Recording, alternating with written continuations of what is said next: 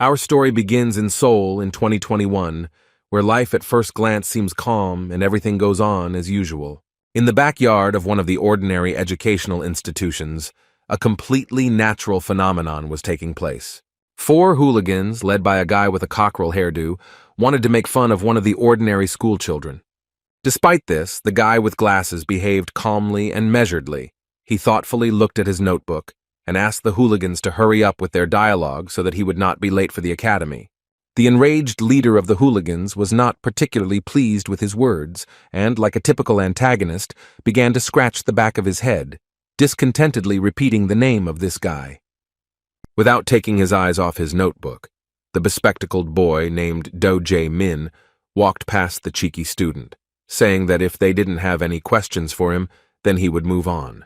As soon as the young man began to move away, the rest of the hooligans, looking at the trembling boss, began to laugh that he was ignored. Of course, this seemed like a blow to his pride and authority, so Soo-hyuk shouted at the impudent youth that he should stop if he wanted to live. Do Jae-min continued to remain calm and didn't even look away from his notebook when the bully lunged at him with a punch. With a sly laugh, Jae-min closed his red notebook at the last moment, satisfied that his provocation had been taken in after all. At that moment, he suddenly changed the course of events with his sudden kick to the face of the boss of this gang of hooligans. The blow caused Soo-hyuk to lose his balance and fall to the ground, while his opponent, still standing, silently watched the result. The bully winced in pain. He was angry, and his whole body began to tremble from the simultaneous rage and helplessness in this situation. It seemed that after this, his authority would be significantly shaken. Jae-min looked at the boy lying on the ground, hoping that he realized that he was not the one to behave like that with. Getting up from the ground, Soo-hyuk grabbed his cheek and glared at his bastard, calling him an insulting nickname. Sighing heavily, he replied that the bully could act tough as much as he wanted, but only as long as he didn't touch him. Demonstrating calm and determination, he said that he was not interested in them because he had enough problems without them. Hearing such a bold speech, the guy who felt like a real gangster smiled slyly and said that he shouldn't act so self-confident in a fight where four people were standing against him. Jae-min stood with his hands on his hips and didn't even notice how a purple-haired bastard with a bat in his hands approached him from behind. With a sly smile, he struck the guy with glasses on the back of the head, and he barely remained conscious, almost falling to the ground. Coming from behind, the smug bully who had struck with the bat reminded Jae-min that he shouldn't be so overconfident, knowing that it wasn't just Soo-hyuk who was up against him. They really weren't joking with him. After this blow, blood started to flow from the back of his head, and it began to slowly drip onto the ground, staining his snow-white shirt. Everything suddenly changed in favor of the bullies, and Soo-hyuk began to laugh slyly. Sitting down opposite the poor guy, the disgusting leader of the gang of hooligans with a sly smile suggested that Jae-min was in damn pain after he missed such a vile blow to the back of his head. When the bully explained that it was precisely because of moments like these that he had to be a good boy, not even daring to argue with them at school, Jae-min responded with brazen anger, swearing at the bullies. This disrespectful gesture made Soo-hyuk even more angry. Feeling like the leader of the gang and being in a more advantageous position, he said with anticipation that he wondered how long this poor guy could last in an unfair beating. Looking haughtily at the boy who was barely able to kneel, he ordered his guys to take charge of his education. The disgusting bastards began to beat the poor guy without a drop of pity, and the smug Soo-hyuk began to slowly walk away, looking around with an evil grin. Suddenly he noticed a small purple glow appear in the air. He waved his hand, not losing his composure, but was surprised by what was happening. Looking around, he noticed that more and more of these small purple balls with a strange glow began to appear, and now they could be seen even next to his guys who were beating up Jae-min. Suddenly, this glow intensified significantly. These strange purple balls filled the area, and the light became simply blinding. Covering his eyes, Soo-hyuk couldn't see what was happening, and his friends suddenly stopped beating the poor guy. When the purple light stopped, the surprised boys began to discuss what had happened, but no one had any idea what the origin of this light was. Soo-hyuk didn't lose his composure, but he found it very strange. Taking advantage of the moment, Jae-min began to try to get to his feet with great difficulty. Seeing him trying to escape, Soo-hyuk pinned his head to the ground with his foot and shouted that he had no right to even move until they gave him permission. With a smug smile, the hooligan continued to enjoy this atmosphere of impunity, where he was at the top of the local hierarchy. Suddenly, a guy with black hair appeared next to him and said with surprise that the local hooligans had not changed even after 20 years. His sudden appearance caught the leader of the gang of hooligans by surprise, and he was even a little scared, although he tried not to pretend that it was so. In response, the strange guy began to examine his clothes with great curiosity, saying that even the school uniform had not changed in 20 years. The bully was clearly confused, asking the others what was wrong with this homeless man in strange clothes from some distant past. The guy in the shabby country shirt and strange shoes took it as an insult and asked the bully with displeasure if he knew who he had just called a homeless person. At this point, the hooligan seemed a little confused, not from fear, but from not understanding who they were dealing with. They assumed that this was a senior from their school, but this guy really looked more like a Lost Village eccentric. Meanwhile, Jae-min was able to take a short breather after this beating. He looked with particular interest at the strange guy who dared to appear in front of 3 hooligans with such calmness. Sighing, the dark-haired stranger said that although it all looked like a conflict between friends, it would not be very right to leave everything like this. He did not care whether the people in front of him were high school students or not. In response, the self-confident and as impudent as ever, So-hyuk pointed his finger at him and angrily said that he should stop meddling in other people's business and go where he was going. He continued his disrespectful speech by asking what some homeless guy was doing at their showdown. Asking if he really wanted to be beaten up by junior high school students, he nervously urged him to stop acting like a jerk and leave as quickly as possible. After listening to this self-confident speech, the guy in the strange, tattered clothes mockingly asked why the youth were so rude and disrespectful these days. He said that they were not dealing with some homeless person, but with a great high school student who was 20 years older than them.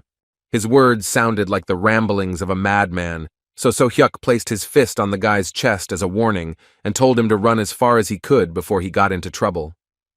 The guy with the black unkempt hair had reached the limit of his patience, and in response he grabbed the rude man by the arm and said that he would break his arm if he continued to irritate him.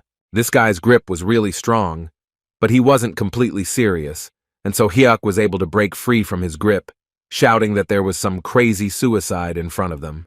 Now it was clear that this situation would not end without a fight. Swinging his fist high, an enraged So-hyuk shouted that the homeless man had played at being brave. He aimed his blow with all his might towards the face of the calmly standing guy. However, the mysterious stranger easily avoided this furious blow. So-hyuk didn't even have time to realize that he had missed.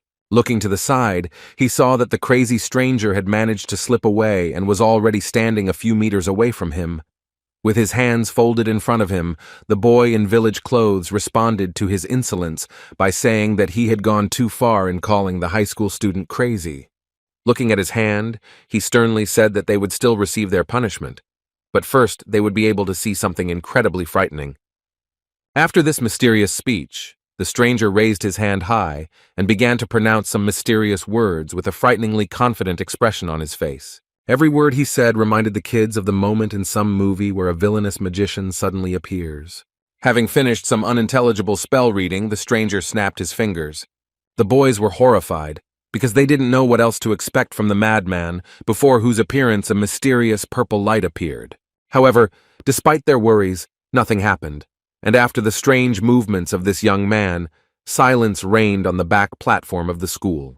The weird high school boy with the weird haircut didn't understand why his spell wasn't working. He kept snapping his fingers in different directions, but nothing happened. The bullies he encountered started to lose their temper. The high school student, looking at his hand, began to be genuinely surprised that the magic wasn't working, while So-hyuk, sighing heavily, began to grimace in anger. He couldn't believe that in one day he would meet 2 idiots who behaved incomprehensibly. First, they came across a bespectacled man who dared to contradict them on his own. The second irritable person turned out to be some crazy guy who was doing some kind of nonsense right in front of their eyes.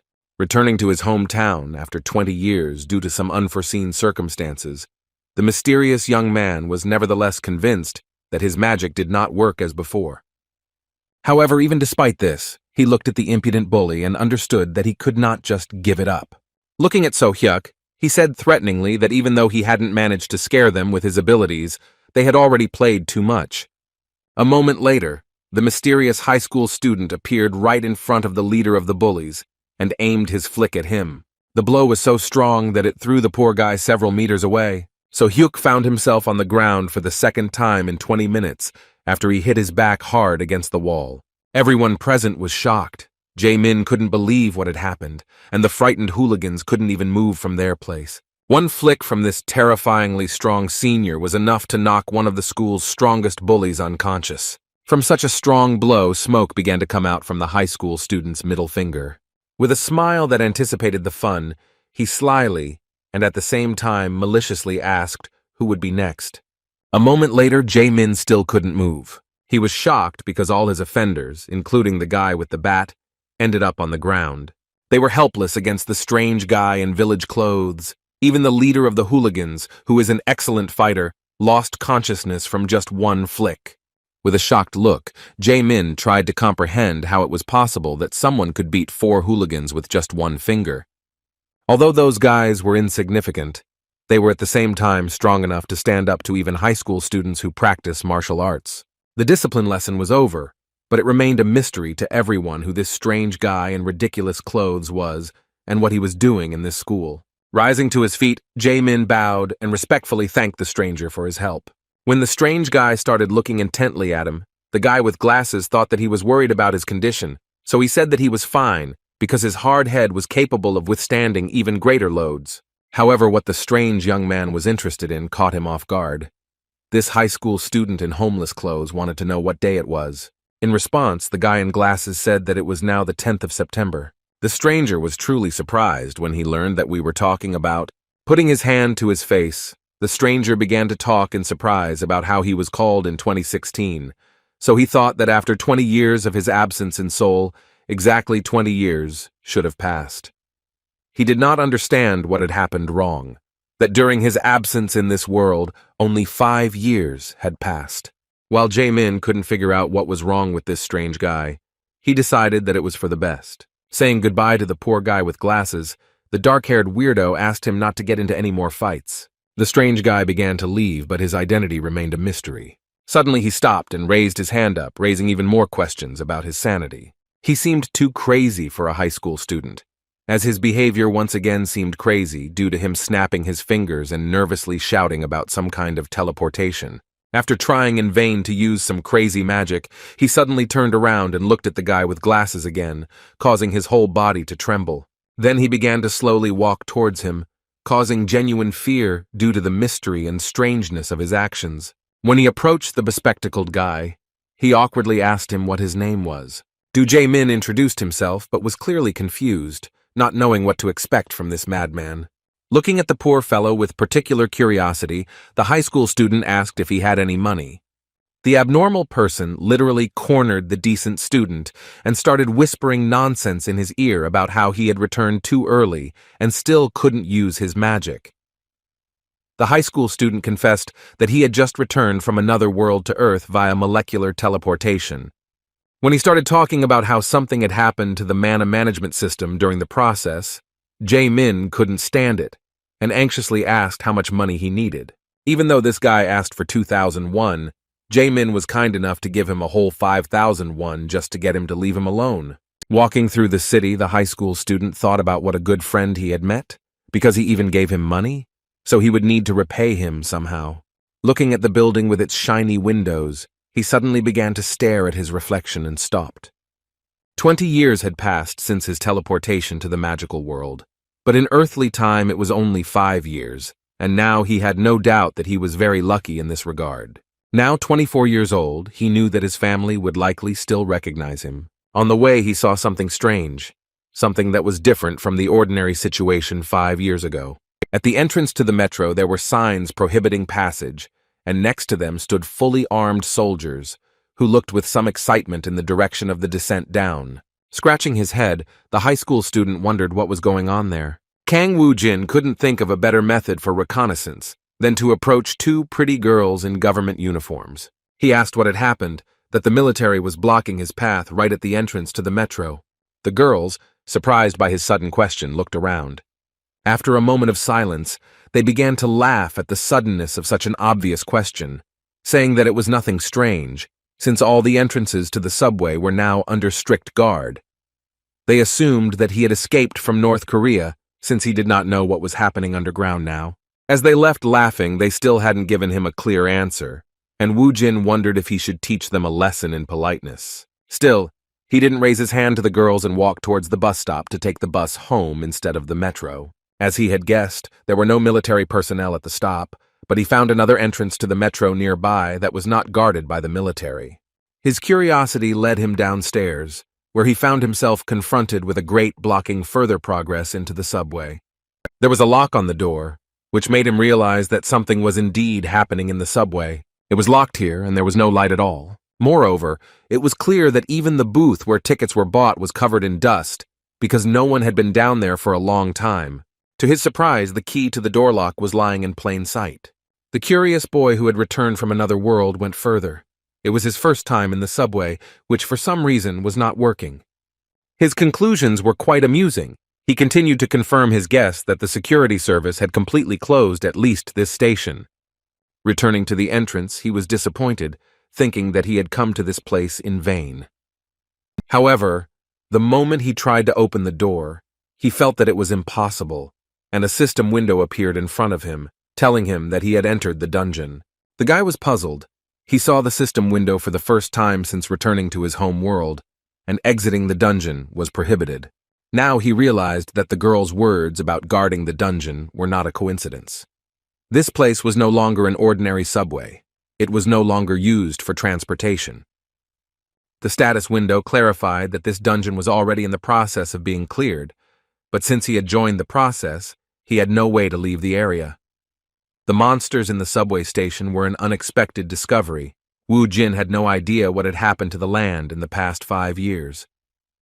Touching the door, he was once again convinced that there was no way out. The status window appeared in front of him again, telling him that he needed a return stone to exit. Suddenly he felt like he sensed monsters approaching. A rustling and strange sound coming from the darkness made him wary. Suddenly a monster with red fur, resembling some kind of wolf, appeared behind him. Kang Woo Jin's reflexes were enough to dodge this sneaky attack. Despite this, the monster had no intention of retreating. His predatory gaze indicated that he was about to attack again. Pointing his palm at him, Woo Jin uttered the name of his ability, attempting to use restraint. However, this ability never worked, and the monster had already rushed to attack him. Kang Woo Jin was once again convinced that his magical power still didn't work on Earth. This time he again had to avoid the attack by dodging it. He managed to cope with this monster using his own reflexes and the brute force of his body. Taking a closer look at this monster, he suddenly realized that he was already looking at a familiar creature. The predatory red wolf he had started the battle with turned out to be a dwarf. Drebbit charged again, but Woo Jin continued to wonder why the monster from Alphen was in his home world. Always dodging his attacks seemed like madness. Luckily, Woo Jin noticed a fire crowbar lying on the ground nearby. Dodging another attack from the Drebbit, he rushed towards the metal tool to use it as a weapon. Rising to his feet, he looked at the monster with a sly smile, realizing his advantage. Armed with a crowbar, he decided that he had no choice but to get rid of this monster in order to figure out his further path. The predatory creature began to growl furiously, rushing to attack again. However, this time Woo Jin didn't dodge. He easily dealt a fatal blow to this monster. Although Kang Woo Jin was left without magic even for his basic skills, fighting against Drebbit was child's play. As expected, it didn't end there. Looking around, Kang Woo Jin saw another small flock of Drebbit approaching. With an anticipatory smile, the boy who had been investigating the changes in his homeworld assumed that these guys had lined up specifically to entertain him. As expected, he had no trouble dealing with even such a flock of Drebbitoi. There wasn't a single scratch on his body, which wasn't surprising, but he knew that if someone much stronger appeared, there might be problems. Suddenly, a notification from the system appeared in front of him, informing him that he had gained a level up. Now he realized that he had not just been transported back to Earth, he had become a newbie again, although he also belonged to the Necromancer class. Despite the lost progress, he was still an experienced fighter and was not against going through this path a second time. He thought that there was nothing wrong with getting stronger while these creatures were running around Seoul.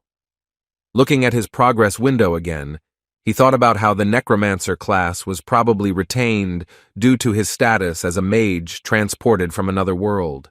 For returning to level 1 instead of level 99, he was given stat and skill points, and he also received some transferred abilities, a combination box, and access to some kind of achievement store. After looking at the new features, he learned that he could now combine materials to create items, and the achievement shop, which was not available in Alphen, was like online shopping.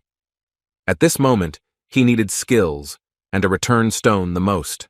To fight monsters, he first thought about acquiring the ability to detect and summon a skeleton soldier. Each skill required 10 points from him. He still did not have enough resources for this, so he decided to first raise his stats. After using the stat boosting points, he immediately felt the relief of leveling up.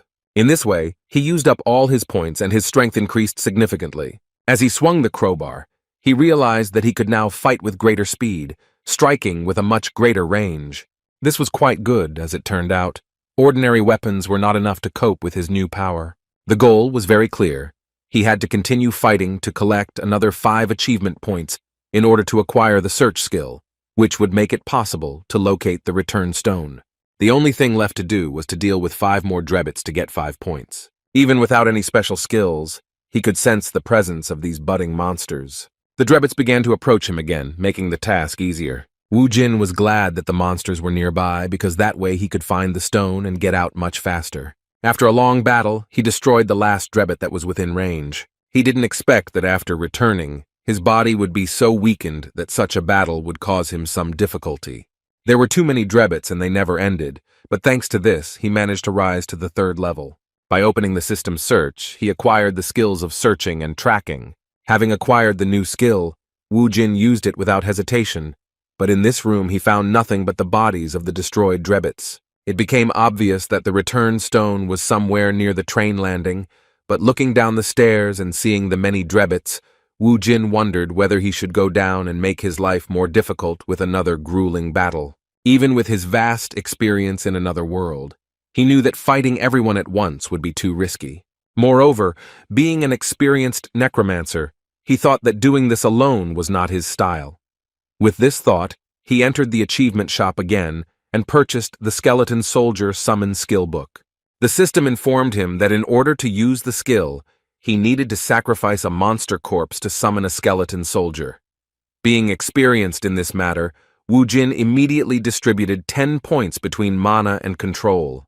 Pointing his hand at the fallen Drebbits, he even shed tears from the fact that he once again had the opportunity to use the power with which he had already once reached the maximum level.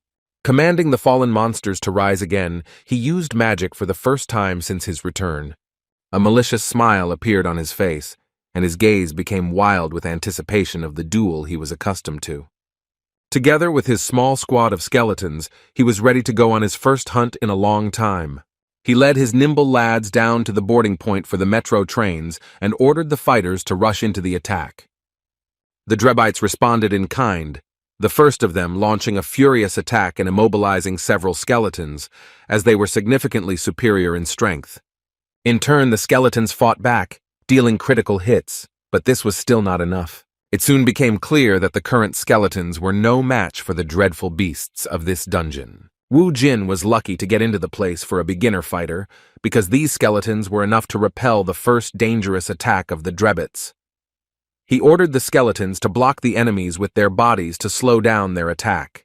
Having chosen a convenient moment, he finished off the weakened monsters with his own hands. After they destroyed the first gang of monsters, it became possible to use the fallen Drebbits to summon more soldiers. Within a moment, the forces gradually began to equalize in number, because the new skeletons were already ready for battle.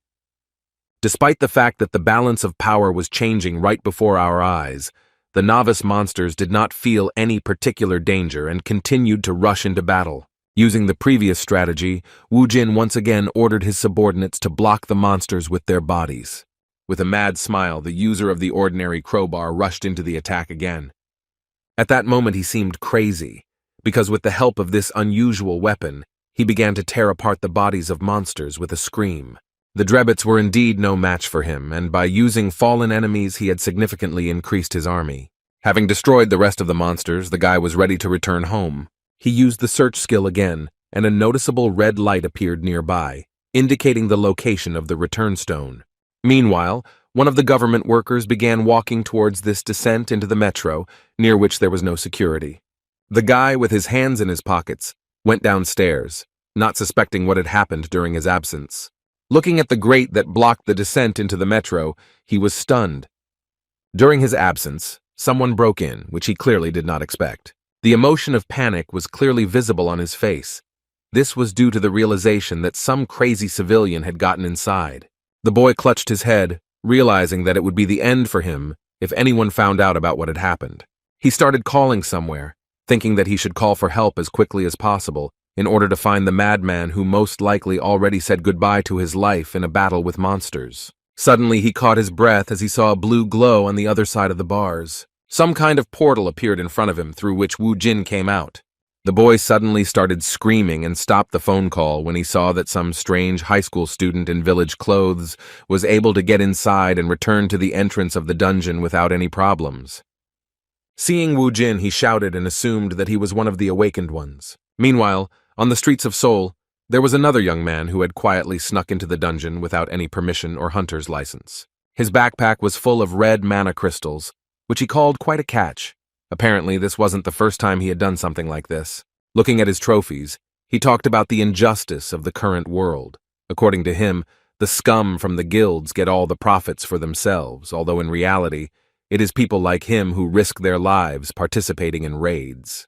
Pleased with his catch, the guy began to slowly walk towards the exit of these back alleys, arguing out loud that only fools would take this stuff to the procurement center, considering that on the black market, these crystals would fetch several times more. Suddenly, he froze in place when he heard a female voice calling him a rat. He turned around and asked in panic who was following him, and in response, he heard a question about how much he had managed to steal in this way. With a dominant tone of voice, the woman with red hair and bright red lipstick said that he was hardly unprepared for the consequences. The confident girl, who is an awakened warrior class, introduced herself to him as the scythe-wielding Death, who came to take back what was stolen from her. The boy was in a bad situation, being cornered by the captain of the Cinnabar team from the Hwarang Guild. Lee Yun-hee asked with a menacing look how he dared to steal the bloodstones from their dungeon. With her hands outstretched, she seemed to be offering him a compromise, saying that if he already knew her, then they could settle the matter in a less bloody way if he went with her. However, the boy was trembling with fear, knowing that being caught was a disaster, and running into her was death. The only chance he had to survive was to escape immediately, so he immediately began using magic. At that moment, he used magic, shouting that he would never surrender to some dogs from the big guilds. With these words, he aimed a large number of ice magic bullets at her. However, the experienced A-rank hunter easily dodged them, continuing to track the poor guy's every move. His maneuver didn't delay Yun-hee for a second, but the boy had no other option but to start escaping. A moment later, she suddenly appeared right in front of him, and with a wild thirst for blood said that he had chosen death. A moment later, she was already behind him, and deep cuts left by her blade appeared all over the poor guy's body. The terrifying monster in the form of a red-haired girl, looking away from the boy's agony, said that he should have listened when she offered him a compromise in the form of sparing his life. After these words, she left the poor guy lying in this nook and taking his backpack with crystals. She looked at the message on her mobile phone, which surprised her with the news that there was another unauthorized intrusion into their portal. Yun-hee was indescribably angry to learn that another madman had appeared nearby and dared to invade their territory. Meanwhile, Wu Jin, who was the second intruder, was already far away from the crime scene. He took the bus to another part of the city. He couldn't get the thought out of his head that his home world had become filled with dungeons and monsters. Now Earth was more like Alphen than the place where he grew up. Remembering how stubbornly the entrances to the metro were defended, he wondered what had happened during the 5 years of his absence. Hoping that nothing had happened to his family, he arrived at the place where his house had previously been located. It was a real shock for him that his area had been transformed beyond recognition. His house disappeared without a trace, and in its place appeared some huge corporate building. Seeing this high-rise building, he immediately realized that most likely his family had changed their place of residence, selling their apartment for the benefit of some guild. Considering the time it took him to get to this place, he knew it was too late to look for his family's place of residence. On the other hand, he hadn't eaten anything since he returned to Earth. Luckily, the money he got from Jae-min was enough to visit a small establishment. For the first time in the 20 years he had spent in Alphen, he finally tasted something truly delicious, connected to his former life on Earth. Instant noodles gave him at least some positive emotions after a series of disappointments he faced upon returning to his hometown. Having eaten his fill and washed it all down with soda, he sighed with relief, and placing his hands on his stomach full of food, joyfully said that he finally felt like he was back on Earth. And yet the joy of returning had another side. He still had a poor understanding of what his native soul was like now. Moreover, he had no place to spend the night. Looking at the change left in his pocket, he thought that he did not want to go to the bathhouse, and there was not enough money for an internet cafe. He also couldn't spend the night in the metro, as people with housing problems usually do, because it's teeming with monsters, and in most cases is a heavily guarded facility. He didn't yet know that on the first day after returning home, incredible luck would follow him. Besides the fact that he managed to avoid meeting Yoon-hee, the person he had left without money for a proper cafe was approaching the shop where he stopped to get ramen. The sudden meeting upon my return turned out not to be sudden. After the front door creaked, Woo Jin, as usual, looked at the person entering and froze in surprise. Jae-min had the same reaction. He hoped that he would never meet this weirdo again, who saved him from the hooligans. Seeing this old man in a place like this after a hard day was the worst possible outcome for him, but Woo Jin turned out to be a really lucky guy. As soon as he saw the poor guy in glasses, he immediately rushed towards him and, smiling, clapping him on the back, said that he just wanted to meet him. When Jae-min heard the question about whether his parents were home, he was very confused. Woo Jin, understanding his concerns, decided to be cunning and said that he wanted to talk to them about what happened earlier. After this question, Jae-min said with some sadness that his parents had passed away. Woo Jin was so caught up in his brilliant plan to use this young man that he was initially happy with his answer, but after a moment, he corrected himself and expressed his condolences. Now Jae-min couldn't dispute the assumption that he lived alone. Understanding this, Woo Jin, without further questions, invited him to come and visit him as soon as possible. Jae-min was at a loss, as he couldn't comprehend how he had been so cleverly deceived. With an obsessive smile, Woo Jin took his hand and said that he would stay the night with him, but not for free. As it turned out, with these words he gave him 300 won, which was left over from the 5,000 he had received from this poor guy earlier. The confused schoolboy, seeing these coins, said that this was probably the money that he had shared with him that same morning. A moment later he heard a sudden whistle near his left ear, so Woo Jin decided to change the subject, saying that he had just killed a fly that was trying to land on his dear comrade's ear. Jae-min was depressed. He had no choice but to accept this joke of fate. Even the promises that he would get back everything that was due to him did not calm him down. The next day the boys went to school together. First of all, Woo Jin shocked his teacher with his appearance. The elderly man responded to his appearance with a trembling voice, saying that he could not believe that he was alive. With a smile on his face, Woo Jin, who now looked more like some kind of maniac, said that he was glad for their long-awaited meeting. Over a cup of coffee, they had a short conversation in which the teacher tried to find out where Woo Jin had been all this time. Everyone was afraid that he had died due to the sudden appearance of dungeons from which monsters began to break through. In response, Woo Jin said that he technically died and came back. As expected, the teacher didn't pay much attention to such nonsense, still thinking that this guy had become very strange and needed psychological help. The conversation that followed concerned what was happening at this time, but due to the stupidity of the questions asked, Woo Jin never learned anything interesting. The only useful information he got from his teacher was the list of students in the school.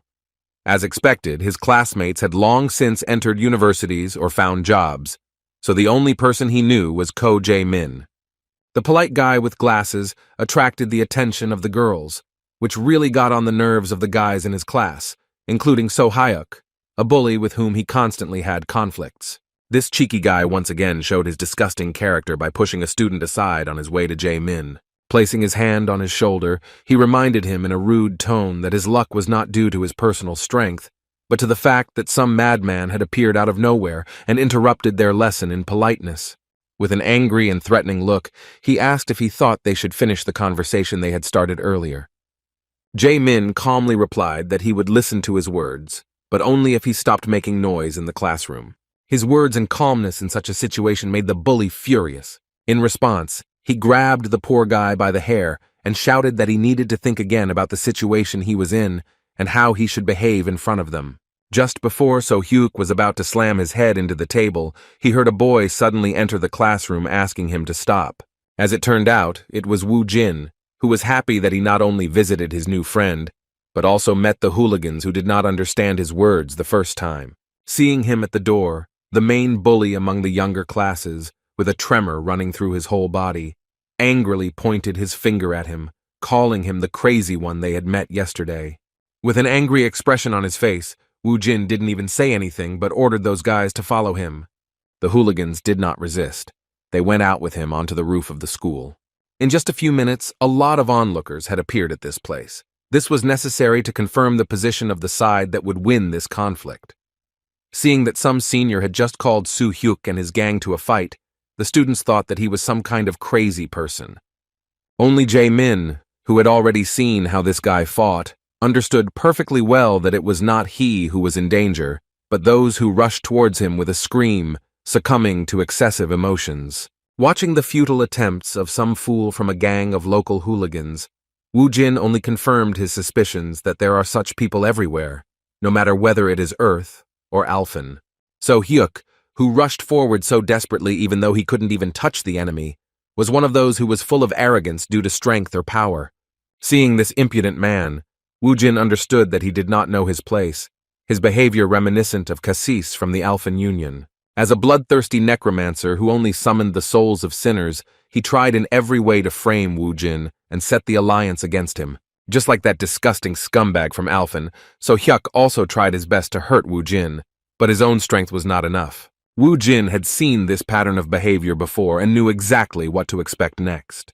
As expected, So-hyuk's arrogance prevented him from falling into despair, so he immediately turned to his subordinates, forcing them to attack Woo-jin in a similar manner to how Cassis from the Alphen Alliance did.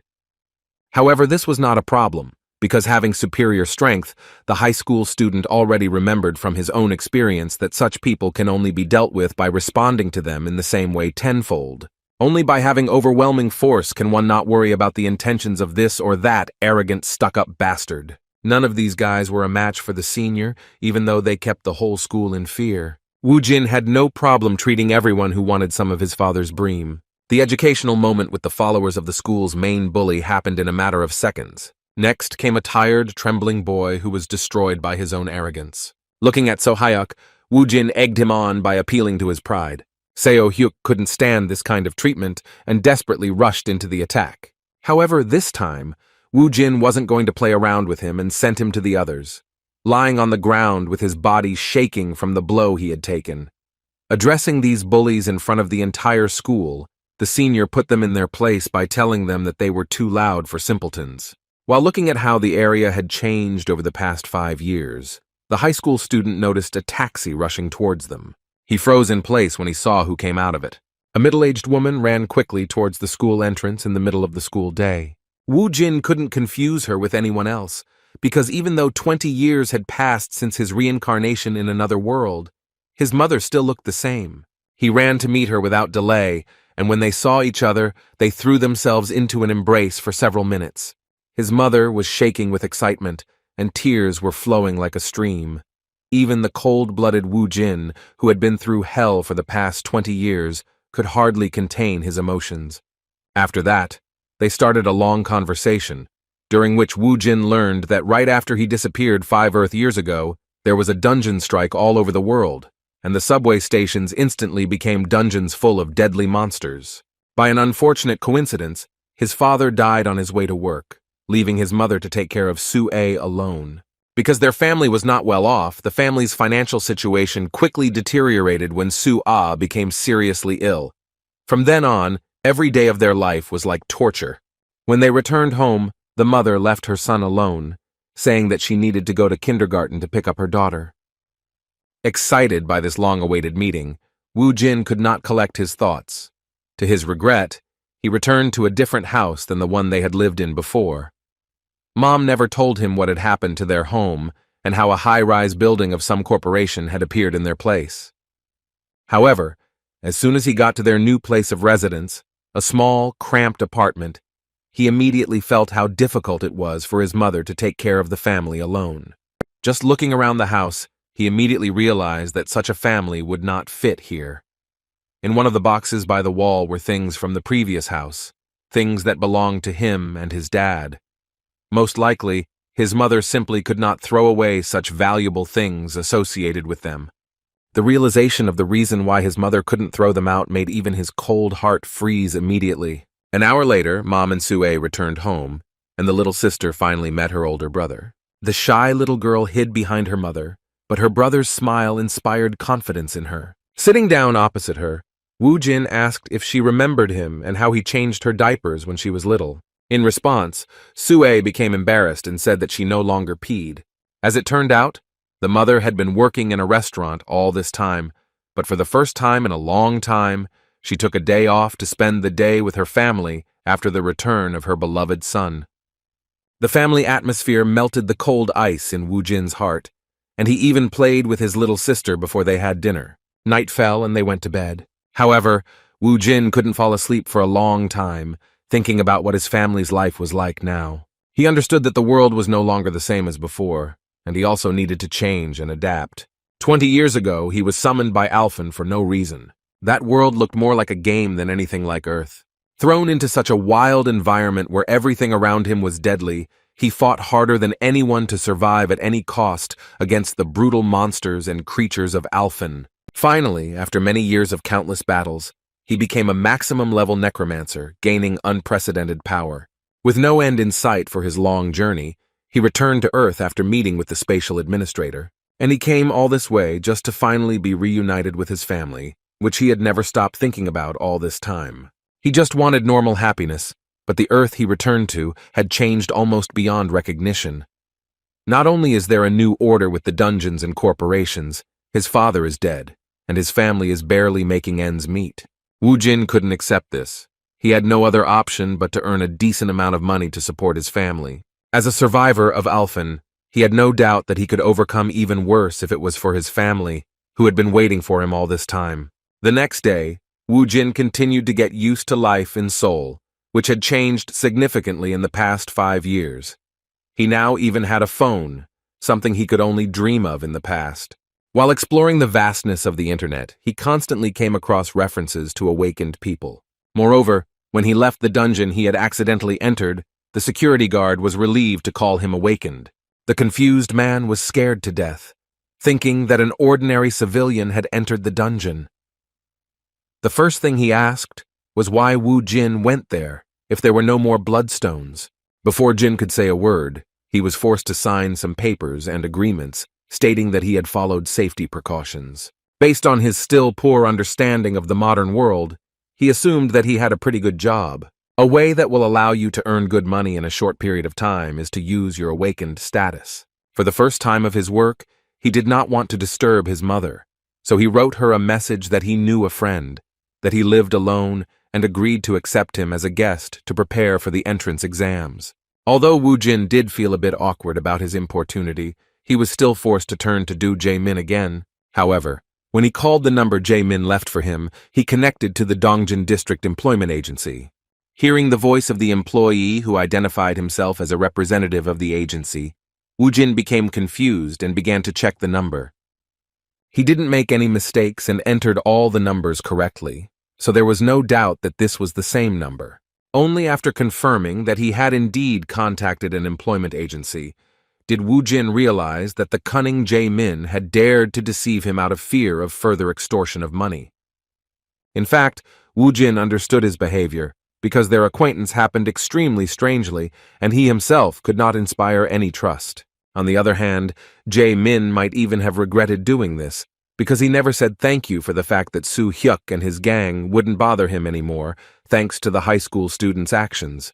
Returning to his apartment after much thought about this situation, he came to the conclusion that although Woo Jin looked like a psycho, he was definitely not a bad guy. In addition, there was no need to worry about him anymore, since he was able to meet and talk to his mother. However, when Jae-min returned and entered his apartment, something unexpected happened. Suddenly he heard a familiar voice welcoming him home. Jae-min was startled to see Woo Jin sitting at the table, eating tangerines and watching TV. His first panicked question was how he managed to get inside. As it turned out, he had seen Jae-min type in the password to enter the house earlier. Although he could be praised for his phenomenal memory, his new friend from elementary school was not so happy and said that it could be considered breaking and entering. However, when Woo Jin mentioned that he had called him but someone else had picked up, all the complaints disappeared due to the guilt he felt about the deception. Seeing Jae-min's awkwardness, Woo Jin decided to put himself in his shoes and change the topic, asking if he would mind answering a few questions for him. Within a moment, the conversation took on a completely different emotion, because Jae-min had discovered the truth about Woo Jin being an awakened person. Now everything fell into place for him, because he had already observed how amazing the strength of this high school student was. The first question that interested Woo Jin was how much money the people who awakened after the dungeons appeared made. Without thinking twice, Jae-min confirmed his suspicions, clarifying that it usually depended on how difficult the dungeon was. According to him, Woo Jin is not yet qualified to participate in clearing, so he first needs to register as an awakened in the association to obtain a license to enter dungeons, and then he will have to join a guild for team raiding. Alternatively, he could also get a job in an association or an administrative bureau, but Woo Jin, understanding how team cleansing works, was right when he decided that it was more profitable to work alone, for himself. However, in Jae-min's opinion, it was not that simple. He suggested avoiding the risk and joining a guild, since fighting alone was too dangerous, especially for a high school student. However, Woo Jin did not listen to his words. He understood that guilds require entrance tests, which he did not have time for. He did not pay attention to this risk, justifying his decision by saying that he urgently needed money. Realizing that arguing with him was simply useless, Jae-min suggested that he at least form a group, since the dungeons were indeed very dangerous, and many of the awakened were never able to rise outside. Remembering that he had a phone, his friend suggested that he download an app. It was clear from Woo Jin's expression that he had no idea what this was all about, so the more modern Jae-min took his phone to help with the matter. When Jae-min picked up the phone, he showed surprise that he was holding such an old model.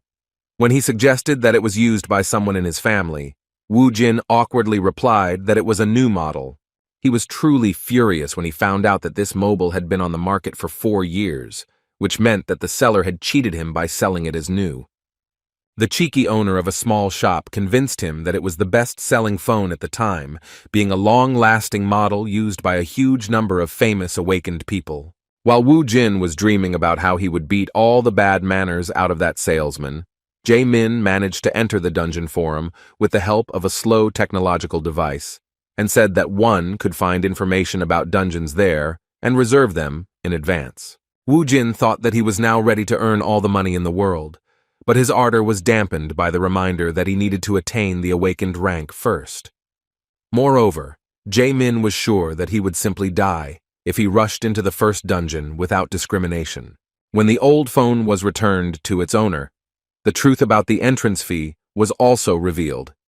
Jae-min clarified that when it comes to the entrance fee, it is important to know that even for low-level dungeons, you will need to pay 10,000 won. The issue of money, as usual, continued to be acute and problematic. There was silence, which was broken by an appeal to Jae-min. After this, a very obvious event happened. Woo Jin again asked Jae-min to lend him money. On the advice of his friend, Woo Jin went to the Awakened Administration Bureau the next day. In the Awakened examination room, he showed off his strength without hiding anything. The judges present could not contain their surprise when they saw the black aura emanating from the high school student. They didn't yet understand what was happening, but everything became clear when the guy pointed his hand to the side, controlling this aura. Nearby lay the body of a rabbit, which was necessary for using his necromancy skill. Even though the rabbit was not a monster, even such a weak creature was suitable for turning into part of his army. In front of everyone present, Woo Jin used necromancy magic, and after his dark aura and the rabbit's body came into contact, a skeleton soldier appeared and kicked the floor, breaking the tiles. The fact that he shocked all the judges could be judged by the fact that they could not utter a word. Even though the skeleton was summoned using the corpse of a weak animal, its powers were comparable to at least an ordinary person. Seeing their reactions, Woo Jin was in anticipation of receiving a decent rank. With only one skeleton, he felt extremely confident, realizing that necromancy was a very rare and truly powerful magic. His only warrior gave off quite an impressive aura, even though he was only a beginner level. The judges said with surprise that his powers were truly amazing. They had indeed seen a lot here over the past 5 years, but this was the first time they had met a user of necromancy. Summoners' abilities are judged by the combat abilities of the familiars they summon, so it was common practice to use copies of goblins to test Wu Jin's strength. Seeing the use of a hologram that had a physical form, Wu Jin couldn't help but be amazed at how far technological advancement had come since the blood crystals appeared in his home world. This looked pretty cool, as it greatly simplified the process of testing the skills of new recruits. Wu Jin immediately ordered his familiar to charge in and show his power. The skeleton obeyed the order without question and destroyed the goblin in an instant. Despite his abilities being truly unique, he was left disappointed with his license upon completion of the test. Wu Jin was given an F rank, and when asked if that was a high rank, he was gently informed that it was actually reserved for the weakest awakened. As expected, the summoned familiar's power was weaker than they expected, however. In turn, the judges tried to calm the awakened one by saying that since it was a unique ability, there was no doubt that he would easily find a party for himself. Still, Wu Jin wasn't too upset, thinking that he didn't care about the rank as long as he could enter the dungeon. Having obtained the license, he immediately went to the nearest point, which turned out to be Silim Station. The dungeon rank was estimated at 2 stars, and quite a lot of novice awakened warriors with fairly good equipment had already gathered here. One of the awakened, who was not going into the dungeon for the first time with his group, when he saw a newcomer standing alone, asked if he wanted to join their squad. There were 7 of them, and the guy with green hair said that they still had some free space for him. However, Wu Jin refused his offer, saying that he could handle it himself. The green-haired stranger was surprised and replied that he didn't see the point in spending so much money to enter, since he would hardly be able to carry many bloodstones due to the time limit. When he saw the surprise on Wu Jin's face, he immediately realized that he had only recently become a miner and did not yet know all the nuances. The next question was what rank the curious boy was. After learning that Wu Jin was only an F rank, the green-haired awakened believed in himself and that he could be manipulated. As an experienced E-rank miner, he assumed that Wu Jin still didn't know much, so he should treat his first trip as an experience by joining their party. In return, he would guarantee his safety. While Wu Jin was thinking about his proposal, those wishing to enter the dungeon began to slowly descend. Looking at Do Su, who was calmly discussing the weather and such things with his guys, Wu Jin began to reason about how the entry fee was indeed calculated for the maximum number of participants, and it would be too expensive for a single person. According to Do Su, the maximum number of participants at the entrance is 8, and to enter alone, you need to pay for 8 at once, a whopping 800,000 won.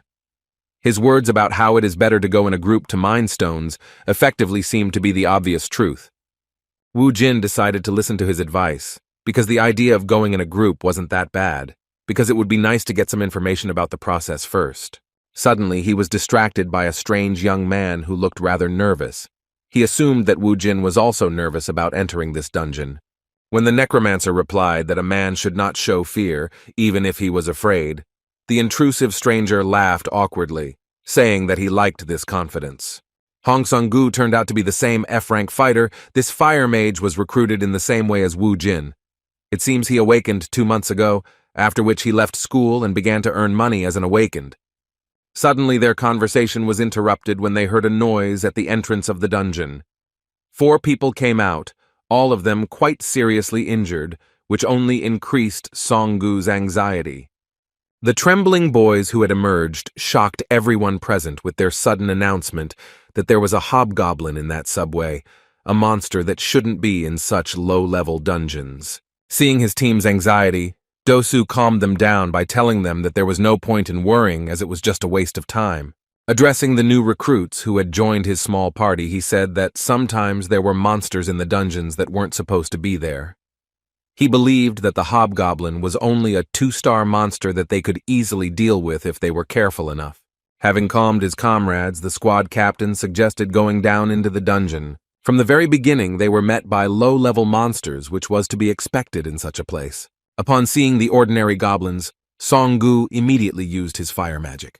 His fireball was quite a formidable weapon for such weaklings, so he could destroy multiple enemies at once in one attack. The squad leader's fire magic turned out to be more sophisticated. Using burning, the mage Do-su could stop multiple targets at once, depriving them of sight or the ability to breathe. The teamwork of his squad was well practiced. Without waiting for orders, his comrades from the warrior class rushed to the attack. The goblins, who could not see anything, could not resist and became easy targets for these guys. Wu Jin acted alone in his usual manner, using his beginner-level familiar, which easily overcame obstacles in the form of goblins. After the first wave was easily destroyed, Wu Jin took the opportunity to praise Sun Gu's skills, saying that his fire spells were quite powerful. In turn, the rest of the squad admitted that the skeleton summoned by the Necromancer was faster than it seemed at first glance. In addition, in their opinion, it seemed quite strong. No one doubted that it was definitely higher than rank F. There was nothing strange about it, because Wu Jin actually spent the remaining points to raise the skill level. Looking at his creation, he was convinced that it was worth it. Meanwhile, Do-su began to check the loot. While collecting bloodstones, he found that the 2-star dungeons had some pretty good loot. Wu Jin became even more interested when he heard that one bloodstone would cost around 200,000 won. Hearing that even such a small mana crystal had such a hefty price tag, Wu Jin understood why awakened ones were risking their lives instead of doing their usual things. Now it became clear that the 100,000 won entrance fee was just a pittance compared to the profit. They were only at the very beginning of the dungeon, but they had already made a pretty good profit. The group leader's greed began to rapidly increase due to the realization that the 1-star dungeons were nowhere near as good as the quality of the loot. Looking at another good bloodstone, he had no doubt that he had found a real gold mine. The squad continued clearing the dungeon and easily reached the last floor, where they had to give it their all for a worthy reward. When they got down to the top floor, they were surprised that the monsters did not attack them. Their worst fears turned out to be true because the guys who entered the dungeon before them did not break the news about the Hobgoblin being here. Seeing panic begin to spread among the team members, Do-su asked the guys to calm down, saying that everything was fine and they would be able to overcome this obstacle using the normal formation. Wu Jin, who had been constantly improving his leadership skills for the past 20 years, did not understand Do-su's intentions. In response to his words, he asked whether it would not be better to act a little more cautiously than he suggested. Despite Wu Jin's attempt, he still did not give up on the idea of acting according to his strategy, saying that he had studied the manual for fighting the Hobgoblin in advance, learning that its main attack was magic. The overconfident E-rank mage thought of defensive measures for the team, using the ability of one of them who had the ability to create barriers. The leader believed that if they blocked the first attack and got closer, then victory would be assured. Despite his experience, which literally screamed at him that everything was not so simple, Wu Jin decided not to argue with the team leader, because his guys were under his personal responsibility. As expected, the fearsome Hobgoblin greeted them using magic. Seeing him raise his magic cane, Do-su immediately shouted at his comrade to immediately use magic to block the attack. This guy's barrier was unique, so it didn't matter what kind of magic he encountered. The Hobgoblin turned out to be a user of lightning magic, but its power was not enough to destroy the magician's defense. Having repelled the enemy's first attack, Do-su ordered the boys to go on the offensive. First of all, the team leader blinded the enemy by using the Hobgoblin's eye burn. Within a moment, the warriors using swords rushed to attack, but the second-level monster stubbornly blocked the close attacks. Sun-gu joined them, directing his fireball spell at the Hobgoblin. It seemed like everything was going according to the team leader's plan, but Wu Jin clearly saw that they were already in danger. Among the monsters he encountered on Alphen were Hobgoblins. Compared to ordinary goblins, these guys had high intelligence, which became clear when the enemy cast a spell. Based on his experience, Wu Jin knew better than anyone that the real danger of this beginner-level monster was not its magic. While fighting the Hobgoblin, the boys completely forgot about where the small goblins had disappeared to. As it turned out, they hid on the floor and even armed themselves with improvised means, and their look and behavior suddenly changed. With a tremor in his voice, one of the team members said that those guys were different from what they had seen before. Taking advantage of the situation, one of the goblins secretly fired a dart from around the corner at one of the squad members. His victim was a warrior in armor, the dart hitting him right in the neck. His whole body became paralyzed and he began to tremble from unbearable pain. A moment later, he received a sudden blow to the back of the head and fell to the ground. The goblins acted quietly and covertly. It was clear that they could deal with the entire team if they did not take action. Watching the pathetic actions of the guys from the squad he agreed to go with, Wu Jin said that this was exactly what he was afraid of. The cocky Do Su didn't seem like someone who wanted to listen to some new recruit among the awakened. Wu Jin knew from the very meeting that the real danger of the hobgoblins was not their magic or brute strength, but their ability to lead due to their comparatively high intelligence. The goblin squad leader is not just another one-star monster, but a true leader of the army, who is capable of using various tactics and even giving personal orders to each subordinate. Realizing that the guys couldn't cope with the panic, and the situation was getting worse with every second, Do Su made an adequate decision for the first time. He shouted that they should retreat and get out of this place as soon as possible. All the fighters immediately ran towards the exit, without looking back at the monsters. Only Wu Jin and Sun Gu stood in their place, diligently covering the backs of their comrades. Using fire magic, he continued to strike, losing most of his mana reserves. However, now using the means at hand, the goblins were able to withstand his attacks and continue their advance.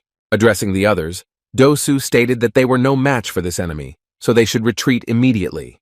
When one of his bewildered comrades asked what they would do with Zhang Chul, who had suffered from 2 surprise attacks, the leader shouted that he was beyond help. Without even trying to help their friend, they cowardly ran towards the exit. However, the hobgoblin was not willing to stop the fun.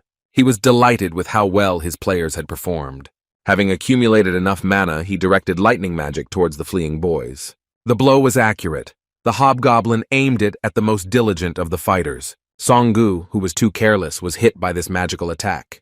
The boy began to fall to the ground, and the leader, despite his condition, did not change tactics. They continued to run towards the exit. The boys began to move away to a safe distance, and the goblins decided to stop pursuing them, being satisfied with such prey. When everyone had fled, the wounded Song Gu, lying on the ground, was left to be torn apart by the goblins and their leader. The only one who didn't chicken out was the most experienced and quiet among the awakened Wu Jin. Taking out his favorite weapon, a crowbar found in the subway, from his inventory, he began to slowly walk towards the goblins, saying that he had not hunted such enemies for a long time.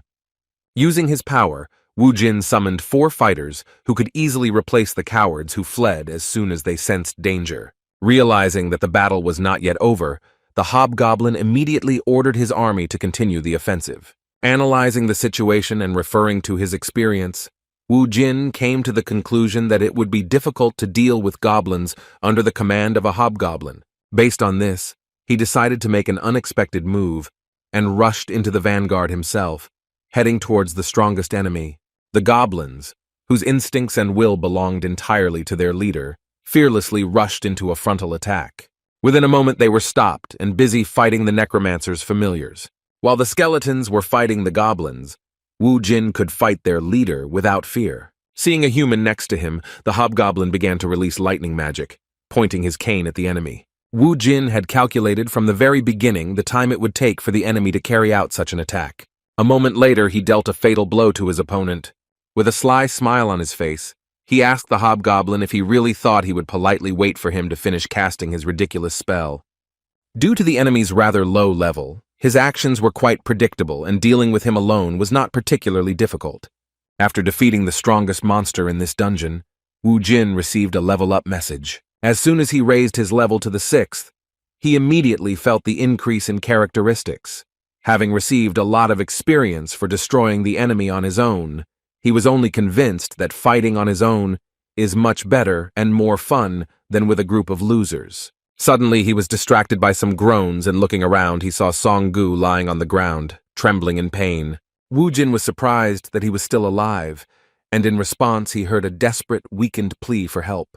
He had no particular reason to help the stranger, but he still decided to make contact with the poor fellow. Sitting down next to him, he asked what would happen to him if he saved him. In response, Song-gu said in a trembling voice that he would not tell anyone that he was actually a D-rank fighter, not an F-rank fighter. The dying boy's words seemed like complete nonsense, and even Wu Jin was surprised by their stupidity. Wu Jin knew that this guy could be useful, so he thought about what he could ask for in return. With a sly smile, he said that 2 would be enough. His suggestion was made so carefully that the dying man could not even make out what was being said. Despite the unclear conditions, they managed to reach an agreement. After Wu Jin saved this wounded poor guy, he gave him a completely fair task. Song-gu personally extracted all the mana crystals from the bodies of the dead goblins. Using this boy's labor, Wu Jin managed to obtain a backpack almost full of precious materials. After finishing the job, Song-gu, who was staring at his savior, could not stop thinking about how he was given the lowest rank. After seeing it in action, he immediately realized that even without using the power of a necromancer, he could hunt 2-star monsters, which immediately made him a D-rank hunter. In addition, his familiars, the skeletons, were also of particular interest, each of whom was stronger than the guys they came with. In front of this fire mage, he even demonstrated the use of the search skill to find bloodstones and more. No less surprising was the fact that in order to save the poor guy, he used some unique magic, pumping out the last of the life from the monsters. Taking all this into account, he could already be assigned a C rank. And another shocking fact was that Wu Jin had previously reported that he had registered as a hunter only 3 hours ago. Taking back his backpack, which was overflowing with precious materials, Wu Jin learned that he would receive approximately 800,000 won for all of this. Looking at the trophies, he admitted that it was not bad considering he only paid 100,000 won for entry. Looking greedily at the poor fellow, he put him in an awkward position, warning him that all the loot belonged only to him. Wu Jin's obsession with money really scared Song-gu, but despite this, he was glad that he was able to save his life with 2 million. Having finished collecting the mana crystals, the guys went to pick up the return stone. Suddenly, Wu Jin felt a slight thirst for blood, causing him to stop and ask his new comrade to wait at a safe distance. It was difficult to see where the danger was coming from at first glance, but Wu Jin was sure that an enemy ambush was waiting for them ahead. Looking around, he made sure that there were no more monsters here. Based on this, it became clear that the problem was with those scumbags who abandoned them to their fate. When Wu Jin shouted for them to finally show themselves, the cowards hesitantly took a few steps out of the shadows. After going down, Dosu decided not to show that he was planning something vile, and was only surprised that the 2 of them were able to defeat all the enemies. Seeing that Song-gu didn't fully understand the situation, Wu Jin warned him that if they came any closer, those scumbags would deal them a vile blow. Looking in their direction, he himself did not know what to do with them, so he decided that it would be a good idea to start a conversation. Turning to the scum, he asked how they dared to appear before them so shamefully after they had vilely fled from the battlefield, leaving their comrades to die. Moreover, he immediately pointed out the strangeness in their behavior, namely, that if they really decided to escape from the dungeon, they should have stayed at the barrier, without returning to the lower floors. Trying to defend themselves from the direct hints that they were traitors, the group leader said with a stupid laugh that there was no need to accuse his teammates so rudely. With a false air of friendliness in his gestures, he tried to justify himself by saying that they had simply returned to clear the dungeon after a tactical retreat. According to him, they were very surprised that all the monsters had already been destroyed by that time. Looking at the backpack overflowing with crystals, he asked with a sly smile how they managed to defeat such a serious opponent. Wu Jin had no intention of playing his dirty games, and said in a serious tone that they should not delay their vile plan. Taking off his backpack with precious materials that most likely interested the leader of their group, he assumed that those naive fools wanted to run away after receiving the return stones. But now they saw that everything was cleared out here, and the money itself was coming to meet them. A moment later, he scattered all the mana crystals onto the ground and was met with stunned looks from part of the group who did not expect such an act. With a menacing look, Wu Jun said in all seriousness that if they wanted his trophies so much, then they should try to take at least one of them for themselves. However, even after such high-quality manipulation, Dosu continued to try to convey a different opinion to him. He repeated with a ridiculous smile that there had been a misunderstanding, justifying his words by saying that they were not so stupid as to attack someone who had killed monsters that they could not do anything against, even with the help of coordinated work. He apologized for them leaving him and Sungu behind, justifying this act by saying that their lives were at stake and something like this could be expected. He explained the return back by saying that they simply returned for the return stones, and now, seeing that the path was cleared, they could even thank him for giving them the opportunity to take John Chul's body.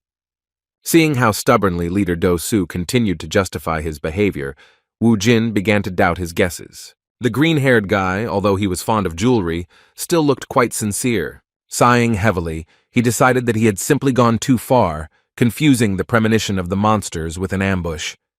Based on this, he assumed that during those 20 years spent in Alphen, he had become too nervous and distrustful, which even affected his attitude towards people like him after his return. In just a moment, he was confronted with the reality that he had begun to deny a few seconds ago. He felt a sudden, intense burning sensation in his eye area, which was used on him by a fire magic user, the leader of their group, Do Su. Songgu was shocked by what was happening, and, staring at his savior, did not even have time to react to the fact that those scoundrels received the order to begin the attack. A moment later, a magic arrow flew at the poor guy and hit him in the left shoulder. Sungu screamed in pain as Wu Jin began to get his bearings, resigning himself to the fact that he had to fight.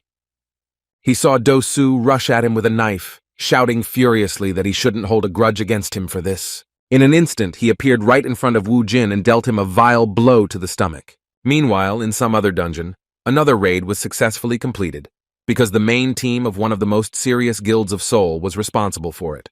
The guys were well equipped, moreover. They even had a truck that transported all their gear.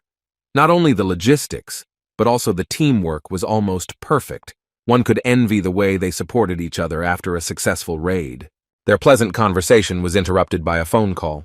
The team leader, who is the same red-haired girl we met earlier, took a call in which she was informed that the second unexpected intruder who entered their property had been found.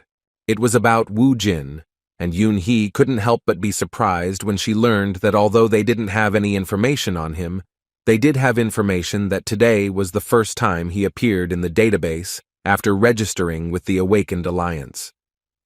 Of course, the team leader wanted to know immediately where he was at that moment in order to have a clearing conversation with him.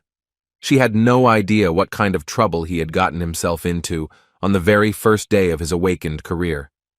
Back to those events, the vile and disgusting Do Su had already stabbed Wu Jin, and after his knife stopped, he began to look into his eyes with curiosity, expecting to see a reaction to pain in them. He was simply shocked when he saw that instead of the expected reaction, he began to laugh maliciously, saying that he was surprised by such insolence. As it turned out, not only did Wu Jin manage to get his bearings, he also blocked that sneaky blow by grabbing the attacker's arm. He held his arm so tightly that Do Su began to tremble from the sharp pain, similar to a broken bone.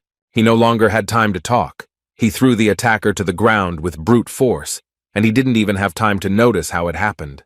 Do Su broke the floor with his own body and began to scream in incredible pain.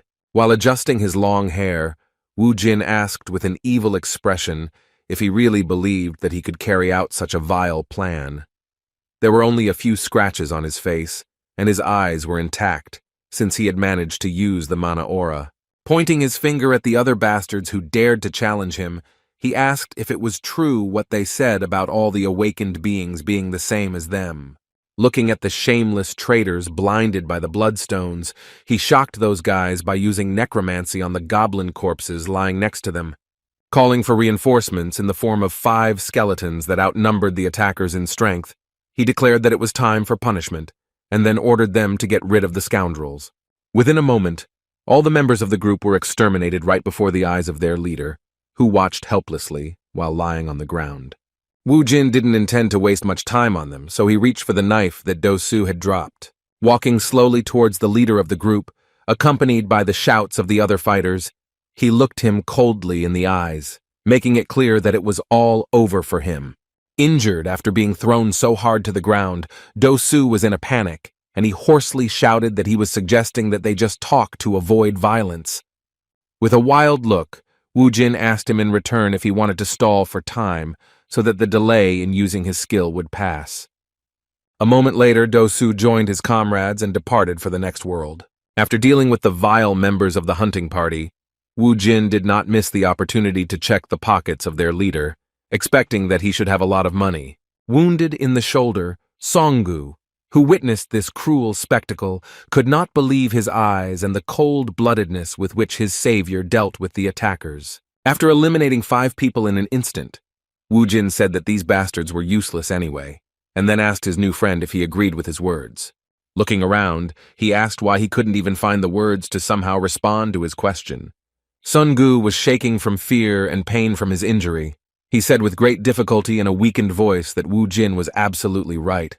Having finished his business, Wu Jin came closer to him and, putting his hands on his hips, stated the fact that he was in danger for the 2nd time in a row. Speaking of this, he shocked Songgu by saying that because of this, he would have to pay double. There was nothing to explain here. Songgu himself understood that he had been saved twice and was now in infinite debt to this madman. Ignoring the attackers lying nearby, Wu Jin treated Songgu's wounds for the 2nd time, giving him first aid.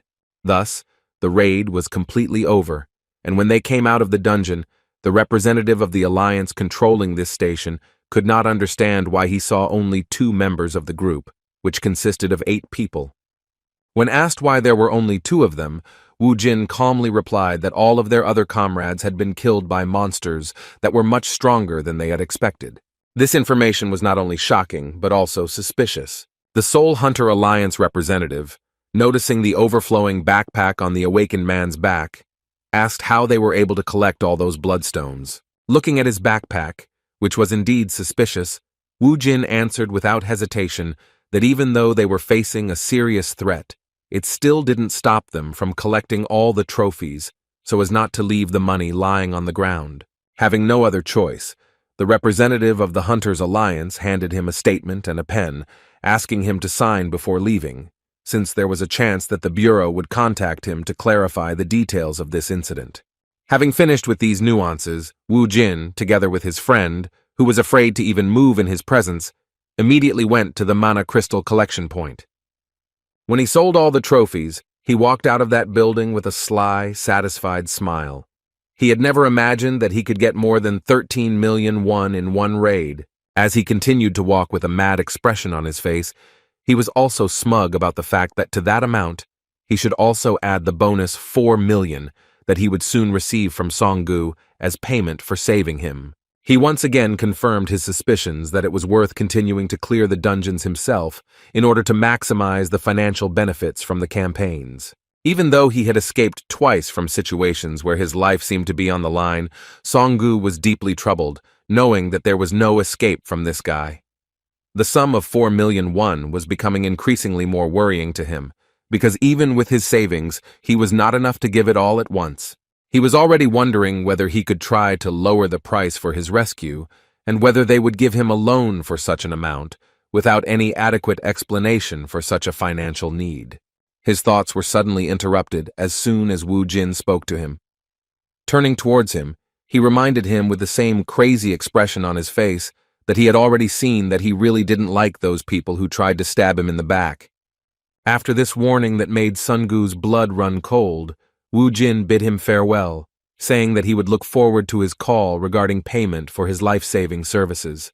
It seemed like Songgu should have felt some relief when Wu Jin left, but instead, he went into an even greater state of shock as he wondered what amount of money they were talking about. He couldn't tell if they were talking about 4 million won or 400 million won. The uncontrollable series of funny events did not stop at this point. The working day of the owner of a small mobile equipment store was already nearing its end. His business was not in the best condition. There were few customers, and among them there were not even 10 buyers, so he yawned out of boredom, waiting for the end of the working day. Suddenly he felt an inexplicable pressure, followed by the loud opening of the front door. He was simply shocked that some madman was entering his shop, opening its glass doors with a brutal kick. It was Wu Jin, and it was obvious that he was far from being in the best mood, and was not in the mood to negotiate with this blonde man. Wu Jin slowly walked up to the salesman and grabbed him by the crib, then lifted him into the air with just one hand. The salesman was scared to death. He was angry at the same time, not understanding what was happening. Due to the small number of customers, he could not afford a contract with a security service, and seeing this madman, he trembled with fear, wondering why he was so strong. He didn't even have time to utter a word before he suddenly received a lightning-fast and incredibly painful slap in the face. He angrily shouted what he was even allowing himself to do. The seller hoped that he would be able to put him in his place. For the first time in his life, he made such a gross mistake, because instead of trying to find out the reason for the discontent of such an angry visitor, he provoked his anger and another portion of slaps. The seller barely had time to breathe in air. He could not comprehend what was happening, fearing that if this continued for a few more minutes, he might even die. His face began to swell, and he thought that this was what he had recently seen on TV. He could think of nothing else but to assume that this was called indiscriminate rape. With a trembling voice, he began to beg for mercy.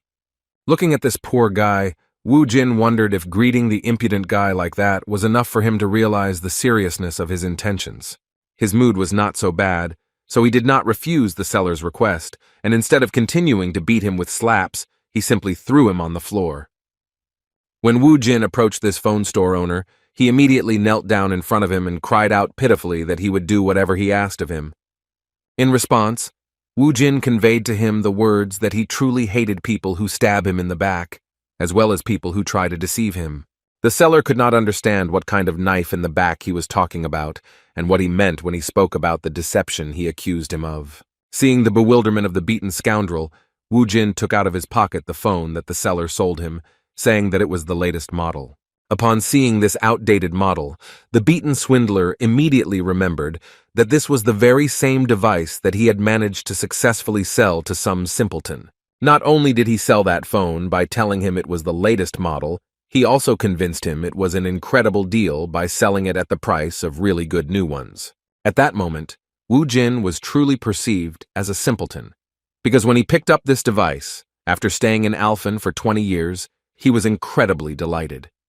He even happily said that he couldn't believe how far technology had come in the last 5 years.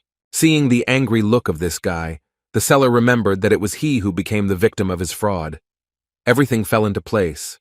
The man, scared to death, had no choice but to correct the situation to his own detriment. On his way home, Wu Jin was enjoying his new phone.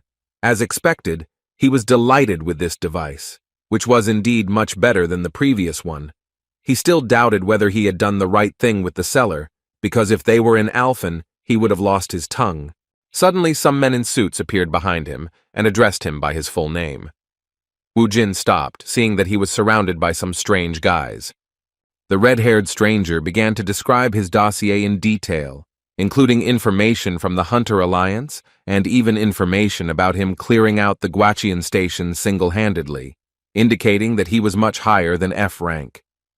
She also didn't forget to mention that he was suspected of killing his teammates. Looking at this guy she had just met for the first time, Yoon Hee boldly asked if he was too fearless for a newbie.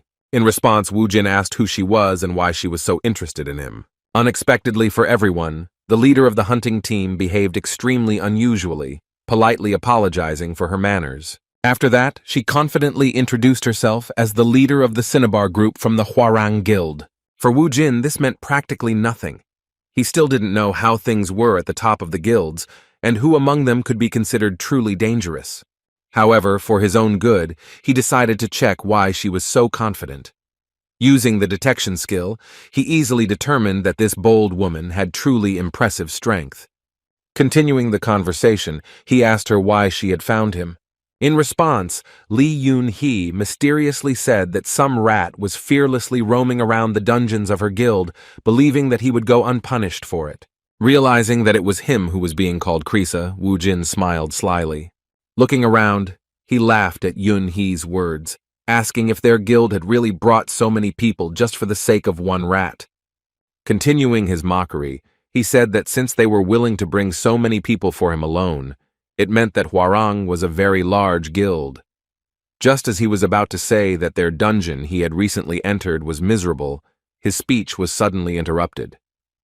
One of the hunters was next to him in an instant and grabbed his face with his hand. Wu Jin didn't even have time to do anything before the red-haired guy in the black tuxedo threw him to the ground with great force. After that, the hunter from the Hwarang Guild warned him that he should watch his language, because for insulting their guild, he would feel its real wrath. Although the blow looked impressive, Wu Jin was not particularly hurt, but his anger flared up from the insolent treatment of his face. The attacker didn't even have time to notice how Wu Jin grabbed his hand. Gripping his stock tightly, he rose to his feet in an instant and made him scream in pain, squeezing almost to the point of breaking bones. It was obvious that this guy, who was called a rat when they met, was capable of dealing with these hunters. Yun-hee understood this very well. She could not allow anyone from her team to suffer from the actions of a guy who got on their nerves. In just a moment, she took a lightning-fast step and delivered a powerful kick to Wu Jin's stomach, so strong that he flew to the side. When he hit the ground, he still didn't understand how it happened. Opening his eyes after falling, he saw that Yun-hee was next to him again and raised her leg high. In an instant, she kicked him in the face so hard that the asphalt beneath him began to crumble. For the first time since returning to Earth, Kang Wu Jin encountered an opponent so strong that he was also fast enough that his reflexes were insufficient for combat.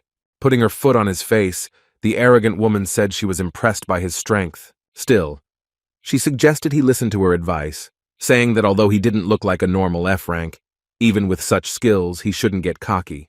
Naturally, the point was that he would not be able to act arbitrarily on their territory with impunity. As she left, she looked again at the beaten Wu Jin lying on the asphalt and said that if he wanted to live longer, he should not forget her words. Fortunately, that was the end of it, and the team representatives left him in the same place. When it was all over, Wu Jin touched his face, which hurt from being treated so disrespectfully. He didn't feel any humiliation or anything like that, realizing that he wasn't in the best shape right now. Moreover, he was even genuinely surprised that for the first time in a long time, he had lost a battle without a chance. After such an unexpected warm meeting, Lee Yun-hee became very interested in him, and when he told Jae-min about this meeting, he was shocked to the limit.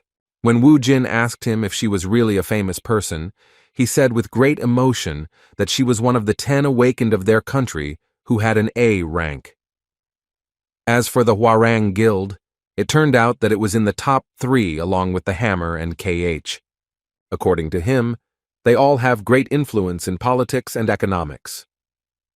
Shocked by what he heard, Jae-min asked what his ridiculous protector had done in the first dungeon that they paid such special attention to him. Wu Jin was extremely dissatisfied with such a tone and answered him insolently. He said that his weakling friend should watch his language, because in fact, if he wanted, he could beat even the Hwarang army, but after he regained his strength. In response to his words, Jae-min even began to laugh, saying that the pride of a guy with an F rank was simply amazing. However, Wu Jin couldn't help but agree with his words, knowing that he would definitely be at a disadvantage if he fought someone outside the dungeon, even if they were high level. In addition, the necromancy skill itself was not unlimited, as it required corpses. The silence was broken when he handed Jae-min a bag containing some rather expensive famous perfume. The hint that he smelled bad was interrupted by the return of the money he had borrowed from him for a while. Seeing the impressive amount in front of him, Jae-min began to feel awkward and asked him to give back as much as he took, saying that he had already helped him a lot. When Wu Jin began to insist that he not refuse his gratitude, Jae-min was genuinely touched by his attitude. With a sly smile, the high school student added that if it was convenient for him, then he should consider the rest to be payment for living together in his apartment. Jae-min agreed with his words, but in an instant, he broke out in a cold sweat, realizing what his words really meant. He realized that Wu Jin was gently hinting to him that he was going to continue living with him. Trying to understand the reason for this behavior, he mentioned that he had recently met his mother. Wu Jin immediately understood what was going on, so he gave a direct answer that her house was too small, and he wanted to stay at his place until he could buy a new place. As an awkward pause ensued, Wu Jin became a little flustered by his only friend's words, and assumed that he had given too little money. In response, Jae-min reassured him that there was no problem. Before finishing his speech, he noticed that Wu Jin had changed his phone number. He was genuinely surprised, saying that this was the first time he had seen this latest model among his friends, which was in some sense a technological breakthrough. When he asked to look at the phone, Wu Jin breathed a sigh of relief, knowing that the salesman had understood his request correctly this time. Jae-min was actually delighted with this device, especially the color, which was called Crazy Red. According to him, to make such a device, you need bloodstones, which is why the Crazy Red phone also becomes crazy expensive. Realizing this, Jae-min assumed that his friend really earned a lot, but his friend replied that he got it as a result of an event. His words sounded mysterious, but he didn't want to scare his friend by mentioning that this was an event in which the life of the salesman who had cheated him on the previous deal was at stake. Jae-min did not hide his admiration and even called his new friend a really cool guy. Suddenly, a message regarding a money transfer came on his phone, and Jae-min began to count the number of zeros with difficulty. Wu Jin immediately took his phone back and looked at the account where another 40 million won had appeared from Hong Sung-gu, and he realized that the idiot had mixed something up, because originally it was about 4 million. He had no choice but to contact him and arrange a meeting. When Sun-gu arrived at the said cafe, he greeted Wu Jin respectfully, calling him boss and politely asking how he was doing. In response, Wu Jin asked in confusion why all this speech was necessary when they had just met a few hours ago. After these words, he extended his phone towards him, asking what this bank transfer amount meant. With a clear tone of condemnation, he asked the poor fellow if he considered him some kind of beggar since he had sent such a sum. Then he reminded him of his words about 4. Sun-gu froze for a moment, realizing that he had paid. Remembering what he saw in the dungeon, he began to think that if he couldn't pay, he would end up in the place of those guys who crossed them. Now he began to think that we were talking about those same 4, not millions, but hundreds of millions. He couldn't even imagine how to get such a sum in such a short period of time, so he couldn't find a better option than to fall on his knees and start pitifully begging for his life. Wu Jin felt extremely awkward at this sudden sight, while Sun-gu, who had misunderstood his words, desperately shouted that he would give up the remaining portion if he was given a little more time. The behavior of this ridiculous awakened one attracted the attention of everyone present in this cafe, so Wu Jin began to get angry and nervously said that if he wanted to live, then he should first sit at the table with him.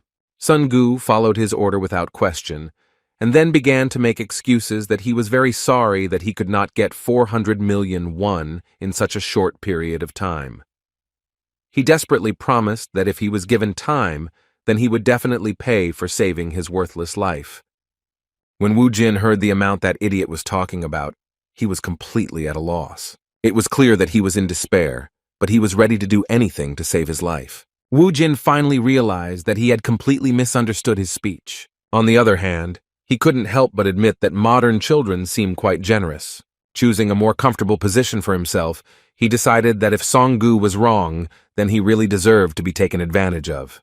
With his hands folded in front of him, the newly minted businessman, with a sly expression on his face, asked how long he would have to wait for his money. The next day, Wu Jin set out again to seek profit. A walk in the fresh air in a fairly nice area was how he started his morning. A little later, a car with a personal driver, Song-gu, arrived for him. Seeing him in a good mood on the way to the dungeon, Wu Jin asked him why he was so happy on his first day of work. In response, he said in a cheerful tone that even servants can be happy. Sun-gu actually amused Wu Jin, even though Wu Jin had no intention of considering him as that servant. As it turns out, last night, this ridiculous guy announced that since he can't return the 400 million won anytime soon, he's willing to become a member of his saviors group in order to give him a portion of his profits. After thinking for a moment, Wu Jin pointed out the flaw in this plan, saying that he was just going to stick to him, which seemed like an obvious and safe idea. Sun-gu didn't even think about personal gain, so he began to excitedly justify himself by saying that he just wanted to earn that money by being a truly useful person. Fearing rejection, he even declared his willingness to become his personal manager. With some admiration, he promised that in that case he would take full responsibility for choosing dungeons, booking, selling bloodstones, and other concerns, including even the possibility of being his personal driver. In response, Wu Jin said that if he was going to work like that, then that made him a personal servant. Song-gu felt a little offended. He was really hurt by these words, even though he knew that his savior was completely right. He smiled from ear to ear and awkwardly praised his boss for his very accurate observation. The conditions were really favorable. Wu Jin didn't mind the company of a guy he could trust. Pleased with this unexpected opportunity, he began to dictate terms that, surprisingly, turned out to be mutually beneficial. He said that in this case, their cooperation would last for a year, and since it would be too difficult to do it for free, his servants would even have their share of the total profit. His offer seemed like a real gift from fate. Sun Gu grabbed his boss's hand and sincerely thanked him for it. In response, Wu Jin said with a kind smile that he was also grateful to him for it. As a result, another good friend appeared in his circle. Looking at Song Gu, who was driving him to the pre-booked dungeon, the carefree awakened one thought that it was quite funny, because by pure chance, he got himself a servant due to a misunderstanding in which he actually wanted to return the excess. In fact, he understood that he was doing a great service for him, no less than he was receiving himself. Looking at this young man, he pleased him with the sudden words that if he would just do his job well, then 10% of the profits would be at his disposal. Hearing this, Song Gu turned away from the road and with tears in his eyes, thanked his boss for what he was doing for him. When Wu Jin interrupted his snotty speech by asking if he had found the dungeon he had been told about, he immediately replied that at the boss's request, she had reserved a 3-star dungeon with the most monsters. They soon arrived at the third exit of Maebong Station, where a swarm of Reikis was located. Monsters like cockroaches weren't much of a problem in terms of battle difficulty, but their numbers were definitely very impressive. Sun Gu was at a loss, doubting whether they could handle such a task. He had 2 backpacks on his shoulders, and his only task was to collect trophies, but Wu Jin still asked him to keep an eye out, so as not to be accidentally hit by a surprise attack. The numerical superiority of the Rakia swarm was a serious problem, but not for a necromancer with a lot of experience behind him. Wu Jin got his bearings from the start. He had to spend all his points on control in order to increase the maximum number of his army. The number of skeletons he could control had grown to a massive 19, which was even more than the maximum number of participants in a single raid. Taking quantity with quantity and superior quality was a wise decision, but even so, they were in for a pretty hardcore playthrough. In just a moment, this floor turned into a bloody battlefield. It didn't take long before the swarm of Reikis thinned out to the point that the skeletons began to break through with increasing speed. Although the Raki did not have impressive intelligence, their instincts were enough to make them tremble with fear when the mage's familiars approached. The ruthless skeletons completed their task with ease. Although there were relatively few of them, in the end they greedily divided the remains of these monsters. Song Gu tried his best to keep up. Even during the battle on the first floor, he had started his work of collecting bloodstones, so it was a little delay before he caught up with his boss. As soon as he went down to the floor below, he didn't even pay attention to his boss's praise, because he was in an indescribable shock that the skeletons had managed to deal with the next batch of monsters. Watching with his mouth open, as the summoned fighters dealt with the monsters, he couldn't believe that they were advancing so quickly, because usually a raid on a Reiki dungeon takes at least 2 hours, while Wu Jin managed to do it on his own in just 15 minutes. The main fighter of their modest squad was already very tired of fighting at such a pace, so he sat down on a bench to finally rest. Opening the status window, he saw that he had already reached level 7 and had accumulated some achievement points that he could use to strengthen some of his stats. The skills he could learn at level 7 seemed boring and not particularly useful. The fire hand covered in flames required too many points, but did not provide any noticeable advantages, as did the water ball, which is a common mage spell. However, among these he found a really interesting option, which was the summoning of a skeleton mage. He could learn this skill already at level 10, so Wu Jin thought it would be a good idea to open it soon. Meanwhile, Sun Gu finished collecting trophies and even managed to find a return stone on his own. While in this dungeon, they were able to completely clear it in just 27 minutes, but Wu Jin was wondering what to do next. In fact, he hadn't thought about having much free time before, since they had booked the dungeon for 4 hours. As he climbed up, he informed his already tired servant that they would be able to go through this dungeon 7 more times during this time, As soon as they finished their first expedition, they immediately went to the Bloodstone Reception Center and received a whopping 53 million won for their trophies. Hearing the mention of such an incredible amount, Song-gu was at a loss, not understanding what the representative of this change point was talking about. A moment later, he felt an incredible shock from the realization that this was indeed the amount they had received. Their check was in his hands. They had earned more than 50 million. Realizing that at this rate the amount would soon be over 400 million, he began to tremble at the realization that his share would be a whopping 40 million won. Previously, he had been going to peer-to-peer dungeons for 2 months and had earned around 30 million, but here it was a whopping 40 million in one day. The amazing result was mind-blowing, and Sung-gu said he couldn't believe what was happening.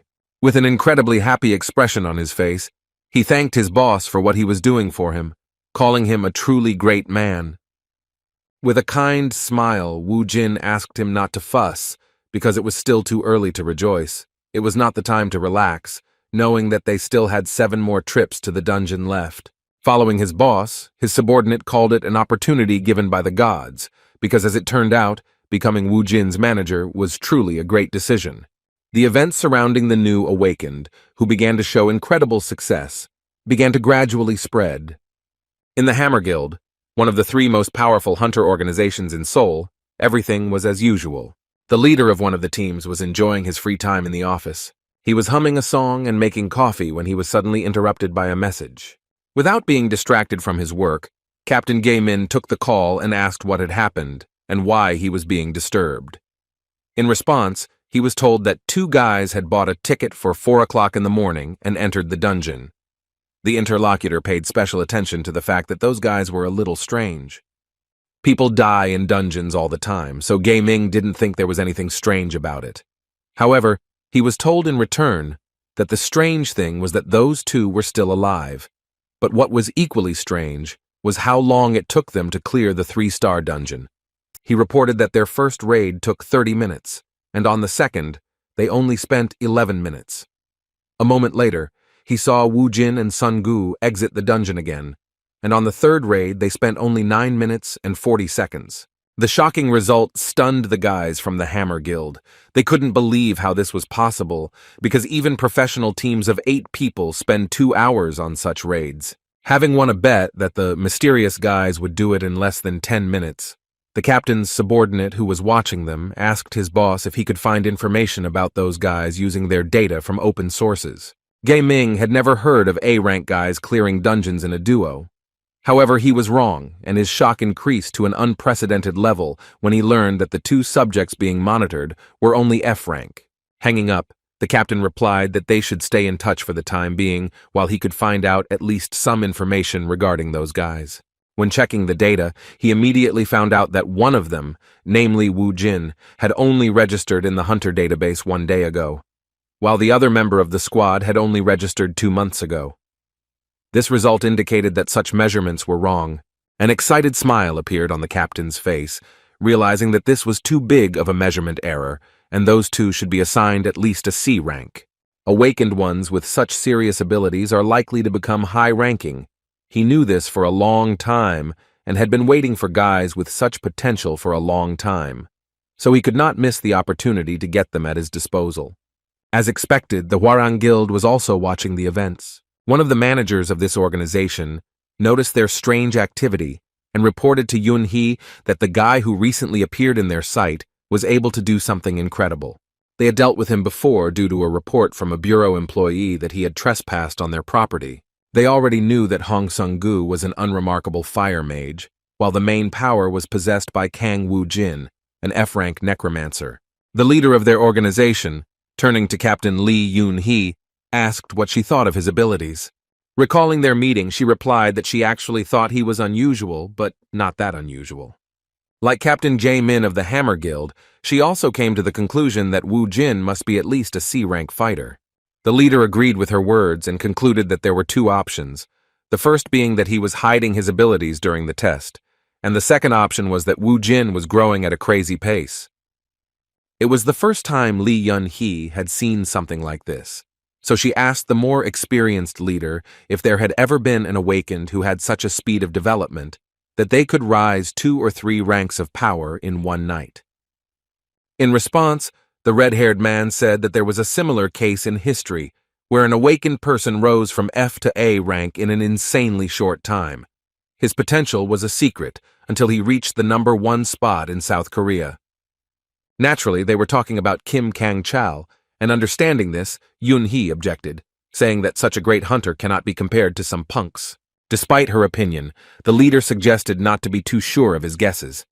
He thought it would be a good idea to confirm who Wu Jin really was. Lee Sang-ho, the brother of Captain Ha-yun, who is the master of the Hwarang Guild, gave his sister the order to bring this guy to his office so that they could find out what kind of person he is. Meanwhile, the boys continued their non-stop raids in which Wu Jin became increasingly faster. On the other hand, Sun-gu, who had a completely different role, was barely able to stay conscious. While collecting bloodstones from defeated monsters, he thought that if such loads continued, he would be the first to die in the dungeon while extracting precious trophies.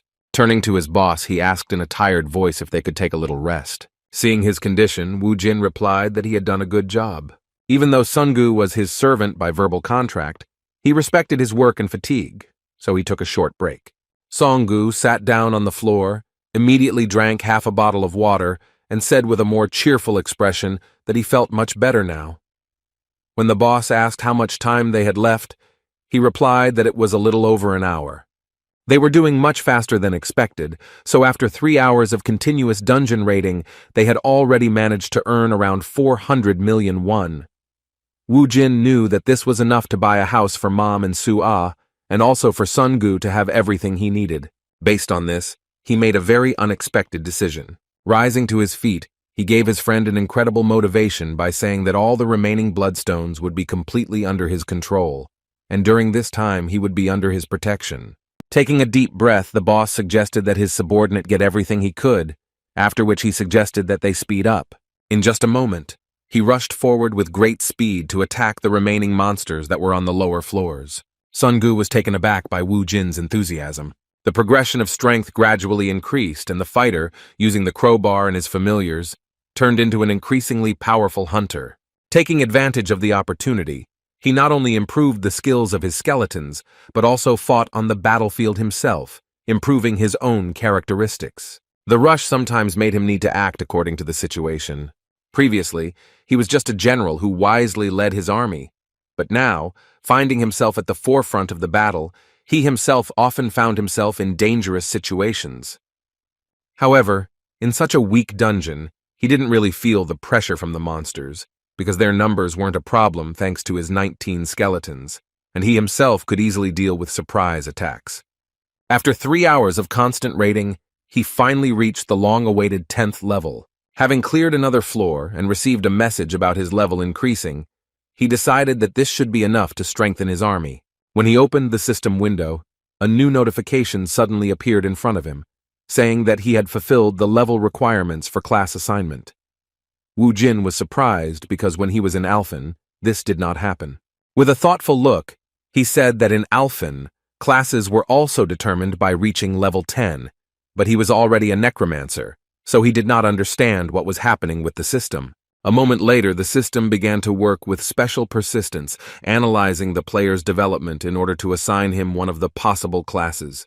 As it turned out, he actually became a dual class, gaining a second class that was a warrior. Wu Jin felt a little uneasy thinking that this might be a problem, but he couldn't refuse such an offer. In addition, he was given a bonus in the form of a warrior weapon. Based on his experience, Wu Jin believed that being a mage was definitely more advantageous, as the characteristics overlapped with necromancy. Unfortunately, he did not receive the mage class, but became a warrior. If he had known that this would happen, he would have used magic instead of waving a crowbar. He had no other option but to accept such a decision of fate. Ignoring the details, he looked with particular interest at the bonus in the form of a warrior's weapon, which became his reward for acquiring new abilities. The mysterious gift item appeared in front of him, but in reality, it looked more like an ordinary steel pipe. As soon as he touched the warrior's weapon, he received a notification about its properties. As it turned out, it was a steel staff that grows with the user and will come to him at the first call.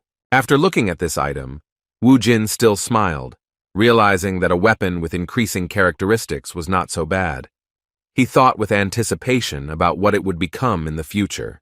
After finishing receiving the unexpected rewards, he returned to his original plan, obtaining the Necromancer bonus in the form of the Demon Seal Catalyst. The item known as the Demon Seal Crystal is a magical crystal that is obtained by necromancers upon reaching certain levels. The 7 crystals inside are great familiars, incomparable to the skeletal soldiers. With their help, on Alphen, he destroyed all the enemies who dared to come to Allendal, the land that belonged to him. With a smile of anticipation, he wondered who he would get this time. As he opened the seal, the crystal began to shatter with a blinding purple light. Wu Jin folded his hands in front of him, waiting to see the familiar he would receive from this crystal. A moment later, a succubus with black wings appeared in front of him, a short blonde with large eyes and bright red lips. It seems the necromancer had already seen her before and was stunned that it was she who appeared in front of him. It was Bibi, and when she saw her master, she asked with tears in her eyes where he had disappeared to.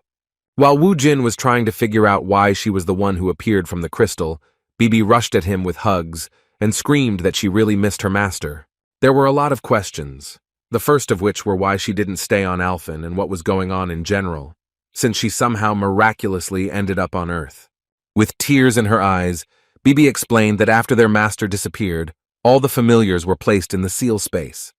After these words, Wu Jin realized that they had all moved along with him, but were now sealed until their master gained enough power to return them to his control. Bibi continued tearfully talking about how much she missed her master, but after a moment she remembered something important and stopped. As it turned out, it was because she smelled a strange smell. Looking around, she asked why she could smell that in such a place. Wu Jin couldn't even guess that all this time he had been smelling Tranet's subjects from them. Hearing this, he was shocked, because he himself could not even imagine who was behind such an expansion of monsters on Earth. The one he feared to see on his home planet was a demon that invaded Alphen from a mysterious dimension and destroyed 90% of the local population. Wu Jin had never fought him, but his subjects invaded his domain, Allendal, so often that the sight of them made him sick. It has now become clear that the fact that Tranet is gradually invading Earth is the reason for the sudden appearance of the dungeons. Finding himself on his home planet, Wu Jin thought that he had escaped from Hell, but as it turned out, Hell was following him. Meanwhile, near the station where they were fighting, some representatives of large hunter organizations had already appeared. There were enough guys interested in Wu Jin, among whom were leaders of large teams. Looking at his watch, Ha Min replied to the representative of the large organization that the recruits they were interested in entered the dungeon 8 minutes ago, so they should be coming out soon. According to him, those who interested their leader so much were not simpletons, because they earned more than 400 million won, working only 2 people, and only in 1 dungeon in less than 4 hours. This guy, observing the situation, believed that with such strength, he too would be able to clear dungeons at such a speed. Meanwhile, all attention turned to the guys because they finally came out of the dungeon. Sungu could barely move his legs, while Wu Jin was fine, but still thought about the disturbing news he had learned after his first familiar had appeared. Jin Min Chang broke the silence by complimenting them on their good work in the dungeon. With a smile on his face, he asked if they would mind giving him a few minutes of their time to listen to one of the most fateful proposals of their lives. In response, Wu Jin coldly walked past and replied without much interest that he refused their offer. Hearing such an unexpected answer, Jin felt despair and threw aside his pride and ran after them, begging them to stop.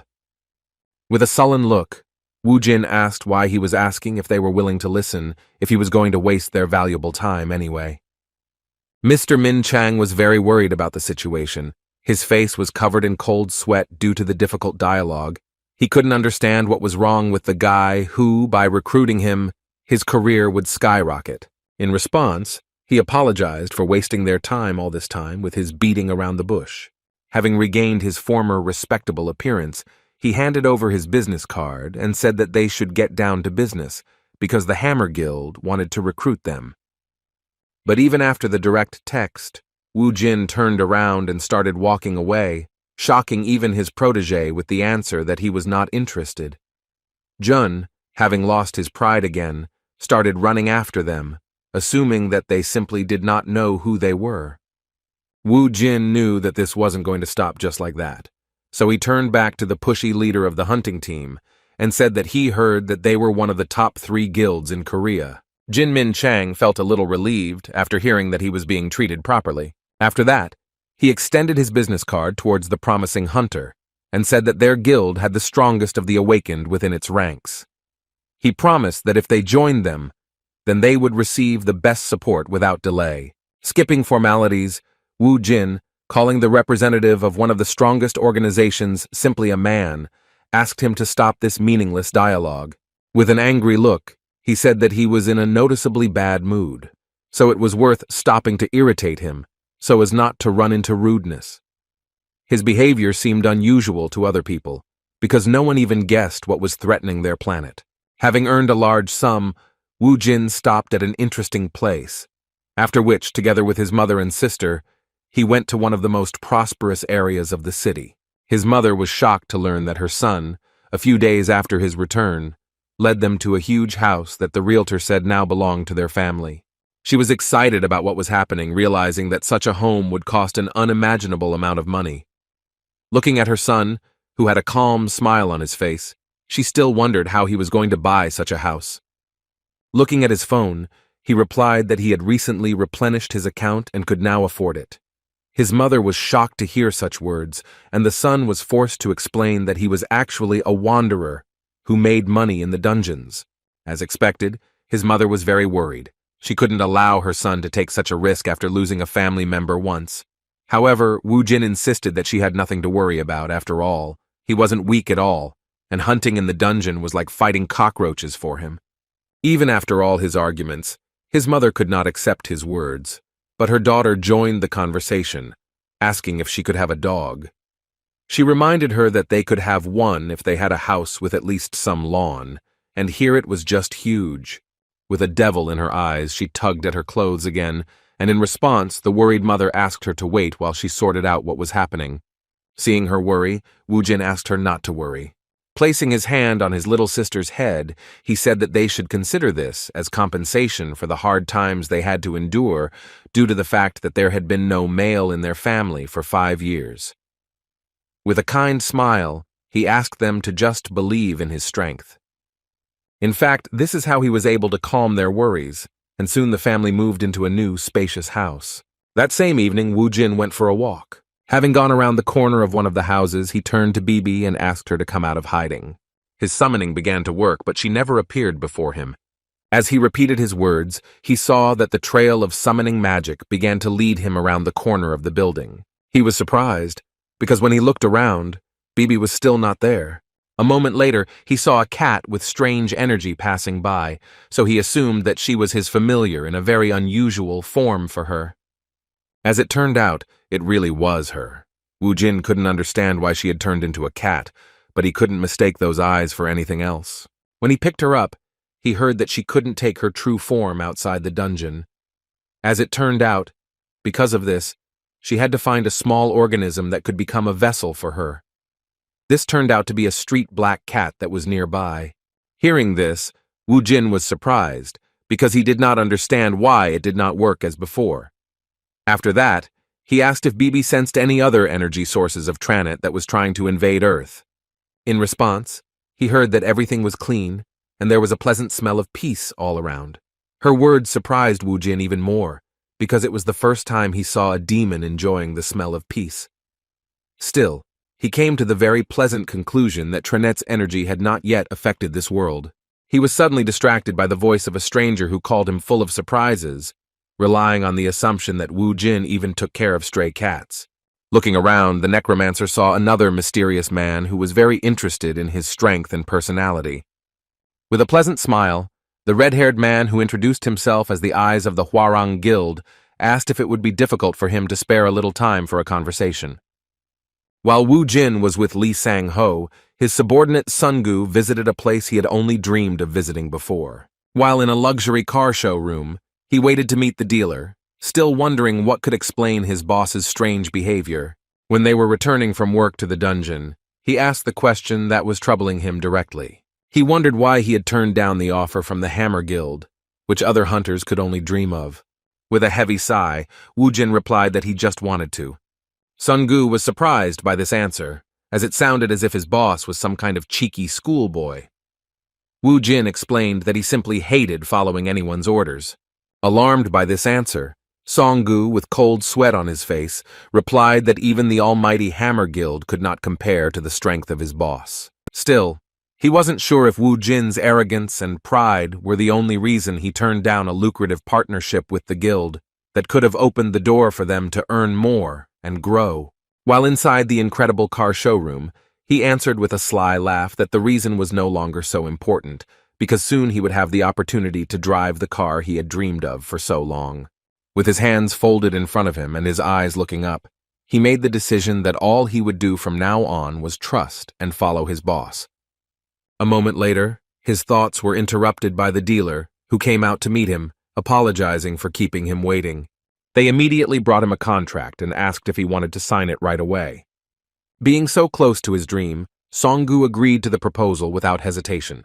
Meanwhile, his boss was in one of the cafes, where he was already being apologized to for how his first meeting with the Hwarang Guild had been. What Li Sang meant was that he had a run-in with Yoon Hee over a misunderstanding about visiting their dungeon without permission. Hearing this name, Wu Jin immediately knew that it was about that crazy woman with red hair. The guild leader explained that in fact, although she is his younger sister, she is very different from him due to her explosive nature. He folded his hands in front of him and said with a kind smile that Yoon Hee was very valuable to the guild, so he was ready to compensate for any tricky situations involving her. Wu Jin shook his head and said there was no need for that, then suggested that they move on to the real reason for his visit. Continuing to smile, Sanho replied that he was quite smart in negotiations despite only having recently graduated from high school and not even having much experience in talking to hunters. He admitted that he had actually observed his progress, which he could confidently call a stunning progression, which was impossible for a rank F. He believed that Wu Jin belonged to a rank C at the very least, especially considering what had happened in the raid he had participated in today. With an anticipatory look, he said that he was confident that Wu Jin was one step away from the top ranks, and it was only a matter of time. After listening to his compliments, Wu Jin immediately realized that they were now also interested in having him at their disposal. Seeing his mood, Sanho confirmed his suspicions and asked him to join the Hwarang Guild, promising that they would be able to provide the best conditions for his development.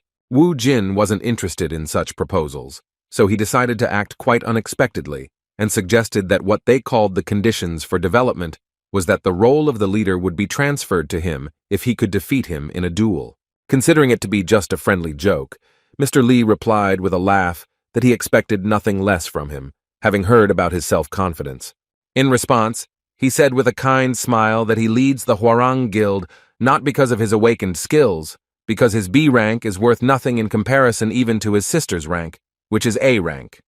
Relying on these words, he gave a full answer that therefore he could not give him his place, even if he defeated him in battle. In response, Wu Jin stood up from the table and started walking towards the exit, disrespectfully replying that in that case he was not interested. He was suddenly stopped by a startling question from the Hwarang leader. Mr. Li coldly asked him if he knew why dungeons appeared on Earth. Seeing Wu Jin's interest, he said that it had been 5 years since the underground tremor, but they still hadn't found out anything about the dungeons.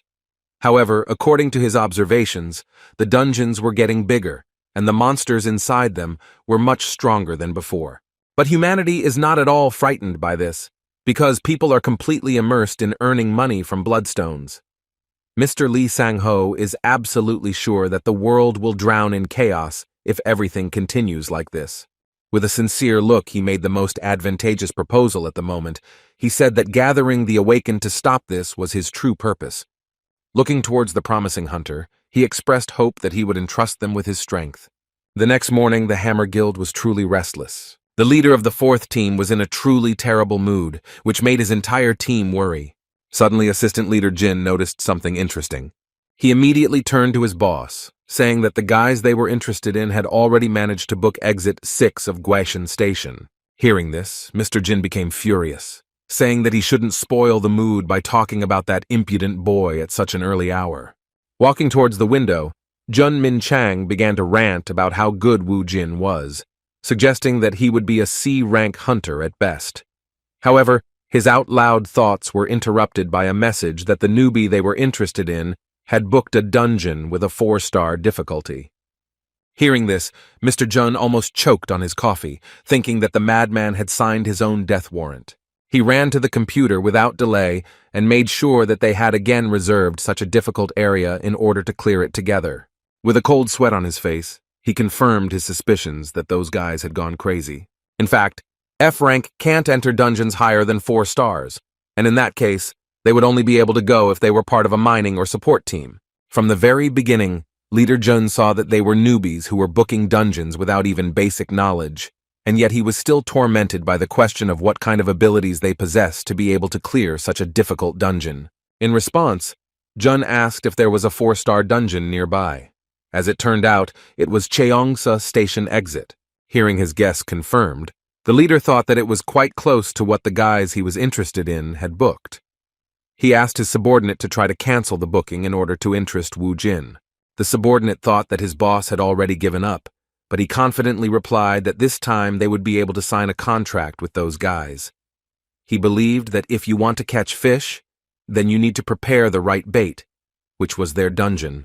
Meanwhile, Sungu and Wu Jin were racing towards the reserved dungeon in a new car. Sungu drove around in his dream car all night, saying he bought it because he didn't want to drive his boss around in an old sledgehammer. In response, Wu Jin, grateful for such attention, praised him for his efforts. Looking around, he nodded his head and concluded that this car was clearly on a completely different level, even considering that its interior was simply something.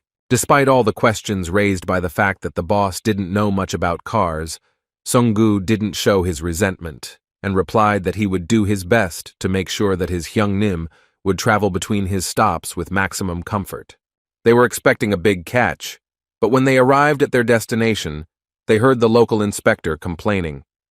He said that he couldn't imagine 2 F-rank guys clearing a 4-star dungeon. Sungu assured them that everything was fine, and that they were confident in their abilities, but the representative of the Hunters Association still refused to let them in. He said that it was suicide, and it was not about him not wanting to take responsibility for such an act. It was clear that he was afraid of damaging the reputation of the Hunting Association, and besides, those were the rules.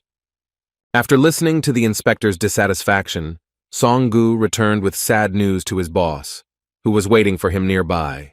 With an uncertain look, he said that he could not convince the inspector because he said that they were not allowed to visit this dungeon. He apologized to the boss for not investigating the matter from the beginning.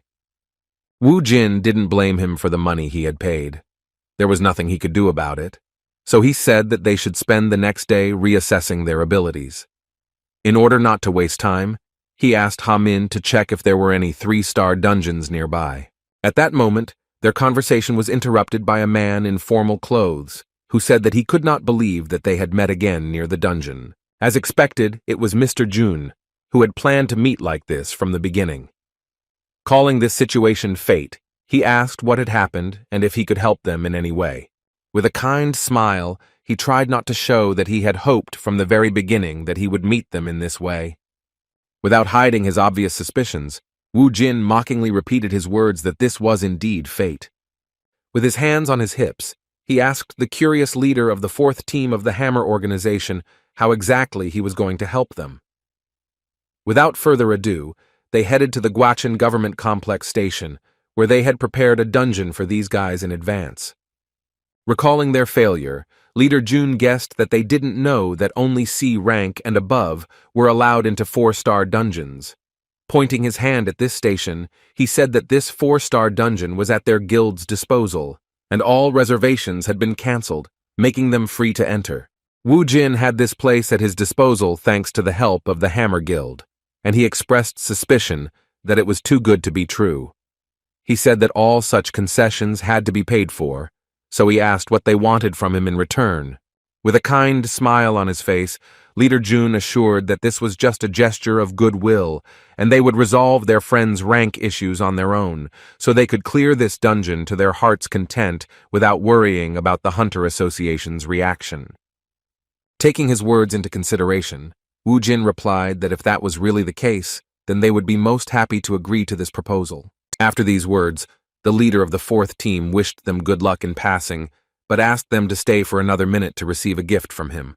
Waving his hand, he asked to walk with him a few meters. Next to them stood their work car, in which the gift in question had been previously located. Opening the trunk, Leader Jun said with a sly laugh that everything has to be paid for. Min Chang didn't ask for anything in return, but he was in anticipation, thinking that a favor is always repaid with a favor. It's no secret that there is an unspoken rule that if someone shares food with you, it's natural for a person to share in return. Although Wu Jin was obviously a strong awakened, Leader Jun didn't know him well enough, and thought that he was just a kid who was 24 years old. He was more than sure that he already had him on his hook. In turn, the subordinate of the leader of the fourth team thought exactly the same. It was not the first time he had carried out this scheme together with his boss, so he began to play his own game, making a compliment that the mood of their dear friend had changed for the better. When Wu Jin asked what he was talking about, he replied that yesterday he was in such a mood that it was scary to even talk to him.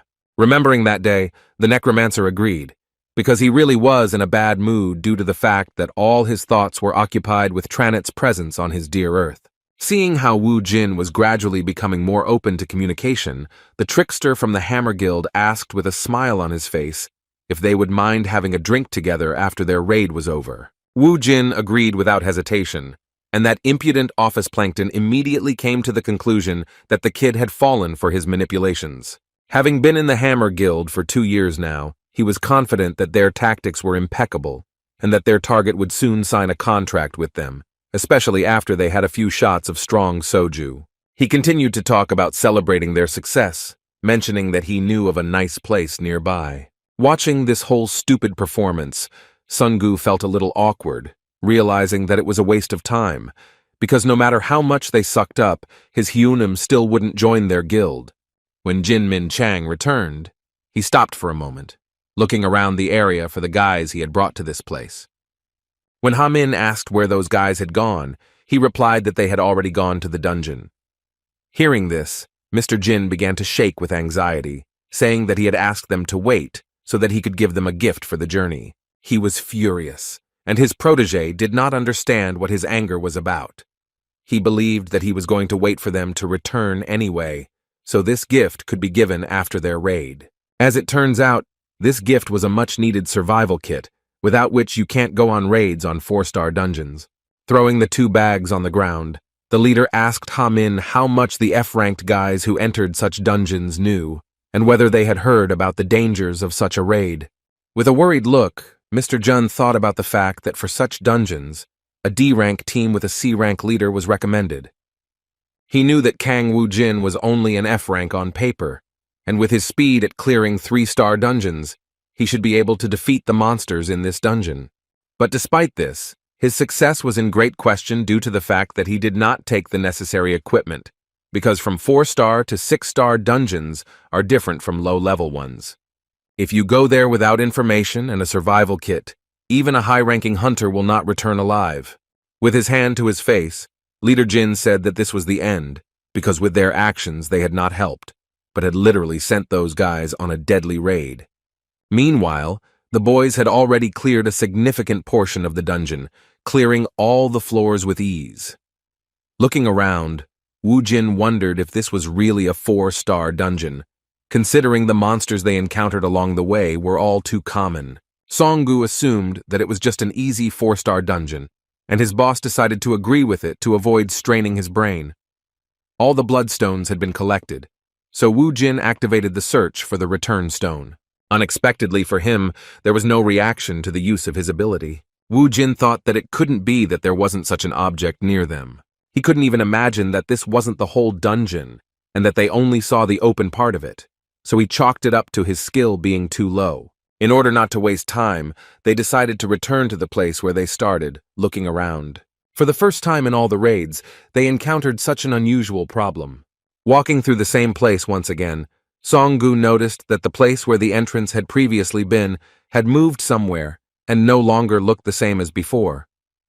Suddenly, he stopped and said in surprise that something was wrong here. A bright glow appeared before them, which provided answers to their troubling questions. Where they were looking for a way out of the dungeon, a portal suddenly appeared that led them deeper, to the hidden part of this place. It became obvious that the portal had not caused the return stone to appear. They had no other option but to enter and continue clearing the dungeon. With an anticipatory smile on his face, Woojin said that he now understood why this was a 4-star dungeon.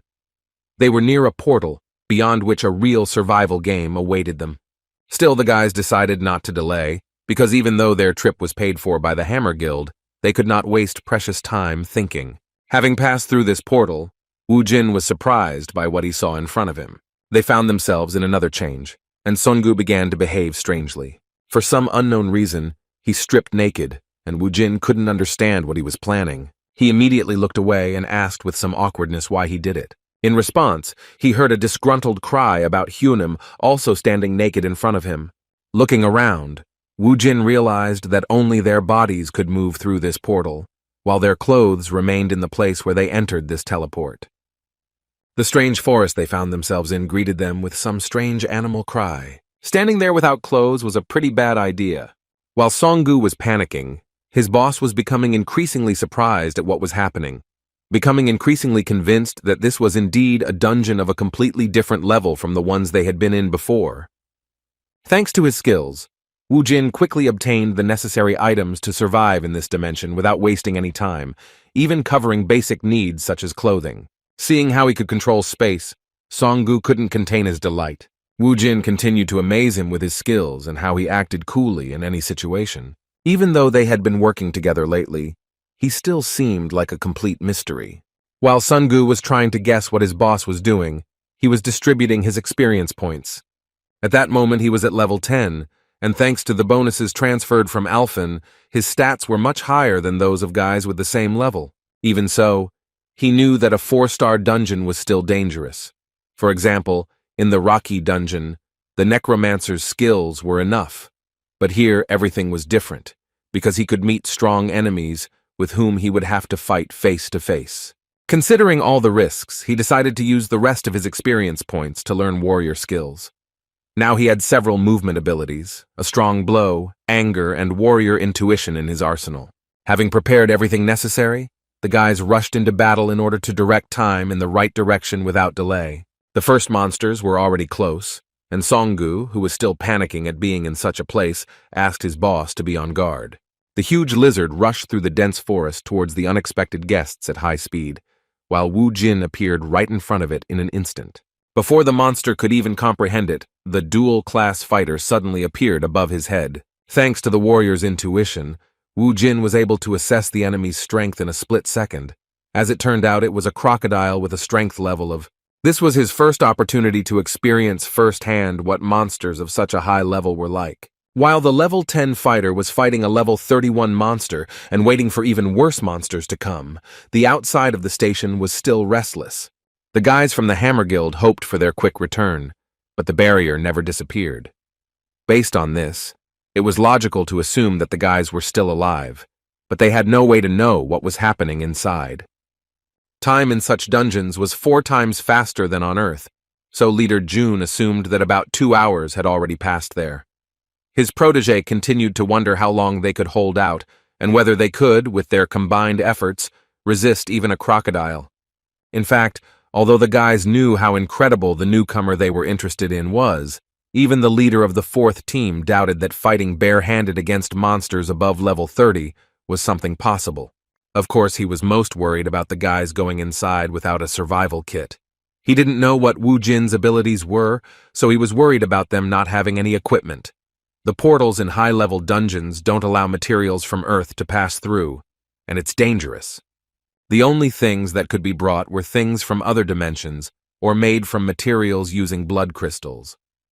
Clutching his head, Jinmin Chang, who thought this was the end of his whole plan, said that even if their guys could deal with the monster, the main problem would be the lack of water and food. One problem was replaced by another, because they understood that even if it was difficult to survive empty-handed in the Amazon jungle, then there was no talk of such survival in the portal of a high-level dungeon. While the guys from the Hammer Guild were tormented by their sad assumptions, there was a feast in the dungeon portal that could be envied. The previously excited Songu enjoyed the incredible crocodile meat with a smile on his face, to which his boss was even able to get the spices he used on Alphen. Their time together seemed like some kind of vacation. Wu Jin was quite knowledgeable about such things, and in addition to cooking gourmet meat, he also knew how to choose a decent beer, which goes well with such a kebab. After taking a few sips of the low-alcohol drink, Songu completely forgot about all his worries, saying that he would never forget this trip to the dungeon.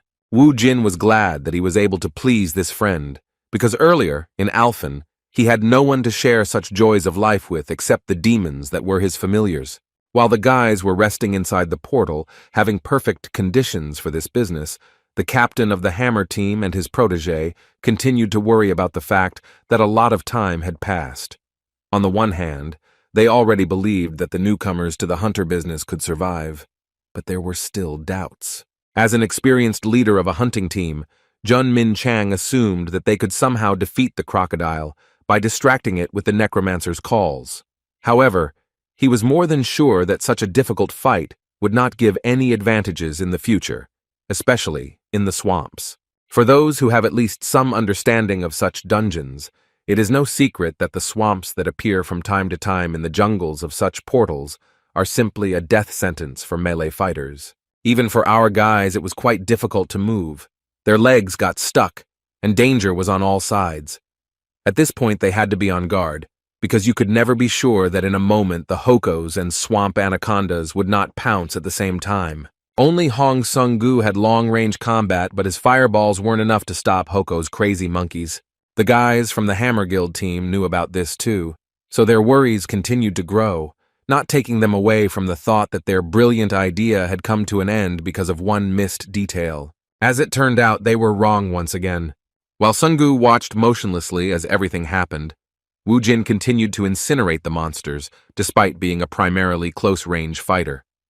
Watching this, Sung-gu was once again shocked to realize how limitless his Hyungnim skills were. This time, Wu Jin demonstrated the summoning of skeletons with magic. Using fire, they instantly incinerated all the monkeys, because each of them had a power that exceeded Song-gu's. While the boys overcame one obstacle after another, using the skills and experience of the leader of their small squad, the representatives of the Hammer Guild waiting for them had a small snack with instant noodles. 4 whole hours had already passed, and the ward continued to ask his leader whether they would be able to clear the dungeon. Jun Min Chang was still tense. He still didn't know the exact answer, and this time he added an important detail that it wasn't only the monsters that were dangerous in high-level dungeons, because there were plenty of unfamiliar plants, animals, and insects there. They didn't even doubt that the newcomers who entered a high-level dungeon for the first time knew nothing about such ecosystems. This meant that there was a high chance that they would eat something poisonous due to hunger. Meanwhile, Sun-gu, who was under the care of the all-knowing Hyung-nim, was enjoying tropical fruits. He liked them very much, because they were sweet and very tasty. Wu Jin explained to him that they were mortally dangerous when raw, but after cooking on fire, they became edible. Hearing this, the ward became frightened and immediately spat out everything he had managed to chew. He even started to resent his Hyungnim for not warning him in advance. Wu Jin laughed good-naturedly at his protege's clumsiness, because he couldn't explain to him how he knew about everything inside such places. It was not yet time to reveal the secret that his life in Alphen had lasted for 20 years. While inside the dungeon, Wu Jin and Sun-gu took their time to avoid making a mistake. It was already dark outside, but the guys from the Hammer Guild were still waiting for them to return. Their conversations became more frank, and now the ward wanted to know if his leader had a reason why he wanted Kang Wu Jin so much. Their guild wasn't particularly interested in this deal, but over the past 5 years, it was Jun Min Chang who had been able to find a huge number of talents and believed that his eyes had never deceived him in this matter. Hamin was delighted to recall the stories of his leader recruiting rising stars that had become very famous. He assumed that he was the one who first learned about their A-rank fighter, known as Park Jin-woo. As it turned out, it was indeed Jun Min Chan, but he surprised his protege even more when he said that he was now more than sure that Kang Wu Jin would become much cooler than the one in question. He had put so much effort into recruiting Wu Jin, so now he hoped that his efforts would pay off, and that crazy guy would return alive. Otherwise, his death would be a huge loss for all of humanity. Ha-min couldn't even imagine that his captain had such thoughts in his head. He cheerfully suggested to his boss to pray for those guys to get out of the dungeon alive. In response, Mr. Jun once again said tensely that it would not be as easy as one might think. Even though he voiced his thoughts about Wu Jin's prospects, he was not confident that he could handle the guardian of the returning stone, which was a truly strong opponent. In fact, everyone knows how difficult it is to fight the guard, so Ha-min thought that praying for their return wouldn't be a bad idea. However, the leader continued to act extremely pessimistic, saying that Wu Jin would definitely meet his death in this fierce battle. Meanwhile, the boys continued to move forward. Now, they were in the middle of some wasteland, which led them to the place that was so necessary for their return. Song-gu stopped the moment he saw the stone of return in the distance. He began to hurry forward, joyfully saying that they would finally be able to get out of this terrible place. Seeing his ward rushing to die, Wu Jin stopped him by pulling his hood. A moment later, a trap appeared in front of them, the surface suddenly crumbling, revealing sharp bamboo sticks below. Song-gu almost lost his life in his haste, so he thanked his Hyung-nim with great gratitude for watching over him. Wu Jin didn't react in any way, but only continued to look into the distance with particular interest. His friend didn't understand what had caught his savior's attention, so he looked around. It only took him a moment to realize that the trap wasn't the only thing that could stop them from getting the Hearthstone. A moment after the trap was activated, they saw a large number of high-level monsters appear. It seemed like a real problem, but Wu Jin had expected something like this. In front of them appeared quite serious enemies, which were much stronger than the crocodile they encountered as soon as they passed through the portal. It was a small detachment of Alphen orcs, consisting of warriors and mages of level. The population of Alphen consists of a huge number of races, among which are humans, elves, dwarves, beastmen, and even orcs. Another question was what they were doing in the dungeon on Earth. They had no other option but to find out personally. Not much time had passed since Wu Jin's return to Earth, so he still had a good command of the Alphen language, with which he inquired why the orcs were on his planet. Seeing how the enemies reacted to the boss's mysterious speech, Song-gu was once again at a loss. Realizing that he still didn't know much about his new friend, the orcs began to look around, not understanding how this man from a planet not native to them knew their language. In response, one of them asked who he was and how he knew the language of Alphen. Wu Jin didn't intend to answer this question, so he asked them to ignore it and asked again what they were doing in such a place. One of the orcs paused for a moment before answering. It seemed to him that it was unpleasant and difficult to talk about how they had all lost their home. Jin was shocked because his guess was correct. Tranet defeated them all. According to the orc, when the balance was broken, Tranet became the master of everything that was on Alphen. They are here precisely because of the contract with the new master of their planet. It was strange to hear about some kind of contract from the lips of the orcs who had lost everything because of the new master of Alphen. As it turned out, this contract was incredibly tricky. Following it, the orcs would receive Earth under their control and it would become their new home. Hearing this, Wu Jin wondered how they could fall for such a stupid trick, since Tranet doesn't even own Earth, making this contract even more pointless than serving such a scumbag. Taking out his weapon, Wu Jin showed that he had no intention of playing around with those who were intruders into his home. In response to his determination, the orc leader shouted to his squad to immediately rush into the attack. This battle was a real challenge because never before had the guys faced so many opponents with such a huge level of strength. Wu Jin was extremely calm, knowing that he had to keep a cool head in order to deal with such a problem. This battle decided his fate as well as the fate of his ward because without passing these guys, they would not be able to get to the Stone of Return. A little more time passed, and the guys from the Hammer Guild were still waiting for their return near the barrier. Outside, 6 hours and 20 minutes passed, but Ha-min was still encouraging his leader and said with a joyful tone once again that he had a good feeling. At this moment, Junmin Chang, who had been pondering the situation all this time, began to realize that they were probably crossing the swamp, or, which was unlikely, were already near the orc squad that guarded the return stone, since more than 1 day had passed. He was amazed at the thought that those two actually had a chance to clear this dungeon that belonged to a high-ranking dimension. Suddenly, the barrier began to disappear before their eyes, which shocked them even more in their moment of deep thought. Min Chang literally felt a lump in his throat, realizing that this was a fateful moment, because there were two options. Looking down, he froze, hoping that the boys would return. However, the hope that they would return alive began to fade gradually. The barrier disappeared, but they still didn't come out. Ha-min understood his boss's feelings, because this meant only one thing, that the worst-case scenario had become reality, and they were finished. Disappointed with what happened, Jun Min-chang was devastated and was about to fill his emptiness with alcohol, so he suggested to Ha-min that they go back. However, a moment later, he heard footsteps and tired, dissatisfied words about taking a cart with him on the next raid. Looking down, he saw the guys dragging a huge number of artifacts obtained from inside the dungeon. The sadness of loss suddenly changed to sincere joy and gratitude to fate, and Leader Jun congratulated Wu Jin with great delight on his return to the surface. With the same calm smile, Wu Jin, who didn't even look tired, asked why the guys from the Hammer Guild were so happy to see him. Returning back after a long raid, the guys got acquainted with the details that they missed before entering the dungeon. Wu Jin came to the conclusion that the survival kit was not very necessary, but the information was very much so. They were a little disappointed to learn that the crocodile skin, which was a very expensive resource, did not interest them, and was left in the dungeon. In fact, Songgu was not thrilled to hear that he would take it next time. The bloodstones, which weighed quite enough, were enough for him.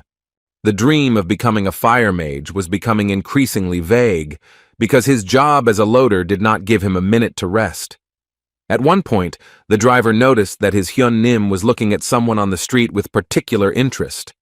As it turned out, he saw his friend Jae Min walking along the sidewalk with some girl in a blue dress with a yellow Panama hat on her forehead.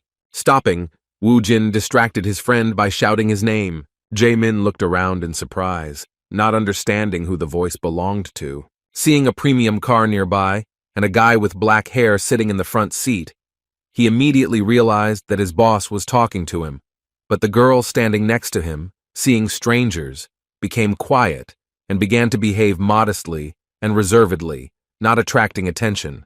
Ignoring her discomfort, Wu Jin assumed that his dear friend was on a date. In response, Jae Min awkwardly clarified that it was just his Nuna. When Jae Min addressed her, he introduced Wu Jin as the guy who helped him deal with some problems with bullies. He had told her about him before, and she knew exactly who he was, but she still felt uncomfortable. Gathering her resolve, she looked up and asked if his name was Wu Jin. Having looked at the girl standing in front of their car, Wu Jin was literally speechless. Meanwhile, the document accepting Kang Wu Jin as the vice president was already on the desk of the Hammer Guild director, but he was skeptical about this unexpected offer. Their awkward conversation was interrupted by the news that Vice President Park Jin-woo had arrived for a meeting. As soon as Mr. Park entered, he was surprised that Leader Jun was visiting their president at such a late hour. At that moment, Min Chang passed by, saying that his working hours were coming to an end. This hurried behavior indicated that he was nervous. The vice president could not help but ask his boss what was wrong with this guy. Sighing heavily, the president replied that he himself had no idea, because the leader Jun had noticed some necromancer and came to him with a request to make him the vice president of the Hammer Guild. Park Jin-woo responded to these words with a good laugh and said that if Leader Jun says so, then he should be listened to, but the president was not pleased with such a proposal and replied that their precious employee had already lost his former grip. According to him, Jun had only been bringing in mediocre hunters lately, and spotting a man like Mr. Park Jin-woo was pure luck.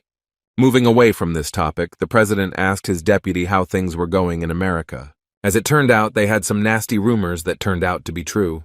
There was talk about some incident, and that Titan protected people from the disaster. The guild in question found a woman in one of the dungeons who mysteriously appeared from the dungeon. They continued to watch her, but could not find any changes since she had been razed to the ground. The strange woman and the dungeons, who did not show aggression towards people, did not know human languages, and constantly uttered a word that people from the Titan Guild could not understand. Representatives of this American guild assumed that it was some kind of post-traumatic syndrome due to which she could not get rid of a certain word, which broke her psyche. The guild leader saw her as the key to uncovering the secret of the dungeons, so he asked his wards to talk to this woman to learn more about her origins and the situation around the dungeons. Ding Kun, who is the leader of this guild, is an A-rank awakened, who is really worried about the origin of the rifts on the ground. It has been 5 years since the dungeons appeared, and he was convinced that they finally found some clue. The woman in question spoke the language of Alphen, and the word she spoke was the name of the necromancer she had met on her planet. While fateful events were happening in the world, Wu Jin was enjoying a quiet life. Jae-min returned home and began studying, but he still felt uneasy about returning home alone after going out with his sister. As it turned out, upon seeing Ji-woon, his boss invited her to go to a cafe together. Ji-woon did not refuse such a sudden offer. After a short conversation, Wu Jin drank a few glasses of strong drink, and with a kind smile began to wonder how fate gave them the opportunity to meet again. He did not hold back in complimenting her, and even said that although 5 years had passed, she was still as cute as before. In response, a blush appeared on the shy girl's face, and she tried to somehow avoid such unexpected words. Seeing his classmate from the past acting so modestly, Wu Jin explained to his friend what was going on, saying that Ji-woon was the most popular girl in school, and half of the boys had a crush on her. Sun-gu believed every word his boss said and began to support this humble girl, while she continued to awkwardly make excuses that she was not that popular. Wu Jin continued to enjoy her reaction, but he didn't embarrass her to hurt her feelings. He liked her emotions, because he was not an exception among those who liked her. Ji-woon had always been a smart and sweet girl to him, who got along easily with all the students. He saw that she had changed a lot, while Ji-woon herself was surprised by his behavior and wondered if he had always been so friendly. His sudden question hit the nail on the head and caught her off guard. He asked why she was wearing a Panama hat and whether it could be that she simply hadn't washed her hair before going for a walk. The girl was confused. She began to stutter and hesitantly justified herself by saying that she simply liked to wear Panama hats. Sun-gu, without stopping drinking alcohol, began to analyze the situation and was well aware that his boss's straightforwardness was putting this cute girl in an awkward position. He couldn't understand how he could ask a girl such a question, but suddenly, he realized that it most likely meant that his boss had never met a girl before, and that was why he was putting her in an awkward position with his straightforwardness. It was obvious because Wu Jin casually continued to throw out awkward phrases. For example, he assumed that it was inconvenient for her, so he suggested that she take it off despite her excuses. Seeing Ji-woon's obvious discomfort, Sun-gu decided to take it upon himself to change the subject before she pulled that sun hat up to her chin. In a cheerful mood, the ward suggested that Nuna and the boss play a drinking game. Wu Jin became a little wary and asked why they were suddenly playing a game. In the end, the alcohol did its job, and after half an hour, they were already so drunk that Sun-gu was already drinking alcohol from the bottle on his own, singing some love songs. He was drunk and looked so awkward that Wu Jin couldn't utter a word. At that moment, he felt some anger towards his ward and said in a threatening voice that if he himself did not sit down at the table, then he would help him with this. A threatening aura, reminiscent of a thirst for blood, did its job in an instant. Having calmed down his restless drunk friend, Wu Jin turned his attention to Ji-woon, who, after so much alcohol, was trying to collect her feelings and lay down on the table. At this point, it was clear that she had had enough alcohol, and it was time to replenish her water supply with carbonated water. As it turned out, she had already fallen asleep and suddenly woke up with a start, accidentally throwing her Panama hat off her head. As soon as the Panama hat fell to the ground, its secret was revealed. Sun-gu saw what it was about. At first he thought he was imagining things because he was drunk. However, judging by the reaction of some random visitor, it became clear that his eyes were not lying to him. Ji-woon had a burn on her forehead that she was so embarrassed about, and a woman passing by justified her lack of self-confidence, because she soon began to discuss it with her friend with some disgust. Sun-gu was alarmed by this, because now they both understood what was causing Nuna's behavior. Despite this, Wu Jin continued to be cold-blooded. Luckily, Ji-woon was asleep again at that moment, so she didn't notice what happened. As usual, it was up to Wu Jin to deal with the situation. He picked up her hat and asked his friend not to make a noise as if something big had happened. Putting a Panama hat on her head to hide her burn, he said that it was no big deal, because even with him, she was still just as cute. After drinking one last time, the guys went home, first of all taking Ji-woon home. When she woke up, the first thing she felt was a headache due to a hangover, because alcohol is a senseless and disgusting thing.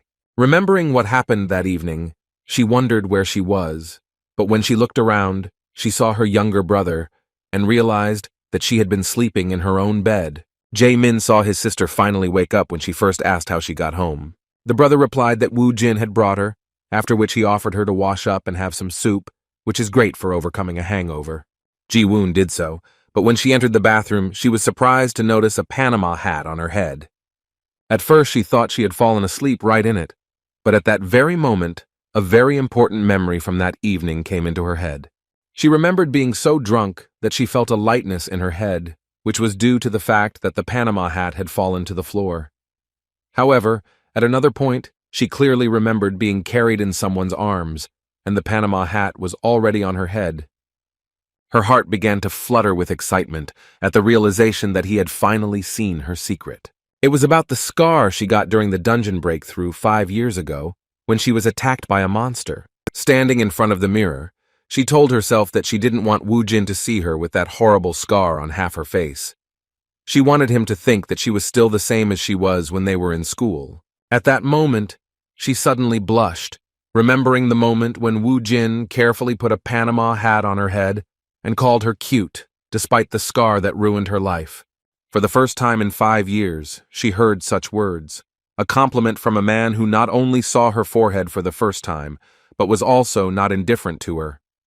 She felt warmth, while before others reacted to her scar coldly and cruelly. At that moment, Woo-jin remembered the events of 5 years ago in his sleep, even before that incident occurred during the first appearance of the dungeons. After another school day, as usual, the question arose about who was on duty and who stayed after classes to clean the school classroom.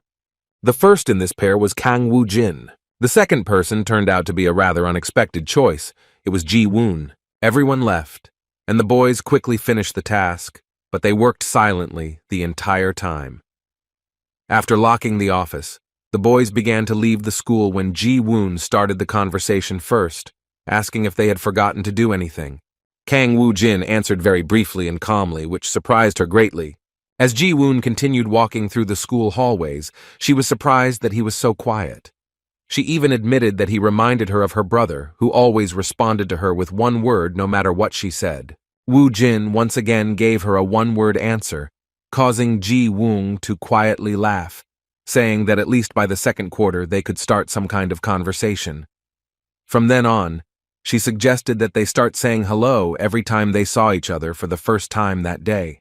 The shy guy again agreed to her unexpected proposal, after which Jae-woon stopped and said that she had something to tell him, and she would do it in his ear. Kang Woo-jin was surprised by her words, and as soon as she came closer and reached for his ear, he blushed in surprise. What she said to him at that moment remains a mystery, but we must not forget that she was the girl that almost all the boys in school were in love with. This beautiful dream was interrupted by the appearance of Bibi in the body of a cat, who asked him to wake up. Jin was even a little angry because she interrupted such a pleasant dream, which brought him pleasant memories and warm feelings that he had not experienced for 20 years. The first thing Woo-jin said when he woke up was that Bibi had cast some kind of spell on him while he was fast asleep, and not expecting anything. As it turned out, the guys were staying at a hotel. When Woo-jin went down to the first floor, he was already met by Sun-gu, who had managed to book a nice dungeon. Sitting down opposite him, Woo-jin asked if any 4-star dungeons had been reserved.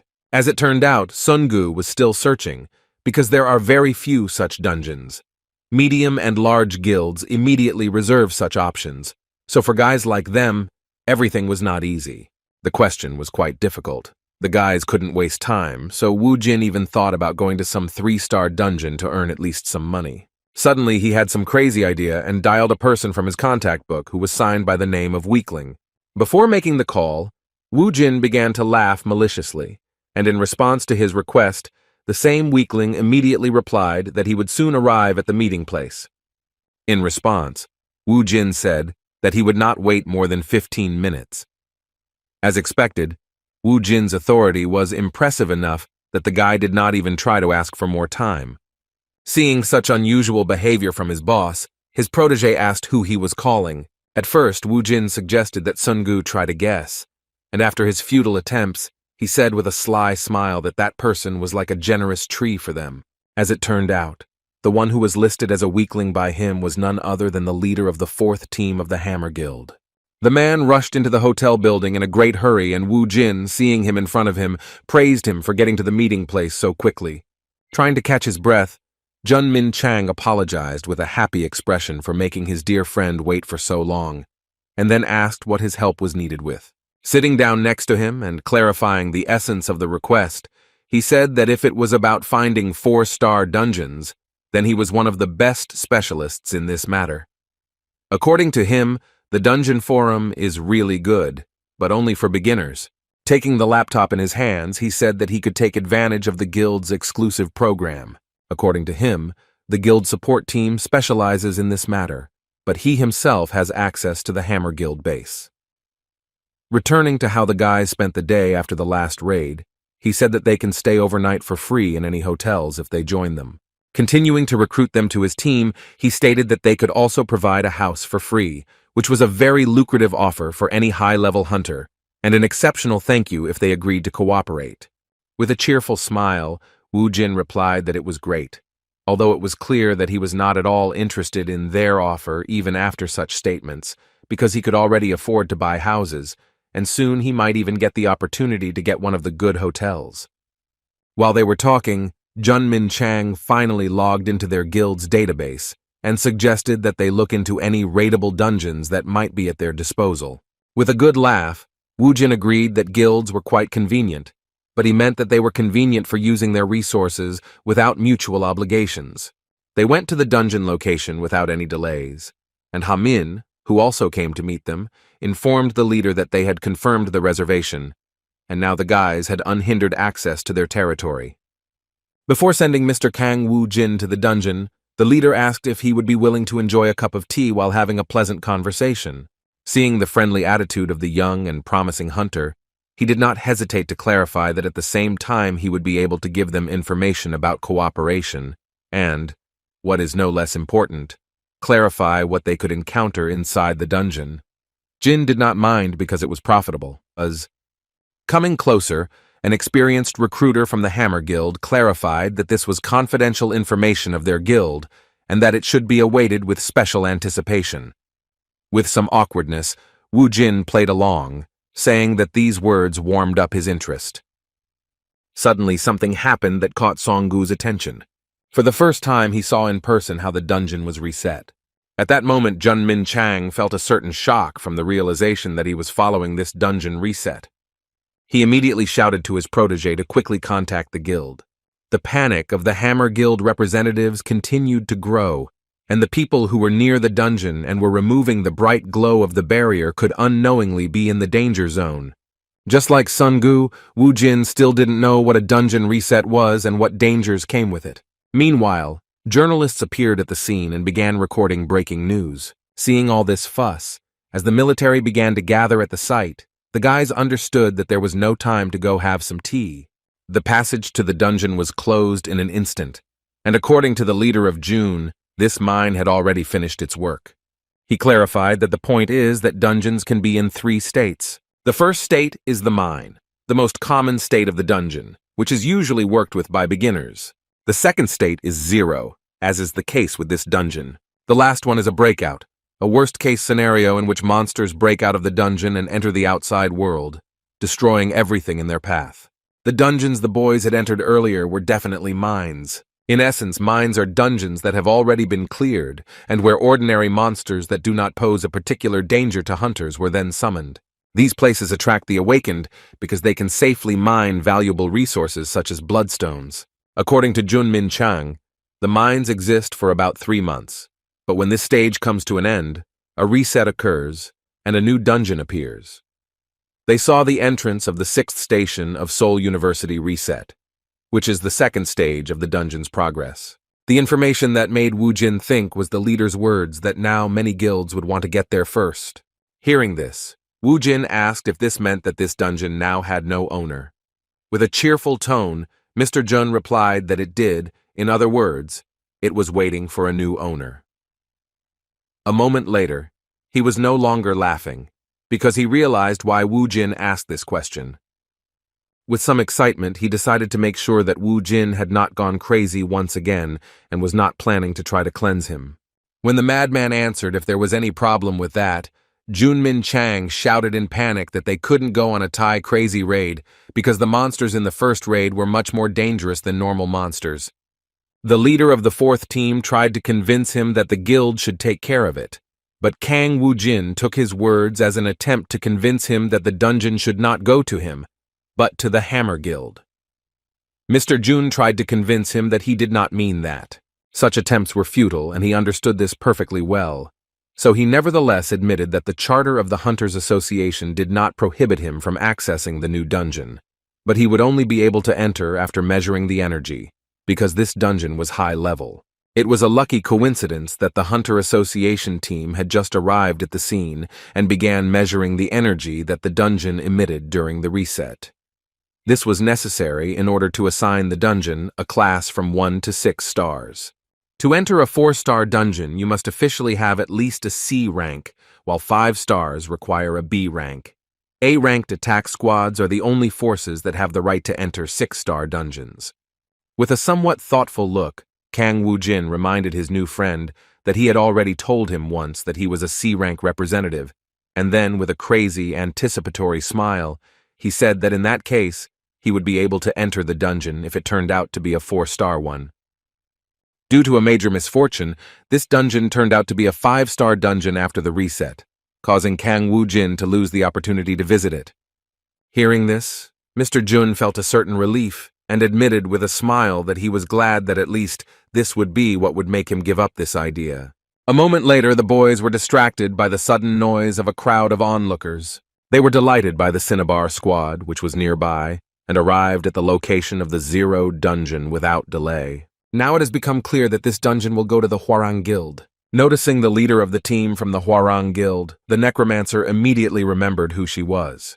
It was that crazy girl who dared to step on his face. By showing up in front of him, even if it wasn't on purpose, Lee Yun-hee made a serious mistake, because Kang Woo-jin doesn't forget grievances.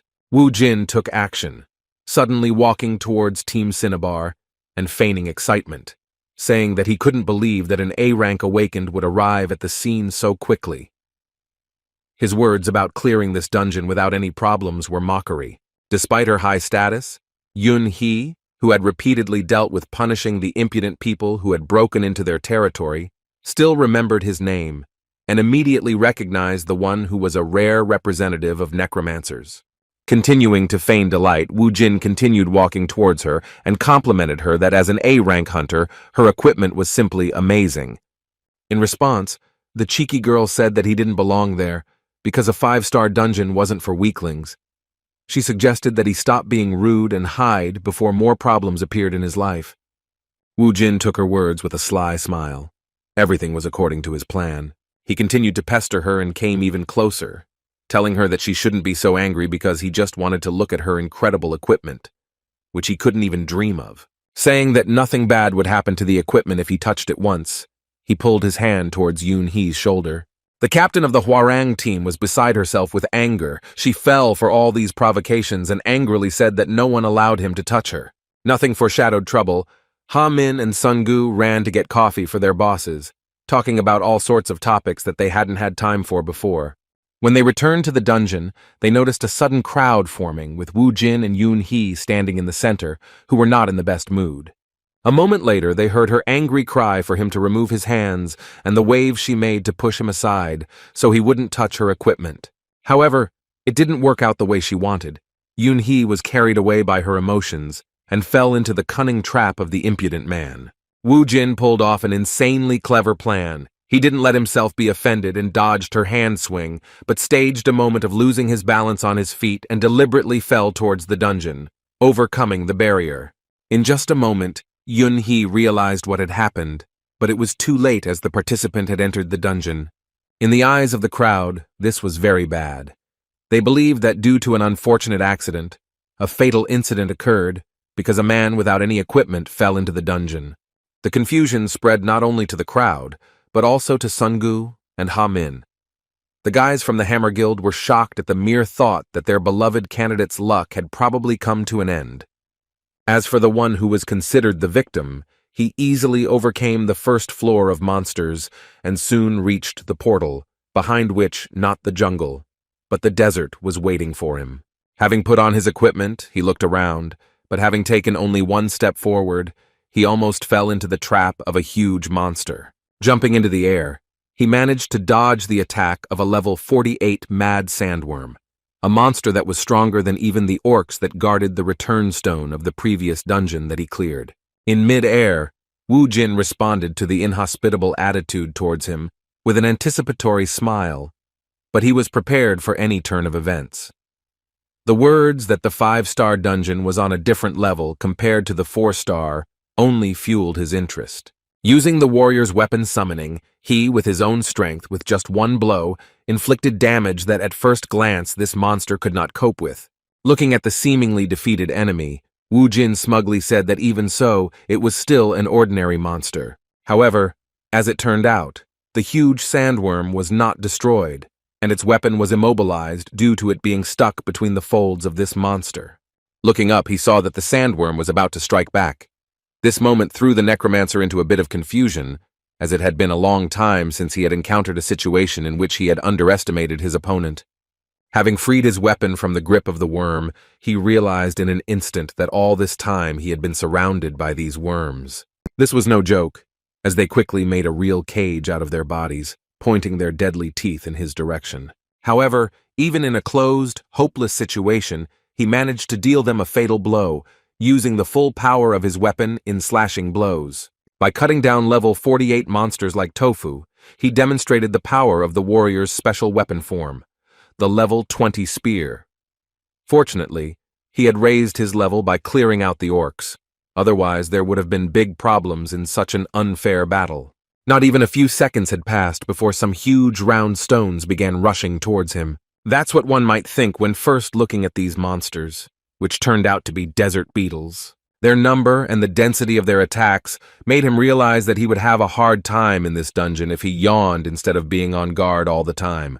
Grabbing his spear, he threw it at one of the monsters from a safe distance. Just as he had dealt significant damage with this attack, one of the desert beetles collapsed with a huge noise. The sudden explosion of this monster's body raised many questions in his mind, as he had never encountered such a monster before. As it turned out, the destruction of the desert beetle caused an explosion with the release of a large amount of energy, similar to explosives, as well as the spread of toxic smoke. It became obvious that fighting these monsters at close range without proper equipment was tantamount to suicide. He was surrounded and forced to react as quickly as possible, so in an instant, he built a bone wall from the corpses of the monsters, creating a barrier that saved him from colliding with the monsters. The bone wall did indeed protect him from the blast, but the surprise attack was still very dangerous. After getting out, Wu Jin grabbed his head due to the large amount of damage he had received due to this attack. Without wasting any time, he used the spatial technique to replenish his mana reserves, and also used the medicinal potion and antidote. After regaining his strength, Kong Wu Jin said with a serious attitude that he now had no doubt that the 5-star dungeon was on a completely different level. To add to his words, it's worth mentioning that what makes it even more difficult is the fact that he is the first one to enter it after the previous dungeon was reset, making it even more difficult due to the advanced level of the monsters. Outside, panic continued. People's opinions were divided, and most were inclined to believe that Kong Wu Jin had somehow managed to find a safe place where he was waiting in terror for his death, avoiding encounters with monsters. This infuriated the Yun He fighters, because they thought he was just chilling out there. Watching all this and the stupid conclusions of some fools from the Hwarang Guild, a close friend of Wu Jin could not stand it and shouted that his Hunim was not chilling there, but was capturing the dungeon. In response, the Hwarang representative mockingly said that C rank was useless there. He continued to escalate the situation by saying that Wu Jin was probably hiding somewhere to delay the moment of his helpless death. Seeing that Sun Gu was on the verge of starting a fight, Mr. Jun intervened in the conversation and suggested that he believe and wait, not looking at the fools. Sun Gu listened to this wise advice and stepped aside, folding his hands in front of him and resigning himself to the situation where they were considered crazy, just like his Hyungnim. Trying to somehow distract himself from his latest worries, Jun Min Chang approached the incredible necromancer's protege, and with sincere curiosity, asked if he really thought that Wu Jin would be able to clear even such a dungeon on his own. Sungu answered without hesitation that it was out of the question, and that his incredible Hyungnim would definitely return alive. His answer seemed like some kind of childish romanticization of a terribly dangerous situation, but Jun restrained his reaction and took the opportunity to ask if he could tell him what skills his boss had that could give him an advantage in such a situation. Even though he was angry and emotional, Songu did not follow Mr. Jun's lead and shook his head firmly, saying that he would not tell them anything. In the eyes of the guys from the Hammer Guild, he was truly stubborn, because until then he had not said anything important. They were surprised by how loyal he was. It even made them truly respect him. On the other hand, although such information was valuable, it did not change the fact that if everything ended sadly, it would all lose any meaning. However, the mere thought of Woo Jin surviving left Mr. Jun in a daze. Knowing that this would mean that there was an 11th A rank in South Korea made him tremble with curiosity about the identity of this young man. Meanwhile, Woo Jin continued to fight. The constant, non-stop battles that would have exhausted any fighter began to bear fruit. The fighting was still hard, but in this short period of time, he managed to significantly improve his characteristics and even reached level. The levels continued to rise even as he fought not only with his own strength, but also using the skeleton army as support on the flanks. Having defeated another wave of monsters of a fairly high level, he already felt a huge difference in his strength, and there was only one level left to reach the next summoning of a demonic familiar. While examining the area, he was surprised that this desert was so large that it was impossible to see its end or any clear change in the landscape. Suddenly he froze in surprise, realizing that he had found something interesting. In the distance, he noticed a familiar place, which most likely looked like some place connected to his past in Alphen. It was the abandoned village of Raglesia, and Woo Jin immediately went to this place to conduct reconnaissance, for which he used his skeletons. After examining the entire perimeter, he came to the conclusion that there was no one here. He had already begun to doubt his assumptions and decided that perhaps this village was truly abandoned. However, the next moment made it clear that he was right from the start. Suddenly, some powerful attack was aimed at him, which was rapidly approaching him. Thanks to his incredible reflexes, he managed to dodge the attack at the last moment, which easily pierced through the strongest part of the summoned skeleton that stood behind him. This sneaky attack made Woo Jin angry, and he began to look in the direction from which this sudden attack was directed at him. As it turned out, it was a creature familiar to him from the race of beastmen, or rather, a mixture of man and snake named Nagi. Appearing before Woo Jin, he asked who he was dealing with and why the stranger was trying to invade the temple. In response, Woo Jin surprised him with words, saying that he had already seen this place, which was the temple of Arya.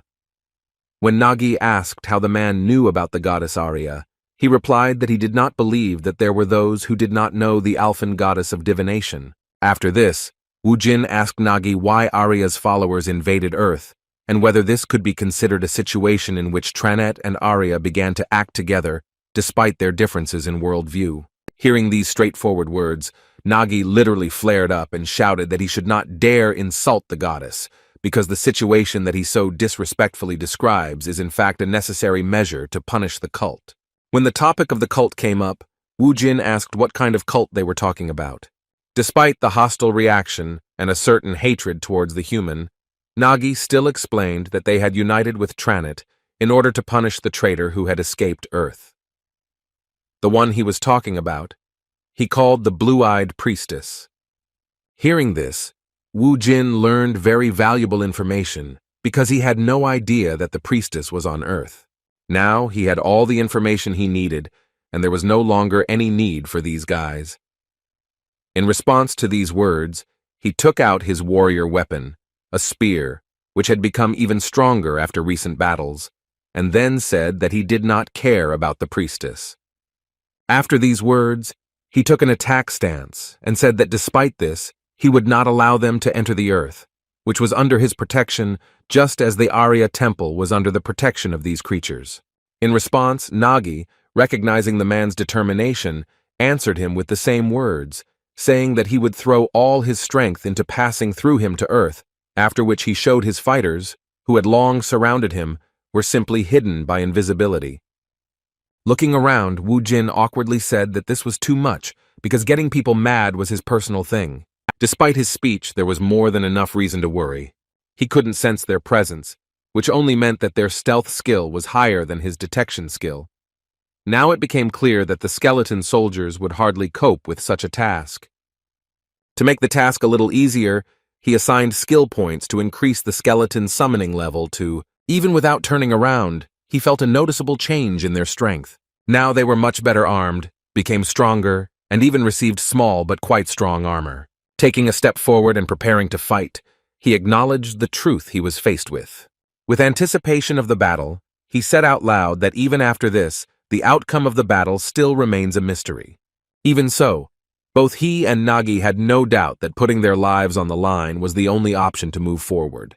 The elite goblin spearmen rushed forward with a cry. The skeletons were less talkative, but the sound of bones striking each other coming from their bodies made it clear that they were no less determined in battle. Wu Jin had also already entered the battle and first assessed the strength of one of the opponents by blocking his attack. At that very moment, he became the target of another enemy attack. Having parried this blow, he removed his spear from the previous opponent, dealing him a fatal blow. The multitude of enemies with the ability to fight at a distance did not give him peace, and he was forced to watch out for all possible attacks, including unexpected magic arrows from the air. The destructive power of these Alphan warriors was at a level to be reckoned with. They had no shame in attacking him from behind to achieve their goal, which made them very dangerous enemies. He had no other choice but to protect himself from enemies with long-range techniques. Using bone spears, Wu Jin immediately launched a counterattack, but it was unsuccessful due to the enemy taking cover behind a wall. The cunning orcs mocked his failures, working in the most complex manner. As soon as Wu Jin was distracted by the long-range group, one of Alphan's tailed monsters rushed at him at the same time, so he was forced to hide with the help of a bone wall, which reliably protected him from external attempts to penetrate inside. After getting outside, he sighed heavily because the enemy attacks really made him nervous. The difference in enemy levels was really significant. They took it by numbers and superiority in close combat, and they also covered each other, using the terrain features. It was very difficult to fight such enemies alone, and Bibi and the skeletons could do nothing. It seemed that at this level the skeletons could at least help somehow, but they would be destroyed faster than they could get rid of these scumbags with their combined efforts. He didn't have a chance now, so he had to resort to using one of the trump cards reserved for such moments. Meanwhile, the news channels were already covering the recent events. They were saying that more than 10 hours had passed since the incident victim, Mr. Kang, a C-rank awakened, fell into the dungeon. The news anchor also announced that the barrier had not yet disappeared and that Wu Jin was probably alive. The fact that he was still alive was called a miracle by both the anchor and most of the experts. The Hammer Guild leader, who was still monitoring the situation, said with a dissatisfied expression that Kang Wu Jin had entered there specifically to gain fame.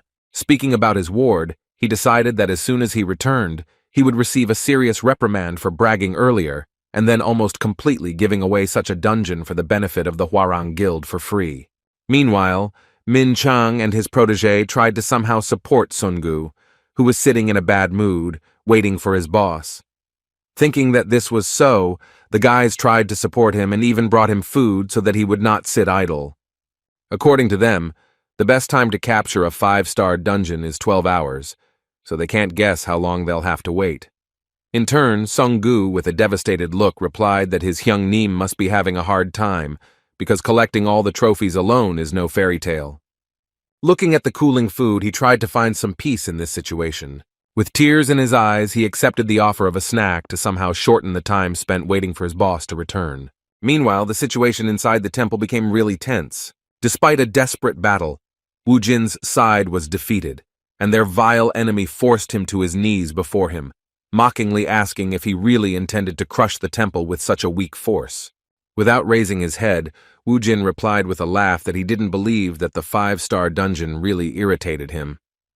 Considering his self-confident speech as a bluff, Nagi asked with a sly smile why his defeated opponent continued to bluff. He went berserk the moment he heard Wu Jin's cheerful reply that his behavior was not delusional at all. As it turned out, he fought until the very end just to increase his level and get a new familiar from the sealed Devil Stone. As he removed the seal, he caused a bright, blinding color to appear, causing his enemies to become worried at the sudden and incomprehensible turn of events. Within a moment, the demon was summoned and the surface began to tremble. The reason for this behavior of the surface was the appearance of a demon that began to break through the earth. Seeing the stone monster in front of him, Nagi began to panic, shouting that Wu Jin was a real scumbag. When his old comrade appeared next to him, the necromancer said with a sly smile that he was glad to meet them. His servant, who lifted him up on his body, became his reliable help, throwing the enemy aside. The demon incarnated into a golem, using the environment made of sand. Sweeping away everything in its path, the golem began to move forward, rapidly reducing the number of opponents. The order was still the same: go forward, destroying the enemies. The enormous pressure and sudden change in situation put Nagi in a difficult position. He had to change his plan, give orders right on the battlefield, changing the formation to one that was safer for his troops. On the other hand, Wu Jin was quite free in terms of strategy, and just continued to work on the enemy clusters.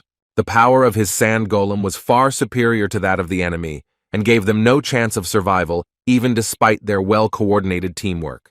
Rushing forward with spears in their hands, the spearmen were doomed to certain death. While fighting for their leader, they lost their lives as the balance of power suddenly shifted towards Wu Jin. The temple area suddenly turned into a battlefield, where the battle was already over for most of the participants. Nagi was in despair. He was incredibly angry at the realization that his incredible warriors had been defeated by the enemy's ace in the hole.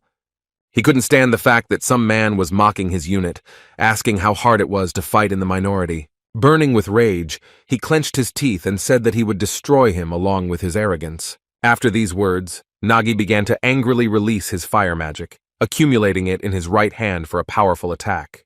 In response, Wu Jin gave a command with a sly smile to change the shape of the warrior's weapon. Now in his hands was not a spear but a huge hammer, carrying great power. Using the skill, he prepared to block the opponent's strike, who furiously aimed his magic-enhanced spear at him. However, Wu Jin's cunning smile did not disappear even when he saw such a formidable force in front of him. As it turned out, his skill was to create a powerful vortex that would swallow up everything around it. By using his second trump card, he was able to easily defeat the strongest monster in this dungeon. Wiping the blood from his mouth, Nagi couldn't come to terms with what had happened. Looking at the beaten opponent, Wu Jin guessed that he couldn't get any information out of this stubborn guy because he was the boss of the dungeon. Looking down, Nagi wondered in response where someone so strong among earthlings came from. As it turned out, his anger knew no bounds and he couldn't just give up.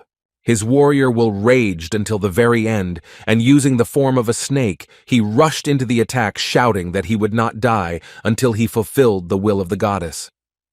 These were his last words because just a moment later, Wu Jin destroyed him with one powerful blow of his warrior hammer. Nagi had lost his own life by talking too much, but even without that, he had little chance of seeing the next sunset. The dungeon boss had been defeated, but the people outside didn't know about it yet. While eating instant noodles, Songgu continued to think about his boss, but even in this situation, he noted that the food was quite tasty due to the fact that he was already noticeably hungry. Suddenly, he heard a tricky question about why they only took 3 servings of noodles. As it turned out, it was Wu Jin's voice, and upon hearing it, Songgu completely forgot about his delicious dinner and beamed with happiness. He started running towards his boss just as reporters started flashing their cameras at them. There was a lot of noise around, but Songgu didn't pay attention to it because he wanted to ask his boss whether he was okay or not. Looking around, Wu Jin saw Yunhee standing next to him, and with a sly smile, noted that he didn't expect her to be waiting for him to come out of the dungeon all this time. Taking a few steps towards her, he asked why she was pushing in front of a dangerous dungeon if she knew that he could die from such a situation. As expected, Yunhee was furious once she saw that he was able to return alive after clearing the new 5th-level dungeon single-handedly. Journalists managed to capture their conversation, but it was of little importance, since the focus was on Wu Jin.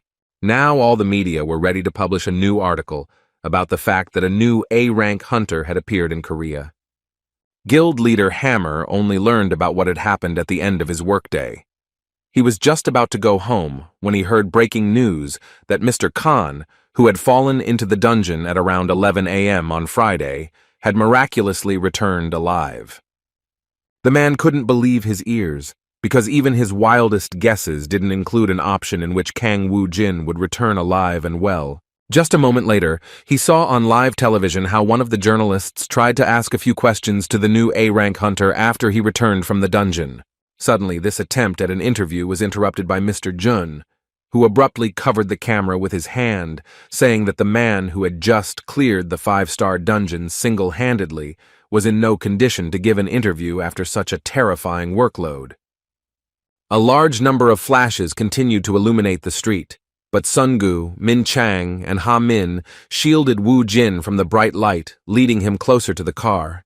It was simply unbelievable. Even the heads of large organizations were shocked by what happened at the end of a normal working day.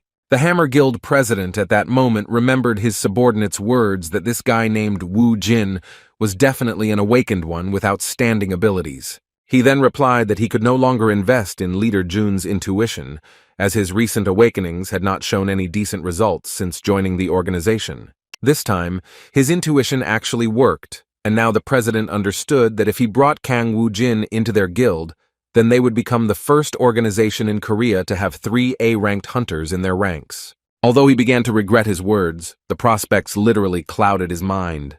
With incredible joy, he began to think that Leader Jun had already completed his task, and Kang Woo-jin was now in their hands. Meanwhile, in one of the city's establishments, a celebration of the end of the working week was taking place. The Hwarang Guild president was reporting to a certain minister, saying that their business was going smoothly, and that a large number of people were involved. The minister repeated once again that not the slightest mistake should be made, but Lee Sang-ho insisted that all preparations had already been completed. In response, the government representative said that he had complete confidence in him and was willing to leave the rest of the business to him. Naturally, he also mentioned that at the end of this matter, the Hwarang Guild would receive a generous reward. At one point, Mr. Lee was distracted by a message on his phone, which shocked him to such an extent that he completely forgot about the conversation with the minister. At that moment, he learned that Kang Woo-jin had become the new A-rank hunter among the warriors of Korea. When the minister asked him what had happened, he answered politely and patiently that it was nothing important. Now he had no time for dinner with the minister, because he was beginning to be tormented by the thought that Kang Woo-jin was indeed not a simple awakened one. He guessed that this guy had a pretty high level, but he couldn't even imagine that he would become the new A-rank. In their last conversation with this guy, he mentioned that gathering all the worthy awakened to protect the earth from the danger coming from the dungeons was his true purpose. He tried to hook Wu Jin with such sweet talk, saying that he really hoped that the new promising hunter would entrust them with his power. However, despite his attempts, Wu Jin did not feel any affection for him. He was not interested in this proposal, because he understood that it was the most ordinary lie. With some condemnation at the end of their last conversation, he called his speech beautiful despite the fact that he himself is a rotten person inside. Even though it was a personal insult, Lee Sang-ho was willing to endure such impudence towards him in order to achieve his goal. He answered with a reserved smile that he still had not earned the trust of such a mysterious hunter, so he suggested that they continue the conversation another time. Remembering that situation, Sang-ho no longer doubted that Wu Jin had some kind of secret. Now the president wanted to see this guy and his team even more. He was ready to achieve this result at any cost.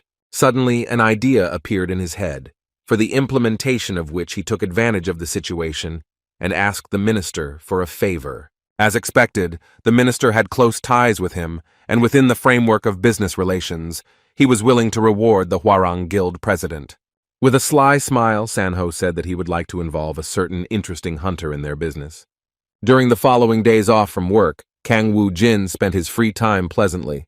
What was pleasant for him turned out to be torture for his friend.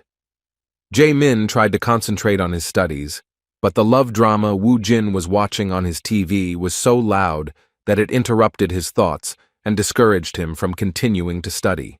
At one point, he couldn't stand it any longer, and turning around, he nevertheless expressed his dissatisfaction with the fact that he couldn't concentrate on his studies. His request concerned not only Wu Jin, but also Bibi and Sungu, who were watching the series on TV with him. Despite his impudence, Wu Jin still turned down the volume so as not to inconvenience his friend, who allowed him to continue living in his apartment. However, Jae-min's headaches had not diminished lately, because now there was also a black cat in his apartment that meowed too much. Turning to Woo Jin, he asked if they were worried about the situation that had developed around the recent events. The matter was that reporters from various newspapers had gathered near their houses and had been crowding for 3 days in anticipation of meeting the much-talked-about hunter. Woo Jin assured that it was not a big problem, because sooner or later they would break up, since he planned not to leave the apartment for a few more days. His words did not please Jae-min very much, moreover. The impudence turned out to be even more serious, because his new problematic and now even famous friend began to order some products from the store from him in order to enjoy movies with delicious food. Jae-min tried to convey that he was busy because he had exams coming up, but that didn't stop Woo Jin. As soon as he waved an impressive sum of money in front of him, he immediately changed his attitude towards this request, having learned that he could keep the change for himself. Suddenly, their daily life was interrupted by a call on Woo Jin's mobile phone. Picking up the phone, he assumed it was his mother calling, so he asked if everything was calm and if reporters had stopped coming to their house. As it turned out, they still hadn't given up, because Woo Jin's photos were a sensation, for which they were ready to stay under the places of his supposed location for days on end. When he learned that reporters were still at his mother's house, he responded with some guilt that he would come later to pick them up from the house. As it turned out, this was not the only problem he learned about. Before reporting what had happened, he asked Sun-gu whether Korea was divided or had finally been united. When he heard that nothing had changed in these 5 years, Woo Jin was simply shocked, because even though dungeons had appeared everywhere, this thing remained the same as before. His discontent and excessive emotionality seemed like a mystery, and Song-gu could not understand what was causing his boss's unusual behavior. As it turned out, something too unexpected happened. Kang Woo-jin learned from his mother that he had received a draft notice for the army. He didn't like this kind of thing, so he was determined to find a way out of the situation as soon as possible. He was so desperate that he seriously suggested to the guys that they kill the head of North Korea so that Korea would become united again and there would be no more need to conscript the guys into the army. Sun-gu was simply shocked when he heard from his boss such madness that he was ready to go to avoid going to the army. Trying to hold him back with all his might, he shouted at him to calm down, but Woo Jin was already prepared to unite Korea and was going to do it before he was called up. His protege could not cope with this task and appealed to his common sense, asking if he was sure that the countries would unite after the death of the North Korean leader. With some displeasure, Kang Woo-jin, understanding what Sun-gu was getting at, asked if there was another way to achieve his goal. He thought that this was the best option if he did not want to join the army. Sun-gu did not give up trying to stop the boss and tried to convey to him that there were other ways he could avoid being drafted into the army. At this awkward moment, when Sun-gu was holding on to Woo Jin's clothes, kneeling and screaming desperately, Jae-min came back into the house. He was a little confused and awkwardly asked what they were doing there. When Woo Jin explained the matter, Jae-min said with confusion that it was not something he should worry about. According to him, an awakened person would not be a regular anyway, and in fact, this could be a good opportunity for him to grow. According to him, awakened people are usually assigned to a special division, but even in this case, there is an alternative. The guys were interested in what is an alternative to conscription. As it turned out, in order to avoid conscription, you can join a certified guild and help eliminate monsters at the request of the Ministry of Defense. Hearing this, Woo Jin was surprised that Jae-min even knew such things. As it turned out, his friend actually wanted to join a big guild, so he studied such things. Having learned new options on how to avoid being drafted, Woo Jin looked at his protege with distrust. He put Song-gu in an awkward position and made him feel guilty for saying that he was of so little use. Meanwhile, a small celebration began in the Hammer Guild, as Ha-min came to his leader with a very happy look on his face, saying that he had done an incredible thing. It was the first time Mr. Jun had seen him in such a mood, so he wanted to know where his protege got so much pathos from and what feat could have made him so happy and proud of the result. With an equally cheerful look, he stated that Mr. Woo Jin had made an appointment with him to talk about the guild. Moving closer to the shocked boss, he said that in other words, this meant that the most promising A-rank awakened was going to join their organization, raising them to the first place among all the hunter organizations in Korea. After these words, Min Chang began to recall the recent events, all his efforts when he tried in every way to help Wu Jin.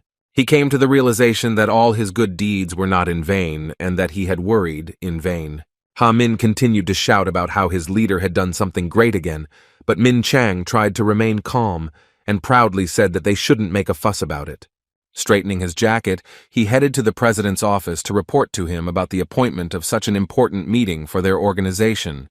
Now he had no doubt that he still had not lost his grip. A sudden knock on the guild president's large office distracted him from his work, but he was glad to see his beloved protégé, whom he had recently considered useless. Upon seeing Leader Jun, he immediately asked how Kong Wu Jin's case was progressing. In response, Leader Jun delighted him with the news and made him laugh with joy, saying that they had contacted him to discuss the details. Hearing this, the president rushed towards him, grabbed his hands, and began to happily talk about how, as always, he had done an incredible job. Leader Jun was in no hurry and decided to mention the situation with the vice president, but the president responded without hesitation that he would give up the position if there was a need. With a good laugh, anticipating incredible events, the president said that the Hammer Guild was able to become the best guild in Korea only thanks to such an incredible leader. At the end of the conversation, Min Chang thanked the president for his attention and special attitude to the situation and said that he would take this as his gratitude after the matter was completed. After finishing all the preparations, Ha Min and his boss went to a cafe where he made an appointment with the incredible awakened that every guild in Korea wanted to get their hands on. However, here they were suddenly disappointed, because they did not expect that the conversation would not be about what they thought. As it turned out, Wu Jin didn't mean that he wanted to join the Hammer Guild. In fact, he wanted to propose that they create their own guild. Confused, Leader Jun tried to resolve the situation, believing it to be a misunderstanding, so he reminded him that they had previously talked about him joining the Hammer Guild. In response, Wu Jin explained clearly that he had no need for that, and that it would be better for Leader Jun and Mr. Ha Min to join them.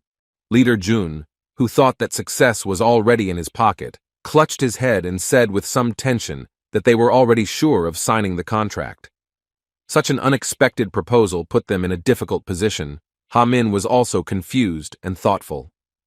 However, even though everything didn't turn out the way they wanted, Ha Min still found the strength to step out of his comfort zone and ask what the terms of their cooperation would be if they agreed to work in the organization that Wu Jin was planning to create. They were shocked when they heard that they were being offered an incredible amount of money. Wu Jin tried to lure them into working for his organization with incredible conditions, including increasing their current salaries by as much as 100 million won. While adjusting his hair, Leader Jun sighed heavily, regained his composure, and replied that it was not just about money. Trying to get back to the previous question, he reminded him that he was the leader of the Hammer Guild. As an ordinary person, he joined one of the best guilds and went through many difficulties to achieve such success, which makes such decisions difficult. He didn't like such radicalism, so he said once again that it wasn't just about money.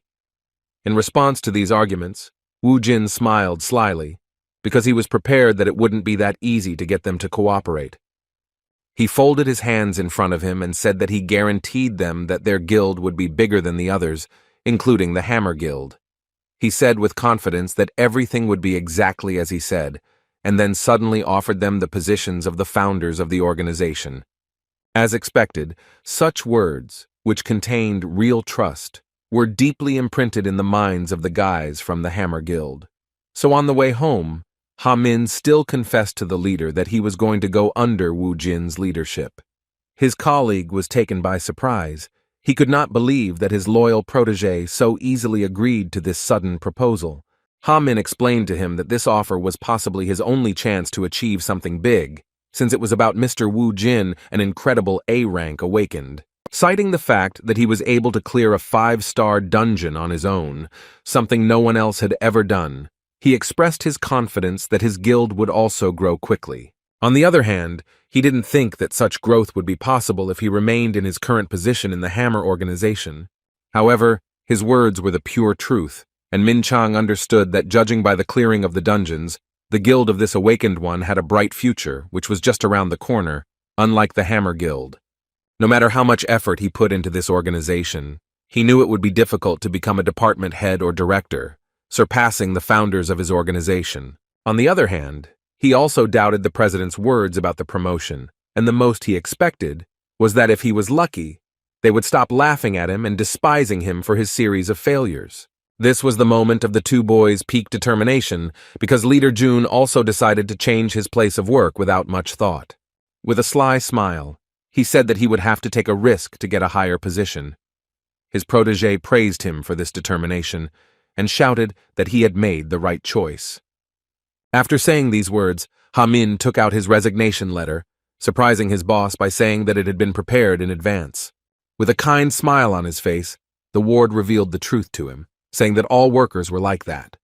And yet the leader was not much different from him and demonstrated this at the moment when he also took his application out of his inside pocket. It was very crumpled, which indicated that he had been thinking about leaving for a long time, but could not find the determination to do so. Arriving at the office, they immediately headed to their places to pick up their things, but when they opened the door, they were surprised that the light was not on. They thought that everyone had already left, but they were wrong in their assumption. A moment later, the lights turned on and colored ribbons flew towards them, and to the sound of firecrackers, all the workers began to shout congratulations to the new boss, Jun Min Chang. The guys were in complete shock, realizing that their president had prepared a celebration in honor of the supposed success of their deal. In a cheerful mood, pleased with the leader Jun, the president said that he knew from their first meeting that the role of leader was too small for him. After these words, he announced to a thunderous applause that starting tomorrow, Min Chang will become a member of the board as vice president. At that moment, one of his colleagues approached Min Chang with a cake in his hands, inviting him to blow out the candles and make a wish. The other guys, with cheerful smiles, asked him not to forget them after the promotion and continued to congratulate him on such an incredible event. In response, Leader Jun could do nothing but laugh awkwardly and confusedly. Even despite their awkwardness, the president continued to make things worse for his subordinate, heightening the celebration by asking the staff to applaud Vice President Young Min Chang, adding that he was a genius who had completed an incredible negotiation. The guys didn't even have time to notice how all this action was over, and they found themselves in the middle of a celebration in a prepared hall with champagne and pleasant music, as well as an unlimited number of snacks. Seeing the confusion of his boss, Ha-min slyly gave him his statement. Running away from the new vice president, he said with a cheerful laugh that he was so embarrassed that the food wouldn't go down his throat, so he wasn't going to stay there and trusted his boss with the rest. As he left, he said that he believed that the leader would also be able to quit. He didn't have to be bored for long, because a moment later the president pounced on him with a request not to stand there like a pillar and to follow him quickly. The situation had worsened, even though it seemed that it couldn't get any worse. Vice President Jun felt even more awkward when he learned that all the Hammer Guild employees wanted to hear the details of his feat. With cold sweat on his face, Min Chang wanted to stop the president, but the president did not listen to him and asked him not to be shy and to tell everything as it was. Seeing the new vice president stuttering and acting unsure, his boss said he should come to terms with the fact that he now bears more responsibility than ever before. Jun folded his hands in front of him and admitted to all his colleagues that he had failed and that the celebration had been in vain. The president could not comprehend what he heard at first. Just a moment later, the man he had appointed as vice president ducked low and apologized for failing to recruit Kang Woo-jin. Once the president realized what had happened, he pointed his finger at his subordinate and angrily shouted whether what he had said was really true. In response, Jun apologized, and the president, filled with anger, continued to shout that a simple apology would not suffice, threatening his protégé with dismissal. Hearing about the dismissal, Min Chang felt some relief, realizing that he would be grateful for it. The president continued to shout about how much resources had been spent on this matter and how it couldn't be compensated for with a simple apology, but Min Chang didn't listen to him at all, as he was completely absorbed in his own thoughts. He was right, because Leader Jun released the reservation of the dungeon and let Kang Woo-jin use it for free, and also paid people to hide his real rank. Things went too far, So Min Chang took advantage of the situation to take out a resignation letter and said that he would take responsibility. Placing 2 resignation letters on the table, the vice president announced that he would be leaving the Hammer Guild. Hearing this, the president became even more dissatisfied, saying that he must have gone crazy. He wondered what his dismissal would change, since he was not a civil servant. He sighed heavily and assumed that Min Chang was simply running away from the mess he had created with his own hands.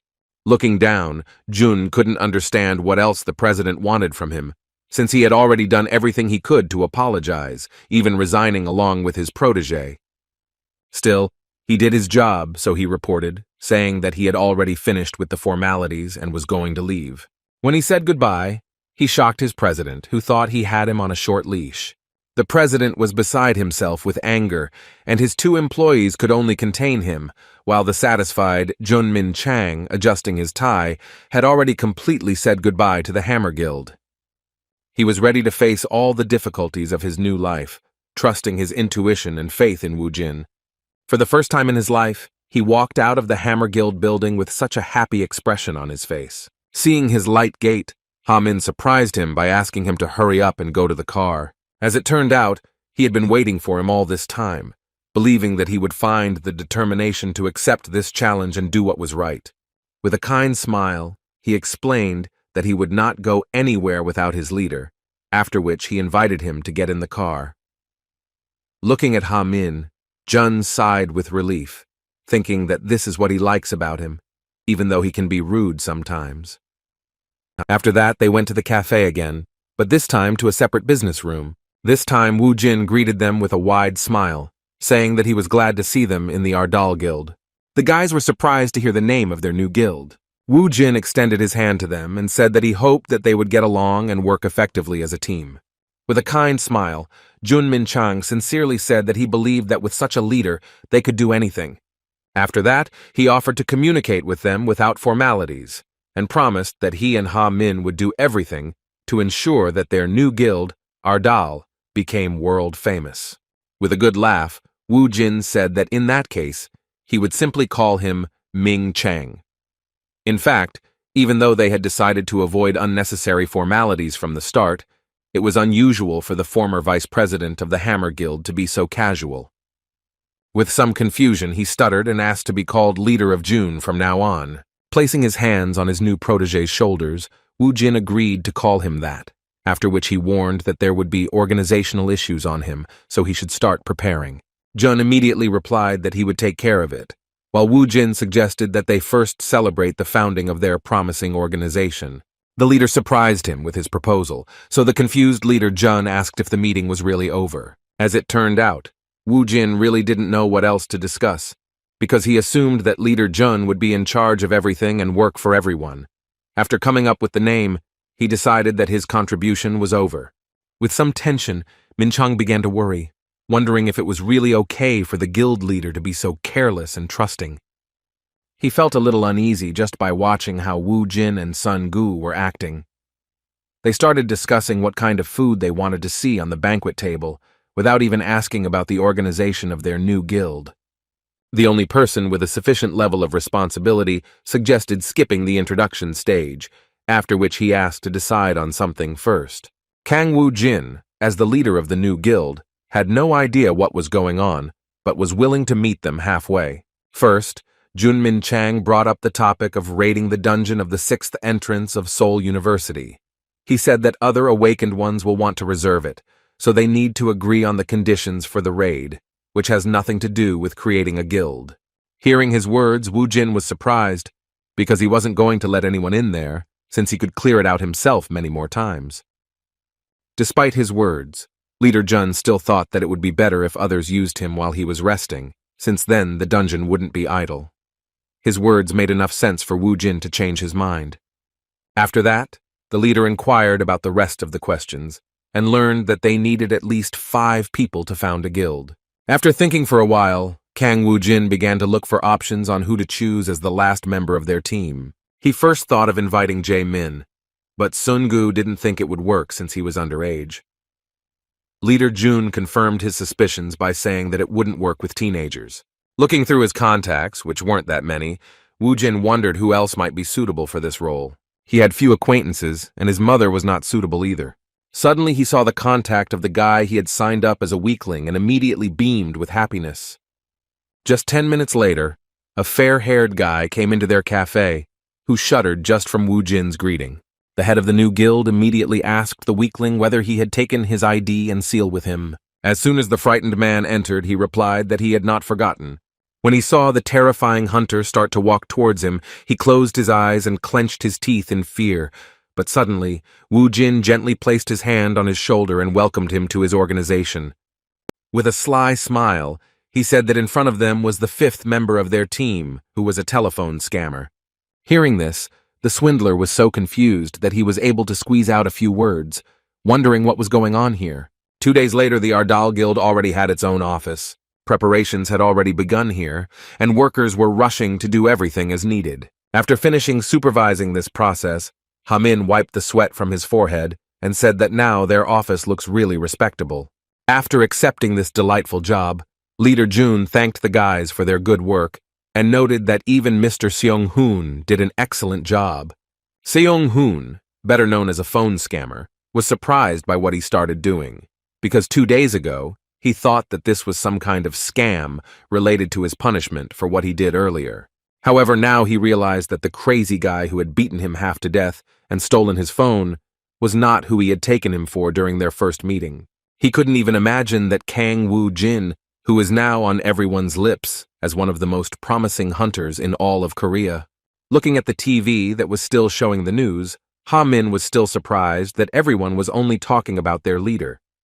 Woo Jin explained with a sincere smile that it was not surprising because he was the 11th A rank awakened of Korea, although it was still unofficial. It was logical to assume that he was one of the strongest hunters in history, so it was no surprise that everyone treated him like that. Looking at these guys, Seong-hoon thought about how that madman managed to attract even the guys from the Hammer Guild. With a sly smile on his face, he decided that this situation was quite advantageous because it meant that the leader was offering very good conditions. In fact, Seong-hoon had been suffering from boredom for a long time now, since the business wasn't bringing in enough money like before, so he didn't mind just working in the guild. Suddenly, his thoughts about his sudden success were interrupted by the question of how he was connected with the head of the newly formed guild Ardal.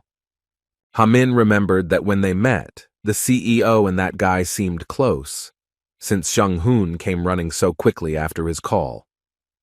One of the founders assumed that he was a relative or close friend of Woo Jin, but he couldn't even think about what caused that guy's behavior. He couldn't admit that he had only rushed to that cafe so quickly because he didn't want to get beat up. He honestly didn't understand why Woo Jin had called him of all people, so he assumed that he simply regretted beating him up that day. Suddenly, their conversation was interrupted by the appearance of the head of the newly formed guild Ardal himself. Looking around, he said that it was quite good, and that he was glad that everyone had done a great job. After thanking him for his part in the job, Leader Jun asked if he had finished describing his dungeon raid. Looking back at the barely alive and exhausted Sun-gu, he said that this guy was the only one who had to really sweat. Seeing him in such a state, Ha-min and Jun-min-chun were simply shocked, realizing how much their leader had driven him to. Sun-gu decided to pass by, while the caring leader Jun reached out to him and asked if he was feeling okay. His appearance answered the question itself, and Ha-min clarified that they had a lot to write down, even if it was a successful raid on a 5-star dungeon. As soon as the chieftain's ward, who was responsible for the trophies, sat down at the table, it seemed to everyone that his soul was leaving his body. Seeing this, the worried founders decided that he should be given some kind of allowance for such hard work, and preferably that this allowance be for life. After resting a bit, Kang Woo Jin, as the head of the Ardal Guild, gathered the guys in the meeting room for the first time in order to decide what, in his words, was the most important thing at the moment. First of all, he turned to the most trusted person, the leader Jun. He was wondering what position he would take in order to do as many useful things for the guild as possible. Hearing this question, Leader Jun was a little confused because he didn't think that he would be given such freedom of choice. At first, he thought it was just irresponsibility and lack of experience of their leader. He was partly right, and Wu Jin himself explained that they had few people, so it was worth distributing responsibilities so that the work would go better. He suggested that everyone say their desired place in the guild hierarchy. Upon hearing this, everyone was shocked to realize that they had freedom of choice in what position to take. The one who was most shocked was the phone scammer Seung-hoon, because he couldn't even imagine that his life would turn upside down after being beaten by some madman whom he tried to deceive, considering him a simpleton. Everyone became silent, so Wu Jin took the initiative again and started with Leader Jun, asking what positions were usually needed first in guilds. Leader Jun immediately replied that there were two categories, awakened and ordinary workers. Leadership positions were usually given to awakened workers, but he said that was not so important. What he thought was really important were the details of the contract, such as the rate and percentage of dungeon raids and such. After listening to his words, Wu Jin moved on to Sungu, asking him again what he wanted. The confused guy awkwardly replied that he had been working as his manager recently and had no idea what to do next. Seeing that he was extremely indecisive, Wu Jin gave him the position of guild director without discussion. Hearing this, Songgu shuddered in shock, but seeing his boss's kind smile, he immediately realized that this was no joke. With an incredible sparkle in his eyes and a blush on his cheeks, he felt enormous pride in the fact that at 21 years old he had already become a director. As it turned out, he began to rejoice too early, because in fact the boss appointed him as the director of collecting loot in the dungeons. The difficult life that seemed to be ending after being appointed to the director's position was in fact only made worse by even greater workload and responsibility. The guys from the Hammer Guild weren't thrilled either, as they had never heard of such a position. Turning again to the experienced former representative of one of the largest hunter guilds, Wu Jin asked what departments the guild had. Leader Jun replied that it was the accounting department, the administrative department, the sales and support department, and the management department. After thinking for a while, Wu Jin noticed a discrepancy between the number of founders and the number of departments, and decided that it would be worth splitting it all into three. First of all, he decided to give a place in the hierarchy to the leader Jun. Considering his knowledge in organizing the guild's work, he pleased him by appointing him as the general manager of the entire Ardal Guild. A joyful Jun replied that he would give his all to achieve common goals. Next up was Ha Min, and he knew exactly what he wanted as the head of the support department. Without further ado, Wu Jin agreed with his wish, and he got the position he wanted. With a good laugh, he said that he promised to do his best. The last one left was a telephone scammer, frightened but touched by the leader's sudden generosity. Looking at Seung-hoon, Wu Jin turned to Leader Jun with confusion and asked what this guy was doing among them. Leader Jun was at a loss, stuttering as he asked if the leader had told them that he would be one of the founders of the Ardal Guild. It was true that this fair-haired trickster was the fifth member of their team. In response, Wu Jin said that he just wanted to use his name. Now he couldn't do anything about it, because that guy really did become the fifth member of their guild. Seeing how Seung-hoon began to panic, the guys thought about what they should do with the last participant in the meeting. With a sly smile, Wu Jin came up with a pretty good plan. He folded his hands in front of him and said that since this bastard was here, then he should be given a proper job. What his decision turned out to be is still unknown, but there is no doubt that it was quite insidious. Returning to more pressing matters, Leader Jun, who became the guild's general manager, inquired about hiring new employees. The boss didn't understand why he needed new employees, which greatly puzzled his protege. Jun was forced to explain that as the guild grew, the number of awakened would increase, so they would need more workers. In response to his words, the chief handed him a summons to the army, and with a sly smile explained that in fact, he only went on raids to dodge the army. He believed that they no longer needed employees for such a task. With a shudder running through his body, Jun Minchang realized that he had been used for such a petty purpose. The reason why a madman like Wu Jin would decide to found his own guild was in his hands. It was hard for him to realize that it was because of his pride that he had never decided to join the Hammer Guild.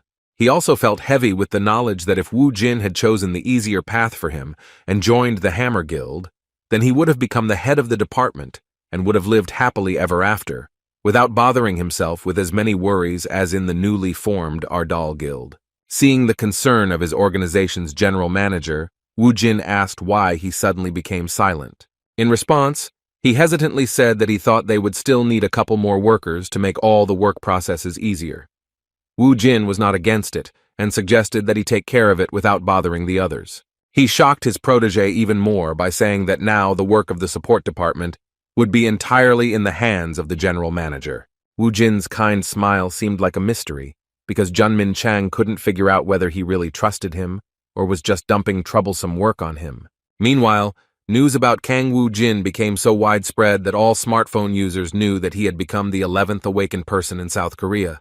He became very popular, and Ji-woon, who was reading this news, couldn't believe that she had been drinking with such a person. Moreover, the one who was just her classmate at school turned out to be a completely different person after 5 years of his absence from the city. During their last meeting, something happened that she couldn't even imagine. The moment the Panama hat that was hiding her scar, which she found disgusting, fell off her head, Wu Jin put the Panama hat back on her head, saying that even like this, she was still cute. Just remembering that moment made her feel butterflies in her stomach, and she couldn't sit still. A blush appeared on her face, and she began to distract herself from such thoughts, telling herself that she should not think about such things. Suddenly she heard the creak of the front door. After that, she was shouted at by an angry woman who said that she was scaring people. Two friends with not very attractive appearance started yelling at her that even though she was indoors, she should still wear a hat because she was not alone. They asked her to behave appropriately, once again demonstrating the disgusting character traits of those people who did not treat her scar with understanding. By apologizing, Ji-woon once again demonstrated her patience. Even though the girls from her dorm had started to leave the room, she still heard part of their conversations about saving up some money to move out of this place because Ji-woon was constantly scaring them with his appearance. At that moment, the sweet girl felt sad again and lost hope that she could be loved, especially by such a popular person like Wu Jin. Her younger brother, Jae-min, didn't know what to do, so he decided to come visit her. He hoped that she would be surprised if he was right outside her company. The timing was just right since he had finished his exams, and Wu Jin had returned to his home. He was going to have dinner and have a good time with her. His sister was a little late, but he still waited next to her at the entrance to her dorm. At that moment, he noticed two girls with an extraordinary appearance who were leaving the entrance, discussing some girl, talking about rumors that she had flirted with many guys until she got a burn on half her face. It became obvious that they were talking about Ji-woon. The last thing Jae-min heard from their conversations was that his sister used to be such a quiet person, and now guys run away as soon as they see her without a hat. Rumors like these made Jae-min feel a little sad because he couldn't do anything about it. Meanwhile, in the deserted underground of the 6th station of Seoul University, another raid was completed. Wu Jin cleared the area alone once again, and the director of treasure collection finally finished collecting valuables. After collecting everything, he turned to his Hyungnim, saying that they could finish now. Unfortunately, this time they were only able to obtain common items. Useful artifacts were no longer encountered due to the fact that they had already conducted more than 3 raids on this dungeon. The quality of the loot undoubtedly decreased as the number of successful raids increased. After looking at his inventory, Wu Jin said with a smile that this was enough and that they had already obtained everything useful. After that, he collected all the loot in his inventory and used the return stone. As expected, a whole crowd of journalists was waiting for them outside. Seeing Wu Jin leave the newly cleared dungeon, they started running towards him asking how his latest successful raid went. Less than 4 hours had passed since the start of the passage, which was an absolute record even among strong teams of hunters. Suddenly, Seung-hoon broke through this crowd and congratulated the leader on his excellent work with a smile on his face. When Wu Jin asked him what he was doing there, he replied that Director Jun had asked him to take them to the office after they finished the raid. When asked where Director Jun himself was, he replied that since their guild had been approved, he had gone to the General Affairs Bureau, which is why he would return to the office a little later. Suddenly, their conversation was interrupted by some impudent journalist who, due to his rude behavior, even pushed Seung-hoon aside. After that, he began desperately asking for the opportunity to ask a couple of questions, the first of which concerned the secret of such a speed of clearing high-level dungeons. A moment later, a whole crowd of journalists ran past Seung-hoon, who were also interested in getting at least a few words from the most popular hunter at that time. Wu Jin was in a difficult situation. He was back in the crowd, with all the microphones pointed at his face. The reporters were asking about the truth of the rumor that he was not accepting applications for this dungeon, and when he was going to start renting it out to other hunters. Seeing all this impudence in the work of the media, Seung-hoon could not contain his anger. Suddenly, he shouted for everyone to step aside. The crowd of journalists suddenly dispersed and began to look with interest in the direction of the sales director. At this point, Seung-hoon showed his character by shouting that Mr. Kang was tired of clearing dungeons, and that giving an interview at their guild happens after the application to their address is approved. The final argument that discouraged the journalists was the threat that if they continued to pester the head of the Ardal Guild, then their organizations would be held accountable before the law. The words that he remembered all their faces and would keep this in mind when he received a request for an interview made the journalists understand the seriousness of the situation. There was no doubt that one of the founders of the Ardal Guild was definitely unhappy with this situation, which meant that it could jeopardize the possibility of interaction with one of the most unpredictable and scandalous hunter organizations in all of Korea. Seeing how effective a phone scammer could be, Wu Jin was genuinely surprised. A moment later, Seung-hoon pleased him by telling him that he should wait a little longer until he brought him the car. As the sales director ran towards the parking lot where his car was, Wu Jin continued talking to Sun-gu. He was surprised that the phone scammer was so angry about being pushed, and also asked if the strange guy had been so aggressive before. Taking advantage of the moment, Sun-gu decided to ask how his Hyun-nim knew Seung-hoon. With a sly smile, Wu Jin remembered that this was the guy who sold him the bad phone. As it turns out, the threat of being beaten works wonders. At first, Seung-hoon didn't know why he was called, but when he heard that all that was required of him was his name, his pride was hurt to such an extent that he firmly decided to make himself useful. For the sake of his goal, he had risked everything and even closed his shop, just because he had misunderstood everything. Now he had to stay in this guild at any cost, and was ready for anything, even for such blackmail, which he had scared off a crowd of journalists. Even 3 days later, the Ardal Guild continued to be at the top of all the news in the country. While in his office, Wu Jin was reading the news, and there were many interesting things among them. Many media outlets were discussing the fact that the much-talked-about Kang Wu Jin had passed the re-evaluation at the General Affairs Bureau and had officially become an A-rank hunter. No one knew what plans he and his guild had, but everyone believed that everything would be serious, because Ardal had already received approval from the General Affairs Bureau. He had many personal achievements to his credit, such as record-breaking speed in clearing dungeons and more. What Wu Jin was most interested in was the article comparing who was the strongest awakened in Korea. First of all, he was compared to Kim Kang-chul, a mysterious figure whose strength was rumored to be a hunter. When Sun-gu entered one of his offices, he asked him in surprise what he was eating. As it turned out, the jar that contained what looked like popcorn was actually overflowing with reinforcement stones that boosted a hunter's stats. Song-gu was shocked by this suggestion, saying that reinforcement stones were terribly valuable, costing around 1 billion won. He was embarrassed to ask for something like that, so Wu Jin decided to offer him a few himself to make his work easier. Sun-gu's hands, which were stretched out towards the benefactor, trembled at the mere thought of receiving such valuable stones. Hyun-nim told him that these 3 stones would increase his strength, agility, and endurance. Continuing to eat the jewels as if they were popcorn and generally petty expenses, Wu Jin asked his protege not to worry about it, and to do everything in order to improve his own characteristics. He himself looked at it from the practical point of view, because Sun-gu needed to become stronger to carry more things, and become faster to collect them faster.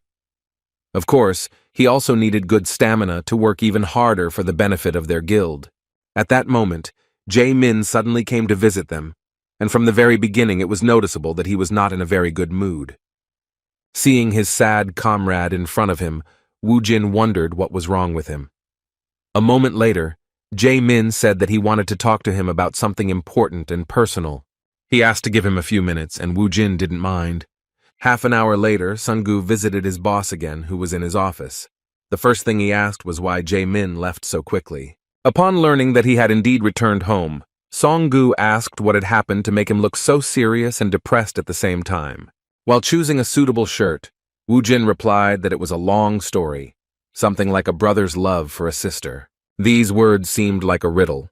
The boss continued that he needed to go out for a short walk. When Sun-gu asked him where he was going, he replied that he wanted to meet Ji-won.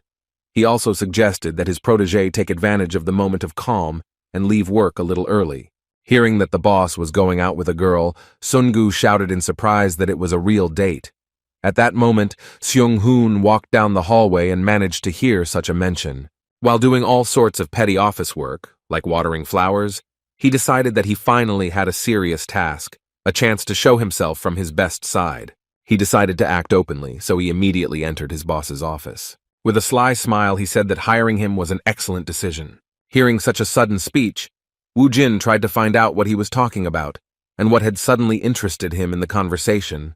Without mentioning that he heard about his boss's date, Seung-hoon said that they should trust him because he was a real expert in this. As a result, the guys went shopping in one of the rather premium stores, despite the fact that the clothes in this place looked rather primitive. Looking around, Sun-gu, who was in such a place for the first time, was surprised to ask if this was really the same Korea in which he lived. They were in the VIP room of this store. The guys couldn't even imagine that there was such a place in the shopping center where the customer is given special attention. 3 consultants worked with Woo-jin at the same time, taking his body measurements to select the perfect clothes. Sun Hong seemed like the 4th consultant, as he tried his best to get to the guild leader by offering him various options for formal suits. Woo-jin, who was the center of attention, still didn't understand what all the fuss was about. An hour earlier, he learned that Seung-hoon was interested in helping him with the walk. Then he said that there are many ways to win a girl over, but among them it is worth paying attention to the most effective ones. According to him, the most important thing is sincerity and the first impression. After that, he asked the kids to just do as he said and dragged them along with him on a shopping trip to the mall. Woo-jin still didn't fully understand what the phone scammer wanted from him. Winking back, Seung-hoon then said that wearing the right clothes is the first step to a girl's heart. Although the guild leader didn't take it as seriously as his charges, he still wasn't against it, thinking that sometimes it wouldn't hurt to buy something stylish and new. When he showed up in front of the guys in his new clothes, a crisp black suit with a dark blue shirt, the consultants could barely contain their delight, and the more sincere Seung-hoon and Sun-gi said that he really did look great. With a kind smile, the far-from modest guy asked the guys to be quiet, realizing that their reaction was indeed genuine. Seung-hoon, who had been following him closely, once again suggested that he improve his appearance. This time he said that a suit and a watch would complete the look. Putting the watch on his hand, the leader began to walk towards the exit, but Seung-hoon asked him to take something else important. As it turned out, it was a plan to have fun in the area where his boss was going to meet a girl. When his subordinate asked him to just follow his plan, Woo-jin realized that he had been misunderstood. Still, he wanted to have a good time relaxing, so he decided to listen and thanked Seung-hoon for his efforts, saying that they could leave work early in honor of the upcoming weekend. Sun Hong was very happy with the result of his efforts, so he finally wished the leader good luck, shouting that he would succeed. As soon as he left, Song-gu fell onto the sofa in relief and said that now they could finally rest. As it turned out, this was not the end, because according to Seung-hoon, he still had one more tricky business left to do for the good of his leader. After that, he said a phrase about how every time he tries to bring people together, they inevitably become couples for life. Sun Hong was determined from start to finish, and even openly admitted that he was going to help the leader with his love. Hearing this, Sun-gu was at a loss, because he had just heard from his boss that he just wanted to go for a walk. He couldn't believe that Hyun-nim was actually going to meet her, and Seung-hoon only confirmed these words, although he himself was only relying on guesses related to part of the conversation he overheard. The sales director glanced at his watch and said that time was short and he had a lot to prepare. He then headed towards the exit, wishing the director good luck with collecting trophies and a good weekend. In just an instant, Seung-hoon disappeared, and Sun-gu was left alone, without receiving answers to all his sudden questions. Despite how desperately his colleague tried to help the leader, he doubted that Hyun-nim was going to confess his love since he was telling him about some kind of medicine or something like that. Meanwhile, Ji-woon finished another workday and returned to the dormitory of Daesan Company. She was sad as usual, thinking that another day was torture, which she successfully overcame again. As she emerged from the shower, she noticed that she had a new message on her phone. As soon as she picked up the phone, she found out that Woo Jin had suddenly invited her out for a walk. Seeing this, a sparkle of happiness appeared in her eyes. She couldn't believe that he was actually inviting her for a walk, which could most likely be considered a date. Within a moment, she remembered her low self-esteem and inferiority complex due to the scar on her face, so she stopped even thinking about the possibility of someone asking her out. She decided that he must have some other reason for meeting. At that moment, Woo Jin called her on her mobile phone and shocked her by telling her that he was already right under her dorm. Coming to the window, she made sure that he had really come. She was simply shocked when she saw how he prepared for their walk. For the first time in her life, she saw him like this, in a smart formal suit that was perfect for a date, not an ordinary walk. After a few minutes of walking, Ji-woon finally decided to ask him why he wanted to meet. She was wondering why he was in such a hurry and why he had suddenly asked her to go downtown with him. Woo Jin surprised her with his answer, saying that he didn't have anything special in mind, because he just wanted to give her something and go on a date with her. Hearing about the date, Ji-woon was very confused, but after a moment she felt warmth and a blush appeared on her face again. Looking at Woo Jin, who had become incredibly famous, she wondered if he really liked her. She found the situation extremely unusual due to the fact that she was worried about her appearance. Moreover, she was surprised that he had prepared so well by choosing a suit. She didn't know how to act in this situation because she hadn't even prepared herself by choosing the right clothes. Woo Jin was trying his best not to make her worry, so he took full responsibility for the date and suggested going to a movie while it was still too early for dinner. Suddenly, a man bumped into her shoulder and immediately apologized. At that moment, Woo Jin noticed that she was very worried about whether her cap had fallen off her head. Seeing her excitement, he immediately remembered what the problem was. He couldn't forget how she felt about her burn and how insecure she became because of the scar on her face. She was afraid of people's judgment, so Woo Jin asked her if it was true that she cared so much about what others thought. Her silence spoke for itself. She could not behave differently, realizing that people were uncomfortable seeing her open face. At that moment, Woo Jin once again demonstrated that he was a real man who could solve problems. He grabbed her hand and hurriedly led her into an alley with small market stalls. The products that interested him made Ji-woon feel at a loss just by looking at them.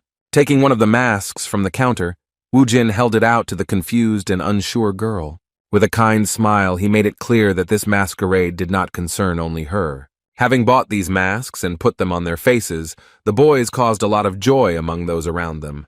They walked around in them in broad daylight and it looked quite funny. Some thought it was crazy, but no one could argue that they looked good. At first, people assumed that it was some kind of holiday, but later there were even thoughts that they were celebrities. Ji-woon still felt a little awkward and didn't know if they would really be walking around wearing these masks. It was the first time in 5 years that she had received so much attention because of her appearance, but people's reactions were quite pleasant.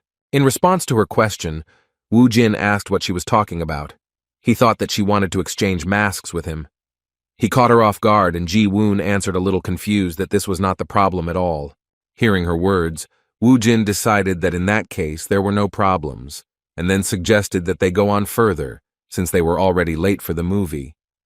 His care and ease became what awakened feelings in the girl who had long since lost love for herself. The movie they came to see was a romantic film about the love between 2 high school students. While in the cinema, they sat without masks, and Ji-woon felt quite comfortable. As it turned out, the 2 of them were the only ones in the room. Looking around and looking at the calm Woo Jin, Ji-woon didn't understand what was going on, because it was said earlier that all the tickets were already sold out. Woo Jin didn't show it, but she knew that he was probably involved in the fact that they were the only 2 here. As it turned out, half an hour ago, when they came to the cinema, they were told that all the tickets had already been sold out. Woo Jin felt a little awkward. Ji-woon tried to calm him down, saying that they didn't have to watch the movie, they could have a good time without it.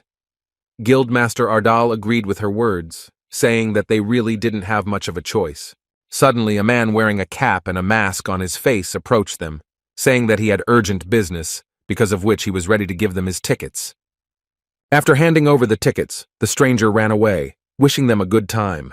At that moment, Wu Jin realized that the person who gave them his tickets reminded him of someone. As it turned out, the whole situation was a cunning trick by Sheng Hun. The thing he was talking about was a cunning plan to buy out all the tickets. When the movie started, he refunded all the tickets except for the ones he gave to the guild leader. He was very persistent in returning his tickets. As it turned out, he managed to cheat by saying that he was buying them for a large group of people.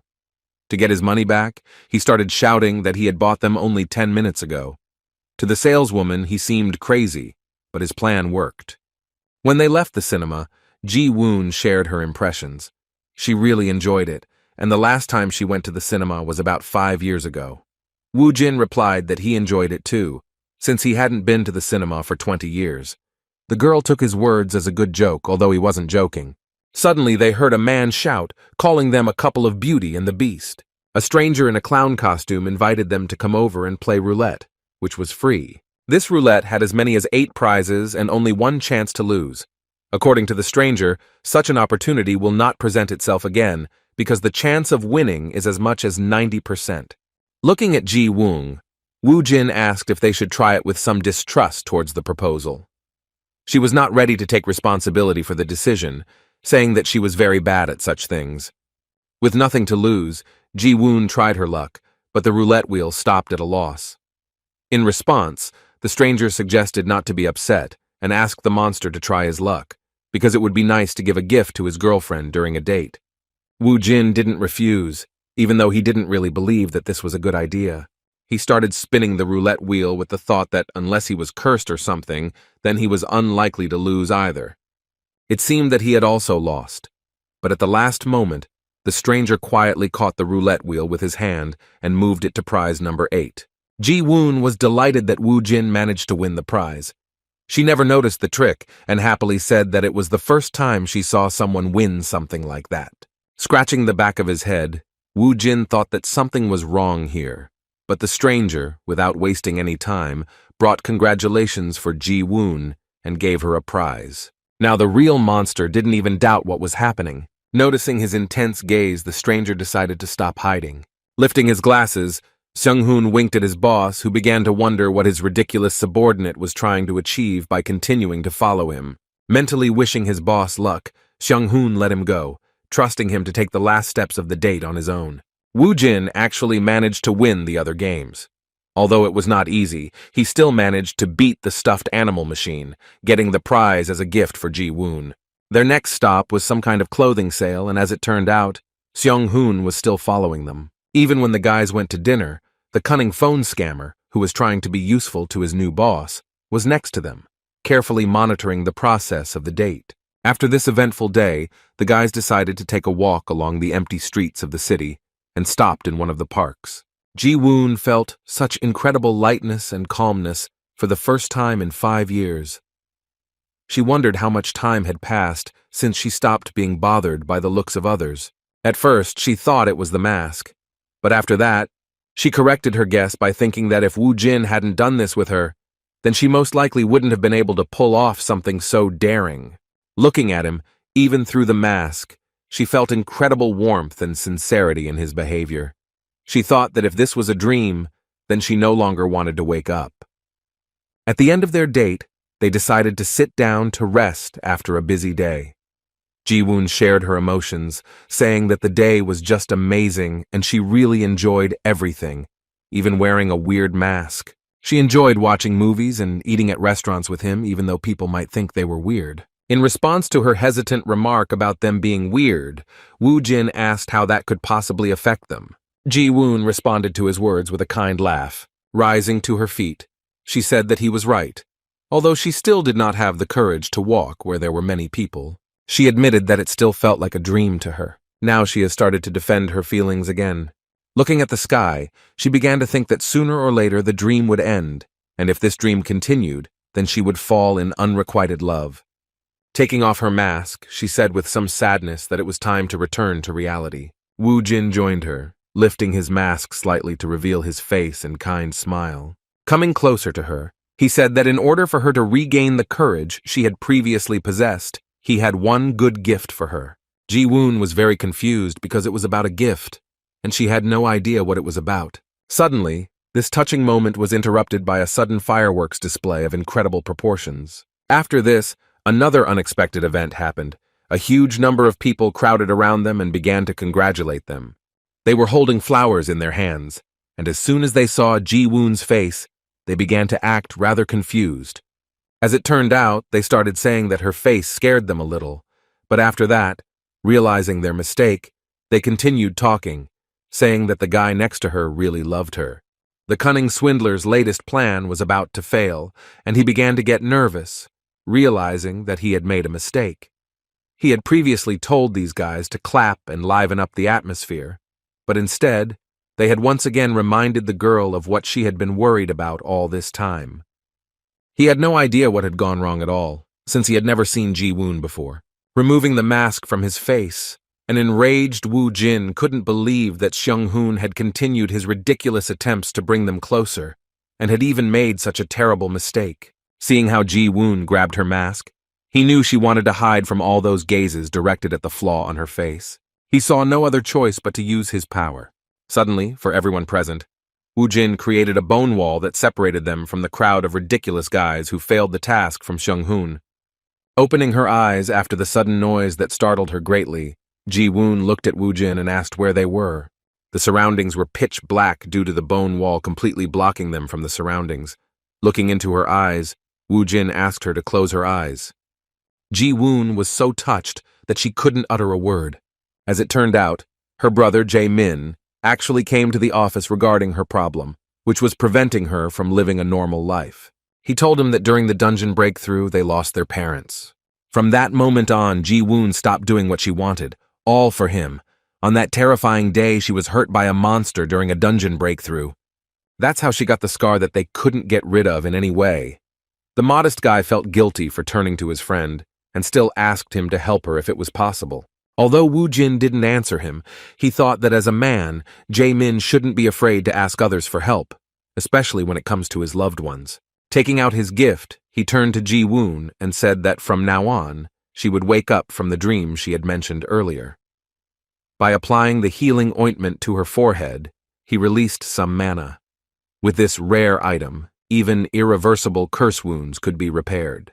Woo Jin did everything he could to make Ji-woon actually wake up from the terrible nightmare that began with the first dungeon breakthroughs, where she not only lost her courage, but also her parents. When Ji-woon returned home, she received a caring message from Woo Jin. He asked her not to wet her face and hair so as not to wash off the medicine. Instead, he suggested that she just go to bed. She even laughed at this, because it seemed like he worked in some kind of beauty salon. Thanking him for his concern, she asked him to go to bed early and rest after such a busy day, during which she had a good time. She was pleased to even imagine that it could happen that her scar would disappear with just one application of some cream. After finishing the correspondence, she remembered that she still hadn't opened the gift they had won at roulette. What she saw surprised her greatly. It turned out to be a beautiful ring. At that moment, the big picture began to form in her head, because she understood that a simple street vendor would not give out such prizes. Remembering the events of that day, she also couldn't forget that they watched a movie in an empty cinema, which couldn't be a coincidence. Dinner at an expensive restaurant is also not a common thing for a simple walk. He really got the impression that it was a real date. The sudden fireworks completed the overall picture, as it was a real creation of a romantic atmosphere. Of course, this also included the fact that ordinary passers-by suddenly gathered around them and gave her many roses. Gathering all her memories together, Ji-woon began to blush even more than before, thinking that Kang Woo-jin was going to confess his love to her. The many things that happened that day had consequences that affected not only Ji-woon, but also the one who was behind all these pleasant surprises for her. On Monday, when the guys gathered in the office again for work, Seung-hoon was doing exercises from the very morning. He did a huge number of push-ups, saying that from now on he would only do what he was asked to do. This was explained by the fact that the head of the guild was not delighted with the huge number of intrusive surprises that his ward created, Sun Hong began to become even more obedient, because the fear of the terrifying power of the leader did not give him peace. After finishing the educational moment, Wu Jin repeated again that he should only do what he asked, and nothing more. After these words, he still asked why he did something that he was not asked to do.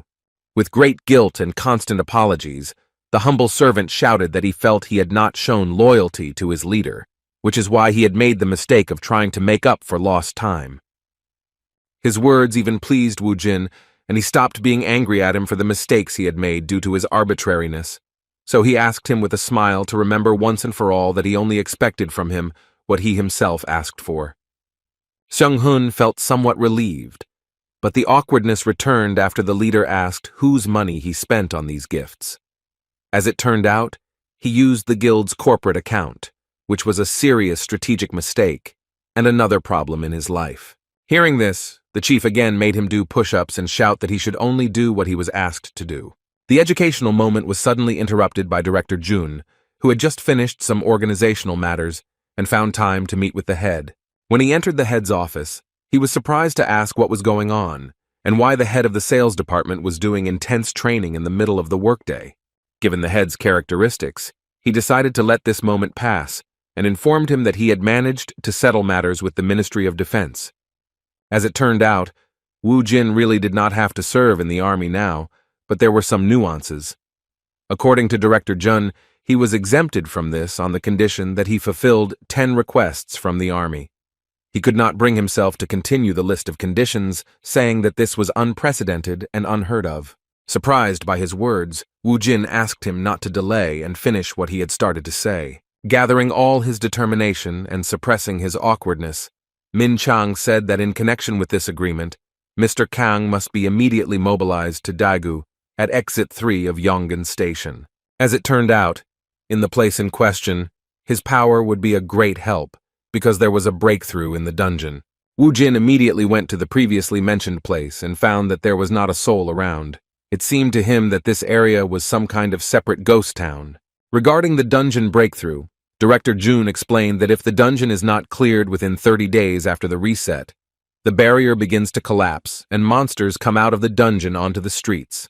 This is most likely due to the previous teams failing to clear the breach, which is why the Ministry of Defense requested awakened support to deal with the breach and its aftermath. Given this situation, Wu Jin also wondered what would happen if they couldn't stop this stage. In response, Jun told the bitter truth that, unfortunately for the mobilized forces, if this happened, the entire Daegu region would have to be destroyed with aerial bombs. While in the Daegu area, he began to understand that the reason why there were so many open areas and parks around the station was because such places made it possible for a tunnel to break through, a very dangerous situation for the residents. Suddenly, the silence and solitude of the guild leader Ardal was interrupted by some military woman who said that the evacuation was completed 2 days ago. According to her, the dungeon breakthrough will be the next day at 2 o'clock in the afternoon. Approaching one of the most famous awakened in recent memory, First Lieutenant Choi Ha-sol introduced herself as the person in charge of the area from the Korean Army's Special Defense Force. Kang Woo-jin introduced himself in return, and strangely enough, heard that their entire squad had heard of his strength.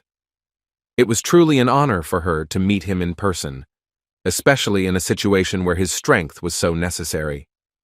Sighing with a kind smile, the hunter who had recently become the head of his own guild suggested skipping the formalities. Continuing the conversation, he asked why they weren't going to try to clear the dungeon before the breakthrough. As it turned out, the return portal had already been used 3 times, so they couldn't take that risk and chose the easier way, fighting outside. Hearing about the return portal, Wu Jin was a little surprised, and Ha-sol explained to him that it was possible to escape from the dungeon in the middle of clearing using the return item. Wu Jin was surprised, because he didn't even know that this was possible, despite the fact that he had already cleared more than a dozen dungeons. The lieutenant also clarified the detail that this portal can only be used 3 times in one dungeon. As for this dungeon, the main squad of the Hwarang Guild tried to clear it first, but they failed. The second time, the Hwarang Guild and the Hammer joined forces, but even that didn't work. The squad of Awakened from all over the world also failed, having used up the last portal. The lieutenant agreed that they could try to clear the dungeon in the remaining time, but that would mean putting their lives on the line, and no one wanted to take that risk. When Wu Jin suggested that breaking through would be more dangerous in that case, she shook her head in disagreement. Referring to his experience, she said that he probably already knew that the terrain of the dungeon played a significant role. Although the monsters in this dungeon were not very strong, it was the terrain that made this raid difficult. Despite this, she was sure that fighting outside would be fine, because even though modern weapons could not be brought into the dungeon, on their territory there was the possibility of fighting with them, and this gave them an incredible advantage. Using the full might of the Korean army, they had saved the city from underground breakthroughs more than once, so they had no doubt that it would work next time. Hearing so much praise for the army, Wu Jin asked a very logical question about the reason for his presence at this event, if the problem with guns and missiles could be solved. There was a weighty logic in his words, and the lieutenant even managed to get confused, but she also quickly figured out the answer, saying that the awakened also play an important role. Although the army is the main force, the awakened are always on standby in case the monsters break through the first line of defense. In addition, they initially had no information about the dungeon boss, so there was a need to prepare to fight with all the forces of the awakened. Trying to change the subject so as not to be asked such questions again, the lieutenant awkwardly suggested going to the waiting room, where other awakened ones were already waiting for them. All the guys gathered in a local cafe, which became a temporary waiting room for the awakened ones participating in this whole event. When Kang Wu Jin entered, everyone present recognized him. Just like him, the guys were dressed in regular clothes and hadn't even thought about changing into combat gear yet. In fact, they were happy to see such a strong reinforcement, knowing that Kang Wu Jin had become the 11th A-rank hunter. Looking around, Wu Jin couldn't find anyone interesting until he came across a lady, with whom ironically their paths crossed once again. Standing against the wall was Yun He, the troubled captain of one of the Hwarang teams. He looked at her and said with some mockery that they had met again. With a sly smile, he said that this was certainly his destiny. Yun He didn't know what to answer and just said his name angrily. She didn't end up in this place by chance. Her older brother had planned everything from the very beginning and entrusted her with a special task that, in his opinion, only she was capable of. Having made an appointment shortly before this incident, he explained to her the whole essence of his plan. What was discussed shocked her in some ways, but it is not known what they talked about that evening. Lee Sang-ho had high hopes that she would play her role correctly in this matter.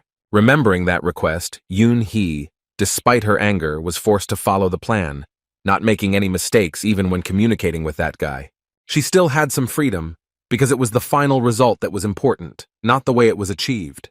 As the conversation continued, Wu Jin continued to tease her and even apologized for cutting in line at Seoul Station, noting that 5-star dungeons weren't that important. With a sly smile, he hurt her pride by saying that in such places a whole squad was not needed because it was a waste of time. However, these words were not enough to undermine Miss Yun Hee's self-confidence. She withstood his pressure and even came up with an answer, saying that she was surprised that she remembered how just yesterday she had trampled his face into the asphalt, and now he had become stronger. Hearing her words, which were the real truth, the guys inside the temporary awakening room began to discuss her words, being surprised that Lee Yun Hee and Kang Wu Jin had fought before. They were delighted at the news that she beat him and even thought that the rumors about him were exaggerated. Her counter-provocation seemed to have an effect on Kang Wu Jin, but he most likely reacted this way on purpose to start a fight. After shouting whether she really wanted to try fighting him again, he released an overwhelming aura of a necromancer. Lee Yun Hee also had no intention of standing aside and showed off her powerful warrior-class hunter aura. Lieutenant Choi Ha-sol, who was standing next to them, was very confused, because even though she was awakened, her strength was not even close to these monsters. She began to frantically beg them to stop, addressing the participants of the conflict one by one. The words that they were allies, that tomorrow they would fight shoulder to shoulder, brought the parties to the conflict to their senses a little. Having stopped pressuring him with her impressive strength, Yun Hee admitted that he had indeed become stronger, but noted that his behavior was still that of a child. Demonstrating her dominance in the conversation and the situation, she warned him that he shouldn't worry about it, because people could die because of his one mistake. Kong Woo Jin continued to be angry at her words, replying that he didn't understand why she was so stuck up and who she was to speak to him in such a tone.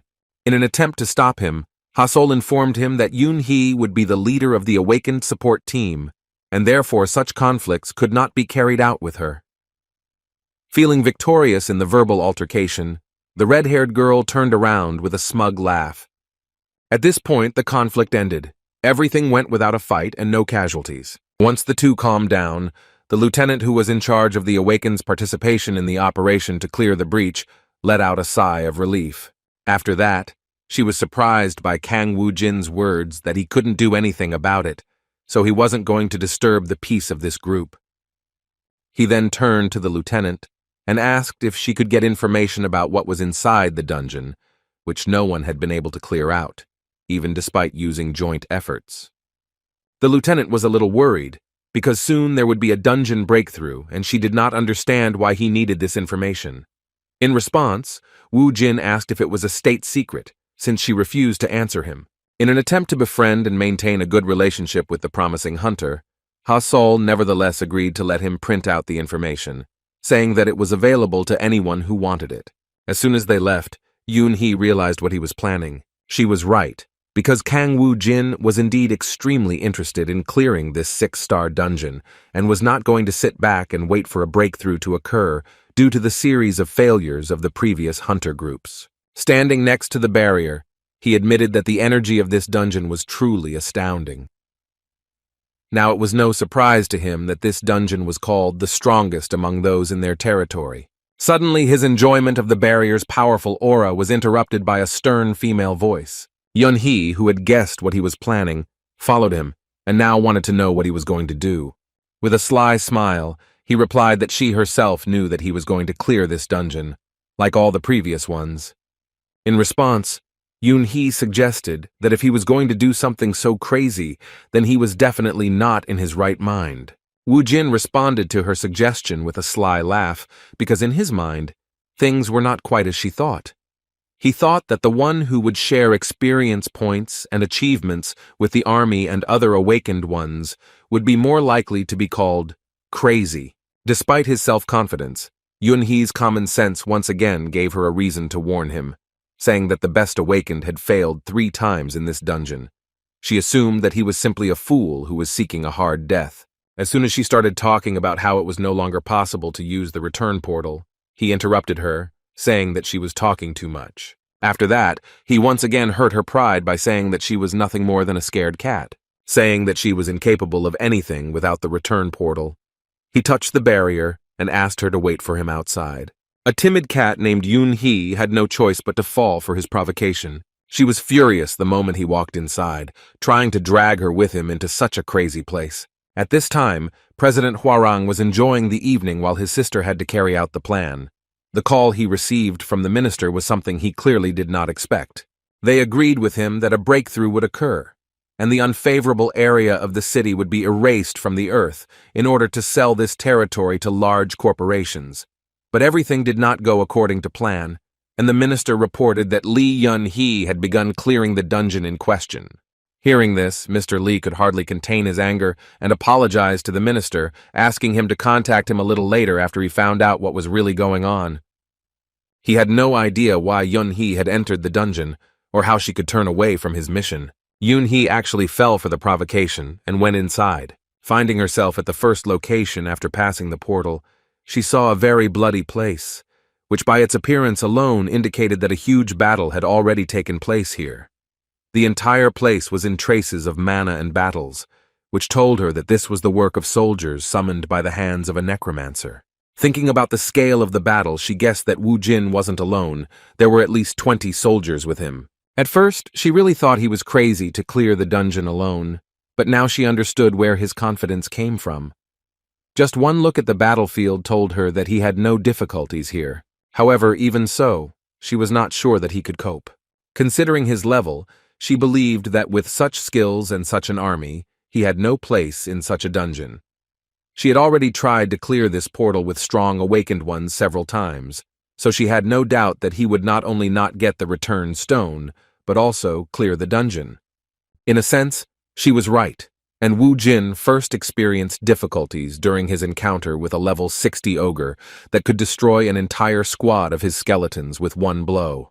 However, after several minutes of fighting without any result, Wu Jin said with a smile that he had finally achieved his goal. He needed experience points in order to make a worthy counterattack.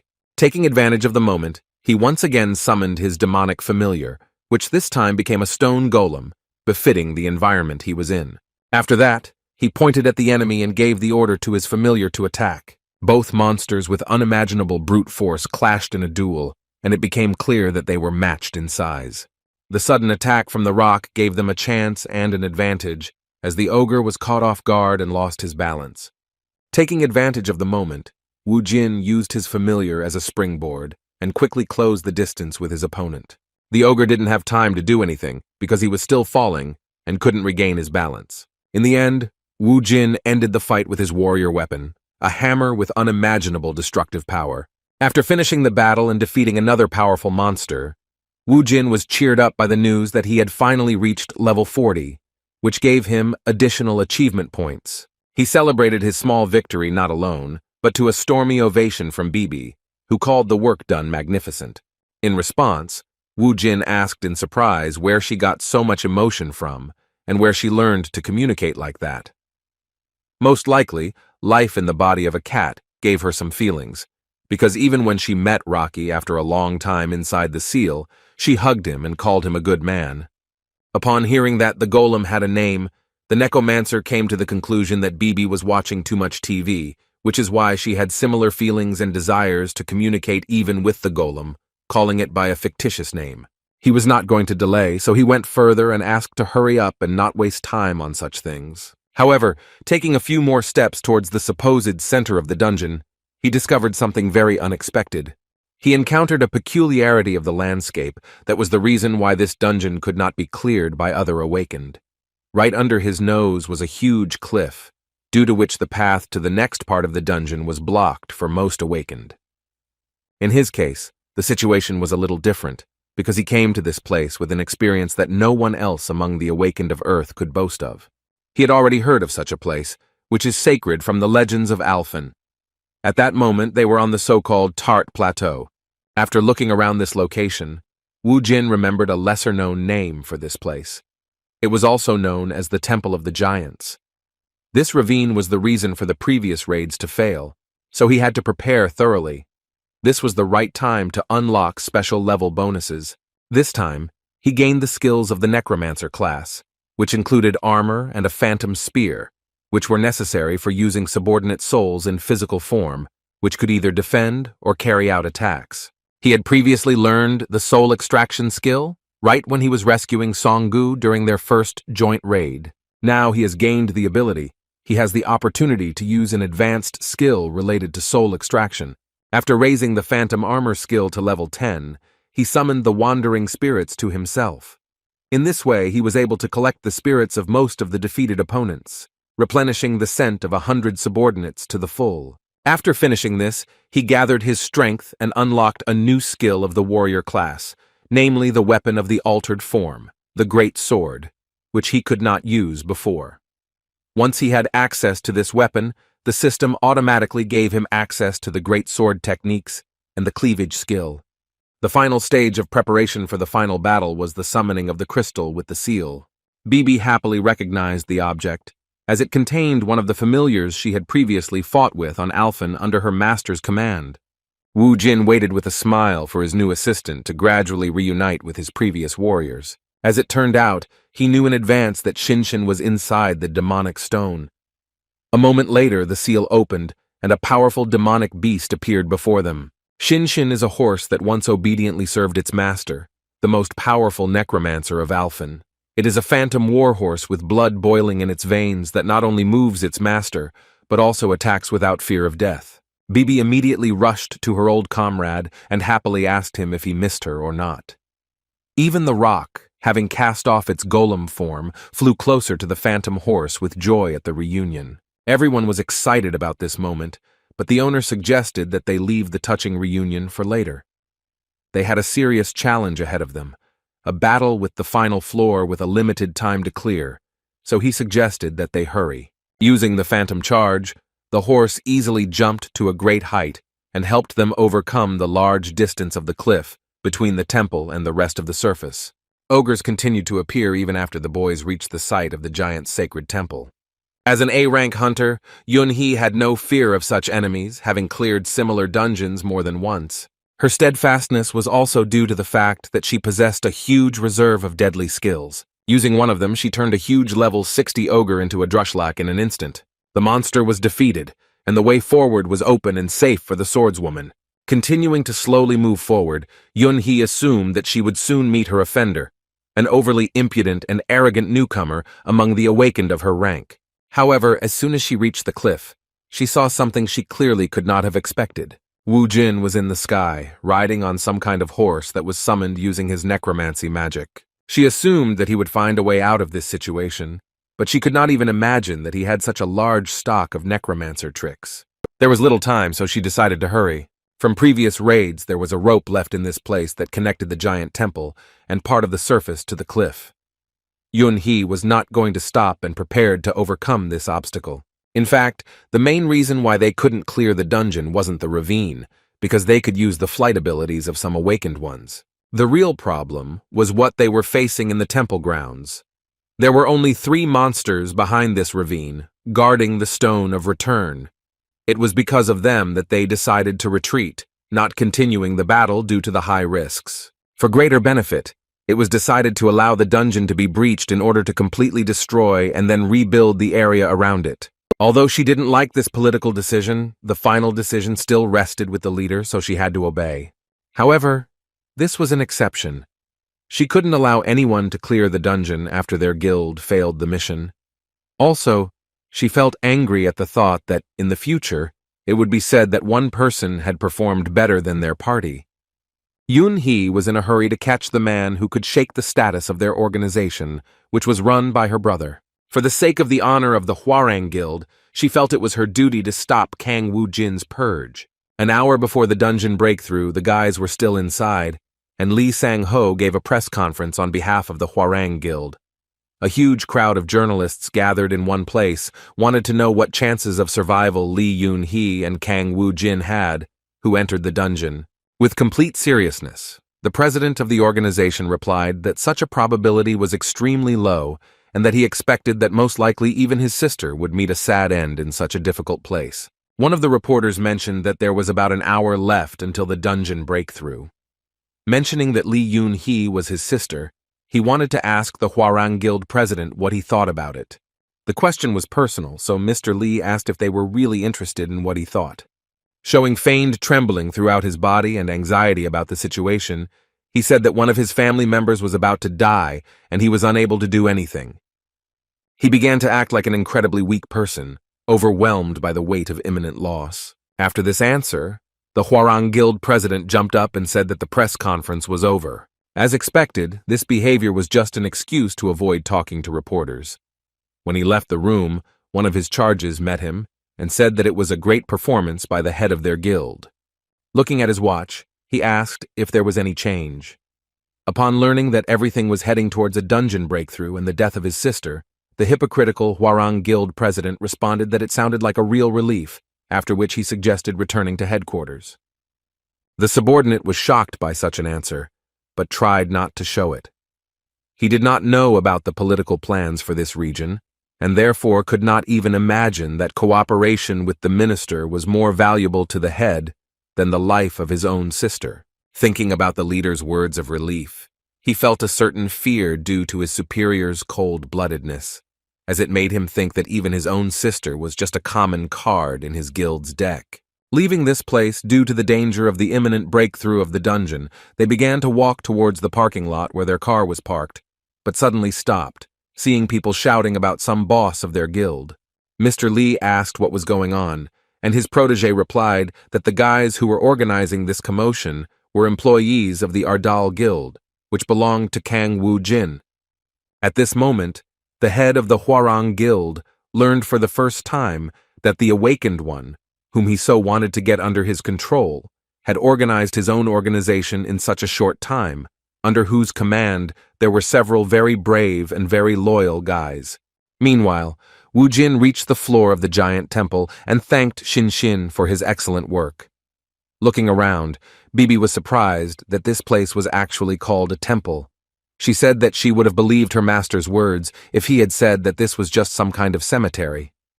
There were a lot of strange stone statues everywhere, which made the place truly creepy. Bibi assumed that the giants in question had simply turned into golems or something. Wu Jin himself didn't know the answer to this question, because he only knew about the giant temple from rumors. Even so, he had a way to check whether this place was safe, or whether he should expect a sudden attack from the enemies. Turning to the rock, he suggested that he try to eat the stone statues. The order was quite unexpected, but the familiar immediately placed his demonic soul into one of the statues. In an instant, he had completely taken over the stone and returned to his golem form. The fact that this strategy worked meant that it was just a normal stone without any soul sealed inside.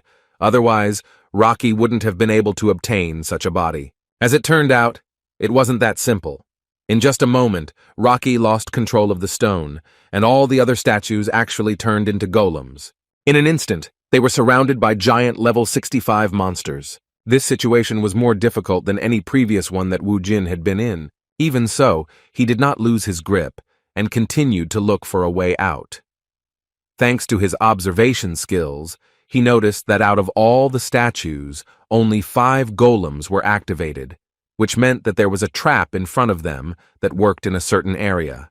Golems left no corpse or soul behind, which was somewhat useless for using his necromancer skills. Here he could only rely on his familiars and his own skills as a warrior, so he immediately summoned a weapon in the form of a hammer.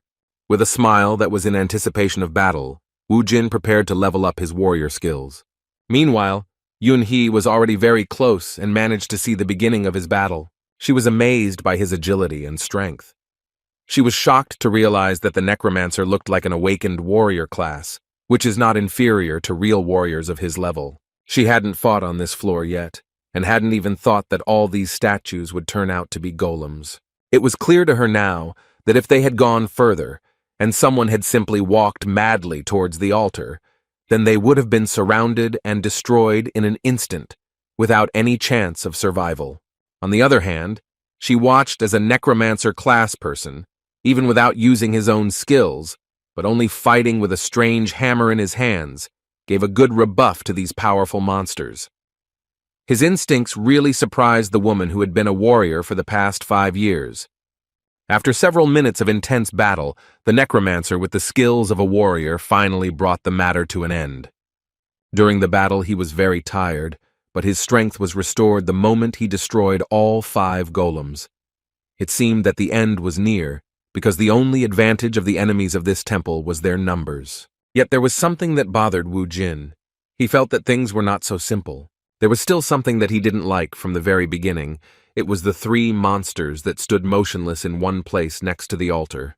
The one-eyed inhabitants of Alphen seemed very dangerous, and it was they who were entrusted with the Stone of Return. Now he had no way of knowing who he was dealing with, so he decided to continue pushing forward, gradually getting closer to the altar by destroying the golems. Gradually he became stronger and stronger, and his mastery of the hammer increased noticeably. Bibi and Rocky watched him from the side. The cunning demonic blonde encouraged her master in every possible way, and thus all the statues that turned into golems were destroyed. There were only 3 strange monsters from Alphen that were preventing them from getting the return stone. Judging by how brightly the return stone was shining, they could guess that the dungeon was about to break through. They were short on time, and Wu Jin knew that this was the first time he had been in a situation like this where he actually needed to hurry. Despite the rush, he could not make a single mistake because his enemies were Cyclops. Cyclops are one of the races that originated from the line of ancient giants. Although they are descended from the same stock as the ogres, they differ from them in that they lack the barbaric qualities and savage nature. The Cyclopes actually inherited wisdom from a race of ancient giants. Their race prospered due to its civilization. They are strong and truly worthy of being the final boss guarding this temple. One of the 3 Cyclops, seeing Wu Jin in front of him, said in the language of Alphen that it was surprising for him to meet such a person in such a place. Wu Jin didn't know him personally, so he was surprised that his name was known to this Cyclops. As it turned out, these guys were also familiar with his demonic familiars, because they called Ricky a giant god of destruction who could charge up. Bibi received a cute nickname that she hadn't heard since Alphen, where she was called the Witch of Hallucinations. Wu Jin himself was called a ruthless necromancer, which made him smile from the pleasant memories. Hearing this, he assumed that even among the clan that belonged to the giants, he was still quite famous. The Cyclops responded to his words about fame with some anger, saying that he could not help but remember such a person. Within a moment, their bodies began to suddenly increase in size, proving the fact that they were the heirs of the giants. Clutching his weapon angrily in his hands, he said that the ruthless necromancer was remembered by them as the King of Death, the immortal Ardal. There was no surprise that his name from the time of Alphen was spoken out loud, but Wu Jin was extremely concerned about the gigantification ability that the Cyclopes had demonstrated. In just a moment, the huge Cyclops aimed his shining, deadly mace at his opponent. Wu Jin reacted skillfully and ordered his familiar to take a defensive position. Rocky, using his entire body, successfully blocked the blow of a large mace. It was not possible to destroy a person in an instant using surprise. Having escaped this deadly attack, Wu Jin began to prepare for the fight, but first decided to check if Tranit had sent them, like his previous opponents. The Cyclops, who was expected to be a proud being representing the race of wise giants, responded quite shamefully, as he said that Tranit was the new order of their universe, which would fix everything. He was sure that Wu Jin would not be able to cope and stop his army. When he continued his shameful speech, saying that the immortal Ardal had already lost when he escaped from Alphen, Wu Jin became seriously angry. Continuing to irritate the legendary necromancer from Alphen, the Cyclops said that his anger confirmed his words. Wu Jin lowered his eyes and said with an evil smile that he shouldn't cross the line because he would pay a very painful price for it. Having transformed his warrior's weapon into a spear, he rushed into the attack, and only at the last moment did the Cyclops realize that this attack could no longer be dodged. The giant monster's only eye was pierced by a spear. This is the weakest point of this Alphen race. Wu Jin thought with a satisfied smile that this was the end for his opponent, and there were only 2 of them left. However, a moment later the Cyclops unexpectedly struck back, slapping him with his palms. Squeezing his palms with all his might, he said that now the immortal Ardal had come to an end. However, just a moment later, Wu Jin proved that he was still not suppressed, and used a whirlwind of blades to cut his limbs like tofu, freeing himself from his grip. Returning to the surface, he ignored Bibi's concerns, and uttered words of incomprehension regarding the Cyclops being normal, even after he pierced his eye with a spear. In just a moment, the system reported that the Cyclops had completely healed all of its wounds, and the lost limbs had returned to their original appearance.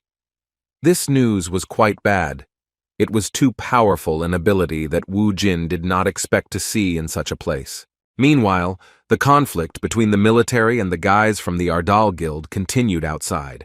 A scandal broke out at the 4th guard post because the guild founders asked to let them through to the place where their guildmaster entered the dungeon. They were refused to find out about his condition, no matter how much they asked. According to army representatives, they have already reported all the necessary information to the media, and being in such close proximity is too dangerous due to the threat of a dungeon breakthrough.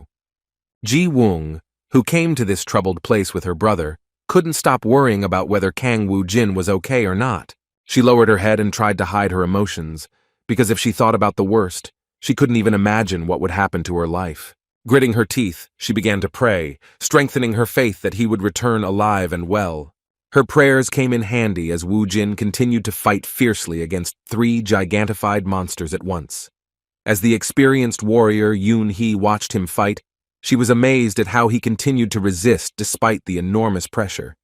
She acknowledged that the Cyclopes had monstrous strength due to their gigantic bodies. Equally exciting was their almost instantaneous ability to regenerate. From the outside, this whole situation seemed hopeless to her, and she was incredibly interested in what he would do. Continuing the battle, Wu Jin chose a more mobile weapon, the legendary sword, with which he could inflict deadly cuts. However, even this did not bring any results, because the Cyclops continued to regenerate without stopping the moment they received a fatal wound. There was no end to this, and all his efforts were in vain. He already understood that if this continued, then a breakthrough of the dungeon could not be avoided. It was the first time he had seen and never heard of Cyclops with such a regenerative ability. He understood that this was their native land, but such an ability seemed too imbalanced. As soon as he had thought about it in his head, he realized that he was indeed fighting on their territory, where they had a huge advantage. Thinking about this, he reminded himself that this place was the temple of the entire giant race. From the very beginning, the Cyclopes guarded this temple, which meant that it was not only about its cultural value, but also about preserving the power of this place and using its advantages for protection. Wu Jin understood that all their abilities were limited in this location, so he asked Rocky and Bibi to do everything to distract the Cyclops for a while. Looking at the huge Cyclops with crushing force, Bibi began to panic, saying that she could not imagine how they would cope with such a task. In response, Wu Jin put his hand on her head and said that he believed that they could do it. Having offered them an excellent training that they couldn't refuse, the cunning master ran away from his charges, leaving them to be torn apart by monsters like mad dogs. It wasn't the first time Rocky had been in a fight where he was just a body to be beaten, but this was the first time Bibi had tried on such a role, and the sight of the terrifying Cyclops alone sent shivers down her spine. With some panic, she looked at the enemies and politely asked them to stop for a second to give her a chance to concentrate on the fight. Meanwhile, Wu Jin climbed up the huge statue that these Cyclops were guarding. This statue was so huge that without it, no one would have known what kind of temple it was. The ironic thought was not only about the decoration, but also the functionality of such a thing in such a place. Wu Jin guessed that the divine relic kept in this temple bestowed buffs to its believers. He guessed that in this case, it was a regeneration buff. Just as he thought that this relic was the statue beneath his feet, he saw one of the enraged Cyclops rush towards him and begin to shout angrily for him to remove his feet from their deity. With a sly smile, Wu Jin replied that his reaction meant that he had finally managed to find out their weak point. The Cyclops' alarm clearly indicated that he was close to the answer to this riddle. The Cyclops could not use his brute strength near this place, so he shouted out in anger the name of the Necromancer from Alphen, calling him the immortal Ardal. Without wasting any time, Kong Wu Jin turned to using a warrior skill. In just a moment, he used an earth strike that turned the statue of the giant deity into a pile of stones. The Cyclops' reaction was immediate. He immediately rushed into the attack with an anger that he had never shown before. Now he was not afraid to swing his huge mace, which indicated that the counterattack would have the desired result. Using his legendary sword, Wu Jin decapitated his opponent with one precise cut. As soon as the Cyclops fell to the ground, it became obvious that he was no longer able to receive the terrain buff. His regeneration was not able to restore him after such an injury. Looking at the satisfactory result, Wu Jin slyly said that he was right, and now his swings were working properly. Turning to the other two monsters, he asked if they would like to repeat their words about him being a frightened fugitive who had left the battlefield. The battle was now more fair, as they had almost the same level of regeneration at their disposal. With a determined look, he stated the fact that despite their tricks, they could no longer continue to spout their nonsense, confident that they would defeat him. The last two monsters were not much of a problem, and Wu Jin had access to a lot of items that could quickly increase his power level in less than a minute. Seeing the giant's belt and the Cyclops' tears in front of him, he was so delighted that he didn't even pay attention to Bibi's worries. Looking through his inventory, Wu Jin thought about how he was starting to drift further and further away from his former self. His strength stats were already almost on par with his magic stats, and that was only after several battles with monsters that his skeleton army was no match for. It didn't matter much now, so he suggested that his familiars hurry up with their return. Bibi was delighted with this suggestion, because she was already missing the carefree life while watching TV series. However, as soon as they returned to the altar, they discovered that the return stone had disappeared.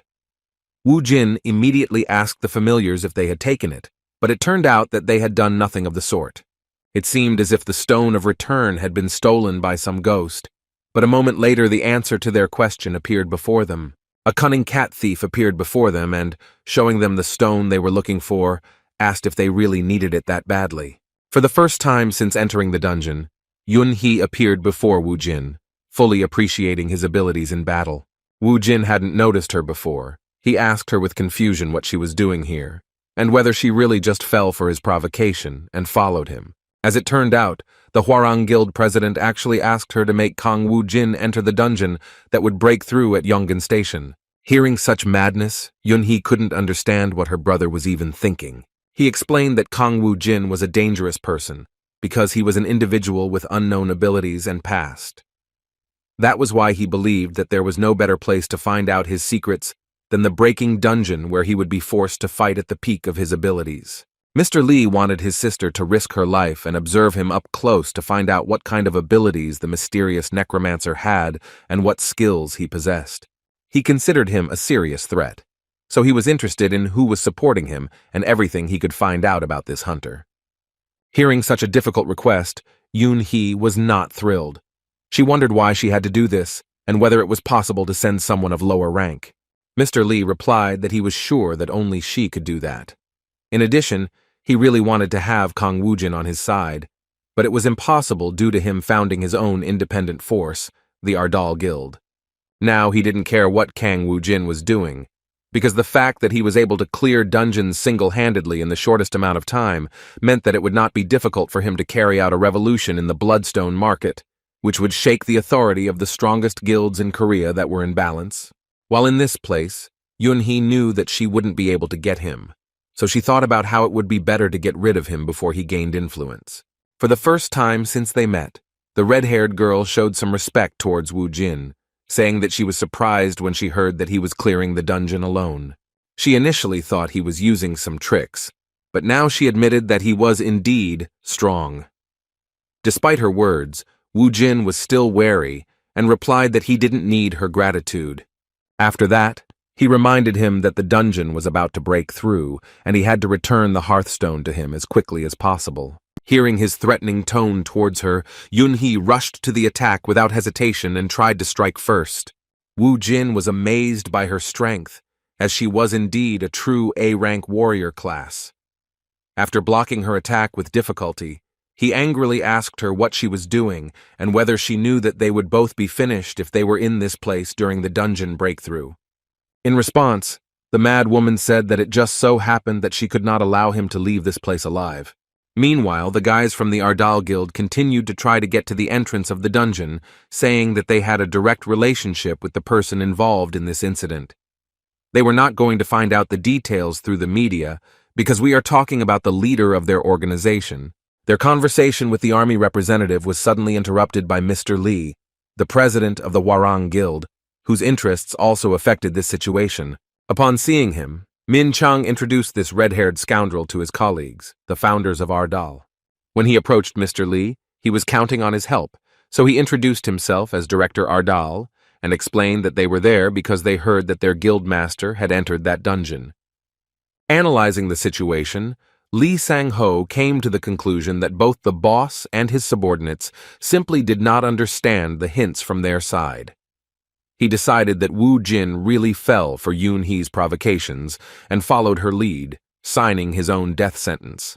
Adjusting his glasses, he warned them that a dungeon breakthrough was coming soon, so they had better stay away from that place. He immediately began to lead them to think of a tragic outcome, saying that responsibility and compensation for the losses would happen after they dealt with the breakthrough. Director Jun couldn't believe that President Hwarang was willing to just accept the loss of his own sister. Sun-gu was always convinced that his incredible boss would return. He asked in bewilderment, with a cry of confusion, why the dungeon had to break through, and then spoke words of faith that his Hyun-nim would definitely break the barrier and return soon. As expected, his straightforwardness really offended the one who thinks that everything in this life is under his control. Mr. Lee's self-confidence and arrogance were hurt by how some boy sincerely believed in his comrade's success. Suddenly, their tension was interrupted by a commotion among the military. Those near the entrance to the station where the dungeon was were shocked by what they saw, as the barrier suddenly stopped responding. This was unlike any dungeon breach they had encountered before. Their cries of someone leaving the station left Mr. Lee in shock, as he now realized that his plan had been ruined and the consequences of breaking the agreement with the Prime Minister were inevitable. It was still unknown who the steps that were heard at the exit belonged to. An hour before this event, the battle inside the dungeon against the inhabitants of another dimension had been completely completed. But even despite this, the sounds of battle continued to fill the area. The cruel Li Yunhee tried with all her might to destroy her opponent, Wu Jin, who threatened his guild and could upset the balance of power among all the guilds with his incredible power. The sheer brute strength of this crazy red-haired girl was enough to drive the necromancer into a corner. However, she had no intention of playing with him and even resorted to using the skill before he even began to resist. Her Shadow Dash skill made it clear from the start that this was a movement speed on a whole other level. Seeing the superior warrior class hunter approaching at an incredible speed, Wu Jin realized that he was in a very bad situation.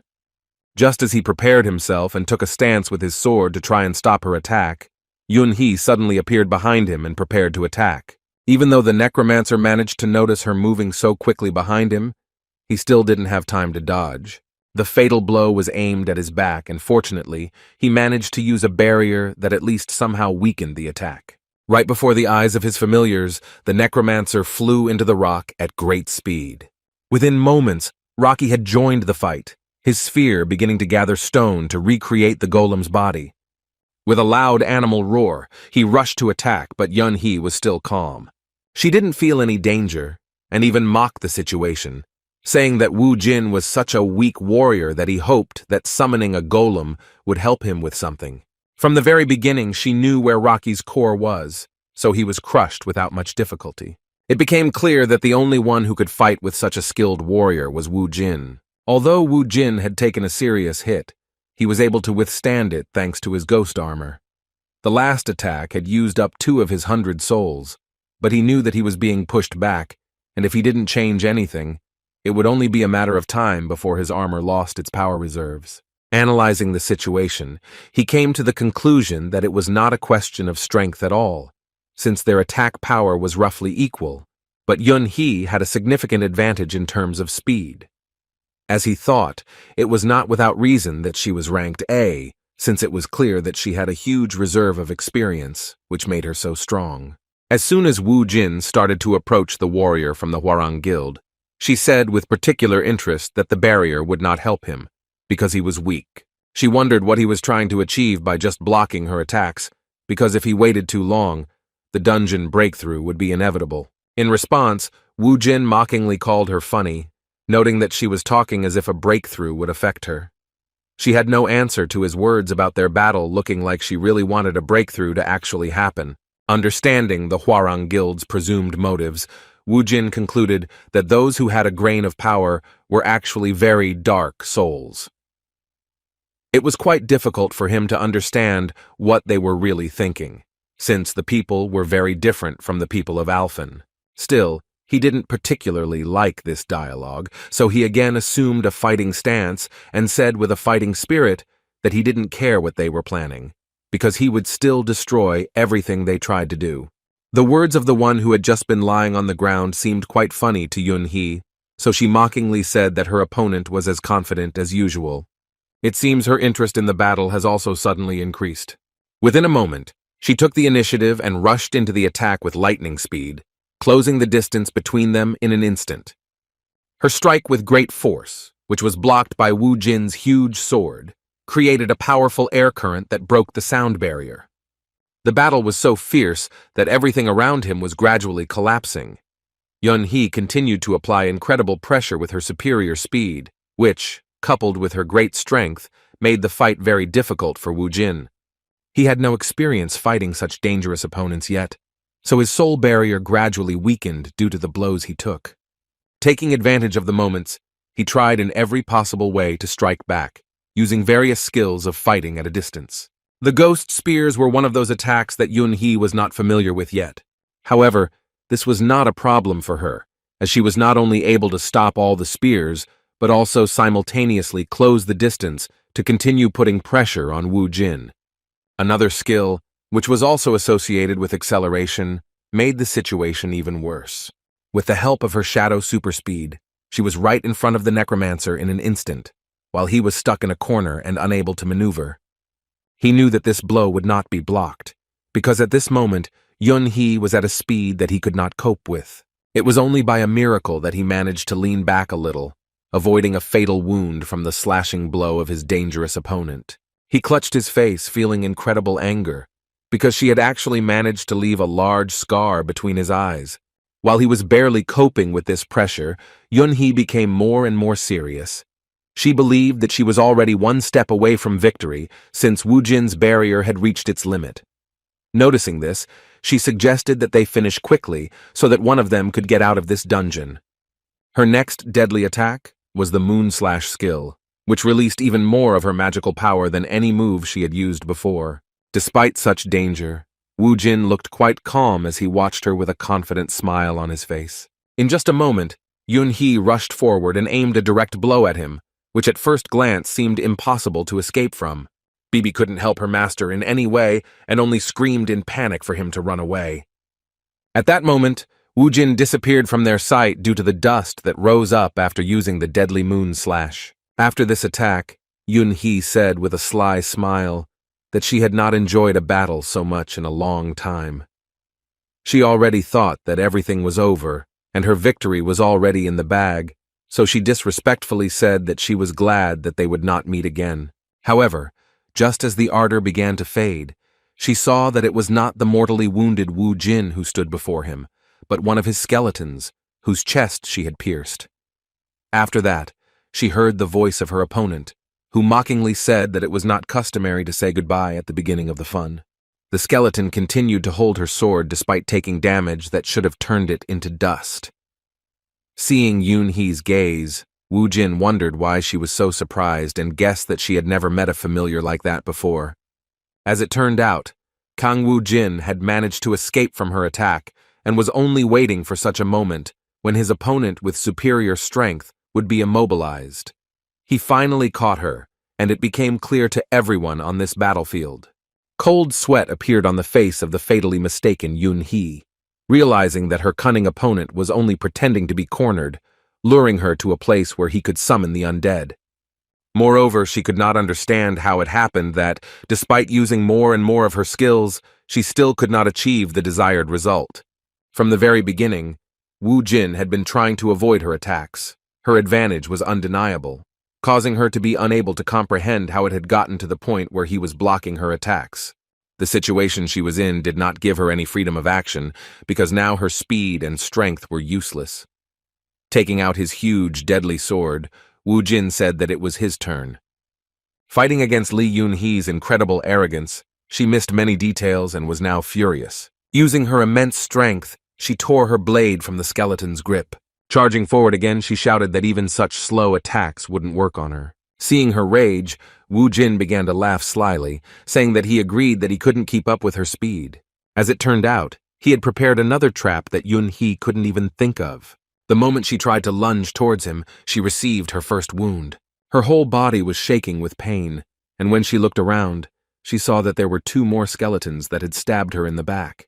Yun-hee, who gave in to her emotions, didn't even notice how she herself found herself in a difficult situation. With a sly smile, Woo-jin pointed out her stupidity, saying that it was obvious that Cyclopes usually traveled in 3s. After these words, he stood up and said that it was really time to end this boring fight. The immobilized and badly wounded Yun-hee began to shout insults at him, but it was all over for her. In just a moment, Woo-jin delivered the killing blow and said goodbye to her. As soon as he defeated her, his body began to overflow from the huge amount of experience he received for the victory. At the same time, the system informed him that he had reached level 50, and as a reward, he received the skill of resurrection and detonation of the dead. After this fight, Woo-jin immediately used the return stone and found himself outside in his hometown again. He didn't pay attention to the shouts at the entrance to the fenced area, but he heard that the voices belonged to his friends. The Ardal Guild founders standing outside were trying to break through to the entrance of the dungeon, saying that if the barrier had disappeared, there was no longer any danger for them. Suddenly, the continuous arguments with the army representatives stopped, because Woo-jin had gone upstairs. He didn't look the same as before, but the guys were incredibly happy that he came back alive. Seeing his friends, Woo-jin asked in surprise when they managed to arrive at this place. The guys didn't care about his questions because they wanted to hug their boss as soon as possible, for whom they were so worried about like never before. Director Jun said that they came running as soon as they heard the news. They were all horrified when they saw the wound on Hyung Nim's face, but the boss asked them to ignore it, saying that it was only temporary. Turning to the boys, he remembered that he had left his clothes and phone somewhere nearby, after which he asked them to look for right-handed things. Director Jun again could not understand his boss, because at that moment, the whole country was indebted to him for saving a huge residential area of the city, and he was only concerned about things. Just as Wu Jin gave a small task to the excited founders of his guild, he heard a young girl's voice shouting his name. It was Ji-woon, and she rushed at him with great speed and hugged him. With tears streaming down her face, she began to scream at him for being a fool for making her worry so much. She wanted to know how he could just rush into such a dangerous dungeon alone. Wu Jin was pleasantly surprised by her reaction to the situation, but decided to pay attention to how she looked. Saying that all her problems should have passed by now, he asked why she was still wearing a cap. As soon as Ji-woon looked up, he said that she had become even more beautiful. As it turned out, in this situation, she thought that her scar disappearing meant nothing compared to the huge wound left on his face. Wu Jin, who had already forgotten about his scar, replied that it would also disappear after he used the ointment. It seemed that the worries should have passed, because Wu Jin was safe and sound in front of her. But this was not the end of her difficult conversation. Taking advantage of the moment, she decided to mention the ring he gave her. She was overwhelmed with emotion, and closing her eyes began to scream that if he really wanted to date her, then she was okay with it. Without listening to her speech to the end, Wu Jin caught the girl with a red face by surprise by saying that he did not know what ring she was talking about. The confused girl began to explain in a trembling voice that he was talking about that incident and that he had probably prepared it so that she would receive exactly that kind of gift. The confusion in Wu Jin's eyes told her that she had misunderstood. She began to feel so awkward that she was ready to sink into the ground. What scared her even more was that there were many people around who could misunderstand her and consider her some kind of naive fool. While the modest Ji-woon was trying to find a place for herself, Wu Jin realized what was going on. Looking towards the boys, he began to glare at Seung Han, who was scared to death. He tried to say with his whole appearance that he didn't know what he was guilty of, because an incredibly beautiful girl had just confessed to him. Their conversation was suddenly interrupted by Lee Sang-ho's intervention. He walked up to Wu Jin and said that he was relieved that he was okay. After that, he asked with some feigned excitement in his voice what had happened to the team leader Lee Yoon-hee. Remembering what happened inside the dungeon, Kang Woo-jin thought about how to respond in order to put this disgusting scoundrel in his place. The situation seemed quite suspicious to him. He believed that the president of the Hwarang Guild had a direct connection to what happened. However, even though he was sure that it was his order, Woo-jin could not do anything about it, knowing that he did not have any solid evidence. He was interested to see what would happen next, so he answered briefly and without emotion that Yun-hee had died in battle. He shocked the Hwarang leader with his words, saying that although she was strong, the challenge she faced was much more dangerous than she initially thought. Sang-ho reacted with restraint. He began to analyze the situation. He could not believe that Lee Yoon-hee was killed by some monster, so he did not trust his words that he allegedly had nothing to do with it. Looking at Wu Jin's emotionless expression, he tried to figure out if it was possible that he was simply lying to his face. In response, Sang-ho asked with a serious look who killed her. Wu Jin immediately answered briefly that it was an immortal. Although Sang-ho did not understand anything from his answer, Wu Jin wanted to say with some hidden mockery in this phrase that the killer of Yun-hee was the immortal Ardal, who he himself is, although no one from Earth knows about it. The tension between the leaders of the two powerful organizations was broken when Song-gu appeared, bringing his boss his phone and clothes. As it turned out, the military had noticed them near the entrance to the dungeon and decided to save them just in case. Without even saying goodbye to Lee Sang-ho, Wu Jin started walking towards the car with his subordinate. Sun-gu asked why he suddenly stopped the important conversation with the head of Hwarang, but the boss replied that he didn't care. At the same time, Sang-ho was going crazy from the realization that he was told that Lee Yoon-hee had died at the hands of some unknown monster, which was later defeated by Woo Jin. He couldn't believe something like that, considering how strong his sister was. In fact, he didn't care at all about losing his sister, because she really was just a card in his guild's deck. What made him most angry was that he had failed to implement any of the plans he had prepared earlier. The dungeon breakthrough he had agreed on with the minister had never happened, and as a result of this incident, he had also lost his guild's main force, an excellent A-rank fighter. Everything he had built for so long collapsed in an instant, including his political influence due to the enormous amount of power in his hands. He did not consider himself to be the culprit of what happened, but Kang Woo Jin, so he promised that he would destroy him at any cost. Meanwhile, Woo Jin had already arrived at the hotel and had tidied up his hair at Songgu's request. Despite these routine chores, he couldn't help but think that the Cyclopes in the 6-star dungeon were indeed quite strong. This realization made him remember that Alphen was teeming with monsters much stronger than him, and that soon they would be encountered in dungeons all over the earth. He was sure that things could not end so simply, and that more and more of Tranit's impressive power would appear in various dungeons. When he got out of the shower, he noticed a story that was on one of the channels of the TV that was on. There was a man on the screen who was talking about a thorough study of the dungeon, and that he had answers to questions about where the dungeons come from and how they change. Dr. James Toppler was the mysterious figure who agreed to tell us about where the dungeons came from and what they would be like in the future. A mysterious scientist with a thick gray beard, folding his hands in front of him, said that the monsters were just an alien life form, the existence of which they could only guess about before. According to his hypotheses, the dungeons are just the aliens' paths to Earth, and he was sure that these are some kind of steps so that life forms unfamiliar to them could get to their home planet. Woo Jin, who heard his words, could not understand where he got such assumptions from and how he was able to figure out so well what was really going on. For the first time, he was so interested in a scientific broadcast that he sat down in front of the TV to listen to the old man's ideas until the end. According to Dr. Toppler, aliens will not be able to cross the border simply by creating a gate, because the underground will break through only after 30 days. He had a theory as to why it took so long for monsters from other universes and planets to get to Earth. This theory concerned the return stones, and he judged them by the fact that they were found underground in the form of mines, and also served as a key to the exit.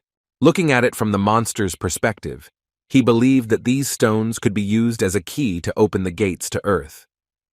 To activate this peculiar key, it would logically take exactly 30 days, which corresponds to the time needed to break through the dungeon. As an argument, the doctor mentioned that previously, rather weak monsters came out of the dungeons, and these places were not so dangerous. The reason why humanity suffered so many losses was that they had nothing to oppose to the monsters. Woo Jin, who continued to listen to this theory, thought it was plausible. After seeing footage of the monsters from Alphen on TV that had landed on Earth, he noticed that they were small, and their movements were different from those in the dungeon. Based on this, he assumed that they could not show strength. This information was already enough to understand that the materialization of monster powers on Earth is limited, as in the case of Bibi. The doctor continued to share his assumptions, saying that after the shaking of the dungeons, stronger variations began to appear more often and aggravation is inevitable. Woo Jin also noticed that after a short period of time, more dangerous dungeons began to appear. There were many more of them, and it became a problem for ordinary hunters. He also thought about it, but it was more important for him to find out what this phenomenon was connected with. The scientist continued to share his theory, saying that in fact the dungeons are not only mines, because the bloodstones are just bait that the monsters installed there for some benefit. At that moment, Woo Jin realized what was going on. The more bloodstones there were on Earth, the more comfortable the monsters would be on their planet.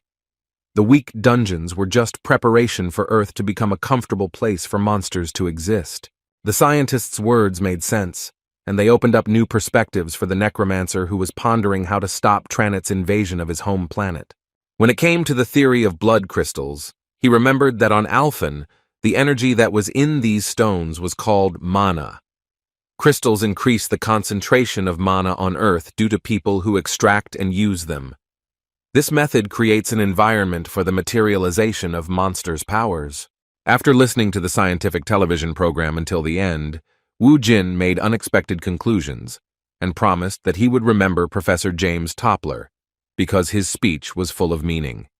After that, he received a call from Director Jun. He immediately apologized for disturbing his boss's rest, and then said that he should come and take a look at it himself. Wu Jin was clearly not happy with what he heard on the phone. As it turned out, he was forced to appear at a sudden press conference dedicated to the situation that had occurred in the dungeon.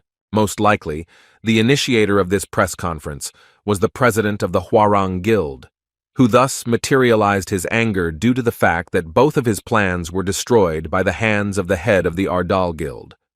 A large number of journalists and Director Jun were present in the small hall. Wu Jin's appearance was exactly what everyone was waiting for to start this sudden conference. As Wu Jin sat down between the Hwarang Guild leader and his director, Jun Min-chang apologized once again, saying that he couldn't stop the interview. He also advised his boss, who was new to this experience, not to answer difficult questions, so as not to make the situation worse. In fact, Wu Jin wasn't worried about this at all, as he was more interested in what the Hwarang Guild president had planned. He understood from the very beginning that this was his version of revenge for the loss of some opportunity connected with the dungeon, which could only be guessed at. Looking at Lee Sang-ho's bold expression, he knew that he had prepared something to undermine his authority. The press conference began, and the first journalist who dared to ask a question first addressed President Lee Sang-ho. Speaking about the endless cleanup before the dungeon breakthrough, he wanted to know whether it was an order from Hwarang or Ardal, or whether it was agreed upon between them. Adjusting his glasses, President Lee asserted his position, saying that the Ardals were not involved in this, since Vice Leader Lee Yan-hee and he himself personally took on this risky matter. Looking at President Ardal, he said that he was sure that she was only providing support to Kang Woo-jin, a hunter who has been in the spotlight of the media and all of Korea in recent days. In response to his words, the reporter assumed that this meant that the vice leader had thoughtlessly entered the dungeon in the hopes of helping Kang Woo-jin. The next question was aimed at the guild leader Ardal. He was interested in what kind of teamwork he and the vice leader of the Hwarang Guild had when they were clearing such a difficult and unpredictable dungeon. He was interested in the details of the clearing and the moment of Lee Yun-hee's death. The question of how she died and whether he did everything he could to save her made it clear to Wu Jin that Sang-ho had worked with this journalist in advance to put him in a difficult situation. While he remained silent, the reporter continued to emotionally try to get at least some kind of answer, asking if there was a conflict between him and Lee Yun-hee inside the dungeon. Watching this, Mr. Lee, whose hands had organized this meeting with prepared questions, enjoyed how the leader of the Ardal Guild was under such pressure. He believed that Wu Jin would regret daring to get involved with the Hwarang. At that moment, when Wu Jin suddenly refused to continue the conversation with him and silently left with his protege, President Hwarang addressed the reporters with the message that he had some suspicions about Kang Woo-jin. He believed that from that moment on, the entire Korean press would never let him go. The mood was heating up. The reporters were playing their part in Lee Sang-ho's plan and doing it well. The one who started asking questions sowed doubts among those present about whether Wu Jun was a hero. He said that the country had the right to know, and he should answer instead of remaining silent. Everyone present began to whisper about whether Lee Yun-hee's death might be related to Kang Woo-jin. The reporters began to believe that it was possible, and Director Jun was horrified to realize that this had unexpectedly turned into a public hearing, a real trial among the media. If Jun had known in advance that this would happen, he would have definitely rejected this press conference. Seeing how his boss was lost in himself due to being accused of killing an A-rank hunter, he asked him to keep a low profile with some panic. Despite his words, Guildmaster Ardal boldly jumped up from his seat and asked directly with a disapproving look what they wanted from him. The reporter continued his speech about how the country had the right to know what happened inside, but Wu Jin would not tolerate this and sternly said that he should stop his meaningless chatter. This was the first time that such a bold response was directed at a reporter by a guild representative. The man in a white shirt was simply shocked by something so unexpected. Kang Woo-jin wasn't going to stop there, and immediately turned his attention to the culprit of all this chaos, the president of the Hwarang Guild. Mr. Lee Sang-ho didn't expect something like this to happen. He had no idea what the so-called defendant wanted from him. A moment later, Woo-jin unexpectedly kicked him in the shoulder, causing him to flip over along with his chair, and his glasses flew off to the side. Such rudeness was unheard of. It simply shocked all the reporters, and the director of the guild, Ardal, opened his mouth from the realization of the consequences they would face due to such behavior of their hot-tempered guildmaster. President Lee's free fall was short-lived, but he fell to the floor quite painfully. Rising to his feet, he, continuing to play the victim of the situation, grabbed his shoulder and in an angry, threatening tone asked his offender what this meant and what he wanted to tell the media present at this press conference with this unheard-of behavior. In response, Woo-jin said with an evil smile that this all looked like a very bad joke. He then accused President Lee of cheating and asked how he dared to use his dirty tricks right in front of his eyes. Continuing with this madness, Woo-jin walked up to the president again and grabbed him by the shirt, then lifted him into the air. Lee Sang-ho, who was shaking from the situation, hoped that he would gain an advantage from being beaten. Continuing to play the role of the victim, he asked what Woo-jin was trying to achieve by doing this in the middle of a live broadcast. There was genuine anger on his face. He was already enjoying the victory he had anticipated due to Kang Woo-jin's thoughtless actions. With some mockery, he said that the impudent man named Kang Woo-jin had made a serious mistake because the entire country was watching him at that very moment. However, his words did not shake Woo-jin's confidence at all, and with a sly smile, he asked his enemy if he was sure that it was really a mistake. While all the reporters present were taking pictures and videos of what was happening, Woo-jin wondered what the population was like on Alphen, where he had ended up 5 years ago.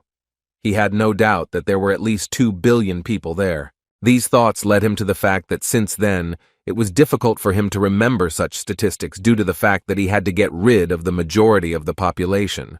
His crude methods were always effective, so he did not pay attention to Director Jun's deep concerns. Looking at the cameras that were recording, he thought that even though he had wiped out a huge portion of Alphen's population, it was not a problem, even though every citizen had witnessed his actions with their own eyes. That was why he thought that a live broadcast from one country was nothing to him. Looking into the eyes of the defenseless president of the Hwarang Guild, he asked if he really wanted to be beaten in front of the entire country. When Lee Sang-ho responded to his serious question with disrespectful incomprehension, Woo-jin explained the situation to him in a language he could understand, the language of pain. Once Mr. Lee received a mind-blowing slap in the face, he realized the reality and that in this situation, he was not dragging his opponent into the mud, but was simply being made redundant in front of the entire country. Those watching this on television were in indescribable shock, especially those people who had at least some connection with the conflict between these two powerful organizations. Sun Han, clutching his face, thought with horror that he could have been in this poor fellow's place. He was horrified by the mere thought that he had tried to deceive this madman. Even with all that was going on, it was hard to realize that he was allowing himself to do something like that at a press conference. No one could believe that there really were people who didn't care about public opinion. Beating up leader Lee on live TV was not in the media's plans, so they stopped the broadcast and started another TV show. After this happened, Chung Han calmed down a bit and sighed heavily as he thought about how they would get out of the situation when their beloved leader was causing a fuss. This broadcast managed to fly all over the internet, and headlines about Kang Woo-jin's attack took first place. In parallel with this news about some new saint gained unprecedented popularity, which greatly interested one of the directors of Ardal.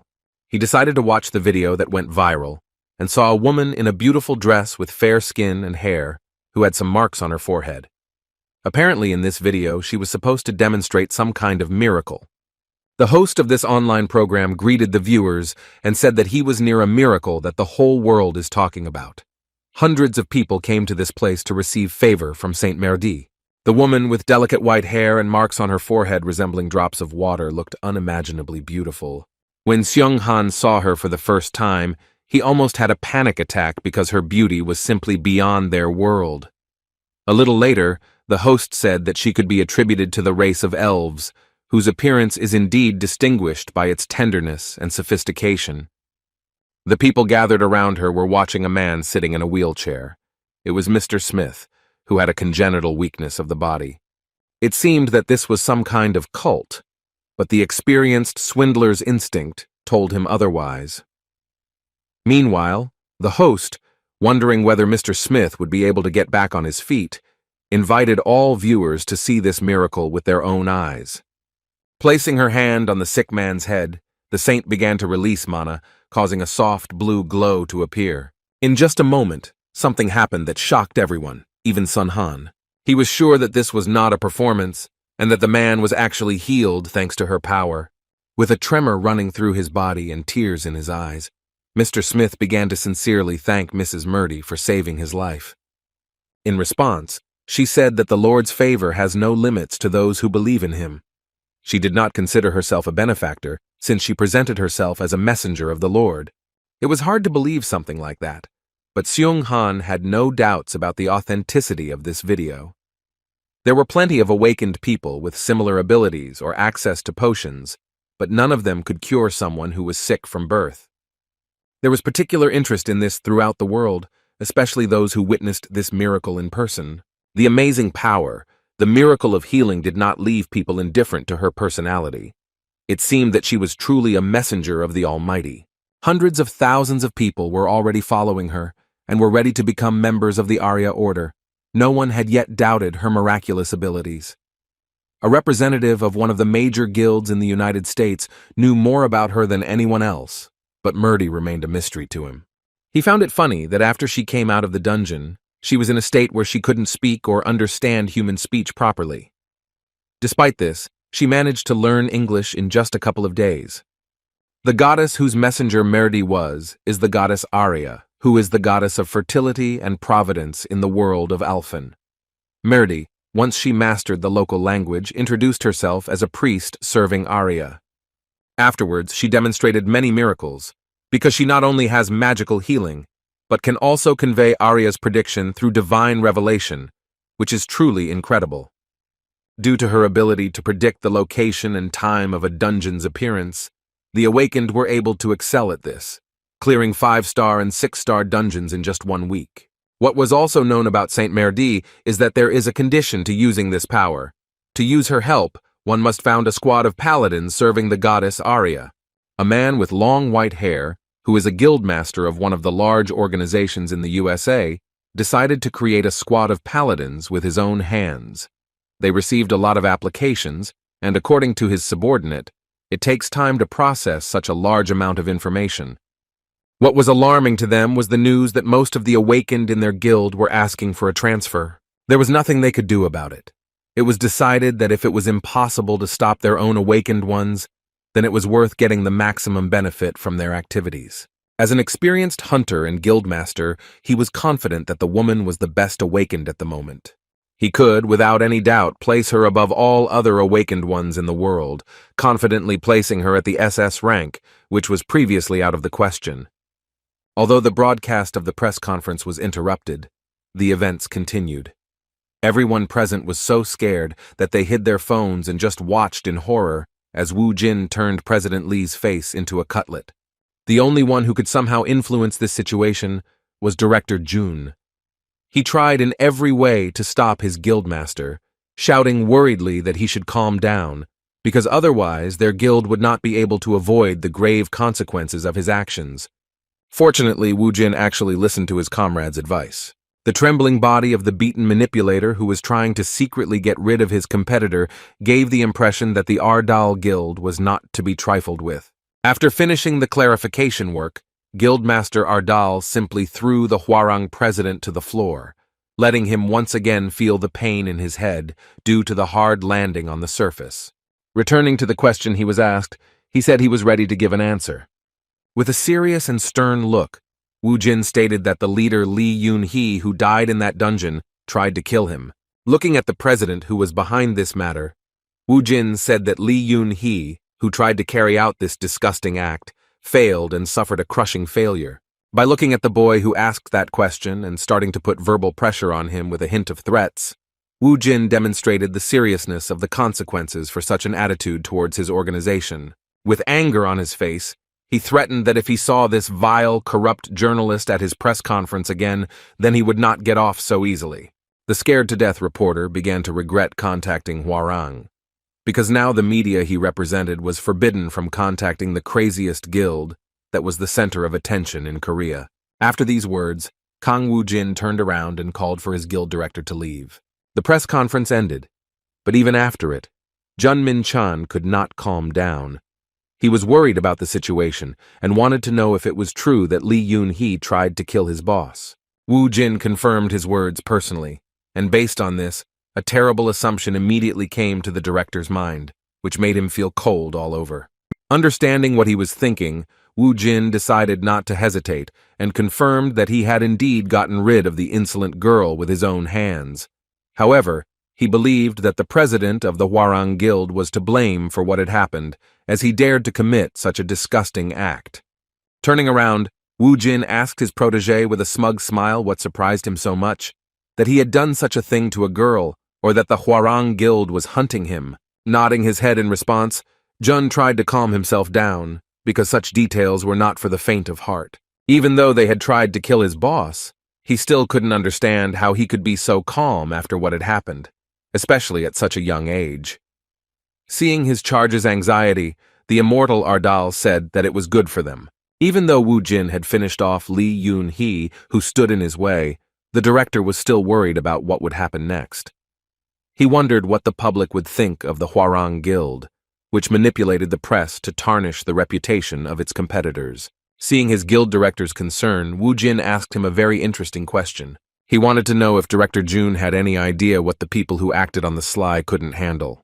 With a sly smile and a smart look, he explained that such scoundrels would not be able to cope when they were openly targeted, because that was when the headache began, because they would not be able to arrange a conspiracy in secret, because it would become obvious to everyone. Hearing this, Director Jun was shocked by how sharp his young guildmaster was. Now he realized that Wu Jun had actually changed the atmosphere from thinking about why he had incited Yoon-hee to death. After his brutal actions, reporters wondered if Hwarang really wanted to stage the murder of Kang Woo-jin, a true rising star among hunters with amazing and mysterious abilities that give them a significant advantage when fighting dungeon monsters. There was no way to prove what happened in the dungeon, so the director believed that Wu Jin had really thought it all out so well, down to the smallest details that he hadn't even guessed at. Director Jun was delighted, so after saying that he expected nothing less from his boss, he asked how they would clean up the mess of the methods they had to resort to in order to achieve such a goal. In response, Wu Jin looked at him with confusion and said that it was not his problem, because his deputy should handle such matters. All the work that Min Chang was most worried about was dumped on his shoulders.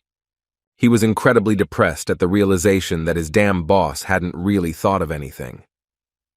In an attempt to cheer him up, Wu Jin began to pat him on the shoulder in a friendly manner and laughingly say that his director should be of some use too. Still, the guildmaster had at least some conscience left, and he was able to calm his nervous protege, saying that if he was not satisfied with his salary, then he could raise it at his own discretion. As soon as they went outside, a huge number of people were already waiting for them. Jin had no idea what was going on or what they were waiting for here. Turning around, Ha Min addressed his boss and asked him with a smile to say hello to those who so badly wanted to see him. As it turned out, the villagers who had been hiding in shelters while he was fighting inside the dungeon came to meet him. He saved them not only from the monsters, but also from the army that was going to turn their area into dust, not caring that they were still in the operation zone. All these people came to the press conference to thank their savior. They were sincerely grateful for the protection of their home and promised that they would root for him no matter what happened. There were not only adults and children here, but also old people who, realizing how quickly the world was changing, could see a ray of hope in the darkness. This ray of light for them was Wu Jin, the man who saved them from especially dangerous monsters with his own hands, After all the people thanked him for saving their lives, they let a little girl go ahead, who held out a bouquet of flowers towards him, and calling him a good uncle, thanked him for what he had done for them. The immortal Ardal, the cruelest man Alfin had ever known, was touched by the fruits of his labor. Holding up the bouquet that the little girl had given him, he thought that such things really bring joy and give hope that there are people on earth who believe in him. Watching this with a smile, Director Jun told his colleague that he couldn't understand their guild master's behavior with his mind. After thinking for a moment, Ha-min replied that Wu Jin was simply on a completely different level, so he would always be a mystery to them. At that moment, he was not just a hunter, but a hero who protected an entire city. Meanwhile, President Li, who had received a fair amount of slaps in front of the entire country, began to regain consciousness. The left side of his face did not look its best, and he himself was so furious that as soon as he came to his senses, he began to angrily shout the name of his offender. Trying to catch his breath after the angry emotions, he did not pay attention to the concern of his ward, who could not help him in any way at the moment when he was being beaten by one of the strongest people in Korea. Thinking back, he couldn't find words to describe his hatred for Kang Woo-jin, who humiliated him like that.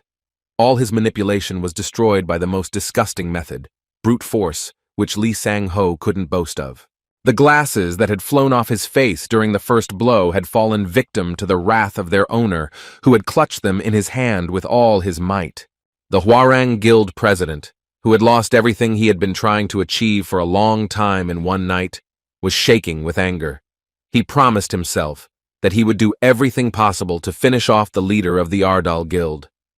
What was happening in Korea did not worry the United States at all, because what was happening in Manhattan was more astonishing. The Order of Arya was founded in the headquarters of the Titan Guild, and there was already a temple for the goddess. The messenger of the goddess Arya, known as Saint Merdi, prayed to the deity in her native language, the language of Alfin. At such moments they tried not to distract her, but she devoted all her free time to prayers, so one of the guild was forced to interrupt her with the message that the guildmaster had arrived to meet with her. Upon meeting the saint, the guildmaster first paid his respects by kissing her hand. The immaculate being that Merdi seemed to be took this for granted, for addressing her meant respect for the entire church, and in particular for its deity. Looking at the kneeling guildmaster, she asked how the process of creating a squad of paladins was going. The blond man replied that everything was going even better than they had planned. They were still getting a lot of requests, so he had no doubt that everything was fine. In response, the saint said that the goddess would be glad to hear such news. According to her, the Order of Paladins would be heroes in a holy war that would save Alfin. She wanted to use the power of the Awakened of the Earth in order to retake Alfin back, freeing it from the influence of the invader. Looking at the light that was shining through the windows, she mysteriously said that it would be too late if the enemy's main forces invaded the Earth's territory, which would not be able to withstand such a load, not to mention that the resistance force at this moment was negligible.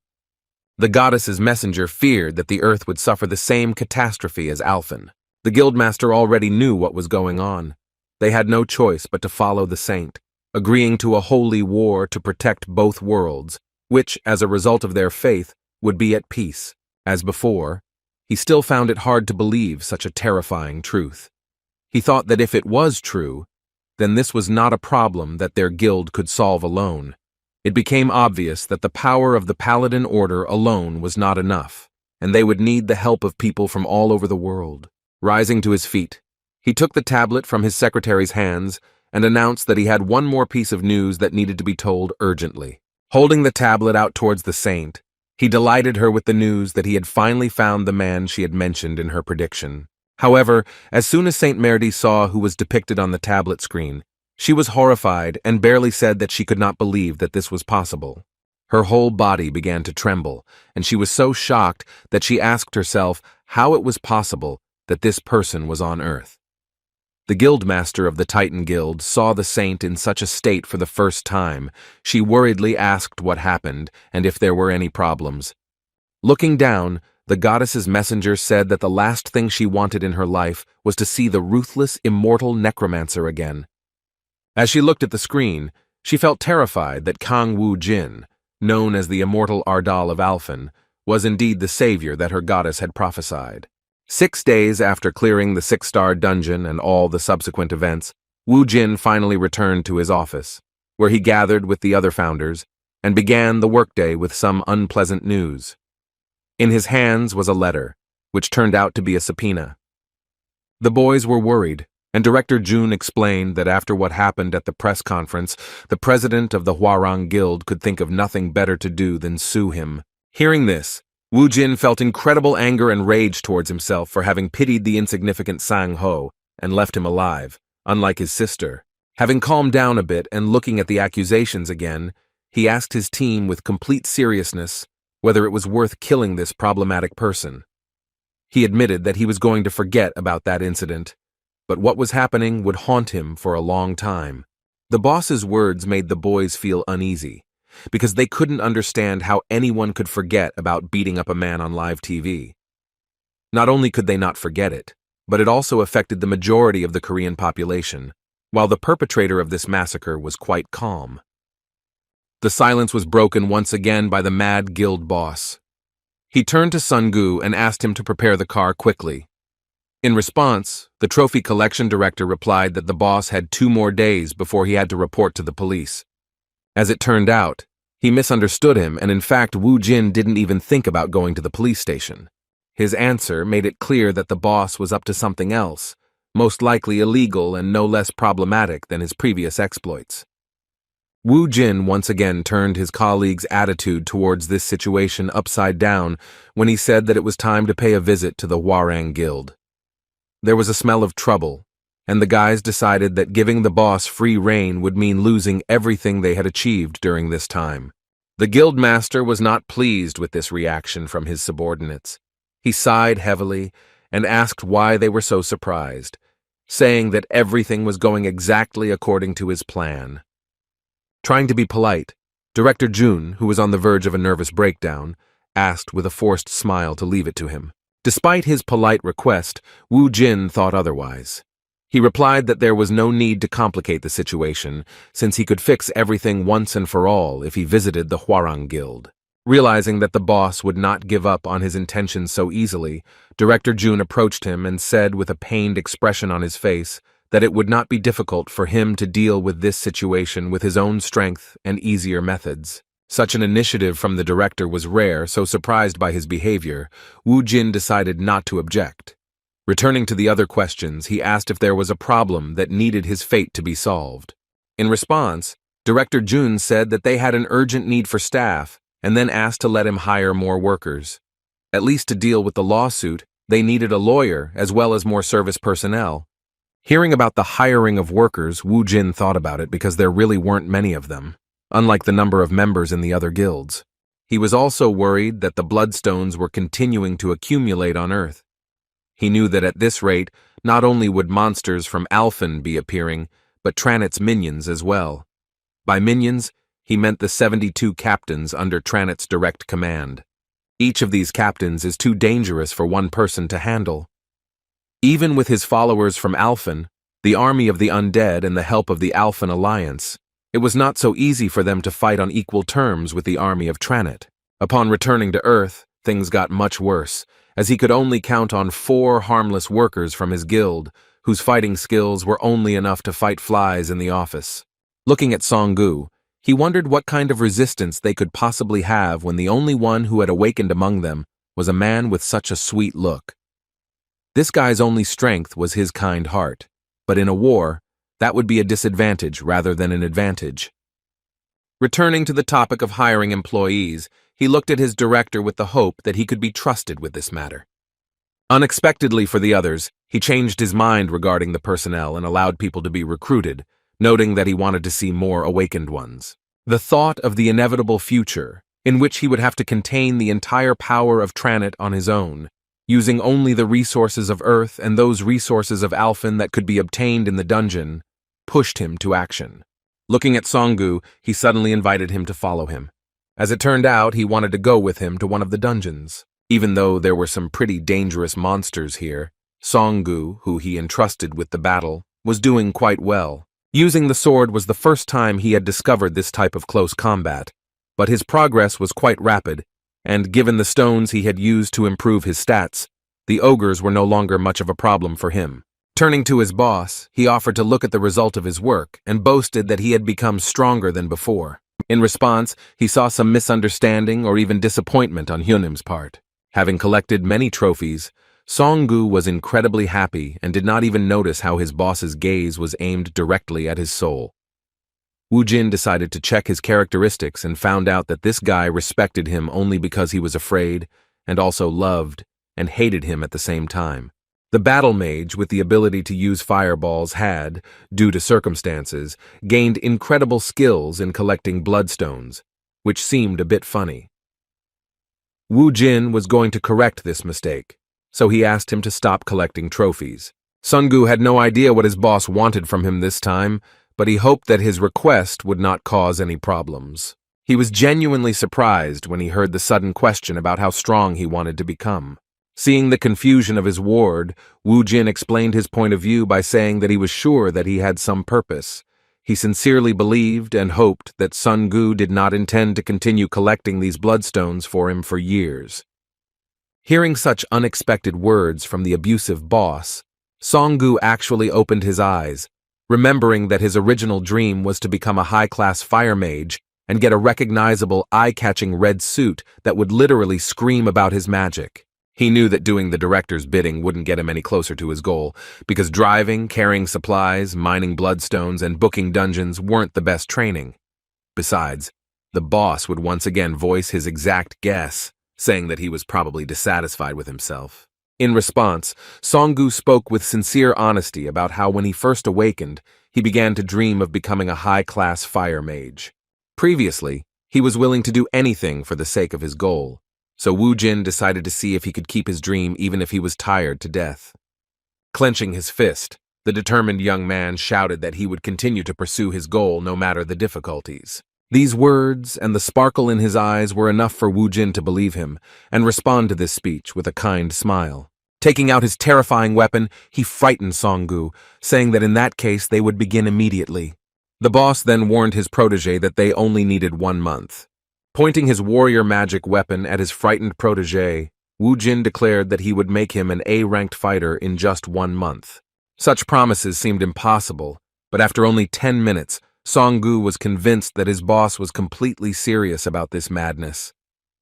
The training was so hard that he was already exhausted, and his only salvation was to escape. At first, he simply couldn't believe his Hyunim's promise, but now he realized that it was about the most brutal methods one could think of. Feeling the enemy approaching, Song-gu decided to stop in order to accept another difficult battle with dignity. A moment later, he almost lost his head due to the sudden appearance of a skeleton soldier, who was ready to deal him a fatal blow without any jokes. Narrowly dodging this blow, Song-gu lost his balance and fell on his back with a scream. Rising to his feet and looking at his soldier Hyunim, he understood that in this battle there was no point in running, because it would only make the situation worse. He sighed heavily and decided to make every effort to at least survive. He couldn't relax because the enemy had the advantage in terms of sword fighting. The terrifying skeleton, whose strength was nowhere near comparable to that of the boss, was still deadly and could finish off the poor guy with just 1 blow. Understanding his weaknesses, Song-gu resorted to using magic to use the skill. After that, he planned to increase the distance to be on the safe side. By directing the fireball towards the monster, Song-gu thought that it would be enough. His magic completely engulfed the enemy, and he literally disappeared from sight. A simpleton like Song-gu immediately decided that this was the end and that the enemy was defeated. However, his efforts were not enough, and in a moment, the enemy was right in front of him, ready to strike back. This time, Song-gu fully felt the price of his mistakes and carelessness as he missed the sword strike aimed at his right shoulder. The pain of the wound and the skeleton's cunning laughter began to drive him crazy. Immediately after he took the blow, a severe pain brought him to his knees. For the first time in a long time, he felt such pain that it made his whole body tremble and tears rolled down his face on their own. The intense pain did not allow him to relax for a second and clouded his mind. At that moment, the boss appeared next to him and told him that he should get to his feet and continue training. In fact, Woo-jin felt somewhat resentful of his disciple's recklessness. He couldn't believe that he actually thought he could defeat his skeleton warrior with his puny fireball. Furthermore, he was bothered by the absurdity of his disciple lowering his defense after attacking once. With a stern and instructive look, he told his student that in order to survive, he himself must want to become stronger. After these words, he asked if he really thought that in the future, monsters would only appear in dungeons. Sungu couldn't understand what his boss was getting at, so Wu Jin suggested that he imagine what would happen if in the future dungeon breakouts occurred in every subway station around the world. The necromancer was not afraid of cruel suggestions, saying that if this happened, then in just 3 days, half of the entire population of the earth would be brutally exterminated. Listening to all this madness, Song-gu could not understand what his boss was leading to. It all became clear when Wu Jin said that if that happened, then he would be forced to protect his family, and he would have no time for people like him. With such cruel but fair words, he reiterated that he must learn to survive on his own, without relying on others. Furthermore, the boss also appealed to Song-gu's feelings, saying that if he also wanted to protect his family, then he should first make sure that he was strong enough for the task. In just a moment, Wu Jin saw how his words, like a healing potion, began to raise the poor guy to his feet. Despite the trembling in his entire body, Song-gu tried to stand up to demonstrate his determination. The pain he had never experienced before could not stop such a beast, who, rising to his feet, frightened the entire forest with his insane cry. The sparkle in his eyes returned.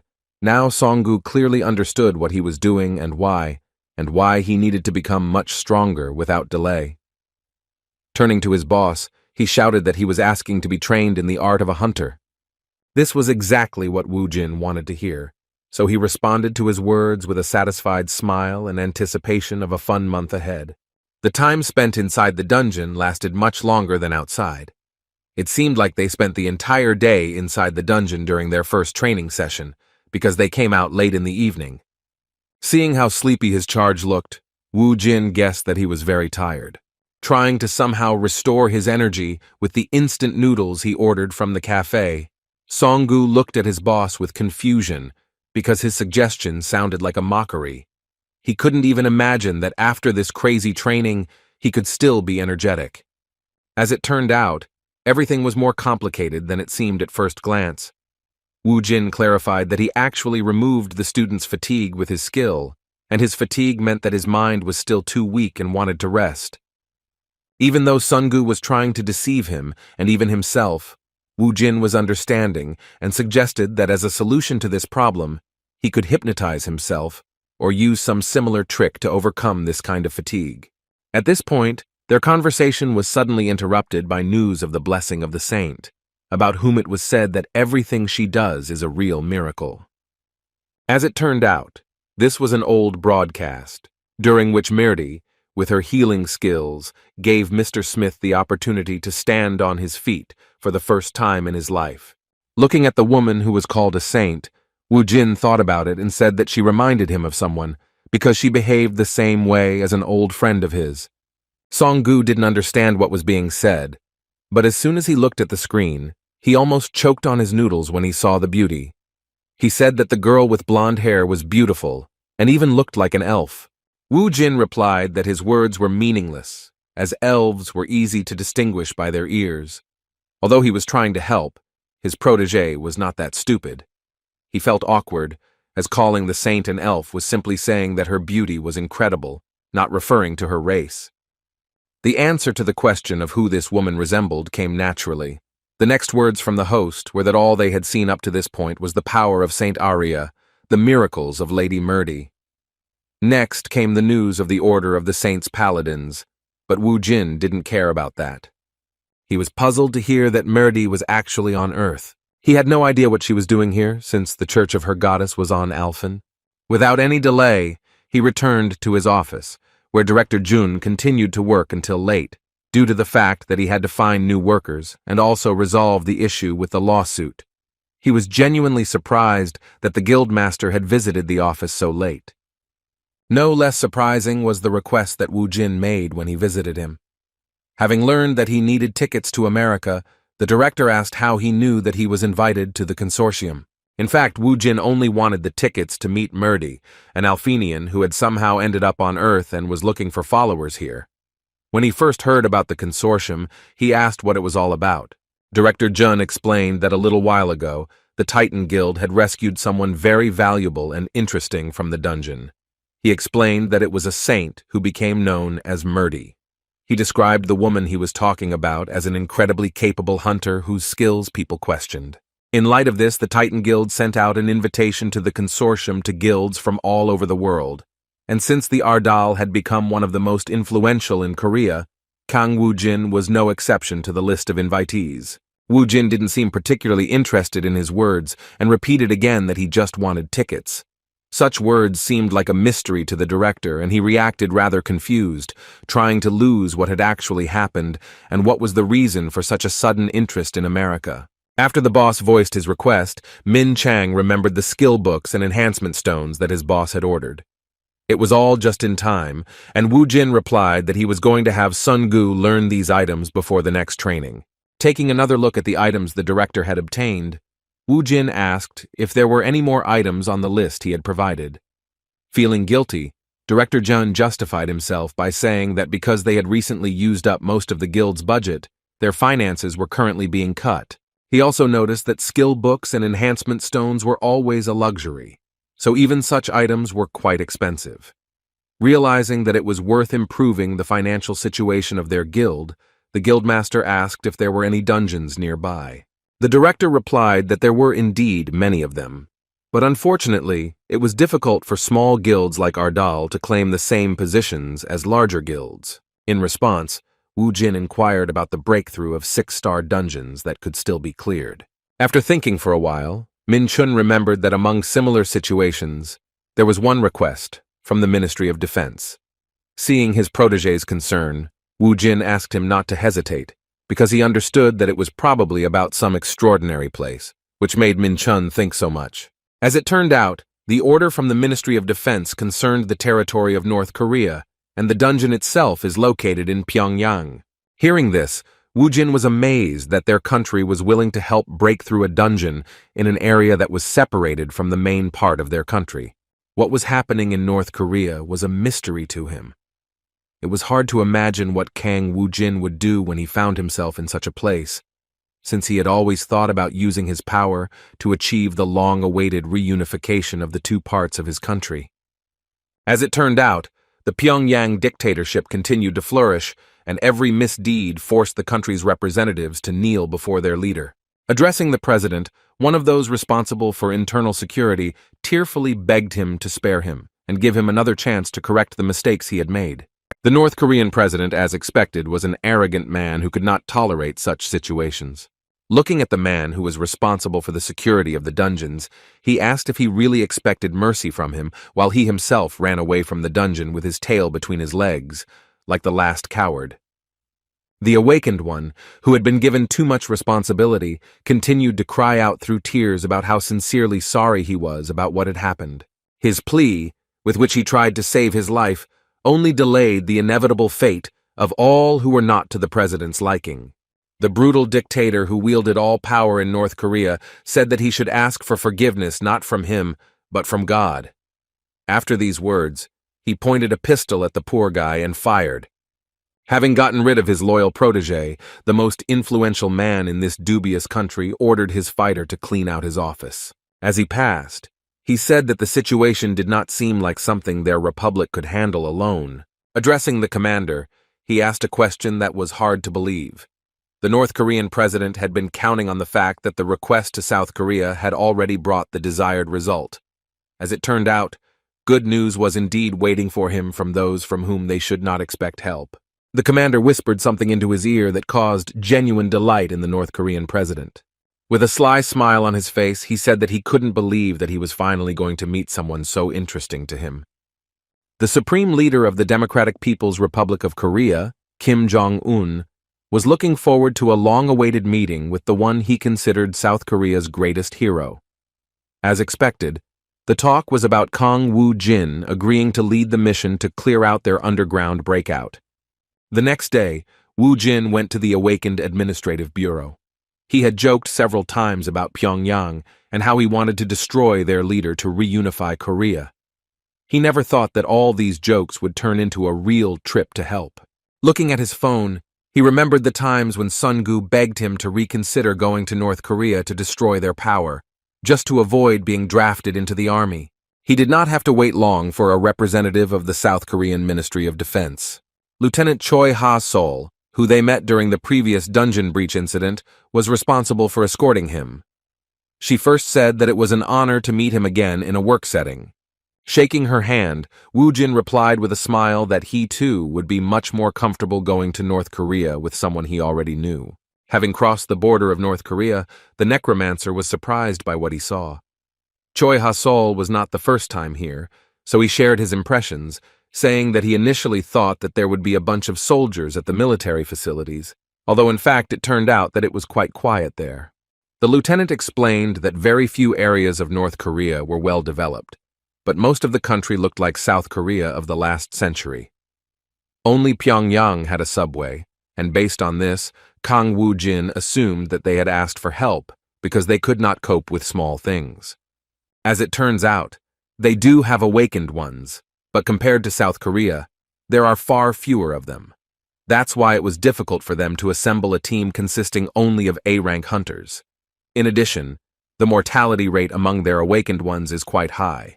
When it came to the death rate, Woo-jin made a very correct guess, saying that the rate was so high because awakened North Koreans could die either in the dungeon or simply be shot due to failure to follow orders. The lieutenant clarified that they were forced to turn to them only because the situation forced them to. Previously, they did not have too many problems, since up until that moment they were supported by China. This time they tried to solve the problem on their own and failed, and China just demonstratively watched their failures.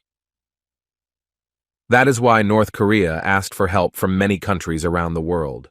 Upon hearing this story, Woo-jin immediately came to the conclusion that they simply felt it was unprofitable to share the spoils of a high-ranking dungeon with China. This theory he voiced was the same one that the lieutenant believed in. Skipping these boring moments, Woo-jin suggested that they ignore such things in order to quickly sort everything out and get away. He also asked the accompanying lieutenant to make sure that he would receive the half-month sentence as originally promised. Ha-sol assured that everything was fine. After this short conversation, Lieutenant Ha-sol looked at the mysterious, popular, and extraordinary hunter who was making a splash in Korea. She noticed that the condition that Woo-jin insisted on was to let him spend half a month in the dungeon from the start of the first sweep. The negotiations between the North and South were scheduled for the period after the arrival of the Northern delegation. However, this is a rather insignificant request for the first to clear the dungeon, since it is known that the first party faces the most serious difficulties that the location can provide. Considering this, she hoped that, despite the hunter's character, everything would go smoothly. However, her calm only applied if the dungeon was successfully cleared. If it failed, the result would be the death of Woo-jin, and North Korea would suffer huge financial losses, including the loss of a major city where the dungeon was located. It was about Pyongyang, and it made her worry that if the worst-case scenario became reality, then gradually relations between the North and the South would become even worse than ever. Looking at this confident young man, she hoped that he would cope, as with all the incredible problems he had solved with his own hands before. Everything was in his hands, not only the events in North Korea, but also their relations with South Korea. Upon arrival, the lieutenant introduced the square as the Kumsusan Memorial Palace of the Sun. Looking at the rather bulky building, Woo-jin asked in bewilderment why tanks were placed there. Ha-sol continued, saying that the palace was originally a symbolic building. The nearby Kwangmun station became a dungeon that he had to clear. The tanks that were there were measures to prevent a breakout from the dungeon. In the meantime, one of the government workers approached them and offered to follow him. When they entered, they saw symbols of dictatorship, such as posters with the faces of past heads of state. The soldiers in this place looked almost identical. They were ideal warriors due to the fact that they had been trained since early childhood. The atmosphere of the meeting room they were in was quite gloomy for Lieutenant Ha-sol. She was actually worried. Unlike the hunter she was accompanying for support during this mission, she was quite restless. She even found the strength to turn to the hunter. saying that their comrades from North Korea, who had asked them for help, were in no hurry to meet. Looking at him, she asked if he really wasn't nervous in such a tense situation. In response, Wu Jin calmly replied that he saw no reason for such a reaction. He had understood from the beginning that this was an obvious psychological trick aimed at morally suppressing the guests by making them wait for so long. After a few minutes of silence, a North Korean representative entered the room. The diplomat announced that the first chairman of their country's National Defense Committee had arrived for the meeting. Wu Jin and Lieutenant Ha Sol took a few steps towards them. The leader of North Korea, seeing the hunter in front of him, called him comrade, and with a smile on his face, said that he was glad to see them for so long. He also said that he had heard a lot about him and his exploits. Seeing such a strange person in front of him, Wu Jin froze in surprise. Introducing the head of a dictatorship country, he expected to see a stern man, but to his surprise, this man turned out to be more like a small, impudent pig. With a smile on his face, he perceived the situation as one in which he could allow himself absolute freedom of action.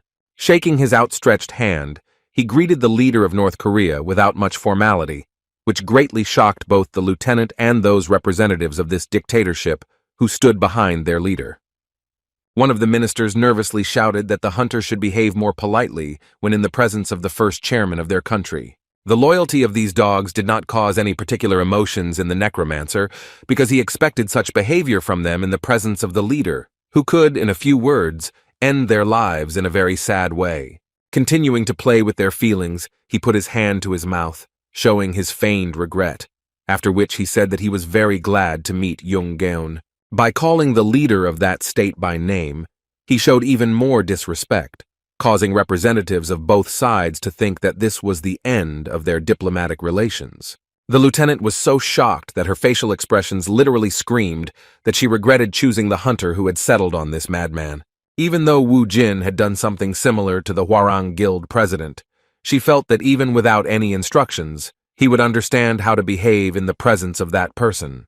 At that very moment, the North Koreans reached for their pistols, shouting that the impudent fellow did not understand who he was playing jokes on.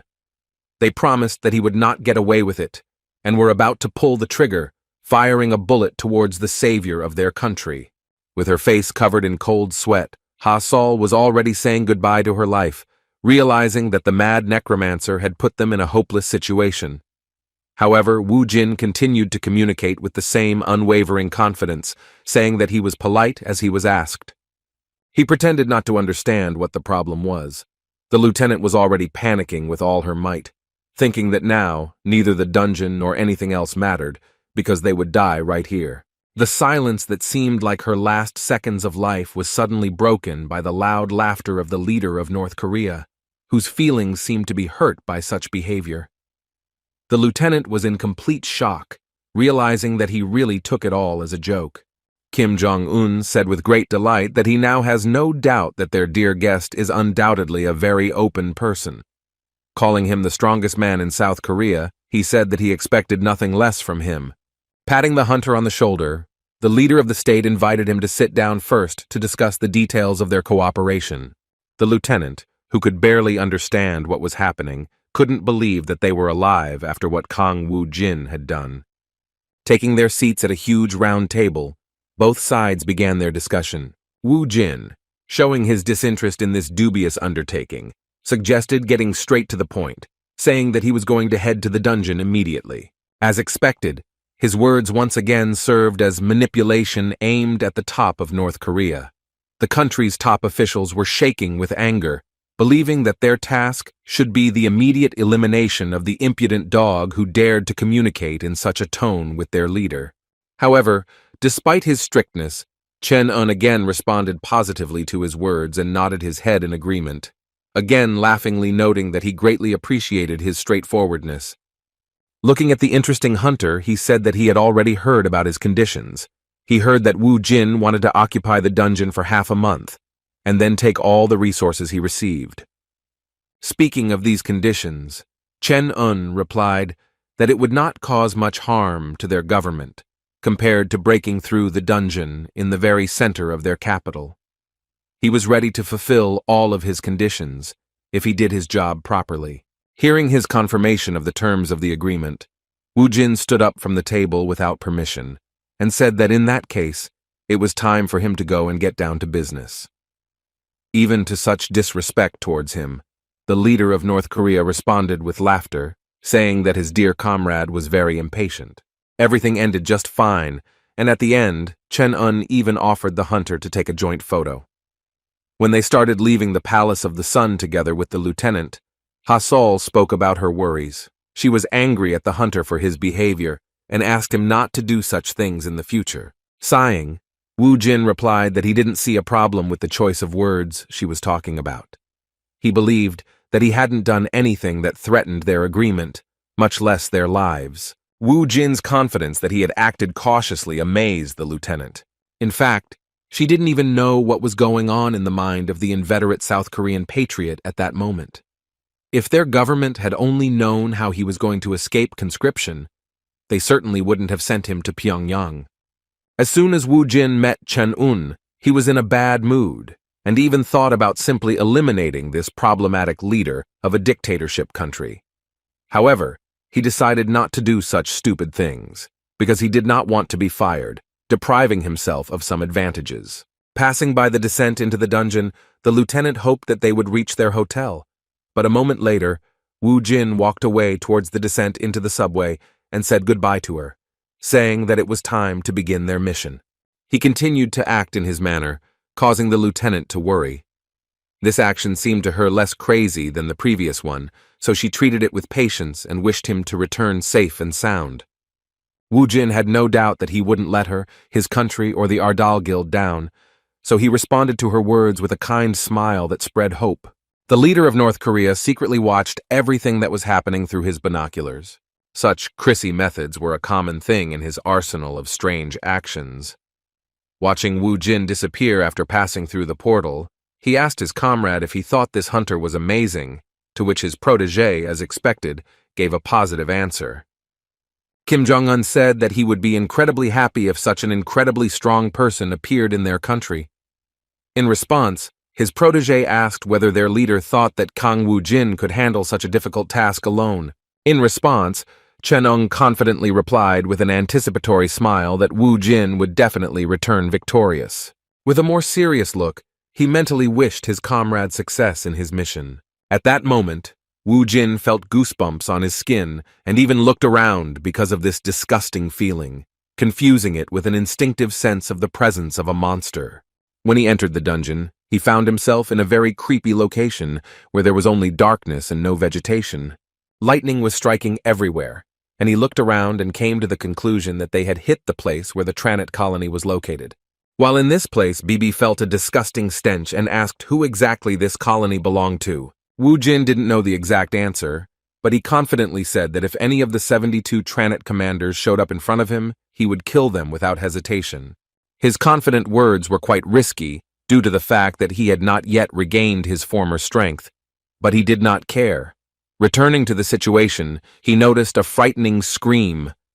Looking around, he saw a huge number of mantis monsters approaching him. It was obviously a fight against numbers, in which his necromancer skill guaranteed a stable advantage. The lower monsters of Tranit, which tended to move in groups, did not frighten him at all. Wu Jin immediately used his golem, which was much stronger this time. Its size surpassed all previous forms, and now these monsters looked like small bugs in comparison. With a terrifying cry, the Vizix rushed to the attack, using a formation that guaranteed them an advantage in battle with such numbers. This might work with the lone skeletons, but it certainly didn't work with Rocky, who turned some of the monsters into dust with a single wave of his hand. With a smile on his face, Wu Jin decided to strengthen his attack by summoning skeleton soldiers and skeleton mages. His skeletons appeared with a loud creak of their bones, their numbers now far more impressive than ever before. He didn't have many souls at his disposal, but he could summon a large army, summoning as many as 500 warriors. He didn't need to use all his resources on such a trifle, so he hoped that this battle would replenish the number of souls for future battles.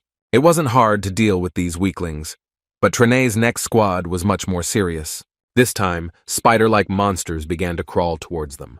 These were ranchers, the lower monsters of Tranit, who spit out tentacles from their mouths that resemble sharp needles. As it turned out, they were accompanied by Rokto, a monster with great strength and high defense.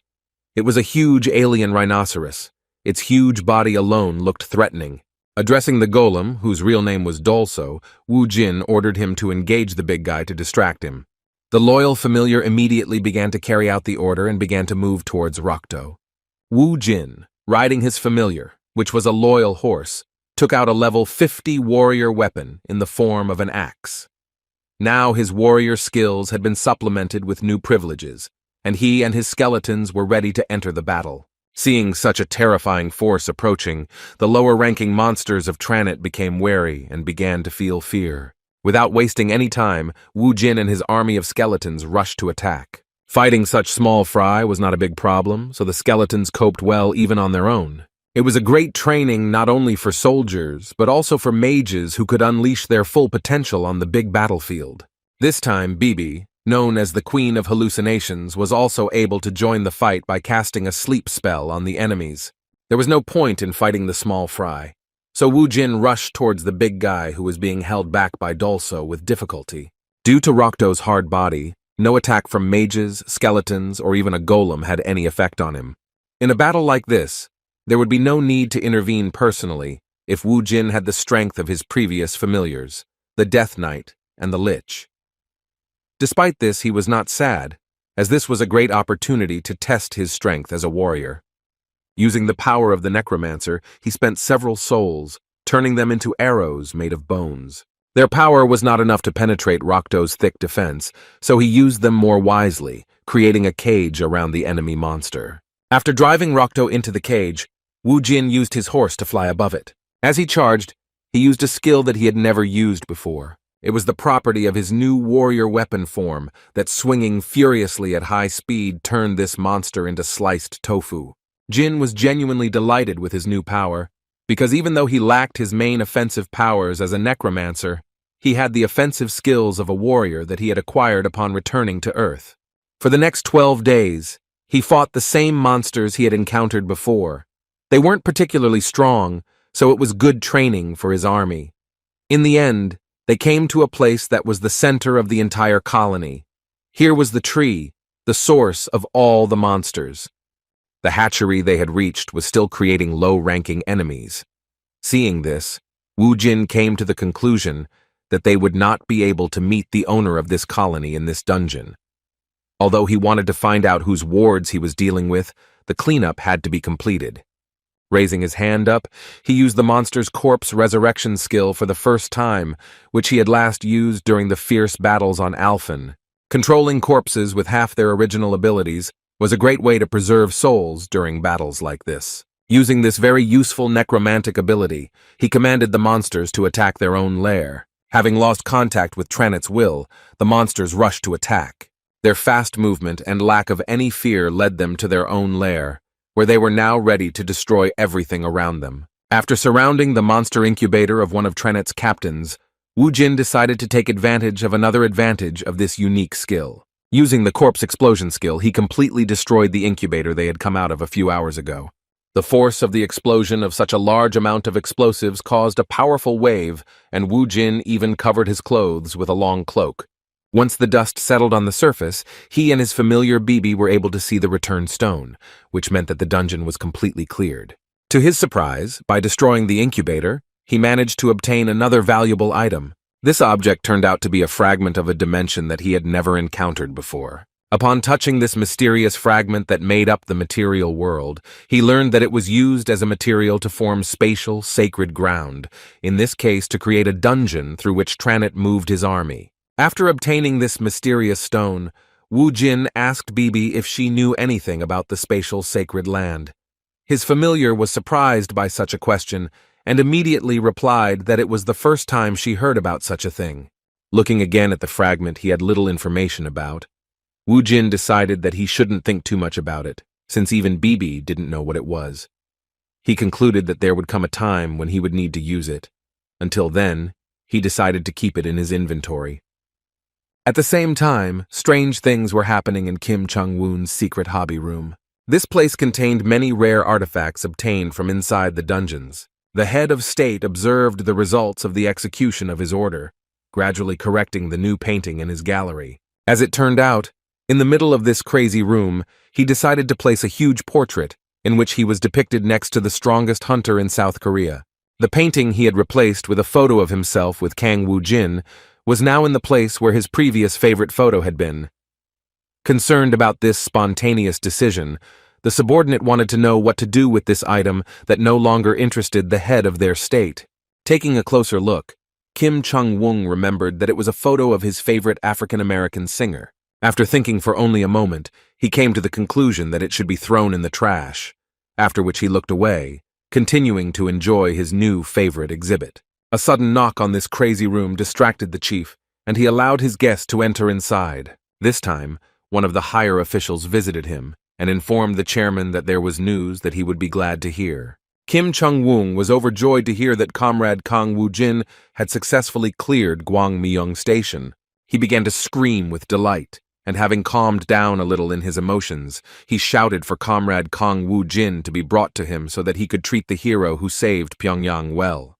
With a cheerful laugh, the chairman said that nothing could be known for sure, but Comrade Kang Woo-jin might return to this place because he felt that he was being treated well by their republic. He really hoped that he could become friends with his idol. The commander of the super unit Ri Peng-gwan of the Democratic People's Republic of Korea tried to behave with restraint so as not to deceive the head of state about his true attitude towards the one who is called the savior. In fact, he harbored the deepest hatred towards Kang Woo-jin's personality due to the way he joked around with impunity in the presence of their leader. He was no less disturbed by the fact that the one he no longer wanted to see had not only managed to survive in such a difficult dungeon, but had also successfully cleared it in just 3 days. The next day, Woo-jin was surrounded by reporters who made it their life's work to capture their country's new hero. Looking at him, the guys said that he was some kind of crazy because he managed to clear the terrifying dungeon of the 6th level by himself. The guy with white hair assumed that his awakened abilities were as powerful as Saint Murdy from America. In this regard, they wanted to contact headquarters. These guys who were watching the hunter from Korea so closely were foreign reporters who had been given permission to visit North Korea. As soon as the photo shoot was over, Lieutenant Ha Sol ran up to him with a happy smile. With genuine delight, she congratulated him on another successful cleanup and praised him for not letting their country down and for doing a great job. In response, Woo-jin said with a kind smile that everything was supposed to happen this way, since they had come to this place to successfully clear it from the very beginning. Supporting his confident speech, Ha Sol confirmed that it was true, but admitted that she did not expect him to be able to succeed so much. After that, he asked where the negotiators from their side were. The lieutenant reported that both sides, south and north, were gathered in the hall. They were just waiting for the results of the cleanup of the hired hunter. With a confident look, Woo-jin asked what they were talking about if he was the one hired for this matter. In response, the lieutenant could not utter a word due to the fact that the negotiating team believed that his chances of failure were 70%. After these words, Woo-jin suddenly left and went towards the dungeon again, saying that he believed that the negotiators would do their job well, and then wished her luck. The lieutenant was in a real panic, realizing that he could let down all of South Korea with such recklessness. The only argument that could stop him was a desperate request to rest, but Woo-jin did not pay attention to her and left anyway, headlong. At that very moment, she was distracted by some North Korean protege, who was rushing to find her with all his might. Stopping, he asked through heavy breaths where Comrade Kang Woo-jin had gone. As soon as he heard that the hunter had gone underground again, he was overcome with horror and said in a trembling voice that something terrible had happened. At the same time, Kim Jong-un was busy preparing a superb banquet. He personally gave orders on how to prepare the banquet, saying that everything had to be at its best. He could not allow them to lose to South Korea as a welcoming ceremony. After 14 days of being inside the dungeon, Woo-jin had greatly increased the strength of his familiars and army of warriors and magicians. He enjoyed the process, having only recently discovered how much fun automatic hunting can be. Due to such a long stay inside the dungeon and continuous battles, he managed to increase his level to 60, as a result of which he unlocked the privileges of the warrior class. Now he has a bow, a warrior's tenacity skill, and archer skills at his disposal. In order to compare the power of his new weapon, he used the achievement shop and purchased a very basic but reliable weapon, which was the bone bow. There weren't any particularly tough monsters here, so his target was the low-ranking small fry from Tranit's army. The shot from this weapon not only turned the monster into dust, but also destroyed a small area where the arrow was aimed. Looking at the result of his attack, Wu Jin concluded that using a bow would guarantee a larger area of effect and higher speed than the bone spear. This was not bad, as his range of long-range attacks had become even more diverse. Looking at the new privileges of the warrior class, he decided to summon a new familiar, which was supposed to become another reliable support for the Necromancer. Taking out the sealed crystal, he put a large amount of magic into it and called the goblin to come out. Within a moment, the ominous dark aura began to recede behind his back. Looking around, he saw this impudent fellow who dared to appear not in front of him, but behind him. With a sly laugh, the goblin said that he could finally hear the voice of his master. The human-like creature, which resembled a scary shadow, greeted its summoner with an ominous voice, anticipating interesting events to come. It was a spirit that could exist even without its master. It was able to read Wu Jin's emotions, share thoughts, and more. As it turned out, this was the only familiar whose initial desires were far from the concept of loyalty. Among the goblin's abilities, there was even the skill of taking control of the master's body in the event that he died. Looking at the characteristics, Wu Jin was convinced that he was still distrustful. Looking at the goblin with a sly smile, whose loyalty and trust stats were negative to the maximum level, Wu Jin said that, as always, he looked at him with sincere disgust. In response, the mad, rebellious familiar said with a sly and arrogant smile that if the master hated him so much, then he should just give him a new body or something. He even dared to say that he would not mind getting his master's body. It seemed that Wu Jin had not felt such anger as he did when he met his next familiar since his return to Earth. After ordering the goblin to stop talking nonsense, he asked him to return to the shadows, saying that he would call him when he was really needed. With a sly laugh, the goblin agreed to his terms. The familiar that Wu Jin thought was a creepy guy had returned to his shadow once again. As soon as their dialogue ended, he noticed that it became somehow quiet around. Looking around, Wu Jin was convinced that another place was finished. He decided to hurry up so that he could clear this dungeon one more time that day. As he was rising to the surface, he met the lieutenant and asked with surprise if she had really been waiting for his return all this time. From the expression on her face, it was unmistakable that she was in despair. This was indeed the case, because a few moments later she fell to the floor and began to beg the hunter for help. Wu Jin didn't understand what was going on, after which the warrior devoted to her country politely asked him to take a break for a bit before heading out to clear the dungeon again. When she said that without him, all the efforts of their diplomats were useless, Wu Jin felt some tension because he was not interested in such a fate and in interacting with the northern side. As it turned out, such a request was not the first, because a few days ago, before another clearing of the dungeon, the lieutenant met him upon his return with the words that this raid was declared as a joint effort of both South and North Korea. She asked him to attend the meeting. Despite this request, Wu Jin did not attach much importance to it and turned around, heading back to the dungeon again, saying that this was the business of politicians, and his business was to clear the dungeon again. No matter how hard the lieutenant tried, every desperate attempt she made brought no results, even despite her requests to go with her to the meeting of diplomats. This time, she was in such deep despair that she begged on her knees, saying that the situation was now worse than ever. She asked him to think about his country and take a break before the purge, before something terrible happened because of his disrespect for North Korea. When she tearfully said that if he didn't go with her this time, the situation could turn into a real war, Wu Jin still thought about her proposal and found the strength to go to meet her. As expected, the North Korean banquet was top-notch. Everything was so wonderful that even the representatives of the enemy's southern part of the country felt at home. The entire hall was filled with laughter. But all these conversations were so calm and unobtrusive, only because the most long-awaited person had come to this meeting. Kang Wu Jin, who joined the event this time, sat alone and was bored, making his time a little more interesting with sweets. Getting up from the table, he approached the lieutenant and asked if he could leave, since the main part of the banquet was already over. His words did not go unnoticed by the leader of North Korea, and he asked one of his protégés to hurry to stop his comrade, addressing him by name. One of Kim Chung-woong's frightened subordinates approached Woo Jin and handed him a piece of paper, asking him to write his name before leaving.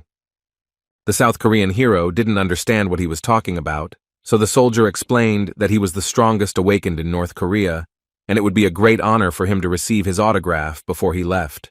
It seemed rather strange, but Woo Jin did not refuse him, and wrote his name on a piece of paper and said goodbye, wishing him to continue trying in the same spirit as before. The man's happiness knew no bounds, because he managed to cope with such an important mission. Thanks to Woo Jin not refusing his request, his life was spared, and he nodded to his leader as a sign that his task was completed. As he left, Kang Woo Jin began to suspect something was wrong. Looking at the head of North Korea, he turned to the goblin and asked him to watch the piglet, who was behaving extremely suspiciously. Even though the goblin was not a loyal familiar, he still agreed to become attached to the head of the northern state in order to inform his master of everything that was happening. Within a moment, his shadow began to change its shape and move in the other direction. The North Koreans didn't notice the shadow disappearing beneath him. They were puzzled by their own plans, as one of the government officials asked the commander if they should pursue the hunter from South Korea. The commander of the super unit, Ri Pen-gwan, still harbored anger towards Kang Woo Jin, so he planned something cunning and merciless. Having asked his protégé to carry out the task, he noted that they should be as inconspicuous as possible. He couldn't allow anyone to look down on their leader and their country, so he was willing to do anything to restore their pride. The moment of Kim Chung-woon and Woo Jin's first meeting was imprinted in his memory for the rest of his life. Even though the South Korean hunter's brazen behavior did not hurt their leader's feelings, he still could not forgive him for it. He was also deeply disturbed by the way Kim Chung-woong spoke with such admiration of the scoundrel who looked down on them all. Everything he had in mind, he dedicated to his president, whose mind, in his opinion, had been clouded by the one he considered a real scoundrel. For the sake of the prosperity of a strong and prosperous republic, they decided to take the most desperate steps. Woo Jin, as before, calmly went to the dungeon, where this time he was suddenly met by two North Korean fighters. He was alarmed by their appearance and warm words of good luck in his latest cleanup, but he did not even suspect anything amiss. Having thanked them for their kind words, he went down as usual, approaching the portal to the dungeon. As soon as he went inside, one of the soldiers ordered his subordinate to hurry up with the execution of the order before the barrier disappeared along with the hunter from South Korea. The poor guy obeyed the order without question and rushed after Woo Jin, screaming and begging him to stop. After looking around, Woo Jin stopped and asked why he was following him to the portal to the dungeon.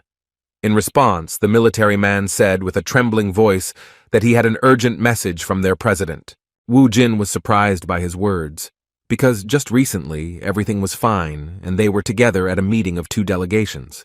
A moment later, the army soldier took a few steps forward and with cold sweat on his face, said words of gratitude for saving their country, after which he pressed the detonator of the explosive that was on his body. Woo Jin was shocked by this unexpected turn of events. A moment later, a very powerful explosion occurred, which turned the lower floors of the metro into ruins. The soldier standing outside who had given the order looked patiently towards the stairs, hoping that their plan had worked.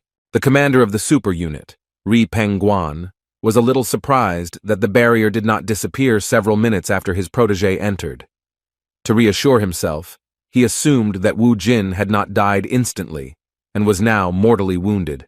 He believed that even if that was the case, Woo Jin should be mortally wounded, and it was only a matter of time before he became prey to the monsters. Believing that his operation was destined to succeed and that everything worked exactly as he had planned, he left the observation point without waiting for the barrier to disappear.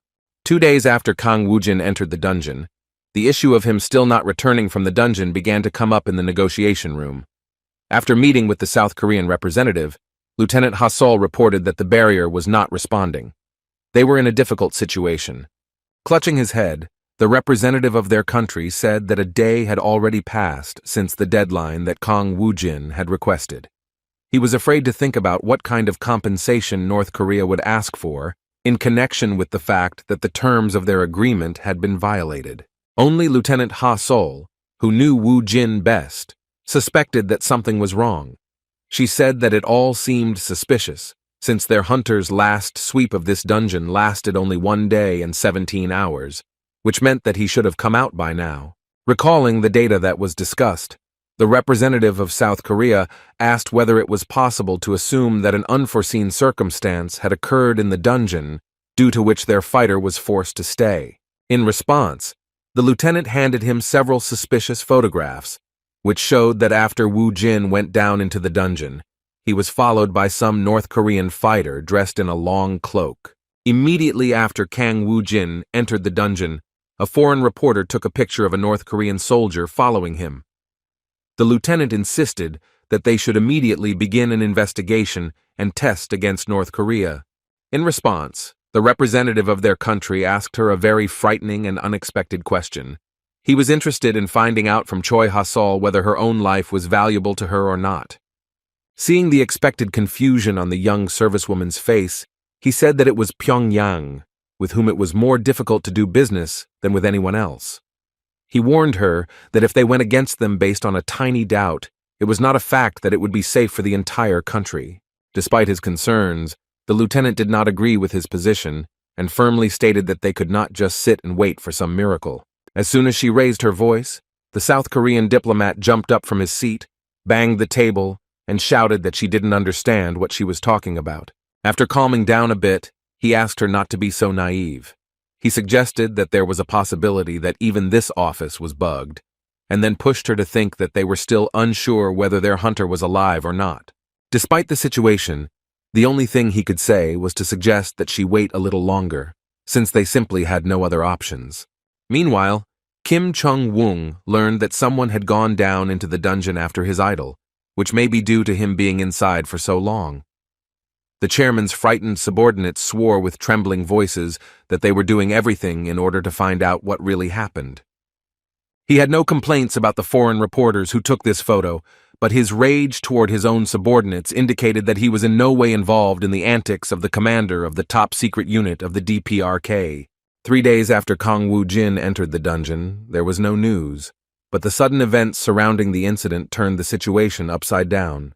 A camp was set up near the dungeon, where there were worried representatives of South Korea, as well as reporters from some countries who were given permission to work in this area. 3 days passed, and Kang Woo Jin did not return. The lieutenant could only hope that everything was okay. Suddenly, she heard a noise outside. The reporter started to fuss after hearing that the dungeon barrier had suddenly started to change. Upon hearing that the barrier had disappeared, the lieutenant immediately jumped up and ran towards the subway entrance to meet their hunter, for whom she was so worried. Woo Jin walked out with a wicked smile, anticipating revenge for what the North Korean soldier had dared to do. He had been thinking of destroying everything around him from the very beginning, but now he had a real reason to do so. As soon as he came out, spreading a terrifying bloodlust, the frightened reporters were unable to move. They couldn't even raise their camera to take a photo of Kang Woo Jin with his tattered clothes and bruises on his face. The frightened faces saw that he was far from being in the best mood, so none of them knew for sure what to expect from such a powerful man. As soon as he stopped and looked up, he asked in a serious tone if North Korea really wanted to die at his hands, and then suggested that they think about whether they were sure that such ideas from their leaders were worth listening to. The bewildered foreign reporters were unsure how to react when everything around them was threatened by the rampage of South Korea's strongest hunter. They were even more shocked when he asked them to bring him the vile piglet. They did not immediately realize that this was what he was calling Kim Chung-woong. Looking at the military, he uttered an even more shocking phrase, saying that if he did not agree to his request, then he himself would come to visit him. As expected, a moment later all the North Korean soldiers present near the dungeon had their guns pointed at him. One of the brave men threatened with a trembling voice that he would shoot him if he did not stop. In response to these words, Woo Jin appeared next to him in an instant and grabbed his gun, saying that after he survived the explosion of a huge amount of explosives on one of their soldiers, such weapons did not frighten him. Releasing his terrifying warrior aura, he took a stance to deliver a fatal blow to the soldier. The poor guy, who had no idea why the savior of their country was furious and allowed himself such insults towards their leader, was already saying goodbye to his meaningless life. Within a moment, he began to lose consciousness, and small particles of mana appeared around him. As it turned out, Bibi came to her master's aid in time. She used a sleeping spell just before Wu Jin would have smashed the poor guy to the ground. Appearing in her usual cat form, Bibi said that it did not suit her master to be too hot-tempered. It seemed she was the only one with whom he had previously been ready to maintain a conversation under any circumstances. Hoping for his understanding, Bibi said that they would be judged for all these murders, but the necromancer sternly replied that she should not interfere with him. The military and foreign reporters were put to sleep by Bibi's spell, but these guys were replaced by other North Korean military personnel who were immediately extremely hostile. Wu Jin was surrounded again, and these guys, despite recognizing his strength, said he was wrong if he thought North Korea was full of weaklings. They couldn't let him get to Pyongyang, so they swore they would fight him to the end. Taking a closer look at these guys, Wu Jin immediately saw that they belonged to the awakened North Koreans. In fact, among these guys, there were really strong fighters, whose level was close to. Using the ghost spear skill, he created many deadly weapons that he aimed at these poor guys. Within a moment, their confidence was wiped from their faces. Instead of arrogance and confidence that their superior numbers would produce results, they felt despair in the face of the terrifying strength of their enemy. Even with their high levels, they were unable to see through or dodge Wu Jin's attacks. In fact, the necromancer didn't care how strong they were, because among them, at most, there were A-rank fighters.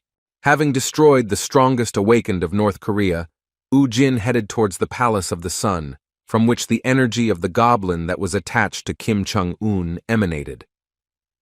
A moment later, the lieutenant tried to stop him, who was getting to her feet with a tremor in her body. Looking at her, Wu Jin realized that she was also an awakened one. More detailed information about her status revealed that she belonged to the tamer class, and her personality was characterized by the system as a person with great loyalty and pride. Despite being such an important person in the South Korean Ministry of Defense, she was an F rank, meaning she was only slightly stronger than an ordinary person. He found it hard to believe that with such abilities, she could overcome Bibi's sleep spell. As it turned out, it wasn't her abilities that were the problem, but her terrifying fortitude. Trying to stop him from making rash decisions that would only make matters worse, she said with genuine panic that they couldn't fix the situation if he didn't give up on his plan. In response, Wu Jin calmly said that they didn't need to fix anything, because the only one who should fix this incident was the fat pig who betrayed him by sending a fake rat stuffed with explosives into the dungeon. Hearing the details of what happened, Lieutenant Ha Sol froze for a moment, realizing that this was indeed a betrayal. She had previously assumed that the North Korean spy was indeed trying to eliminate their hunter Kong Wu Jin, who everyone in the army had high hopes for. Even though it had happened, she still tried to convince him that he had to accept it. Trying her best to change his mind, she warned him that at this rate, a real war could break out, and their country would suffer enormous human losses. Her words did make sense, but Wu Jin was not going to trust this to ordinary people, so he was going to put all the responsibility on his shoulders. Turning to the lieutenant, he asked her to step aside and said that she was talking too much. With a serious and threatening look, he warned her that if she did not want to die, then she better not get in his way. In response, Ha Sol said without hesitation that if he wanted to get through her, then he would have to resort to murder. Such determination once again confirmed the information from the system that its devotion and pride have no limits. Jin was clearly in no mood to waste his precious time on such arguments. Unexpectedly for Ha Sol, he began to scratch the back of his head and said with displeasure that in that case, he had no other choice, if even the lieutenant had gone so far in order to stop him. His words brought genuine joy to Ha Sol, and she said with relief that he had made the right choice, and his decision played a very important role in resolving the conflict. Before she could finish this sentence, she felt a sharp pain in her stomach due to Wu Jin's sudden blow. For the first time in her life, her breath was momentarily interrupted by the force of the blow she received in a relaxed state. Unlike BB's spell, this method turned out to be more effective, and the effect was immediate.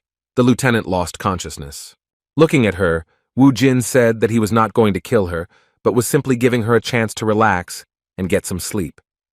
Wu Jin went on the attack and was met with all the weapons that were inside the Palace of the Sun.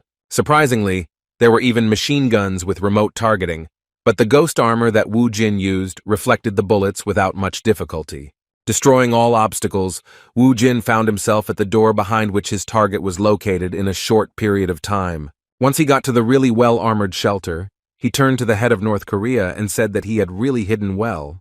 Turning to Kim Chung-un, he said with a sly smile that he wanted to talk to him again. The bunker Kim Chung-un was in was well protected, and his men, who were ready to open fire on the intruder, convinced him that there was nothing to worry about, because even a bomb could not damage their shelter.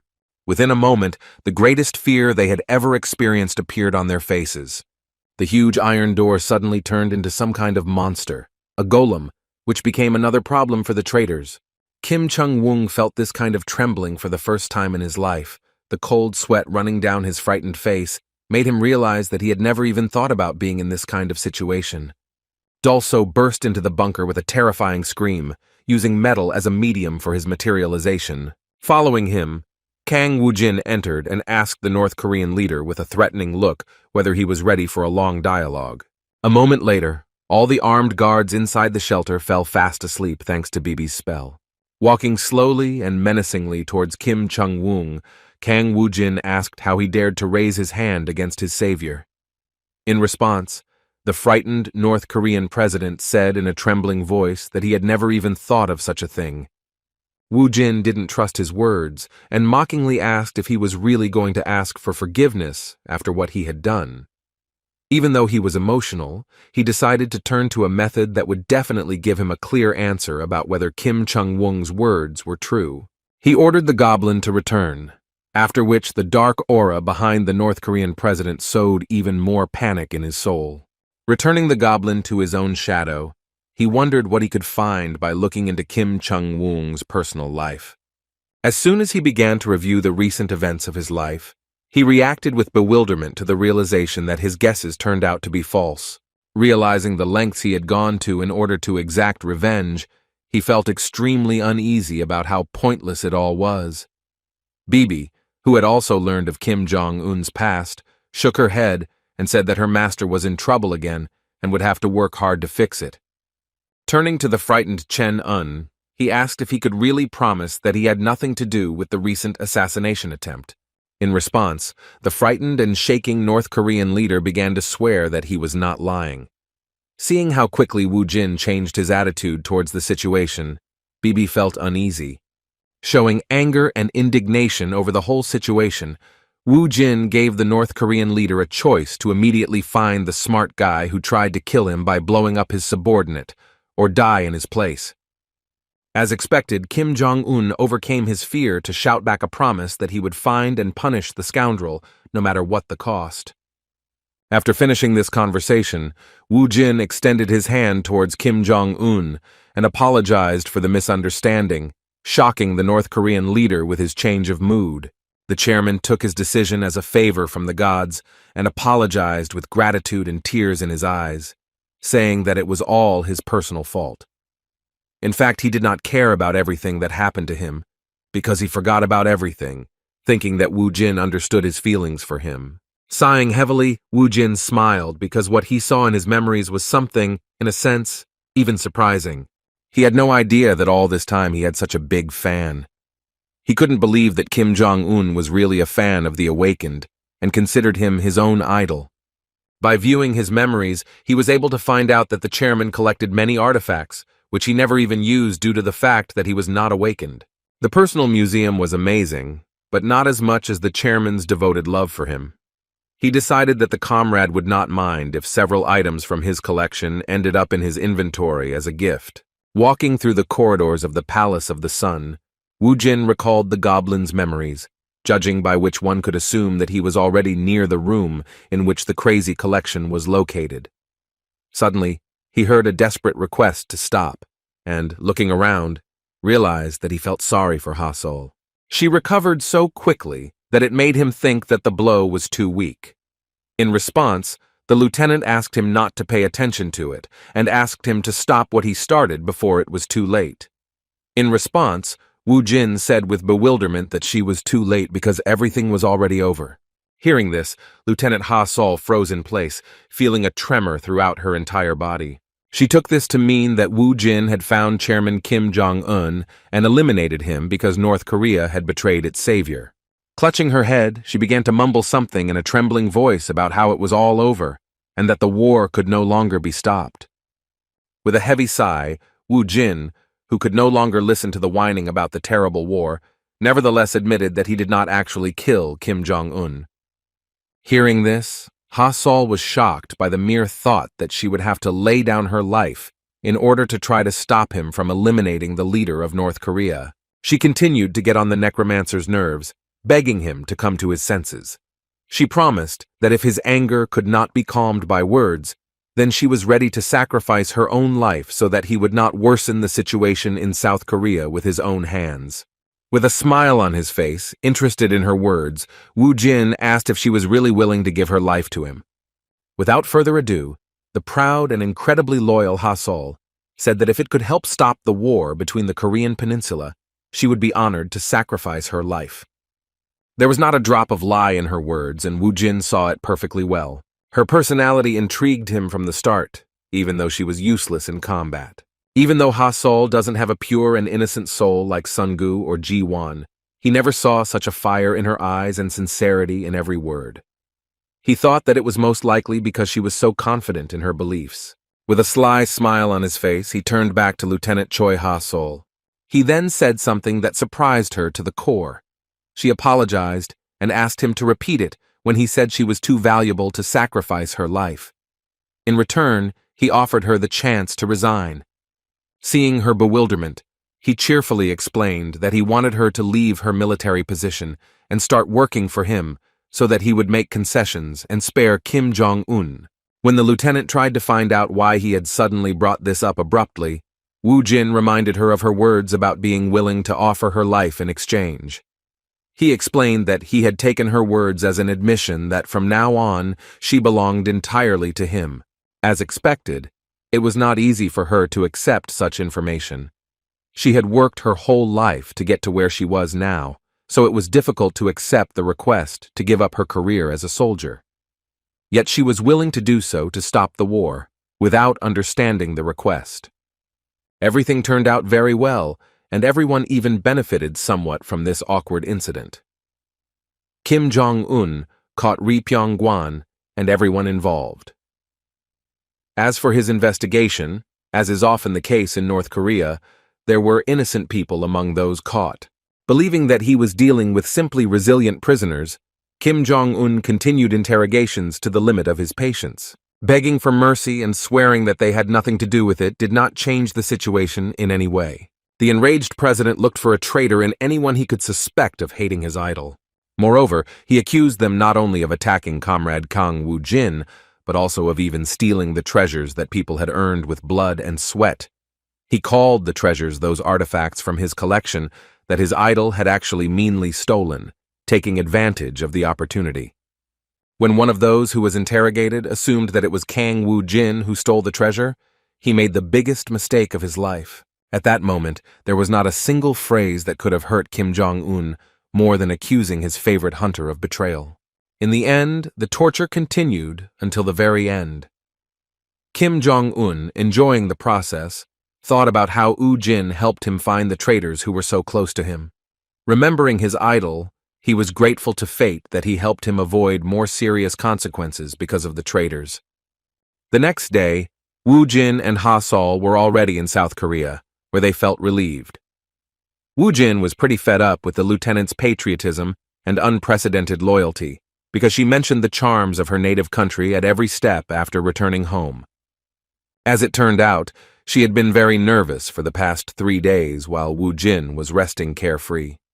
Every day, she heard the sounds of warships and gunshots, fearing that they would come to an end. After calming the lieutenant down a bit, Wu Jin smiled at the thought of leveling up, filling his inventory, and finding a new worker. Looking up at the sky, where he could see an international flight that was not visible in North Korea, he called their trip a success. His next destination was the United States. He couldn't wait to see what awaited him at that time. Of course, it was about the long-awaited meeting of Saint Merdi, who somehow left Alphen and ended up on Earth, where she began her activities. Several days passed, and the events in the DPRK were already being covered around the world. While in the Ardal Guild, the guys were watching the news, and the host and the expert were discussing how the Awakened are an ambiguous and extremely dangerous force that is capable of not only protecting people from monsters, but also easily committing crimes. The whole world was already talking about the fact that if it were not for Kang Woo-jin, there is a high probability that Kim Jong-un would have been overthrown from power by a coup in North Korea. His contribution to relations with North Korea was recognized as something amazing, and in connection with this, he was planned to be awarded a presidential order. As expected, upon hearing this, the founders of the Ardal Guild were surprised. Furthermore, the one who feared the guildmaster the most was sure that it was all a lie. As an argument, he relied on the fact that it was impossible for someone like Kang Woo-jin to do anything without making mistakes. In fact, he was right, but his assumptions about what had happened were no less crazy than the truth. With a thoughtful face, he voiced the idea that Kang Woo-jin was blackmailing Kim Jong-un. He thought that their leader had offered the North Korean leader a free hand in exchange for his life. Even though it sounded like crazy nonsense, the guys believed that Kang Woo-jin had arranged it so that Lee Pyong-gwan would end up being the thief of all the artifacts in order to get them into his own possession. Ha-min, trying to defuse the situation, awkwardly suggested not to call the boss a saboteur because he couldn't just go and rob North Korea. In response, the more skeptical Seung-han was sure that he was not at all. He was the one who did not think about his actions and was capable of it. Kim Woo-jin's main supporter also voiced his opinion, saying that he both loves and hates his boss. He said that he met him as such a person because during the clearing of the dungeon, he took all the rewards for himself. At that moment, Sun-gu saw that Woo-jin was ready to do anything in order to get the most out of the situation. After hearing all the options, the founders, with depressed expressions on their faces, accepted the general opinion that he had indeed cleaned out all of Kim Jong-un's treasury, and it turned out to be true. Moreover, the situation began to seem even worse due to another crazy suggestion by Seung-han, who was scared to death of the leader of their organization. He stated that they cannot believe everything the media says, because there is a possibility that Kim Woo-jin has already killed Kim Jong-un and set everything up. Ha-min, as the only person who retained at least some hope that everything was not so bad, suggested to forget about all of this and about the theft, because it could not be that a conscientious person like Woo-jin would act in such a way. The words about the boss's conscience made the guys even more tense, but they tried to relax a little and distract themselves. In the end, trying to stop thinking about the worst outcome was futile, because Sun-gu mentioned that in fact, the boss had already offered him to go with him and kill Kim Jong-un even before the guild was founded. Seung-han, who was horrified by the realization that his boss was exactly as he saw him, offered the boys to see his body's reaction to the mention of such an idea. Goosebumps ran up his entire arm as he realized that Woo-jin's cruelty and immense power gave him the ability to do such a thing. He was even more shocked when Song-gu clarified that the boss had made a similar offer when he received his military draft notice. Sighing heavily, Seung-han finally decided to tell the story of what happened when he was selling phones in his small electronics store. As he began to tell the story that he had never dared to tell before, the door to the room opened. Woo-jin appeared behind Seung-han and he instantly began to shake in fear, opening his mouth in shock.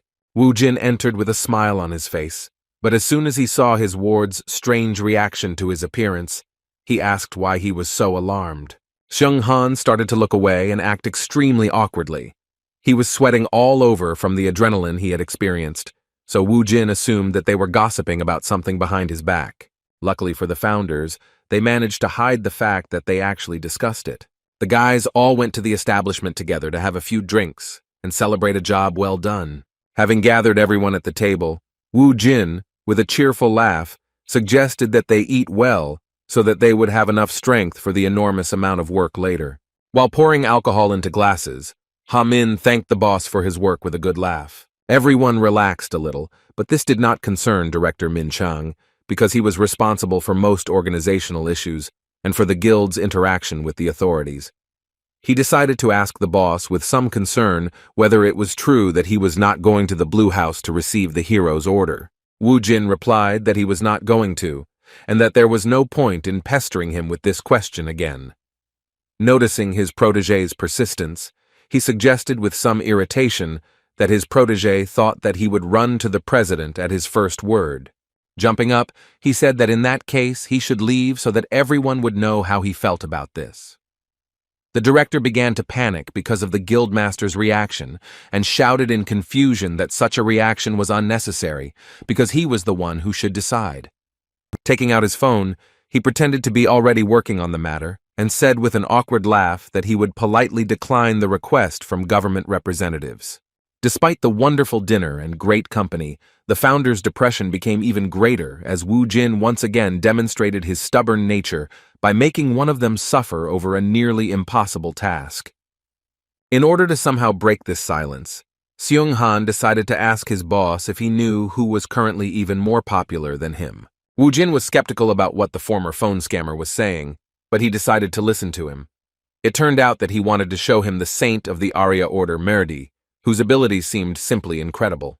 At first, the guys supported Seung Han's version that the video was fake, but Wu Jin refuted their guesses, saying that it was all true. Opening another bottle of sake, he decided to deflect the question of how he was so sure that it was true. Wu Jin replied that it was because they just knew her personally. Hearing these words, the guys were in incredible shock and did not know what to answer him. They had no reason to doubt his words, because all the madness he spoke about always turned out to be true. Director Jun decided to clarify the information. He mentioned that the saint was first found in the dungeon during research. Speaking about the fact that she should be on par with the awakened S-rank, he asked again whether they could really be acquainted. While slowly pouring the drink, Wu Jin mysteriously said that there was a planet called Alphen. The guys still didn't understand what was being discussed, but they were surprised that Wu Jin had some knowledge of astrology, despite the fact that he didn't give the impression of being an educated person. As it turned out, Wu Jin had enough trust in his team that he was willing to reveal the information he had been hiding from others all this time. With complete seriousness, he stated that 5 years ago he disappeared from Earth and ended up on a planet known as Alphen. There was silence after these words. The confused boys did not know how to react. Sun Han was drunk enough to react with boisterous laughter, saying that the boss's joke was too complicated, that it took him a few seconds to understand it. In response, Wu Jin asked him to shut up, because these were not jokes. Then the guildmaster continued his story, mentioning that on the planet Alphen lived not only people, but also monsters, and even hybrids. Speaking about his experience, he said that he fought them for 20 years in an attempt to survive, and was eventually able to return to Earth, where only 5 years had passed. Director Jun, who took the boss's words seriously, remarked that it was very similar to the passage of time in the dungeons. Wu Jin confirmed his guess, saying that just like on Alphen, dungeons had also begun to appear on Earth. The story of another world made the director think that it might be true. Assuming that Wu Jin was telling the truth as usual, he realized that it was now clear why he was so inhumanly strong. This also explained the fact that he could communicate with other people so easily. After calculating all the time that Wu Jin had existed, he realized that his real age was 44 years old. Returning to the question of the saint, Wu Jin explained that it was there that he learned about Merdi. It was still a question for him how she got to Earth, but he made it clear to the boys that they would only understand it when he met her in person and asked about it. Sungu, who, like the director, believed his every word, asked the boss if he was sure that he could tell him everything like that. In response, Wu Jin replied that he saw no reason to hide such things, because they all lived in a world where priestesses from other planets appeared from the dungeons. The next question was from Min Chang. He wanted to know what kind of relationship their boss had with the priestess who arrived on Earth and shocked all of humanity with her abilities. With a sly smile, Wu Jin replied that she was like a friend to him. Meanwhile, Merdi, thinking that the ruthless immortal necromancer Ardal was about to meet her, desperately prayed to her goddess. She didn't know how this meeting would happen with someone who considered her a friend. 5 years ago, on the planet Alphen, their first meeting took place. Having covered a huge distance on horseback across the wasteland, Mrs. Murdy arrived at her destination. She was accompanied by her warriors, but she was still nervous. Turning to the general of her paladins, she wanted to make sure that everything would be all right. While surveying the eerie area, she mentioned that it was known as the Valley of Death, from which no one ever returns. The general confirmed her words, but clarified that for them, this was the only way to survive. The war on Alphen was in full swing, and according to the words of the high-ranking paladin, they could not stop, because if they did, they would be caught by Tranit and the immortal Ardal. Suddenly, one of their scouts shouted that someone was hovering right above them. Hearing this, the general assumed that the immortal Ardal had finally managed to catch up with them. Addressing his warriors, he ordered them to prepare for a clash with Ardal. Just a moment after he uttered these words, his life was suddenly cut short. Seeing how brutally her general was destroyed, Murdy desperately screamed his name. Looking up, she saw the one she most feared to meet. Turning to her goddess, she asked why she was putting her through such terrible trials. The immortal Ardal of Alphen, who suddenly appeared on his horse against the backdrop of the full moon, wondered why the dogs from the Alliance had suddenly decided to enter his territory. With a sly smile, he suggested that they had decided that this was the safest way to commit suicide. The feast of the founders of the Ardal Guild continued, and Xiong Han, who drank the most because he was nervous, fell asleep and began to rave in his sleep about how he got himself into deep trouble because he simply sold a phone with a tiny markup. The rest of the guys felt awkward about what Xiong Han was saying, while Wu Jin started to get angry and said that this time he could finish what he started. Breaking the awkward silence, Sunggu turned to his Hyung Nim. With particular emotion, he said something that had been tormenting him for a long time. He was uneasy about how indifferent he was to the media and what was happening around him, including what happened to Xiong Hun and Li Sang-ho of Huarang. Wu Jin responded that they didn't need details and that they should get used to it. Director Jun supported his colleague's speech, saying that even so, the boss should pay attention to official matters and think about the risks of social isolation at the international level. He tried to convince the president that there was no good in making new enemies. The words about making new enemies made Wu Jin think about what his experience had been in this matter during his time on Alphen. Looking back on his reign on that planet, he admitted that he had indeed been concerned about it before. He had been concerned about the country and cared about how others viewed him, so he had indeed been concerned about public opinion back then. But now, after everything he had been through, he doubted that he could travel far at such a pace, distracted by public feelings. Director Jun Min Chang didn't understand what the guild president was getting at, but he listened attentively to the rest.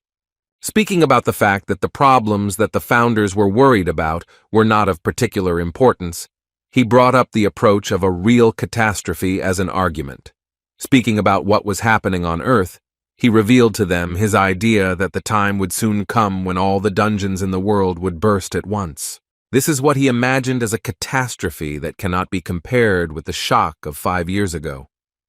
Having shared his opinion, he gave the boys something to think about, asking whether human laws and countries will exist after what will certainly happen in the future. President Jun, who couldn't even think of such an event, tried to defend the opinion that if the dungeons were to break through, the army would be able to suppress them. As it turns out, he was partially right, but only in terms of how the army handled dungeons where level 6 monsters were located.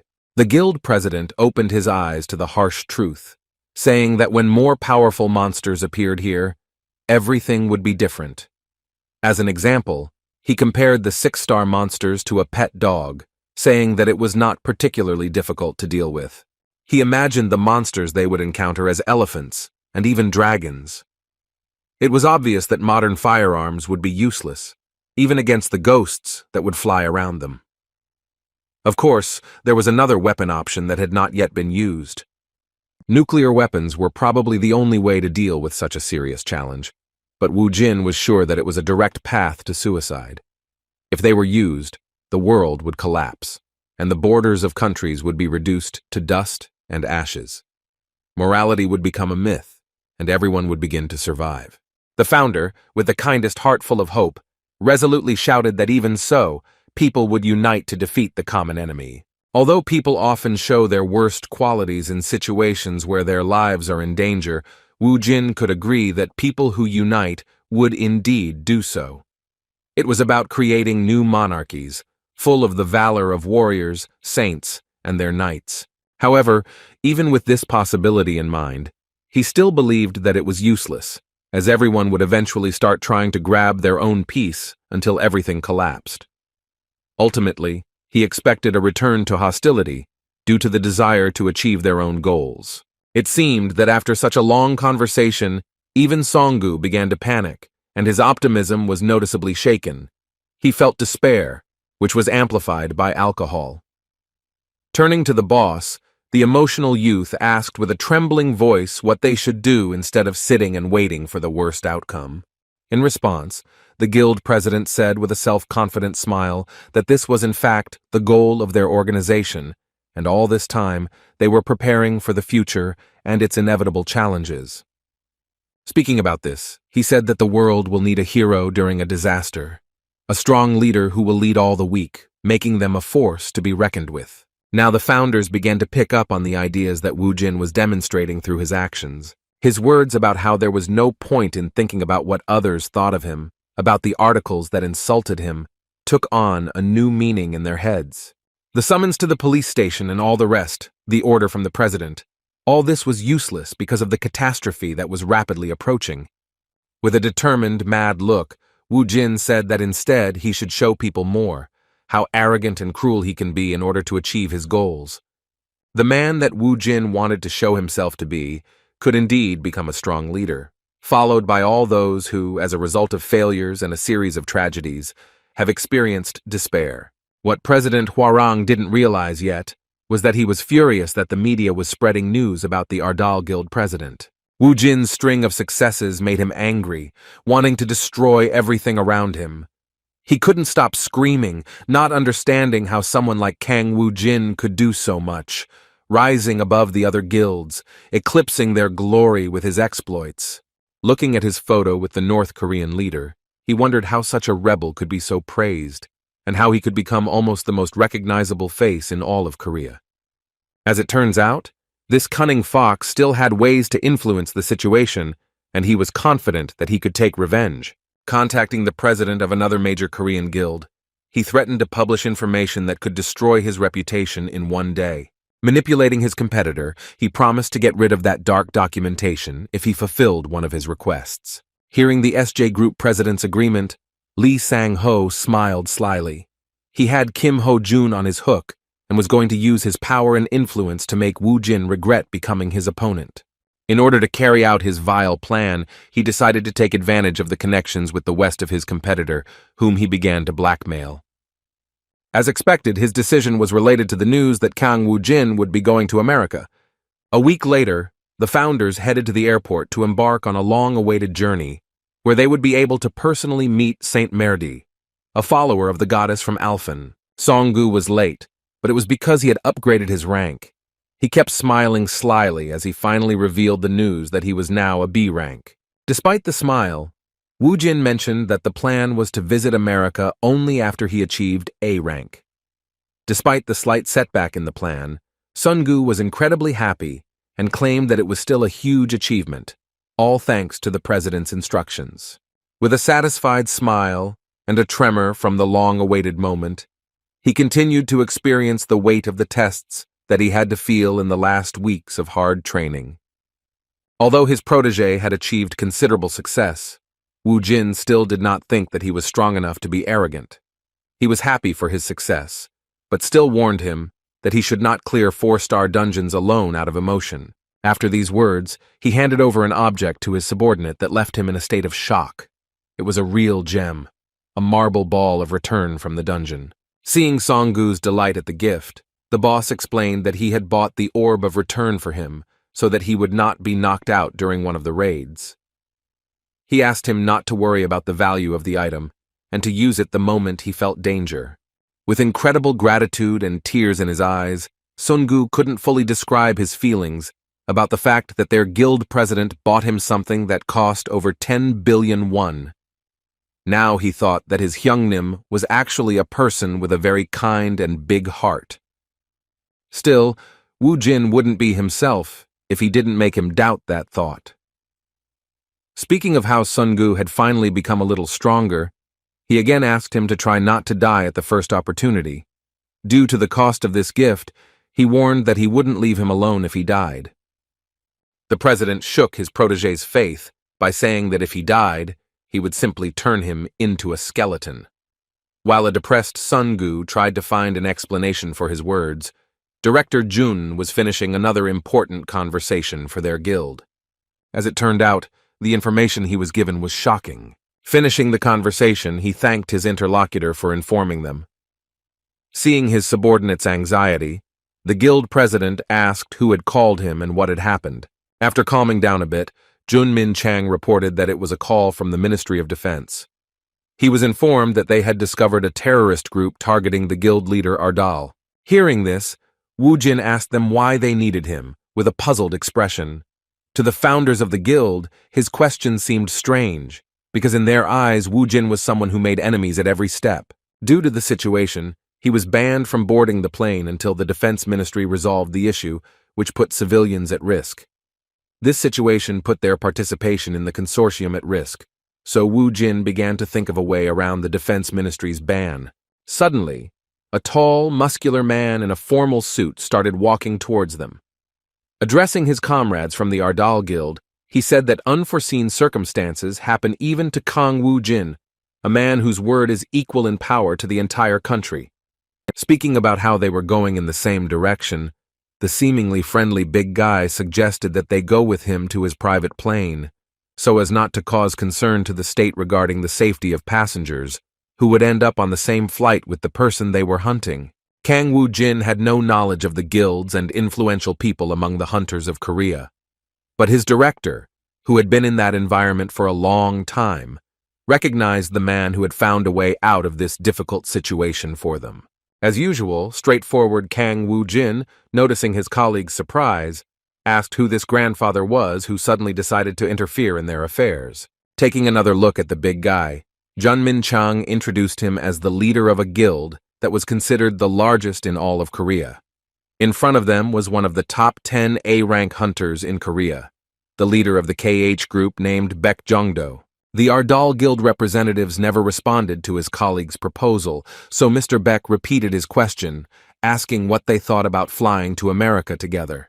Taking a closer look at this good man, Woo Jin replied that he would gladly accept their offer if they were not afraid of the terrorists who were threatening the leadership of the Ardal Guild.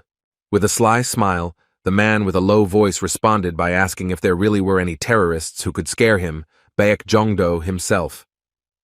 With a kind laugh and a wide smile, the sincere man suddenly proposed to the person he had just met in person to become best friends. At the same time, he demonstrated some special gestures that the guild president Ardal was not familiar with. This unexpected turn of events put Woo Jin in a difficult situation, and he asked his deputy what the old man was raving about. Seeing his reaction, the man in the checkered suit was shocked, realizing that Woo Jin did not know this moment from the famous series. Woo Jin actually didn't understand what series he was talking about, so the big guy explained with a good laugh that he was showing a gesture, which is popular slang used in many modern series. Sighing with a confident smile, Woo Jin admitted that he initially thought that the KH Group Guild president was going to challenge him to a duel. This awkward exchange put everything in its place, and the guys began to feel comfortable in each other's company. Baek Jong-do put his hand on Woo Jin's shoulder and started walking towards the landing site, saying that it was a long way to America, so they could watch a few dramas together. Sun-gu and Director Jun were confused because they had no idea that Baek Jong-do had such a hobby. 20 hours later, Woo Jin and his company landed at their destination thanks to the help of the KH Group's guild leader. At this point, they had to say goodbye. Woo Jin expressed his gratitude, saying that he had only gotten to America thanks to him. In response, the cheerful big guy said that his brother didn't have to say that. With a kind smile, he asked Woo Jin to remember what they should call each other when they met, and then nodded his head at him.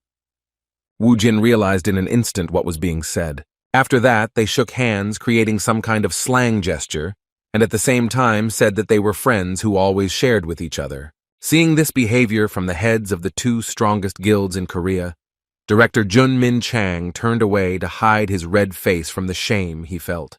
He shared a similar feeling with his colleague, who was the director of KH Group.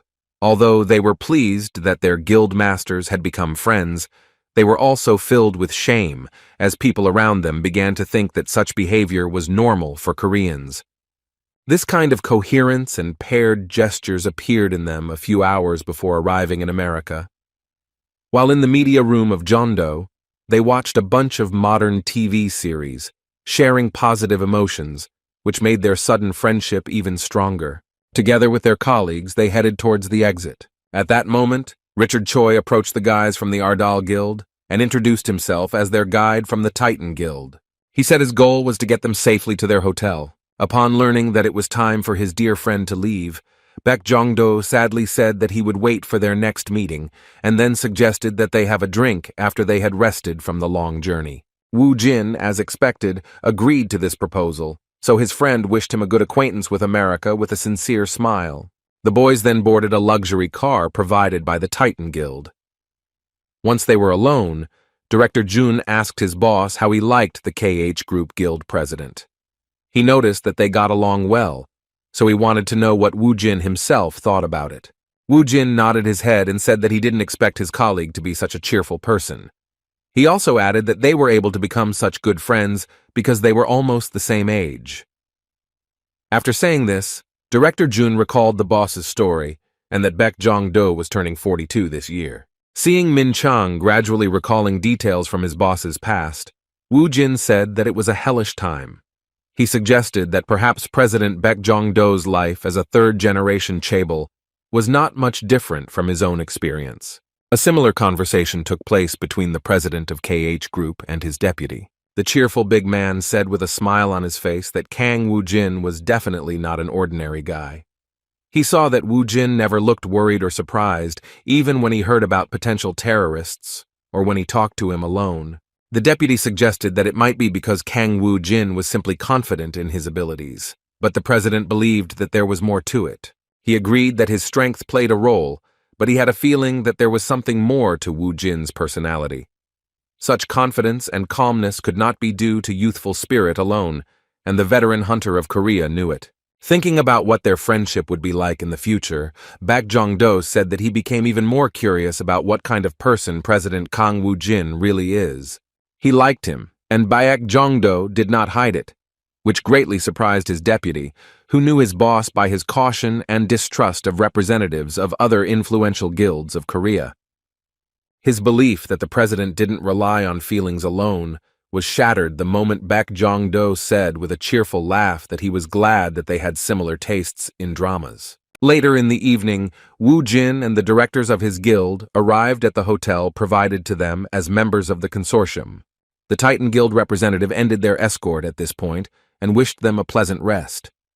He also informed them that the consortium would be held the following day at lunchtime, so their personal transport would be waiting for them at the entrance to the hotel at exactly 11 o'clock.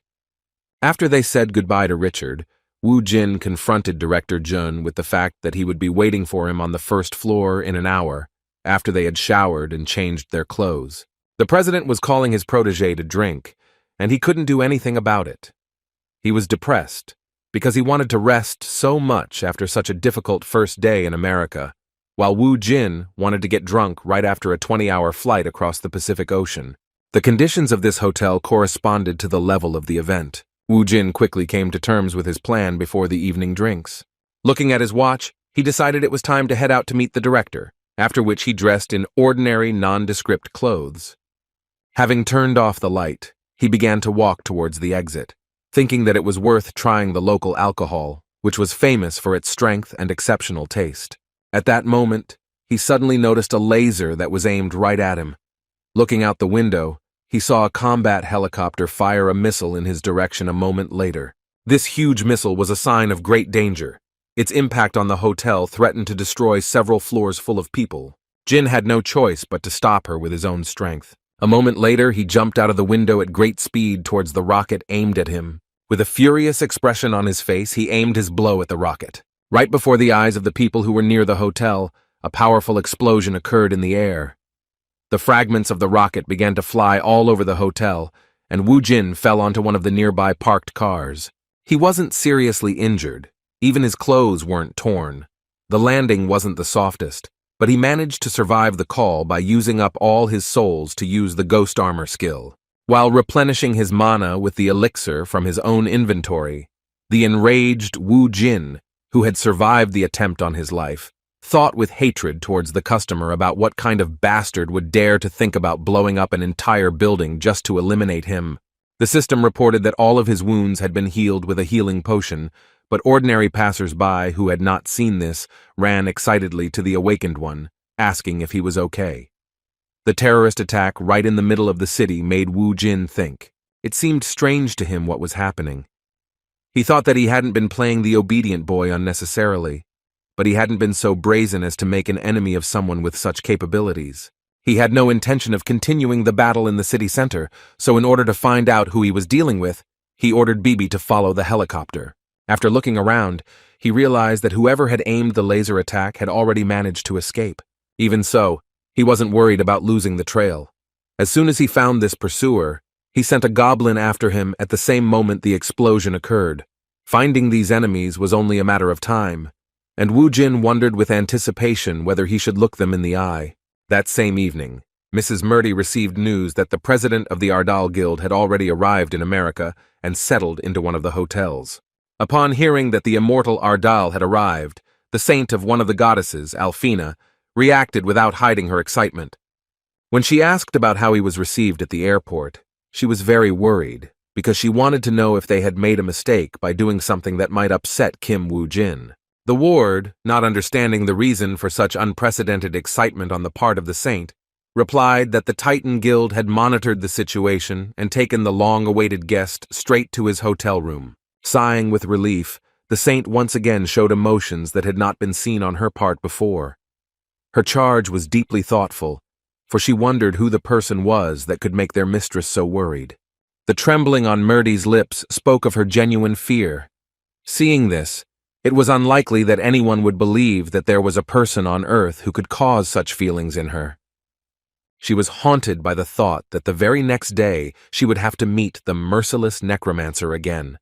She could not avoid him any longer, but it was hard for her, because she considered this to be the hardest test of her life.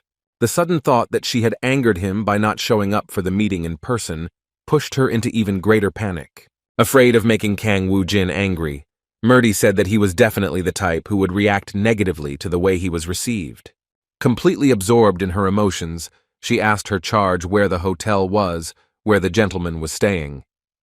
The woman, who considered Murdy the greatest miracle since the appearance of the dungeons, was shocked that the saint herself was calling some Korean gentleman.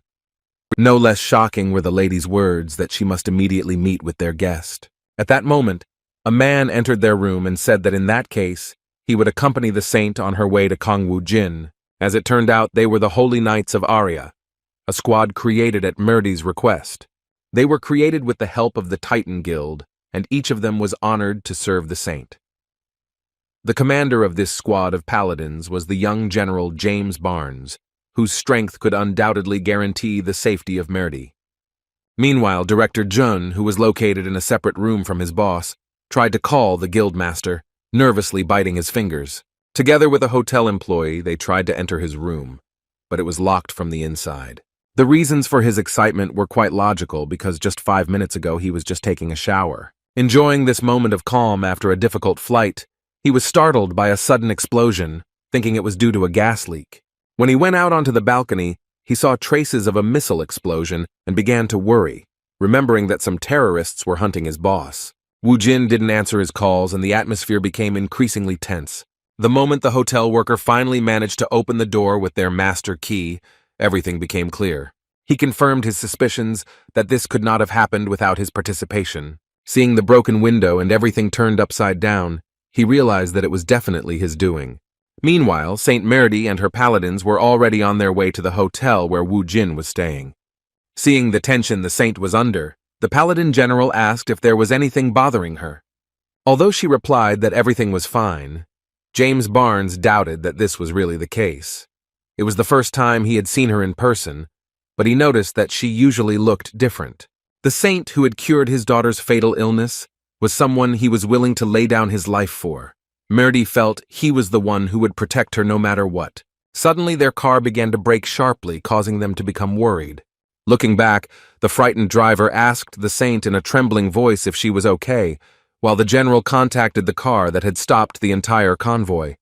He was shocked and alarmed to hear that there was a major explosion ahead. Opening the window and looking outside, he realized that the explosion had occurred right where the hotel where their guests from the Ardal Guild were staying was located. When the saint asked what was going on, Dames replied that something similar to a terrorist attack had occurred. He then warned that for her safety, they should turn around. Hearing this, the saint's worries only increased to the point that she was now devastated by the thought that her worst expectations had come true, and Wu Jin had actually become furious. Fearing that it was connected with her sudden appearance, she decided to take the blow herself and, turning to the general, said that they should find out what had happened. Despite the fact that these were the words of Saint Murdy, the general refused to allow her to continue the journey, saying that they had to return to base. In return, he promised to inspect the area and report back later on what had actually happened.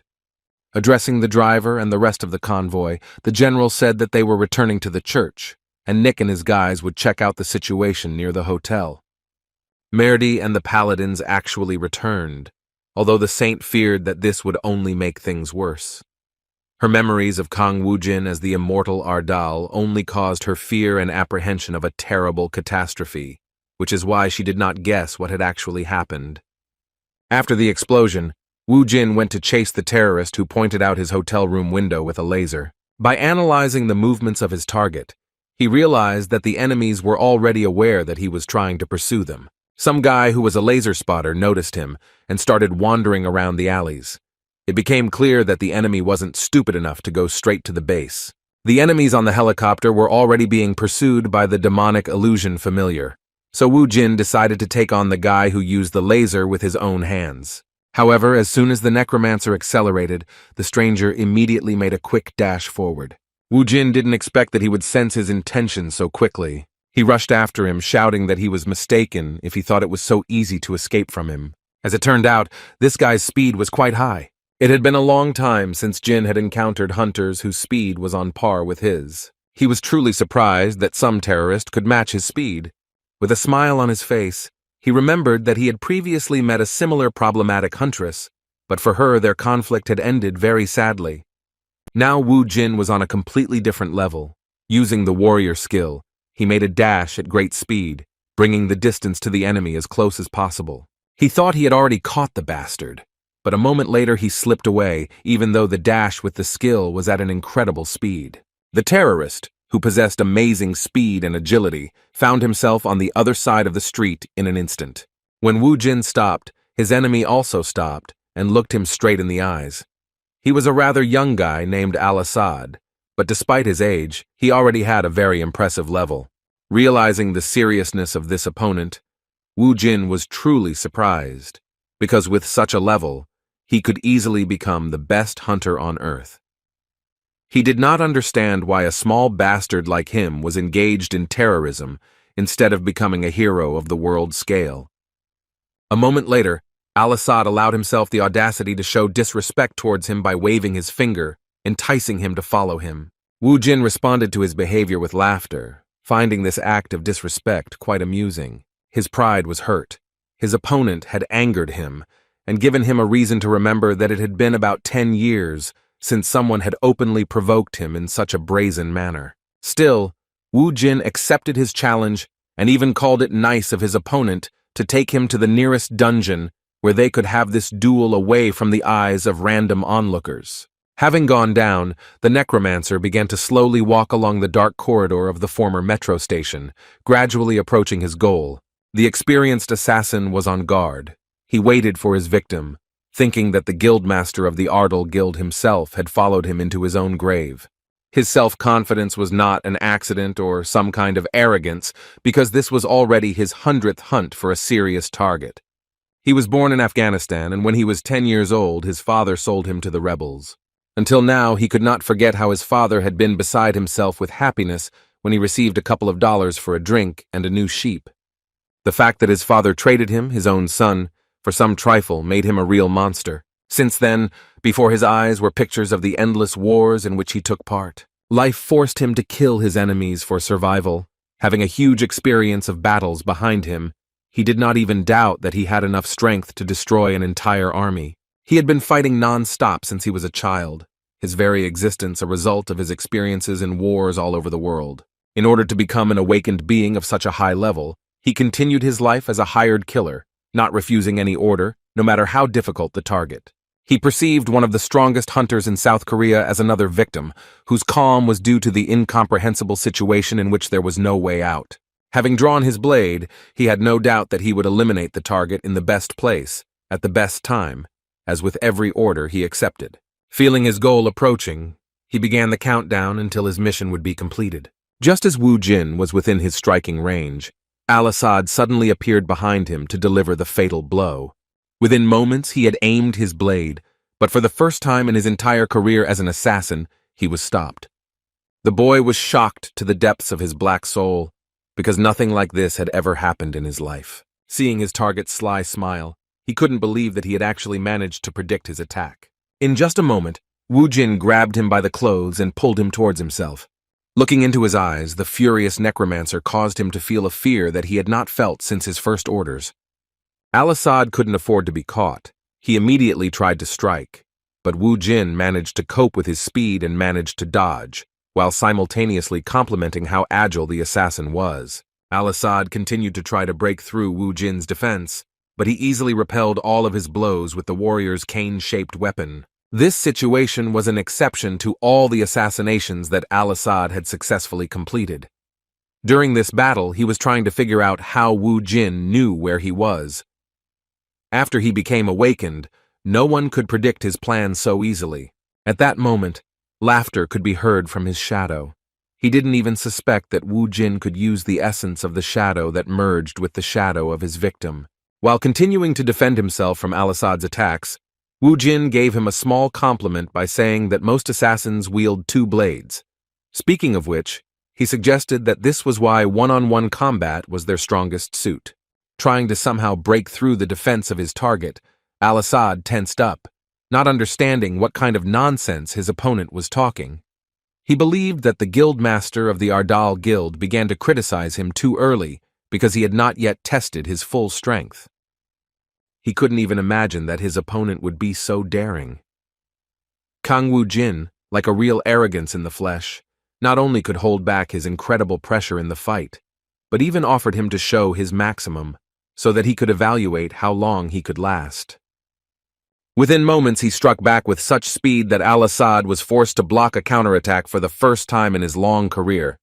Gritting his teeth, he couldn't believe that his opponent had such impressive strength.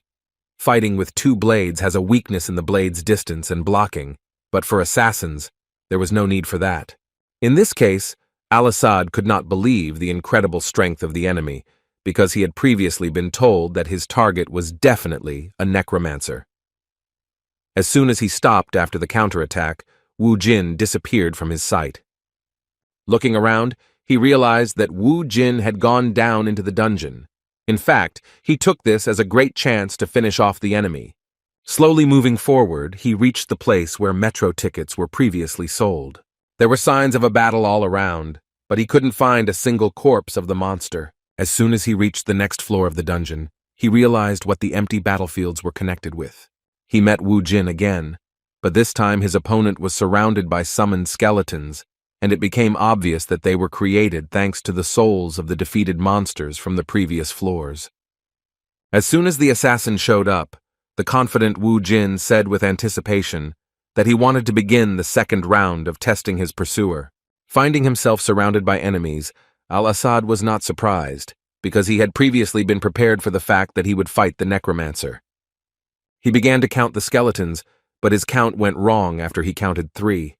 A life spent in battles had deprived him of an education. He could not even count money, but he had no need to, because there was always more than enough. Having fought only for survival since the beginning of his life, he was not at all worried about the number of enemies. Before he thoughtlessly rushed into the attack, the assassin concentrated on his breathing. Wu Jin immediately recognized this technique and was wary, because he had not met such enemies even on Alphen for a long time. A moment later, his opponent's mana began to leak out as he used a rare warrior skill called God's Wrath. As it turned out, God's Wrath was a type of berserker skill. Wu Jin couldn't even imagine that this kid had dual skills, even using assassin abilities. The strain on his body was simply incredible, but with this skill he strengthened himself to such an extent that he became a real monster. In just a moment he rushed into the attack with great speed. Sensing the approach of his powerful aura, the skeleton warriors sensed danger and prepared to fight. Even despite their high level and huge superiority in numbers, it was beyond their power to stop the rampage of such an experienced warrior. Al-Assad began to quickly break through the ranks of his opponents, while Wu Jin, watching his incredible technique, enjoyed the wonderful spectacle. The hired killer's rage knew no bounds, and he overcame rows of skeletons in a matter of seconds. Even though the opponent was so dangerous, Wu Jin watched the scene with a confident smile, folding his hands in front of him. However, a moment later the enemy was behind him and was ready to strike him. With a smug smile, Al-Assad, who swung his dagger towards the neck of his target, had already begun to celebrate the successful completion of his 100th hunt. However, he was careless and overconfident, because in reality, Wu Jin managed to dodge and perform an incredibly fast strike with the strongest form of a warrior weapon. It seemed that he did something simply impossible, beheading one of the strongest assassins of humanity.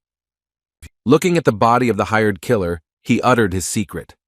As it turned out, he had expected such a move from the enemy from the very beginning, because he had arranged his skeletons in a certain order. After that, Wu Jin used the power of the soul seal to take over the power of the one who pointed his blade at him. In just a moment, he had obtained the soul stone of his dead enemy. To use it, he needed a connection with the Death Knight summoning skill, because without it, it was impossible to make a contract with a level 70 soul. The next day, South Korean delegations began preparing for the consortium. While in the Titan Guild meeting room, Director Jun arrived alone, having no idea where their guildmaster was. He was extremely worried and couldn't stop being nervous, something that Mr. Baek Jongdo couldn't help but notice. The kind big guy understood the reason for his comrade from the Ardal Guild's behavior, so he supported him by saying that Wu Jin would return soon. With a kind smile on his face and a sincere laugh, he reminded him that the guildmaster of the Ardal Guild was the best awakened in Korea. Although Min Chang agreed with his words, he still felt uneasy at the thought of their leader being someone who could deflect missiles with his bare hands, causing America to think that he was attacking them. Looking at his watch, Baek Jongdo finally distracted him from his anxious thoughts by saying that the consortium was about to start, and it was time for them to go inside the hall. Both South Korean representatives took their seats next to each other, and Baek Jongdo seemed to be trying to convince his colleague with his gaze that everything would be fine and that he should just trust his guild master. The consortium began, and the leader of the Titan Guild, as a representative of the Hunters Association of America, thanked everyone who came to this very important event. The long-haired blonde began his speech by saying that the problem of this consortium was beyond the power of one guild, which is why they were asking those awakened from all over the world to help them. To begin with, he suggested discussing the information they had about the dungeons. He told everyone present their understanding of the dungeons, calling this phenomenon a spatial gate. The gate, he said, is spatial because it connects two planets, namely Earth and Alphen. Not everyone present knew that the monsters that come to Earth are not native to it because they are, on the contrary, inhabitants of Alphen, which is different from our planet. As those present began to whisper about information that had not been discussed before, Mr. Kuhn also shared the news that time in the dungeons flows 4 times slower due to the difference in the flow of time between Alphen and Earth. Suddenly, one of the representatives of some large Asian hunters guild interrupted the story because he wanted to know if this really meant that they needed to close this gate. Guildmaster Titan knew exactly who he was dealing with. The question was asked by a representative of the Japanese guild Taken, who makes money by selling bloodstones. Even though the Taken guild was only concerned about profit, Mr. Kuhn couldn't upset him. because he had to answer that such changes were too risky, responding that they had a better solution, which was a preemptive strike. The white-haired man invited the saint to come on stage. Miss Murdy appeared before the consortium and finished the speech of the head of the Titan Guild by saying that the people of Earth must cross the bridge and be the first to exterminate the monsters that are trying to invade their planet. Her appearance caused a lot of noise and discussions because she was a mysterious woman of the highest rank, about whom there were many rumors because recently she was in the first positions in all the media. Seeing the interest of those present, she decided to introduce herself again, calling herself Saint Merdi of the Order of Arya. She also said that she had come from the planet Alphen to save Earth. Only the representative of the Japanese guild had the courage to respond to her words. He treated her words with some distrust, so he said in front of everyone present that he had a hard time believing that she was really who she claimed to be. He thought that she was an ordinary awakened. This was not the first time that Saint Merdi had experienced such mistrust of her person, and she was already accustomed to it. The best way to prove that her words were the pure truth was to demonstrate her unique abilities. Raising her hands, she began to spread the effect of her skill to everyone present, and in a moment the crowd began to discuss the incredible strength buff they had received. After such an incredible demonstration of her exceptional skills, she asked her Japanese colleague if he had any doubts. The representative of the Taken Guild was in complete shock, realizing that more than 100 people received such an incredible boost at the same time. Shutting up anyone who doubted her skills, she continued her speech by saying that she planned to open the way to Alphen with the Order of Paladins, which is why everyone should go with them in order to save planet Earth. To remove any doubt that this was a mistake, she warned that if they did not decide on this preemptive strike, then only ruins would remain on Earth, like the once prosperous Alphen. With impressive confidence, she concluded that it would be a holy war to save both planets from the hands of the invader. Some of the guild representatives, who were particularly interested in bloodstones, began to look for benefits in this, saying that it was a great chance to kill 2 birds with 1 stone. Suddenly, someone appeared in the hall who could object to the saint's words without any problems. As soon as Merdi heard the words of disagreement directed at her, she saw Wu Jin. The blonde Titan Guild member standing next to her couldn't stand such an attitude towards the saint, but he couldn't respond in any way, because that would show disrespect to Merdi. The saint herself began to feel fear, because she had once again met a man whom she feared no less than Trenet. Ignoring everyone present at the consortium, Wu Jin, without any manners, began to slowly descend, approaching the stage where Merdi and her protectors were located. No one present had ever seen a person with such incredible exceptional skills as Merdi tremble in fear before. The saint of goddess Arya was terrified, because even though Wu Jin looked different from the outside, she was absolutely sure that this was the immortal Ardal. Stopping right in front of the trembling Merdi, who was standing on the stage, Wu Jin looked at her and said that he felt a bit awkward with her looking down on him. As soon as he uttered these words of disrespect, the general of the Paladins, James Barnes, could not tolerate his insolence and shouted that he was an ill-mannered scoundrel who should mind his manners in front of a saint. Mrs. Merdi ignored the desperate attempts to defend her honor because she understood that their lives were at stake. As she walked down from the stage, she began to kneel. Everyone present was shocked by her words. No one could believe that the most powerful woman among the awakened, a person with unparalleled abilities, would behave like this in front of some awakened from South Korea. Her most loyal protector was shocked that she was doing this of her own free will. Addressing Wu Jin, she called him a king who rules over an immortal army, a godlike warrior who sweeps away everything in his path. Bowing at the feet of the guildmaster, she called him the monarch of Ardal and said that Arya's humble servant swears before the immortal. With a confident and cunning expression on his face, Wu Jin said in his usual simple manner that he was glad to meet them. As expected, this situation shocked James, because he could not believe that there was a person other than the goddess, before whom the saint felt such fear. After Wu Jin allowed her to rise, Guildmaster Titan also stood next to her, and the Paladin General knelt down, completely devastated by what had happened to his saint. Recalling the past, Wu Jin began to communicate with Merdi in the Alphen language. As soon as he reminded her that she had ended their mutual truce with her actions, Merdi, with a cold sweat on her face, began desperately making excuses, saying that everything was not so at all, because if she had known that it was Ardal, she would not have taken a single step there. After listening to her excuses, a smug Wu Jin asked the next question, which was about the reason why she came to Earth. Looking down, the agitated saint replied that she had received an order from the goddess.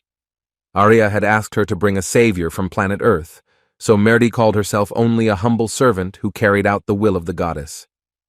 Waving his hand, he said that that was enough of her excuses, since he had long since realized that Arya had sent her. After that, he turned to Titan's guildmaster and suddenly asked him to talk. Looking around at the cameras and all the awakened ones present, he replied that it wouldn't work here, after which he would suggest finding a more secluded place. The moment Wu Jin noticed the camera, he immediately approached the cameraman and asked if the live broadcast was on. When the man in the cap replied in a trembling voice that it was off, Wu Jin earnestly asked him to start it. Seeing the doubt in the operator's eyes, he said with a kind, still patient expression that he wanted to do something similar to the appeal on the eve of the new year. The frightened cameraman decided to look towards the director so that he could decide for himself whether it was worth doing.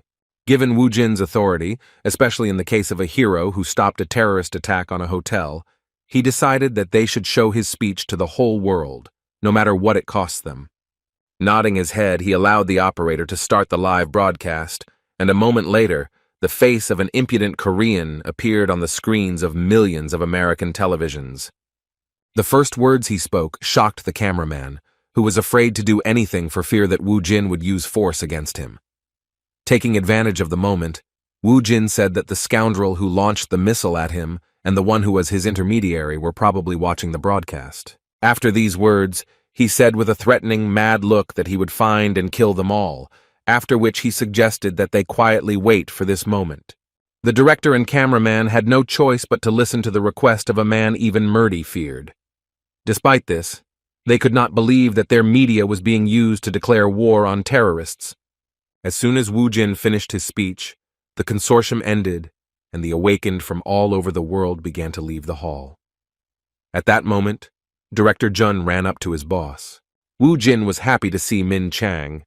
His protege said with a kind smile on his face that it was a relief to see him in good health, and then hesitantly said words of gratitude for saving him from the explosion. After listening to his words, Wu Jin suggested following the representatives of the Titan Guild and the Arya Order to discuss some important things with them. With some doubts, Director Jun still decided to ask if he was really friends with the saint, because the way she behaved in his presence seemed more like she was scared to death by his appearance. Wu Jin's reaction made the director even more nervous, as he repeated with confusion that they were now good friends. As director and guildmaster Ardal went to fetch their American counterparts, Mr. Baek Jong-do, who was watching them, decided to confess to his deputy how he felt about Kang Wu Jin.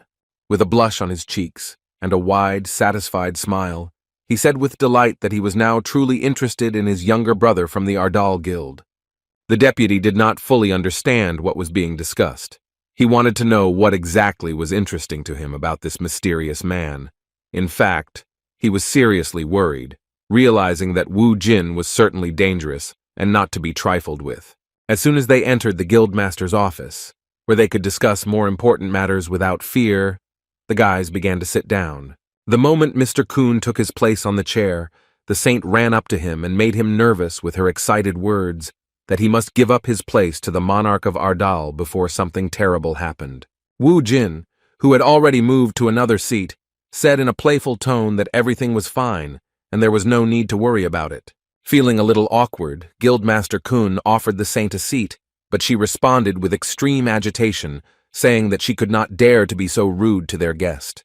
However, at that very moment, Wu Jin, speaking to her in the Alphan language, succinctly said that she should sit down, causing her entire body to tremble in fear. In response, she obediently accepted his words as an order from her master.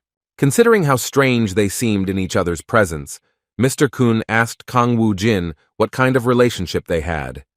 In response, Wu Jin began to assure them that they were just friends. Even without this, the depressed and frightened Murdy could not believe that he was talking about her friendship with the immortal Ardal.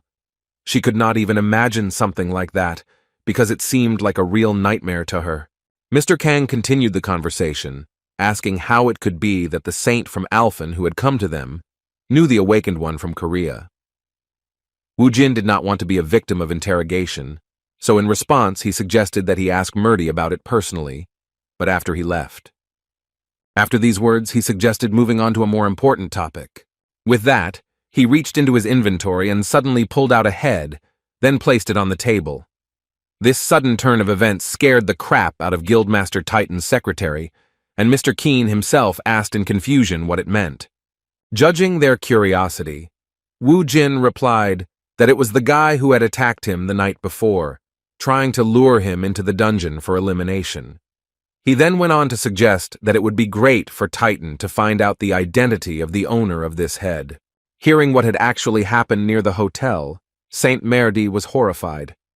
Knowing that someone had attempted to assassinate the monarch of Ardal, she began to fear that the earth had decided to choose the path of self-destruction. Confused, Mr. Kun could not find the appropriate words to answer this request. Seeing his confusion, Wu Jin said that he did not suspect them, but simply wanted them to find the one whose orders this hired killer was carrying out. Pointing his finger at Al-Assad's head, he clarified that this was a particularly serious matter, since there were not many AA-rank assassins in the world. Mr. Kun continued to hesitate due to the suddenness of this request, and the saint, fearing the wrath of the immortal, desperately cried out that she would do everything herself. Seeing her anxiety, Mr. Kun, who did not fully understand her behavior, asked her not to worry, saying that the U.S. Department of Defense would handle it themselves. In response to his words, Miss Murdy put him in an awkward position with her gaze. She looked like she was thanking him for working with her, promising that she was willing to serve him and follow his every command if he listened to her and did not anger the immortal Ardal. The confused man had no choice but to listen to her request. Wu Jin was able to assign her a task, after which, returning the head to the inventory, he asked her what she was talking about before. Murdy didn't understand what exactly immortal Ardal wanted to hear, so he reminded her that she had previously mentioned that she wanted to gather children from Earth in order to invade Alphen. Looking at her with a piercing gaze, he wondered what would happen to Earth if she took all the awakened with her and sent them to a terrible death, or what would happen if all the dungeons on Earth opened, and she and the paladins were already on Alphen. His question about whether she was going to destroy all the fighting inhabitants of the Earth with her stupidity, or was simply declaring war on him, triggered her instinct for self-preservation. She fell down again with a low bow and shouted that in reality everything was not as it seemed. Wu Jin was already tired of this behavior from her, so he said that she should stop pounding her brains on the floor and sit down on the sofa like a normal person. When Murdy had calmed down and gathered her courage, she began her story. Wu Jin was very interested in what the method to stop the dungeon breakout she was talking about was. Murdy replied that they should first learn about spatial dimensions and spatial fragments. At the same time, Bibi, who was pursuing the terrorists in a helicopter, made her way into an unidentified underground base. There was a huge amount of bloodstones, as well as a large amount of scientific research equipment of dubious purpose, and many employees. The armed man, who was part of the team that eliminated Wu Jin, came to meet Professor Leola to suggest that they immediately move all their research bases. Speaking of the need, he explained that it was due to Assad's failure during the hunt. The old man was surprised that one of the strongest hunters in this world really couldn't deal with the necromancers. He was very busy with his own business, so he decided not to focus on it, and said that since they were in the last stage of research, they had no opportunity to change location. He also mentioned that they were initially promised 2 days of complete peace. In response to his words, the armed representative of the terrorists said that this could not continue any longer, because they risked exposing their base. As a compromise, it was decided to give them another 3 hours. Carefully watching what was happening, Bibi in cat form tried to understand how it happened that she, while pursuing a killer, would end up at a dubious research facility. She understood that this was not normal, and that something strange was certainly going on here. Looking towards the scientists who were already close to completing their task, she noticed that they had taken out some kind of wooden box. A moment later, the scientist took out a yellow stone that was diffusing bright light. She immediately recognized this object, remembering that Wu Jin called it a fragment of space. Using special technology, scientists concentrated energy on this stone, causing it to float in the air. Apparently, they were doing something similar to creating a gate. One of the professor's protégés reported with excitement that the energy level of the bloodstone had exceeded the critical mark, due to which the indicators reached at least 5 stars. Hearing this, Mr. Leola said with a sly laugh that the result was simply excellent. He was looking forward to this experiment, proving to the world that he was the greatest among dungeon explorers. At the same time, the experiment began to gain unpredictable momentum, as the indicators continued to grow, and in a few minutes reached the level of 6 stars. The fragment of space used to create the gate, in combination with the bloodstones, began to release even more energy. Seeing this, Bibi began to worry about the noticeable fluctuations in mana. She was somewhat afraid that if this continued, this whole dubious experiment would not lead to anything good. Things started to take a turn for the worse, as the numbers that had been slowly rising suddenly showed a shockingly rapid growth. The level increased literally in an instant and reached 7 stars, which even Professor Lyell did not expect. Realizing the danger, he began to think about how to stop the process, but looking at the fragment of space, he discovered that such a load had completely exhausted its resource, and it began to gradually collapse. Suddenly, a blindingly bright light emanating from a fragment of space attracted the attention of all the employees of this underground laboratory. This was followed by a powerful explosion due to the release of unstable energy, which created a beam of incredible power directed into the sky. The cave and the building above it were destroyed. All the equipment was scattered to the sides, and the toxic gas from the drugs used began to spread into the air. At the moment of the explosion, some strange guy appeared here, who with a malicious laugh and the same smile said that it was his luck to get to a place where the Earth's vital energy overflows to the brim. A moment later, he was distracted by the aggressive cat that was Bibi. Seeing a harmless animal in front of him, he said with surprise that he did not expect to meet her in such a place. Looking at the cat, the man with red slicked-back hair and a demonic expression said that in front of him was a succubus with an energy that was painfully familiar to him. Despite the fact that in front of her was a very dangerous man from Tranit's army, whom she had known for a long time, Bibi did not turn around, but began to slowly walk towards him. Meanwhile, Wu Jin and his deputy were still in the Titan Guildmaster's office. Saint Merdi continued her story, and before explaining the method to stop the dungeon split, she said that everyone present should learn about the spatial dimension and the fragment of space. In her understanding, the spatial dimension was a kind of special space in the upper dimension, but she was certain that Wu Jin and the other high-level hunters from Earth were already there. The necromancer was surprised by her words, so he suggested that she not delay with the explanation. The saint explained that she was talking about other dimensions that arise behind the red portal that appears in the dungeons from the 4th to the 6th levels. What she was talking about was the spatial dimension. Merdi continued, saying that they must have noticed that the dungeons were like the entrance to these places. Many dungeons were connected to single chamber areas, like the tentacles of an octopus. After hearing her out, Wu Jin asked how this related to stopping monsters. In response, he learned that from the Earthling's point of view, dungeon splits are a synchronization process, because monsters cannot display their full power if they do not have enough mana in the environment they are in. Therefore, they split dungeons to spread the energy outward. The mana that begins to overflow everything around turns the Earth into a suitable habitat for monsters from Alphen and beyond. Thus, the so-called transformation occurs, a purposeful change in the conditions of the planet. After learning everything he wanted to know, Wu Jin asked the next question, wondering if this meant they could stop this process.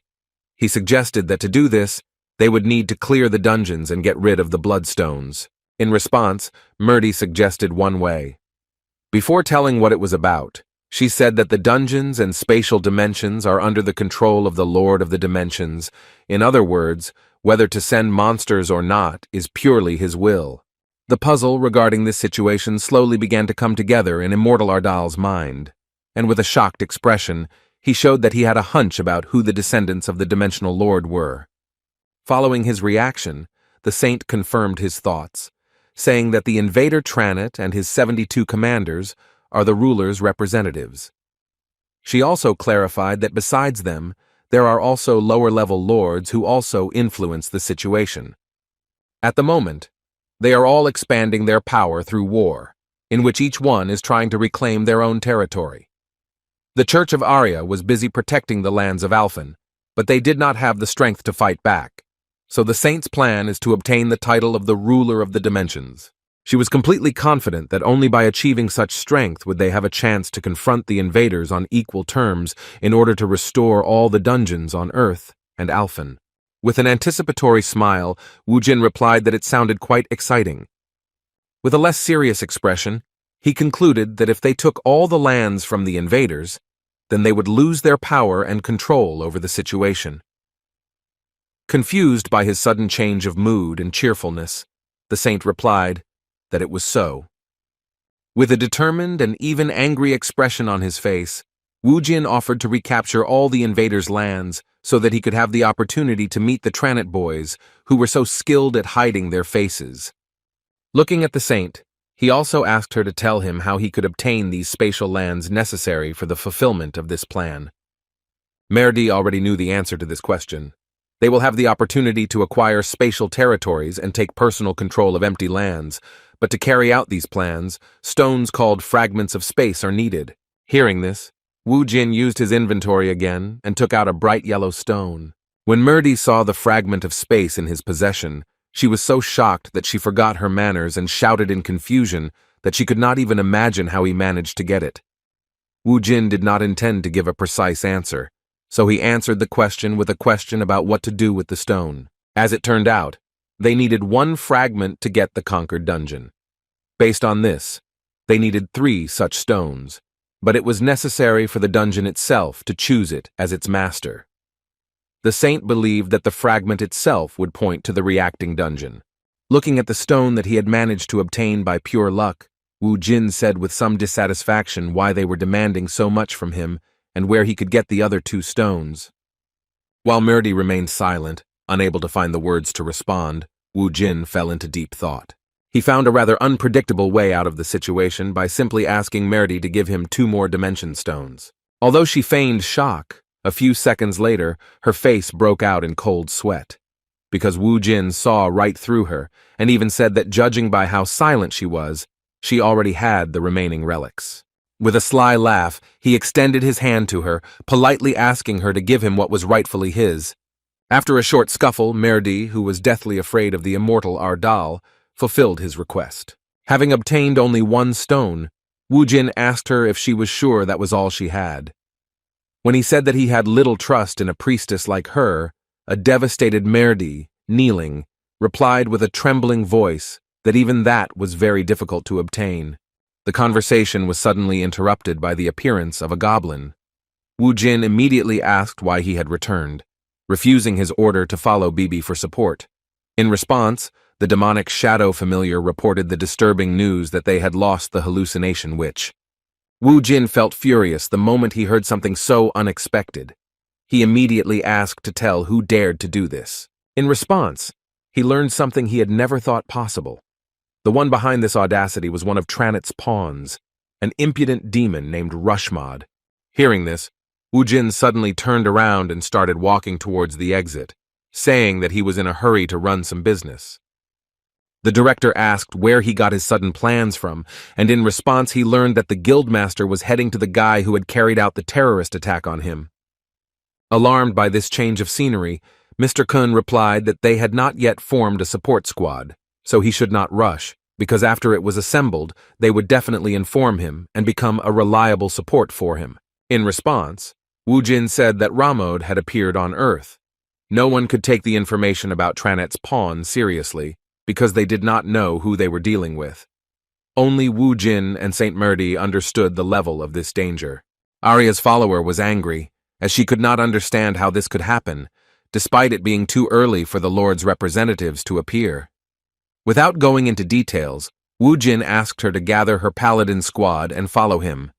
As soon as he thought about the place in question, He was suddenly shocked to realize that it was a remote part of the city with no subway stations where an underground could appear. Using the Titan Guild's capabilities, he reached the meeting place with the Lord's follower using a helicopter instead of his usual demonic horse. Wu Jin went first, leaving behind Mr. Kun, Saint Murdy, and her squad of paladins. Addressing the saint, Guildmaster Titan asked her if it would be okay if they carried out this operation without a support team. He was not sure if the Awakened One with them could handle the dungeon's Raskamo with such a large amount of energy. Even though Murdy replied that none of this mattered, Mr. Kun still doubted that their main power would be enough. In response, he heard that if it was a matter of power, then Kang Woo-jin alone would be enough for such a matter. She insisted that all of her subordinates remain on the sidelines until further instructions from the Immortal. Approaching the mysterious hangar from which strong energy emanated, Woo-jin opened the entrance gate. As soon as he entered inside, he saw a dimensional portal. Next to this portal stood someone he had not seen for a long time. Rushmond, seeing Woo-jin in front of him, said with a loud laugh in the language of Alphen that he had long doubted that he had actually met the succubus of the immortal Ardal. With an arrogant look, the demonic follower of the Lord asked the immortal Ardal how it happened that the place to which he escaped from Alphen was just some insignificant earth. Woo-jin didn't pay attention to his insults, because there was something that hurt him incomparably more. Looking at the enemy's right hand, he saw Bibi in the form of a cat, barely showing any vital energy. After that, he still answered Rushmond, provoked him with the words that although he understands that he is very glad to meet, this does not explain the fact why he irritates everyone who sees him so much. With a self-confident smile, he reminded him that he had already died at his hands no less than 5 times. The suggestion that a demonic follower of one of the Dimension Lords was suffering from dementia made him angry, and he suddenly became much more serious than before. Woo-jin's provocations worked well, but his enemy had already gotten used to it and quickly returned to normal. He sighed heavily and replied with a sly smile that he had expected something like this to happen. Looking at the Necromancer with incredible confidence in his own powers, the demon said that he had been expecting their reunion even before he was reborn. Woo-jin was attentive, knowing that he was still not in the same shape as before. Taking a step forward and standing directly above the dimensional portal, Rushmond said with a sly laugh that he could sense his excitement. He assumed that Woo-jin was there because she wanted to save a little girl who was lost and in the wrong hands. He noticed from the beginning that Woo-jin did not come alone, so he asked Woo-jin to order his friends to get away as much as possible.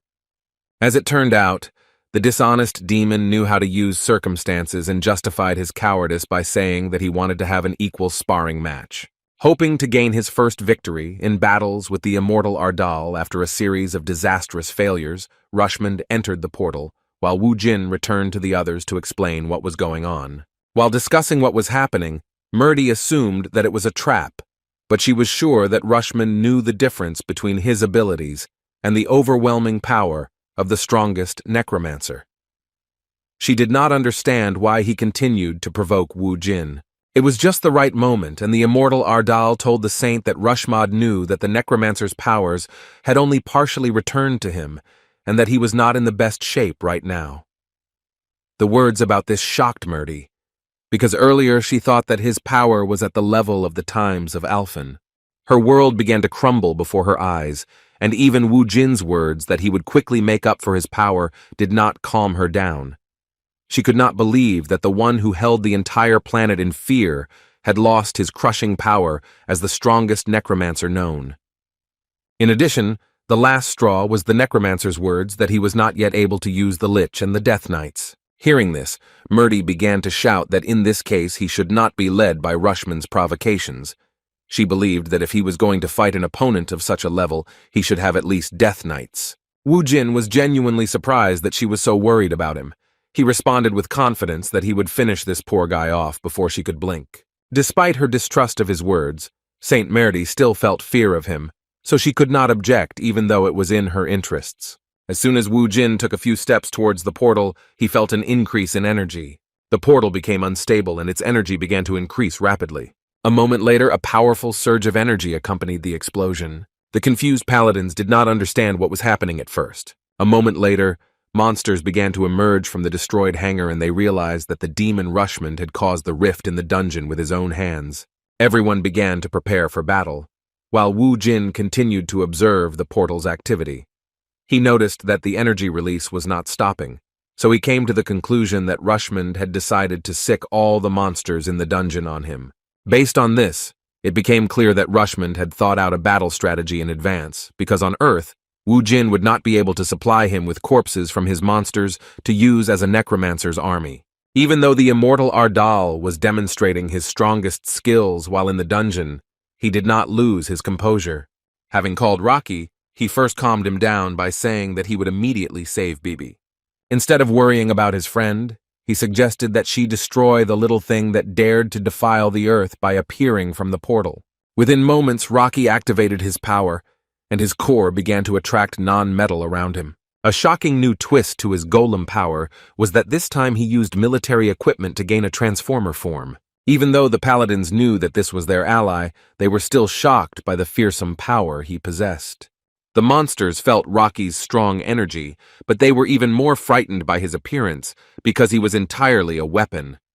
In just a moment, the huge transformer began to strike at the crowds of monsters, destroying them with its hands, created with the help of helicopters.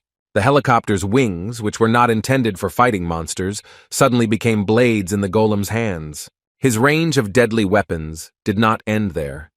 Although he had never dealt with Earthling military equipment before, he quickly got the hang of how to use explosives. The hordes of monsters had no chance in a battle with him, because he even had missiles with high explosive power that were designed to fight monsters on the surface. It didn't take more than a few minutes for most of Rushmod's monsters to be destroyed by the power of Rocky alone.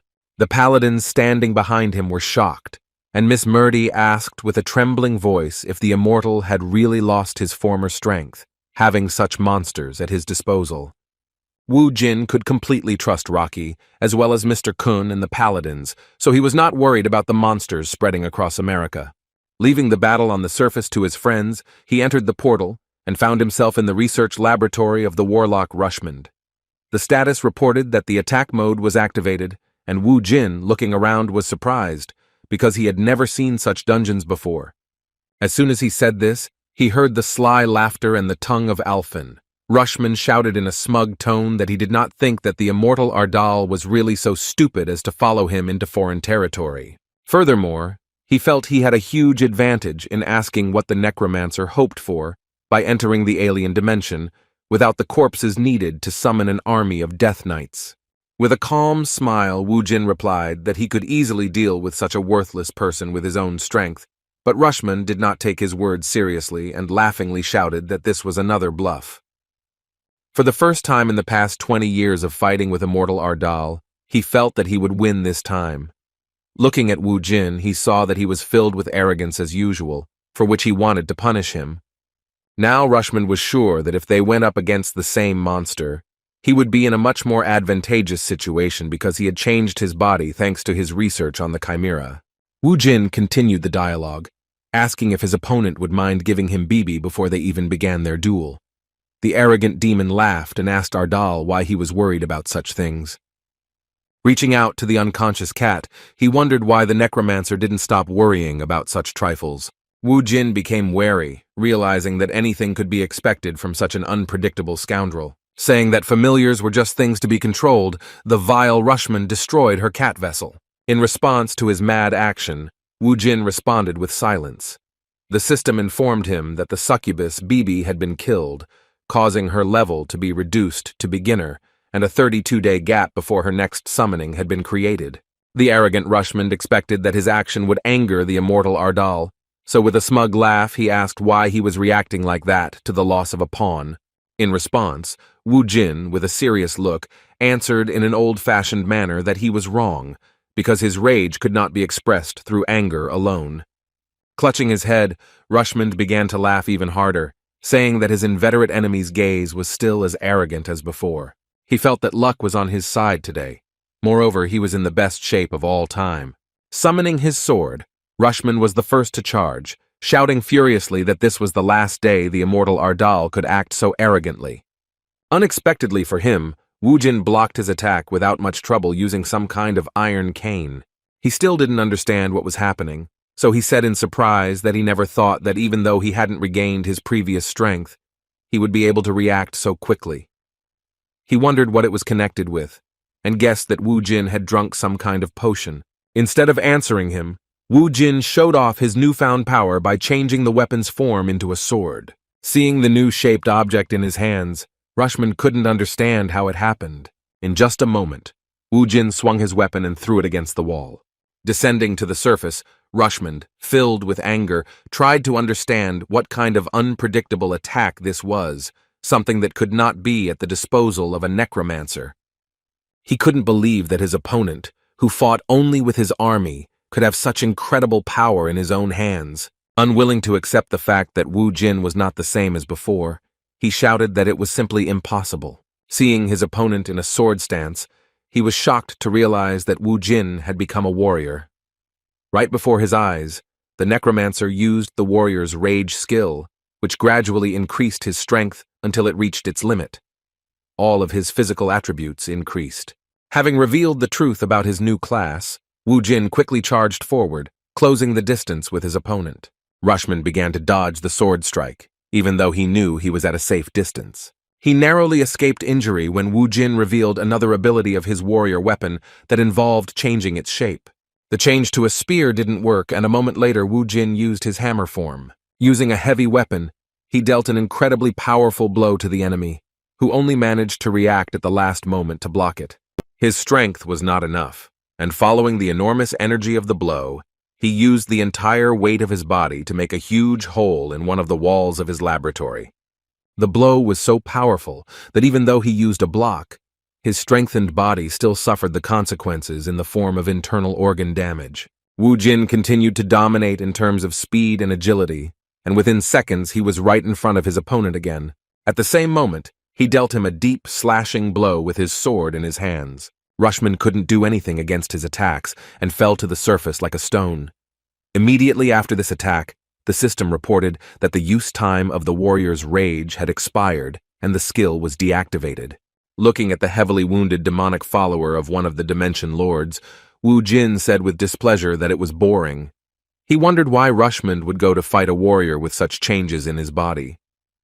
Thinking that the battle was already over, Wu Jin bid farewell to his opponent and wished him not to be so pathetic during their next battle, after which he went in search of the return stone. A moment later, he heard Rushman laughing again and saying that it all looked very funny. The mortal wound did not stop the demon, and his body was restored. Rising to his feet, Rushman was surprised that the immortal had not only defected to Earth, but also traded the necromancer class for some pathetic warrior skills. Wu Jin didn't lose his composure and responded by saying that warrior skills were not a bad thing, because you could have fun with them. Looking at his opponent, he accepted the fact that his body had recovered, despite being cut in half. Wu Jin guessed that the madman had most likely implanted something into his body again. With a sly laugh, Rushman began to release some kind of sinister red mana. In just a moment, a multitude of serious monsters appeared around him, and he said in the language of Alphen that he would make the immortal regret that he had made a choice in favor of the warrior's abilities. With a furious cry, he ordered his monsters to charge. Wu Jin knew that he had a tough battle ahead of him. Within moments, he found himself surrounded by ferocious monsters, enhanced by his enemy's experiments. Meanwhile, Rocky was already finishing his battle. The paladins could stand aside and just watch the incredible power of Wu Jin's familiar, because there was nothing for them to do on the battlefield. Mr. Kun was shocked by the golem's power, because watching the battle, he had no doubt that with such firepower, Rocky alone would be able to deal with all the monsters that had escaped from the dungeon breach. Saint Merdi completely agreed with his words, and only nodded her head in response, because she knew that this was only a tiny part of the power that the immortal Ardal possessed. On the other hand, she was afraid that Rocky might not have time to finish this battle, because he had his own mana limit. She asked the guys to stay in their positions and be ready for battle, because they had no idea where all these monsters would go if the golem stopped due to lack of energy. Seeing the saint's anxiety, Mr. Kun responded without hesitation that they would follow her will. In fact, the reason for her anxiety was not related to the battle of the Titan of Destruction, but precisely to the conditions in which the immortal Ardal himself found himself. She had no idea what was going on inside the warlock's lab, nor did she know what the necromancer's new abilities were.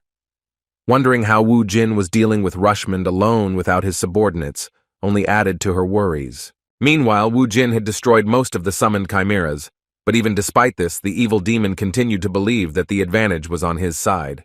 Showing an arrogance he hadn't shown before in the presence of the immortal Ardal, the smug Rushmod suggested that he look at himself, as he had gotten to this point, even though he had only fought one chimera.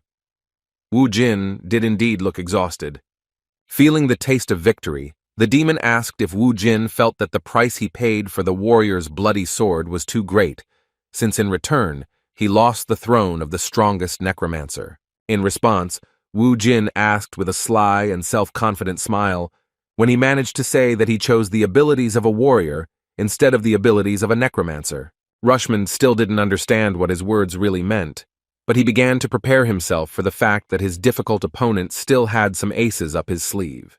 In just a moment, Wu Jin shocked him by using the power of summoning troops, which is a necromancer's ability. The souls of the chimeras killed by his hand began to rise under the influence of his mana. At that moment, the laboratory was filled with Wu Jin's army, which currently consisted of ordinary warriors and magicians. Looking at his opponent, who was shocked by what was happening, Wu Jin explained that he had previously put all of his mana into Rocky, so it took him a little time to replenish his mana reserves to use the rest of the necromancer's powers. Seeing many skeletons in front of him, Rushmod did not want to accept reality and began to shout that all this was impossible and more like some kind of absurdity. He truly believed that immortal Ardal had become a warrior after losing his powers as a necromancer. Nodding his head in response, Wu Jin clarified that he had indeed become a warrior, but he had never said that he had ceased to be the necromancer he was remembered as on Alphen. These words caused incredible rage on the part of his opponent. He nervously clenched his teeth with a tremor running through his whole body. Losing his composure, he began to shout and curse, accusing Wu Jin of daring to deceive him using cunning tricks and ruses. Wu Jin enjoyed every moment of this battle using his new warrior skills. He was glad that Rushmod was overcome with rage, losing his composure. A moment later, Kang Wu Jin rushed forward again, shouting that it was time to begin the second round of their duel. As soon as he charged, his skeletons immediately pounced on the remaining monsters inside the warlock's laboratory. The number of chimeras was insignificant, so the numerical advantage was more than enough for Wu Jin to focus on the main target, which was a follower of one of the Dimension Lords. There was no reason to worry about the limited number of warriors, because they fought with the support of the magicians. Using his massive sword, Wu Jin once again demonstrated his strength, forcing his opponent to block his strikes. With a mad smile, he noted that Rushmod was no longer as strong as he used to be. The evil demon laughed and replied that no matter what the outcome of this battle, the connection could no longer be stopped, and Wu Jin would regret standing in their way. Throwing him aside, he, concentrating all his strength, rushed into a counterattack, shouting that the immortal Ardal should not be arrogant, because he himself had lost his former strength. Rushmod's series of strikes this time were more serious. Wu Jin understood that due to the wasted energy, he would not win in his current state. The enemy's pressure was increasing, which meant that it was worth using additional measures. While Rocky fought, the necromancer's mana reserves were replenished and his level increased. Another crowd of monsters destroyed outside gave enough experience for Wu Jin to level up and have all his stats restored. With the extra stat points, he was able to fight Rushmod without using his warrior's rage. He was simply overflowing with power, and the dense mana was spreading throughout the entire lab. Having regained his strength, he looked at the demonic scoundrel and ironically noted that he looked a little tired. A moment later, he suddenly delivered a powerful blow with a hammer-shaped weapon, sealing Rushmod into the surface. The warlock not only failed to react to this attack, he was unable to block it and take all the pressure with his head. His recovery was unable to cope with the damage, and he began to shout angrily. Wu Jin, without missing the opportunity, used the hand alabaster. Using a double-sided axe, he delivered a powerful slashing blow, decapitating his opponent. Wu Jin didn't know if the opponent would be able to recover his body this time, so he decided to watch. Rushmod continued to maintain his existence even in such a miserable form, moreover.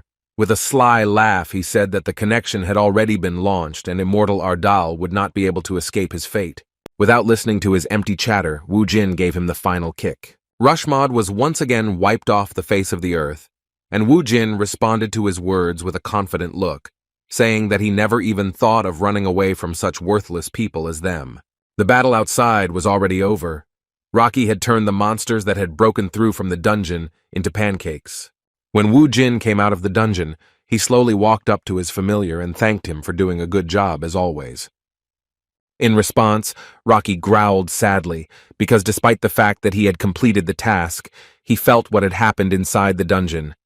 Wu Jin understood his feelings about losing the succubus, so he apologized with a sense of guilt for allowing this to happen. During his 20 years of fighting as a necromancer, he learned that even if the summoned familiar dies, it will not disappear. Rocky's sadness was understandable, because until resurrected, Bibi will wander unconsciously in the vast void, which is quite a painful punishment for losing his life. Putting his hand on the body of the huge golem, Wu Jin suggested that he return and make sure that Bibi would meet him in a good mood. Without looking at Merdi, Wu Jin said that Rushmod had appeared outside the subway station and assumed that she knew the reason why this happened. The worried saint replied that it was because the earth had not yet fully synchronized, because in reality, dungeons could not appear anywhere. The same thing should have happened to him, but this was not an ordinary dungeon. This place had become a summoning circle. Wu Jin had never heard of anything like this before, but in the hangar itself he saw a portal that he had encountered before in high-level dungeons. Merdi made the right guess, saying that most likely someone from Earth used a fragment of space, trying to call the dungeon, but this led to the appearance of Rushmod, because his laboratory corresponded to the level of the spatial rupture. Gritting his teeth in anger, Wu Jin wondered what kind of idiot would come up with the idea of summoning a dungeon without being able to handle it. His determination regarding the future knew no bounds. Addressing Merdi, he made it clear to her with complete seriousness that he would not allow Tranette to come to Earth like this, after which he expressed hope that she would assist in this matter. He shocked her by saying that he would do his best to save Alphen if he could obtain the spatial dimension. A shudder ran through Merdi's entire body, because she never thought she would hear that the immortal would save Alphen, whom he never cared about. Remembering the words of the goddess, she thought that now she had no doubt in the prediction that indicated the immortal Ardal. With a bow towards the future savior of the earth, she promised that she would do everything in her power to aid the immortal's plans. After the somewhat unsuccessful battle, Wu Jin focused on leveling up in 6-star dungeons as a service to the Titan Guild. Afterwards, the Ardal and Titan Guilds established a strong alliance in the form of an alliance. They considered the details of the defense of the Earth and the expedition to Alphen.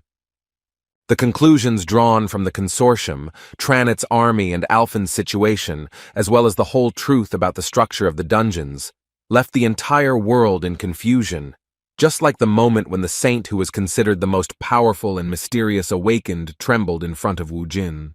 There was also a pressing dilemma at the noise. The Earth was at risk in particular due to the mining and use of bloodstones, causing the ecosystem to become increasingly suitable for monsters whose powers became in keeping with their planet of origin. On the other hand, all these bloodstones were an integral part of life on Earth, because they also served as weapons against dangers. Mi was divided into two sides, which entered into heated debates with each other. These were those who believed that it was time to stop with the dungeons, and between those who wanted to strengthen the defense by actively going into the dungeons. Given all these circumstances, the world needed a unified defense system, and it was decided to convene a team to lead the World Organization of Awakened Ones. After a month of cooperation with the Titan Guild, it was time to say goodbye. Mr. Kong sincerely thanked Wu Jin for doing a great job, making their country much safer and the world more conscious. Wu Jin himself was grateful for the comfortable working conditions. After that, he turned his gaze to the saint because she also needed to say something last. Looking at her, he sent a shiver through her entire body, saying that now she would probably feel much better because they would be at a distance and would not be able to see each other. Seeing her reaction, he goaded her by saying that since she was reacting so silently, it meant that he was right. In response, the confused Merdi awkwardly shouted that everything was not at all as he thought. When she looked away, a blush appearing on her shy face, Wu Jin reassured her, saying that she didn't need to justify herself, because it was already written all over her face. The Ardal Guild team flew back to South Korea, wishing her a good stay on Earth and expressing a desire to meet on Alphen. 20 hours later, they finally arrived in Seoul after a long visit to America. As soon as Woo Jin left the United States, the saint returned to her temple of the goddess Arya and began to pray to her. She was glad that the immortal Ardal had left America, but she did not expect to hear a response to her emotions. The statue of the goddess began to talk, and she immediately understood what was happening. It was a rare phenomenon, a revelation from the goddess Arya, with which she tried to instruct her follower. The talk was about her continuing to follow the man. Murdy listened with tension, because she didn't know exactly who they were talking about. Closing her eyes and clenching her teeth, she began to beg fate that it was not the one she thought it was. A few seconds later, her worst suspicions were proven true, as the goddess was indeed asking her to stay by Kang Woo Jin's side. With tears in her eyes and trembling from fear of the immortal Ardal, she asked pitifully why she had to go through all these trials. The life of a saint could not be called sinful, but her destiny was to be where the man she feared more than death itself was. After arriving in Seoul, Woo Jin and director Min Chang headed to their office. On the way to the office, the guildmaster suddenly asked the driver to stop the car. Director Jun didn't understand what was going on, because they had a dinner meeting planned with the president of South Korea himself. The guildmaster once again decided to divert from this event, making the excuse that he was going to continue his journey by taxi. He sighed heavily and added that he was already full. Director Jun was desperate, as he did not want to reject the president's offer once again. His guildmaster's excuse was simply ridiculous, as they understood that this meeting was clearly not scheduled for just eating. Woo Jin's influence was comparable to that of the entire country, so it was important for South Korea to maintain good relations with him. Despite this, Mr. Kang was not interested in this, and said that his deputy could handle it himself. Jun insisted that Woo Jin do it.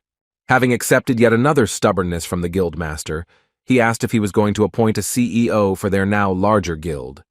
In response, he received a shocking suggestion to prepare new business cards.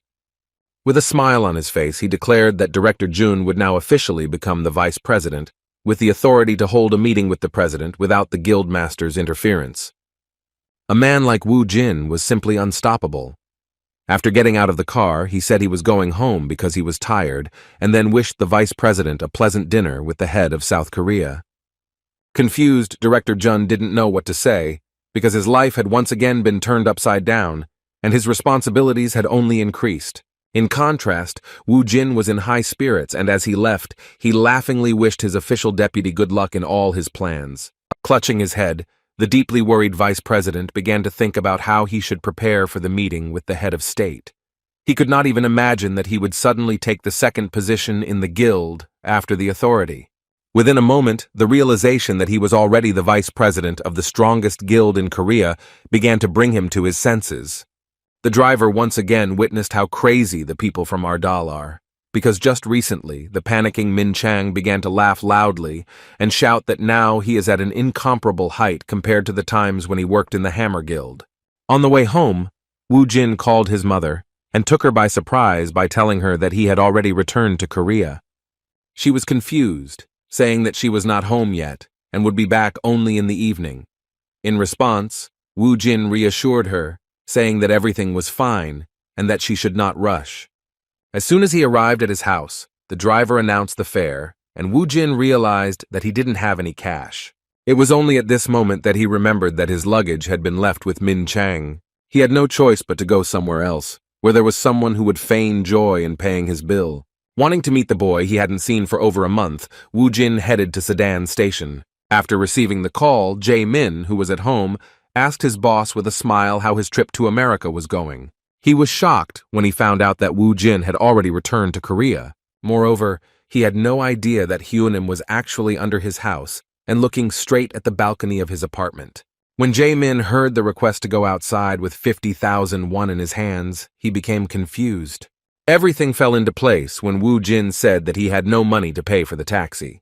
With a dissatisfied expression, Jae Min asked himself why his crazy friend had not changed at all since the moment they met. Ji Woon was surprised that her brother suddenly went somewhere. Turning to him, she asked where he was going, forgetting about his plans to take the final test. When he said that he just had to go outside, Ji-woon put her hands on her hips and said in a businesslike manner that he had national exams coming up, so he needed to be well-dressed to avoid catching a cold. Zipping up his jacket all the way to the top, his brother replied that Woo-jin had arrived. Hearing that Woo-jin was near their house, her mouth dropped open in surprise, and warm memories brought a blush to her cheeks. Taking advantage of the opportunity, she took out the money instead of her brother, and they went together to the nearest cafe where Woo-jin liked to spend time with friends. Woo-jin immediately apologized for disturbing him, but Ji-woon assured that everything was fine, because she had been waiting for their meeting for a long time. With a sincere smile on her face, she shared the news that she had quit her previous job at the factory. Woo-jin was surprised by such sudden news and assumed that she wanted to become a celebrity in exchange. Seeing the surprise of these words, he cheerfully explained that he saw an article that said that she was Kang Woo-jin's beautiful girlfriend. His words embarrassed the shy Ji-woon even more, and she furiously yelled at him to stop teasing her. Trying to change the subject, she decided to discuss what had been worrying her all this time. Holding the phone out towards him, she said that she had recently started writing her novel and wanted him to review it. Looking through the pages, Woo-jin said that it looked pretty cool. He was surprised that she liked to write.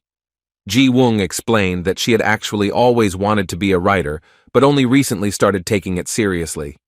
The first page of this novel was a story about how a summoning circle suddenly appeared under the feet of a Korean high school student.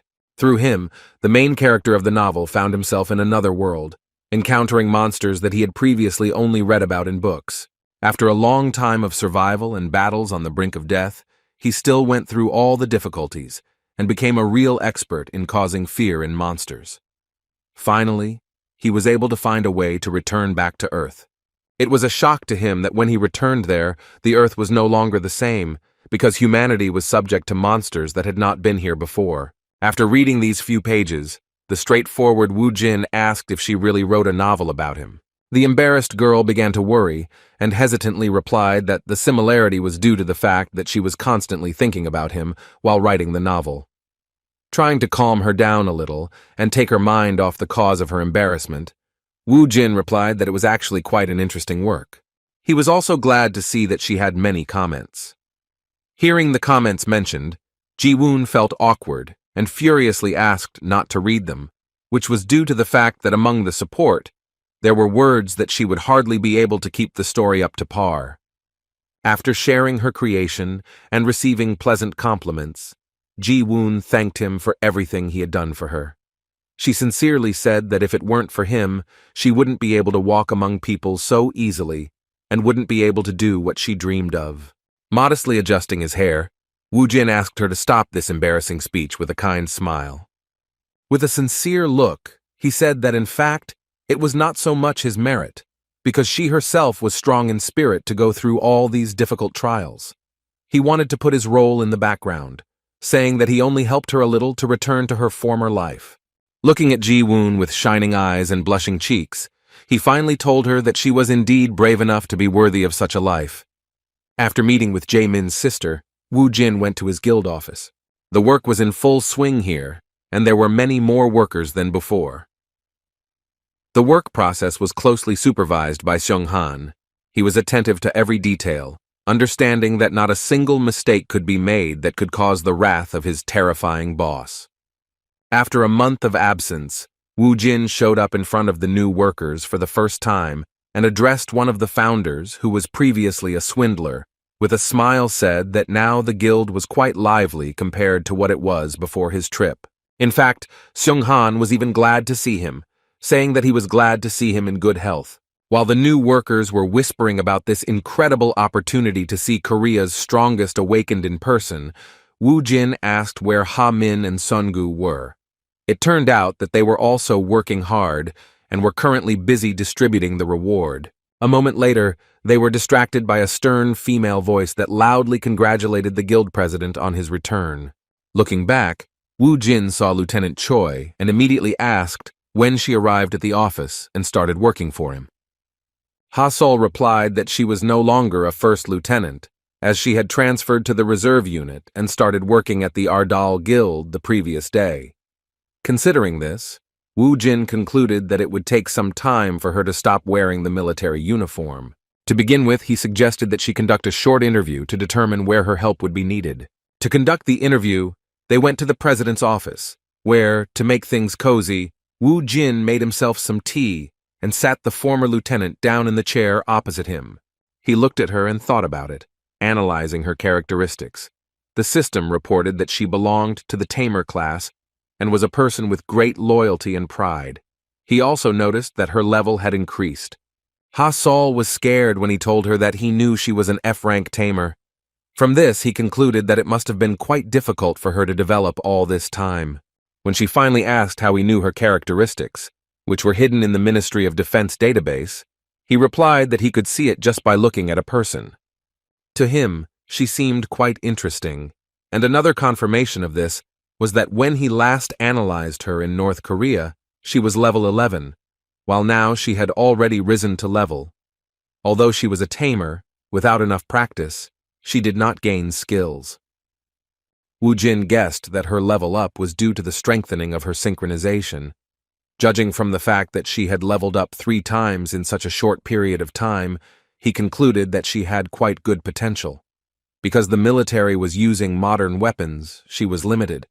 Since Ha Sol had no chance to improve her awakened skills due to the nature of fighting monsters on the surface, Wu Jin decided to speed up her cultivation process a little. He extended his hand with a sudden gift, shocking her with such generosity. Wu Jin thought she didn't know what kind of stones they were, so he explained that she should eat them first and then start absorbing the mana. Confused, Ha Sol explained that she was surprised that he suddenly decided to give her such expensive power-up items. Sighing, Wu Jin explained that in her current state, he would be able to help her with training, so she should first take the enhancements that would bring her closer to the level necessary for training. Despite her excitement over how rare and valuable these items were, Ha Sol could not go against the order due to her extreme loyalty. Taking these gems of enhancement in her trembling hands, she stuttered that she would complete the task. Right before her eyes, her endurance, magical power, and strength began to increase, and the president, satisfied with the result, said that she was doing well, because she was coping well with taking the enhancement drugs. While browsing through his reward store, he wondered what skill would be suitable for her. Knowing that her basic skills were acceptable, and that she was a military woman who was good at analyzing the battlefield, he came to the conclusion that telepathy would be a useful special skill for her. It was the ability to communicate with others through thought, making command much easier. Having acquired another precious item from the store, Wu Jin handed it over to his new ward. At first, she had no idea why the president entrusted her with this, but Wu Jin explained that she needed to perfect this skill because it would be very important in the future. Ha Sol accepted the order without question, and the president presented another shelf of skill books a moment later, saying that they all had to be studied perfectly. Seeing this huge amount of work, she was at a loss, realizing that she would have to study without sleep. Just as he was about to leave, Songgu burst into his office with some strange emotions. Wu Jin didn't understand what was going on, but his protégé was actually agitated by something, believing that he was the one who did it. Taking advantage of the moment, the president took a closer look at Songgu and was pleased with the news that he, too, had grown quite a bit during this time. On the other hand, he had not expected that he would be greeted with cries of condemnation after returning from a long business trip to America. Sighing heavily, Songgu realized that Wu Jin really didn't understand what they were talking about, so he simply picked up the remote control and turned on the news on the TV. The conference on the agreement on the defense of the Republic was shown live, and Min Chang was sitting at the negotiating table in the middle. Under the flashes of the press, it was reported that they had gathered in this room to announce that South Korea had signed a defense contract with the Ardal Guild. Wu Jin didn't yet understand the seriousness of the situation, and was surprised to ask what Min Chang was doing after he had dinner with the president of South Korea. Looking at the smiling vice president, he asked who the people were sitting next to him were. This question caught Songgu off guard because he had already forgotten that his Hyung Nim sometimes didn't understand the most ordinary things. Ha-min answered for him, saying that the head of the South Korean Ministry of Defense and the top leader of the country's military were sitting with Min Chan. He also explained that based on the announced agreement that Mr. Jun signed, their guild would have the same support from the state as the army. Wu Jin was surprised at these words, but Sun Gu did not understand his reaction, and nervously said that this was not the best time to seek advantages. Understanding what Sun Gu was worried about, Ha-min, feeling extremely awkward in this situation, explained that the matter was that now the Ardal Guild would be responsible for national defense, and their status would be equal to some kind of state army. Hearing the mention of the state army and the comparison with their guild, Wu Jin became furious, but he still didn't fully understand the meaning of these words. Alarmed, Songgu, who understood the full picture, still decided to explain the essence to the end, and anxiously shouted that, in simple words, most of their time would now be spent in the army. Hearing the mention of the army and the fact that their freedom of action would now be limited by orders from the state, Wu Jin was shocked. He was furious with the way his vice president was acting, that he had only recently gotten this position, but had already made a huge mistake. Wu Jin only relaxed for a moment, because he never thought that the one he had asked to just eat with the president would lead them to such a problem. The air began to become tense as Wu Jin showed his dissatisfaction with the director's actions. Addressing the founders, he said that when that idiot returns, he needs to be told not to go anywhere and to wait for a meeting with him. Wu Jin stretched his shoulders and headed off to the beginner training camp. He was going to the dungeon and asked Sun Gu and Ha Sol to go with him. Hearing that Ha Sol was coming with them, Sun Gu was genuinely surprised, as he didn't know that she was also an awakened one. She awkwardly replied that she had actually had the skills and mana for a long time, but hadn't had time to use them while in the army. Immediately after these words, Songgu suddenly grabbed her hand. He was so touched that he promised that from now on, he would work even harder than ever. While Wu Jin was getting ready for training with the guys, the negotiations between the vice president and the Ministry of Defense ended. Jun Min Chang left the building and was provided with a car and driver to take him back to his home. The polite driver asked if he should take him home, but Min Chang replied that he was going to visit the Ardal Guild office. On the way home, he thought that he had done much more than his boss expected. He had no idea what Wu Jin's reaction to the news was. The driver was the first to break the silence in the car, saying that the Ardal Guild would soon have to move its office. Presidential Committee member Park Jun-po, who personally drove Jun to the office, explained that since Ardal was now protecting the entire country, they would need a larger location. He believed that they would begin working together immediately after they chose a new, more suitable location. With a polite laugh, Jun replied that they hadn't signed the contract yet, since it wasn't possible without the boss's consent, a man with rather complicated morals. Mr. Park echoed his laughter, saying that he actually doubted their refusal, since the terms of the contract were simply excellent. In response to his confident speech, Jun replied that he would convey it, and the member of the presidential committee smiled slyly, as he knew more about this situation than the vice president of the Ardal Guild. The vice president tried to call the office, but only managed to get through to Ha-min, but even that was quite difficult. When he asked why he wasn't answering, he said he was busy, and the president went to the dungeon with Hong Sun-gu and Choi Ha-sol. Right next to that dungeon, Ha-min confusedly asked the director what had happened and how he had managed to let something like that happen. Hearing that he was addressed as the director, Min Chang bragged that he had recently become the vice president. Hearing this, chaos began in his old friend's mind, and he interrupted him, saying that this was not the time for jokes. Instead, he wanted to discuss how it happened that they became equal to the army in terms of protecting the Republic of Korea. With a confused tone, Jun asked how they knew about this. Ha-min did not understand the vice president's reaction, answering that it was all over the news and the whole country already knew about it. The realization of what had happened caused him to go into a real panic, fearing the consequences and the guild president's reaction. With some awkwardness, he asked a member of the presidential committee whether there had been a live broadcast of the press conference. Park Jun-po didn't expect the truth to be revealed so quickly, so she carefully replied that they were working on a recording that would be released to the media in the future.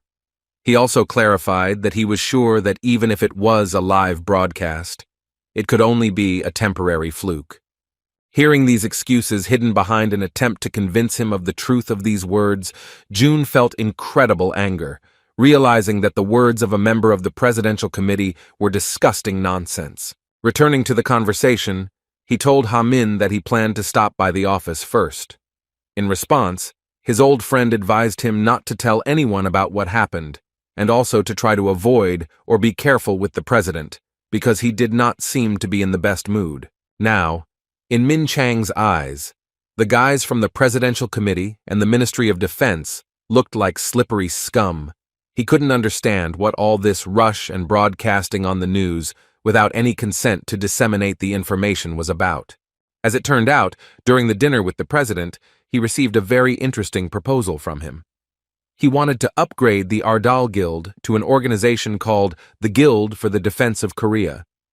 It's no secret that for all the awakened organizations, the Ardal Guild is a stumbling block to keep Kang Woo-jin, the strongest awakened, in Korea. Immediately after the dinner, negotiations were held with the president, and the committee members promised to give them great support if Woo-jin agreed to the conditions.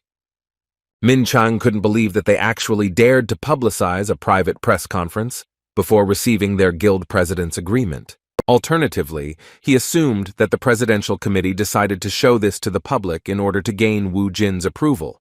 But he knew that if this was really the case, then they had made a huge mistake because they had come across the wrong person.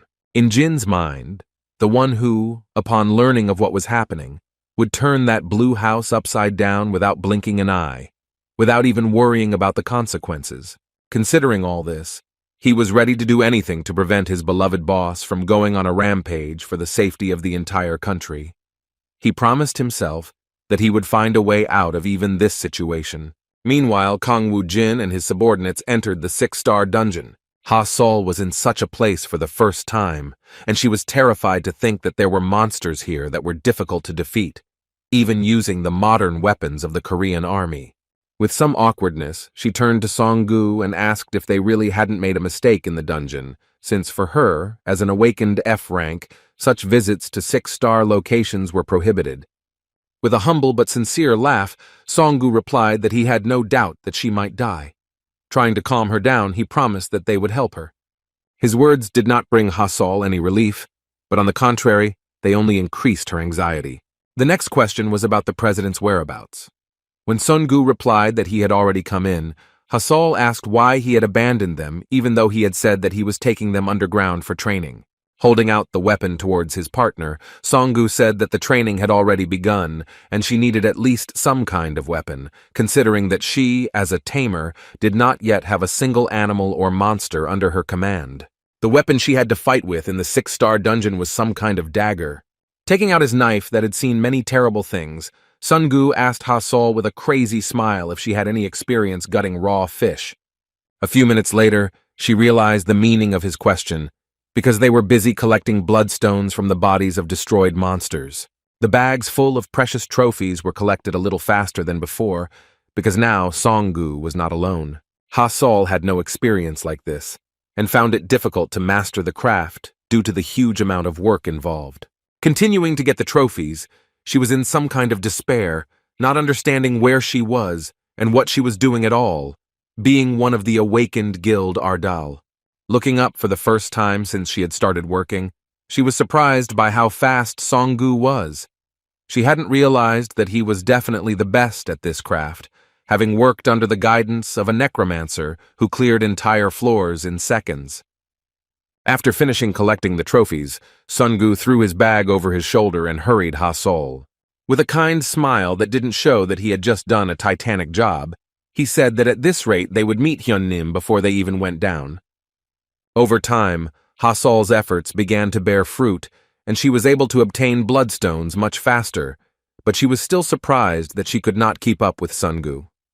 In addition, she was tormented by the question of how the president hunted at all, leaving behind such a huge number of exterminated monsters. Looking down the dark corridor they were about to go through, Ha-sol was horrified. She saw many pairs of glowing circles that reminded her of the eyes of monsters. Fearing their huge number, she began to panic, not understanding how the president could have missed them. Sun-gu stood in front and didn't see the trembling on her body, so he calmly said that they were late, because the president was already returning from the cleanup. Only then did Ha-Sol realize that these were not monsters, but rather summoned skeleton soldiers in huge numbers. After the creaking of bones died down, Woo-jin stepped forward and looked around, asking why they still hadn't finished. Sun-gu, feeling guilty about the speed of his work, promised that he would hurry in order to collect the rest of the trophies in a short time. In response, Woo-jin suddenly stopped him and asked him to simply follow him into the portal. Looking at the back of the boss who started walking towards the portal, Ha-Sol finally realized why he was so strong. Now she could see for herself that he had not been hunting alone all this time, because he could summon more than 100 skeletons to clear the dungeons in the shortest possible time, without risking his life. Soon they reached the portal and in an instant found themselves in a spatial dimension far from Earth. Once on the other side of the portal, Ha-Sol experienced the nausea that all new awakened who enter high-level dungeons experience. Seeing her reaction, Sun-gu guessed that she was a little uneasy about going through the portal. When Ha-Sol asked if this was a common occurrence, her new friend reassured her that it depended on the person, but usually everyone got used to it quickly. Woo-jin went first again, so they had to speed up to catch up. Before entering the portal, Ha-Sol put on her special suit, but she didn't notice that Sun-gu did the same. She wondered why he was wearing the same clothes as before. As it turned out, the forms of the awakened in Ardal were made from materials mined from the dungeon, and the support department paid for all the expenses. After a few minutes of walking, they saw the president, who had already built a rather large cage out of bones. Looking at the boys, he asked Ha-Sol to come to him. The devoted ward unquestioningly fulfilled his request, and in response heard a shocking order to try to tame the local monster. When she looked at who was in the cage, she almost screamed in shock. Inside was a terrifying saber-toothed tiger. She didn't even know that it was a high-level beast, and this particular one was at level. There was no doubt that for a level 14 tamer with no experience using his own skills, this was far from an easy task. The roar of the predatory animal made her shudder all over, and she asked again if she really should try to do this. She believed that she would be torn to pieces the moment she approached the tiger. In response, Woo-jin was surprised by her answer and explained that no one told her to fight, because she, as a tamer, should simply tame this tiger. Turning to Sun-gu, he decided to make things easier for Ha-Sol by ordering his ward to make sure that the saber-toothed monster would not make a move. As it turned out, he was no longer the same as he had been before, because he rushed into battle without question, jumping into the cage from above. The level 57 monster didn't scare him, because now he himself was a real monster. Looking at the angry tiger, he greeted the monster with a kind smile and a sincere tone, who was unlucky enough to meet his president. The tiger didn't particularly appreciate his greeting, because he didn't understand what sincerity and goodwill were. In just a moment, he growled furiously, making Ha-Sol regret going into this crazy dungeon with equally crazy awakened ones. It was hard for her to stay on her feet, and she didn't even hide the fact that she had never been so scared in her life as she was now, standing in front of this monster. However, what happened next shocked her. Taking off his jacket, Sun-gu asked the tiger why he was screaming even though he hadn't even been touched yet. The huge, deadly beast, not understanding his words, furiously rushed to attack. This was not the first time that Sun-gu had fought against such dangerous opponents, so he did not even flinch and resorted to using the steel flesh skill, which was not similar to the fire ability that he had talent for. Apologizing for the pain, he dealt him a huge number of blows right across his face. It seems that the saber-toothed tiger, whose cute and no longer evil face turned into a cutlet, did not even think about the fact that some man would beat him up with practically bare hands. Ha-Sol was no less shocked, as she had never seen such a strong, awakened person like Sun-gu before. Finally, he sent him flying with a good kick. Seeing Sun-gu throw the tiger all over the cage with his bare fists and kicks, Ha-Sol was speechless. She had heard before that he was a B rank, but she had never imagined that he would be so strong, despite the fact that he mainly collected bloodstones from monsters destroyed by the boss. In addition, she couldn't get the situation out of her head where he showed himself to be a rather fragile and vulnerable guy. Now he looked different in her eyes than before. After beating the huge, saber-toothed tiger, Sun-gu began to cheerfully wave his hand in her direction, saying that it was now safe here, and she could come in. Now understanding the strength of those with whom she came to such a dangerous place, Hasal still decided to enter the cage of bones. Approaching the tiger, which lay beaten and barely conscious, she began to use her tamer ability on it. Despite all her attempts to tame him, it was in vain, and the evil monster even began to come to his senses and, despite the trembling, tried to growl in her direction. Just a moment after this pathetic attempt to show his rage, the saber-toothed tiger received several more blows to the head from Sun-gu, who couldn't believe that he dared to bare his teeth at his future mistress. Hasal was not thrilled by his actions, while Wu Jin watched with pleasure. Looking away, Hasal, who had already spent a large amount of mana on a dozen attempts to tame the monster, hesitantly said that even if she tried again, it would still not work. She also mentioned that she no longer had enough mana to continue. Just a moment after these words, her mana suddenly began to recover, and she felt a noticeable surge of strength, similar to the feeling after a good night's sleep. She did not understand what was happening and how the president managed to do this, being a necromancer. In response to her words, Wu Jin asked her not to rush, saying that it was natural because they had a significant difference in levels, which affected the difficulty of completing the task. She never stopped doubting that she could do it, so the president clarified that there were two options. The first was to be close to the animal, like friends, and the second was to beat it and make it her subordinate by force. The tiger had already been beaten. The issue was almost resolved. However, as it turned out, the beating was not so simple either, because the one who killed the saber-toothed tiger was not the tamer, but a completely different person. Pointing his finger at Song-gu, who continued to threaten the beaten monster lying on the ground, Wu Jin called him a true villain, someone the saber-toothed tiger now fears without any exaggeration. Looking at the state this poor guy was in, Hasal even felt some pity for him even though he had been so aggressive during their meeting. The second plan that Wu Jin wanted to talk about was the option of getting closer to the one who was beaten. Wu Jin saw right through her and knew that she liked this option, but he still asked what she would do. As expected, she decided to go with the second option. From that moment on, things got crazy, as Sun-gu made Hasal feel awkward with his ridiculous antics, telling her that she was wrong if she thought she could stop him. According to the boss, the second option required her to protect a saber-toothed tiger from the villain who had caused it to suffer. This was a more realistic chance to get the chance to tame her first beast by becoming its friend after saving it.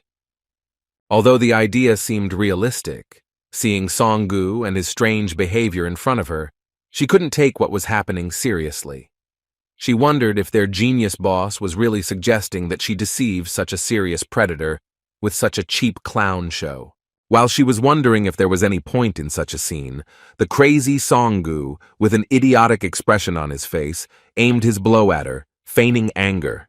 As it turned out, he used quite a lot of force to make it look like a real fight. Hasal took the first blow from an awakened one while in the dungeon, and even though she blocked it, she felt the aftermath. She felt the bones in her arm break, but she was initially sure that Sun-gu hadn't swung hard enough. Addressing the director, Hasal asked him to stop the scene, saying that she had broken her arm when he hit her, but he continued to act like a madman, grimacing and calling her weak. At first it seemed like he was just going crazy, but he was actually playing his part so as not to miss such a great opportunity for Hasal. When she looked at the president, he said that she should quickly act out a counterattack and then tame the beast. Her immense loyalty and pride were the feelings that gave her the opportunity to attack again. Sun-gu pretended that he didn't have time to react, and in an instant Hasal's fist was on his chest.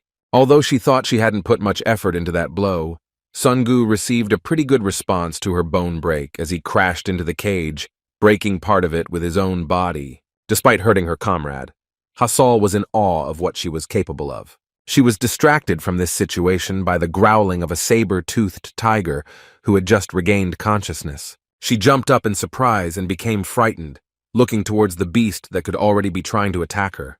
She was simply shocked when she saw that the fearsome level 57 saber-toothed tiger had begun to have warm feelings for her and now looked more like a cute seal. She found it hard to believe that he had actually fallen for this circus. The previously stern and deadly saber-toothed tiger had begun to act like a house cat begging her for food. The president, who was watching this comical scene, was pleased with the result and replied that she should be proud of herself, because as a result of the work done, and 2 broken bones in the process, she managed to get her own protector of a very impressive level. The taming actually worked well, and Sun Gu, upon seeing this, immediately ran to the boss to find out what he thought of his acting. The kind-hearted guy smiled sincerely when he heard the compliment that he was a real candidate for an Oscar. At that moment, he had to listen to another compliment, but this time from Hasol. She said with delight that he looked very scary in battle, after which she admitted that she did not know that he was an awakened with physical abilities. Hearing this, Songgu reacted with a little confusion, saying that he actually belonged to the fire element class of mages. After successfully taming the saber-toothed tiger, they did not leave the dungeon but stayed for the night. Seeing the strange expression on Songgu's face, Wu Jin realized that he wanted to say something or was worried about something, so he asked with displeasure what was the matter. The ward admitted that all this time he believed everything he said and may even have become stronger just because he received his support. After these words, he emotionally asked why he, as a fire mage, could only swing his fists instead of concentrating on his own skills. He found it strange, and Wu Jin understood, knowing that he had truly dreamed of becoming a fire wizard from the very beginning, when he first entered the dungeon after gaining the status of an awakened one. In response, Wu Jin explained that he was one of the directors of their guild, and it was really important to know how he felt being one. With some disappointment, Songgu hesitantly replied that he only handled minor errands for the guild directly from the president. To him, this meant that he was nothing more than an errand boy, but surprisingly one who was paid quite well. Sighing with a smile, Wu Jin explained that this was not what he had in mind. He was wondering if his protege knew the purpose of all these little errands. He wanted to know what Songgu thought about who he would ask to do his work for him when he was not there. Hearing this, Songgu froze, realizing what his boss meant. As it turned out, Kang Wu Jin considered him as the second head of their guild, which led him to believe that he would one day be forced to become even stronger than ever before. He explained that he needed such training because advanced fire magic has high requirements and he does not yet meet them, so first, he needs to increase his level and acquire close combat skills. Looking at his protege, he suddenly congratulated him on achieving rank A. Although it was unofficial, Wu Jin could see that he had now reached level 61, which meant that he could now truly become a person with a true affinity for the element of fire.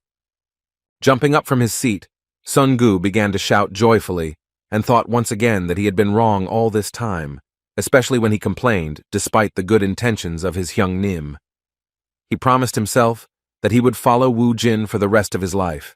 Meanwhile, the Ardal Guild, despite the late hour, was already surrounded by reporters, and the staff who had finished work were forced to leave the building through the emergency exit.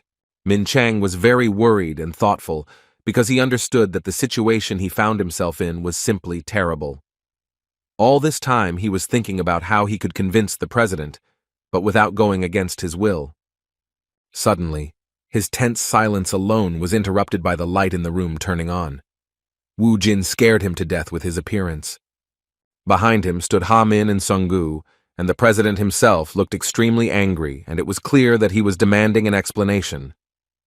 Ha Min, who was afraid of what would happen, whispered to his old friend, saying that the boss's mood had become even worse when he saw the reporters.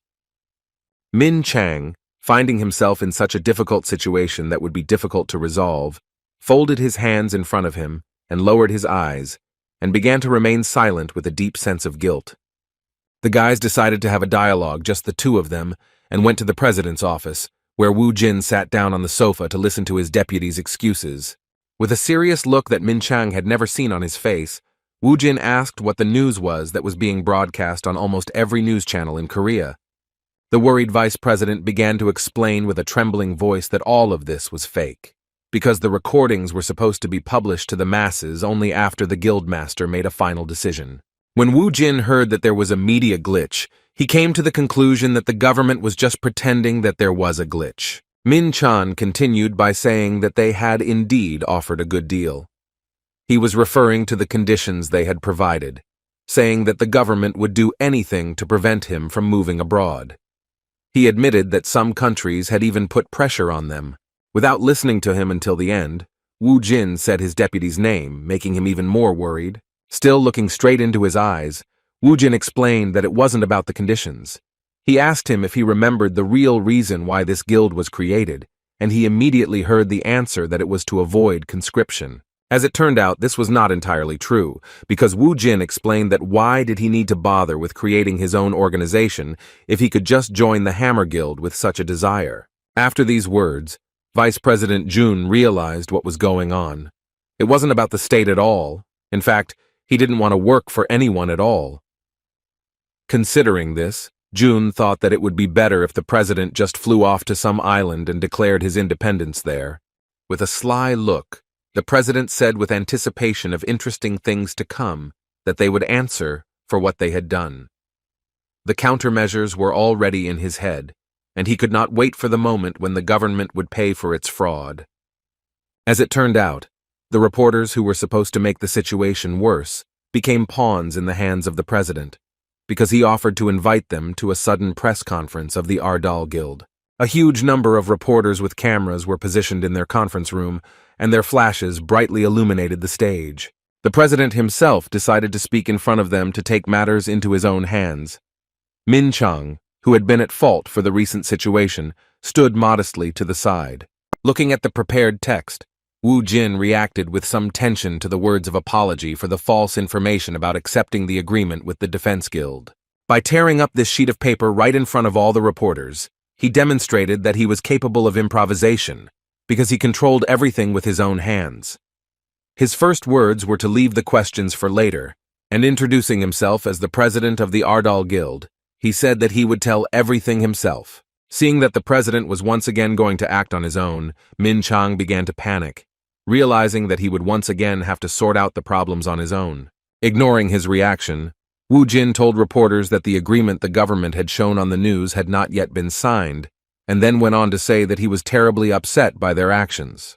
Looking around, the bewildered reporters began to whisper about the situation, surprised by the exclusive information that the South Korean Blue House had lied about everything.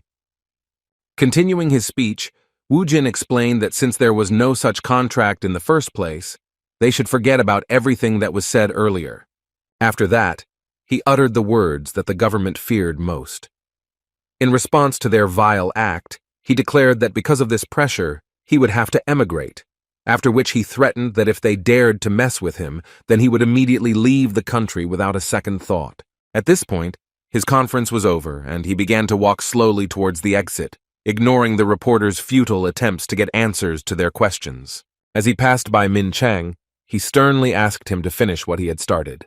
Wu Jin actually only gained an advantage from this situation, but in doing so, he set in motion a whole chain of processes. Analyzing the situation, Min Chang understood that a fight with public opinion was coming, but he believed that there was nothing to fear, even if the opponent was the South Korean government itself. Once again convinced that his straightforward boss would get what he wanted by any means necessary, Min Chang thought for a second that what had happened was only for the best, because it was hard to imagine what would have happened if Wu Jin had gone to dinner with the president at the Blue House himself. After the Ardal Guild press conference, as expected, the media and the entire internet went crazy. The news that the agreement in question had not been signed caused a great stir among the public. People reacted especially strongly to the news that the Ardal Guild, after a few hours of meeting in the Blue House, had sharply rejected the proposal, threatening to emigrate abroad. At the same time, the Ardal Guild was already preparing for the coming disaster. In order to expand their scale, they were recruiting new awakened. Their recruitment was quite strict, and some applicants had to be asked to stop calling after receiving a refusal. On the other hand, Min Chang, who continued to work with the media, also received calls from the Blue House. The calls did not give him peace, even when he was up to his neck in business. Saying that the president's decision was final, he explained that there was no reason to reconsider and simply hung up. When Ha-min approached him, he asked how many applications from Awakens he had received to join. It turned out that there were over 1,000, which was indeed quite a lot. But the real problem was that many of them were only F rank. After thinking for a while, Min Chang came to the conclusion that this was natural, because usually high-ranking awakened ones are already in large guilds, and if they are not, it is because they want freedom of action. Still, Ha-min was satisfied with this result, saying that even so, they would be useful given that the president could help them. As an example, he said that Director Hong and Ha-Sol were also originally F-rank awakened, but their development quickly brought them closer to the top. With an anticipatory laugh, Min Chang agreed, saying that it was truly amazing.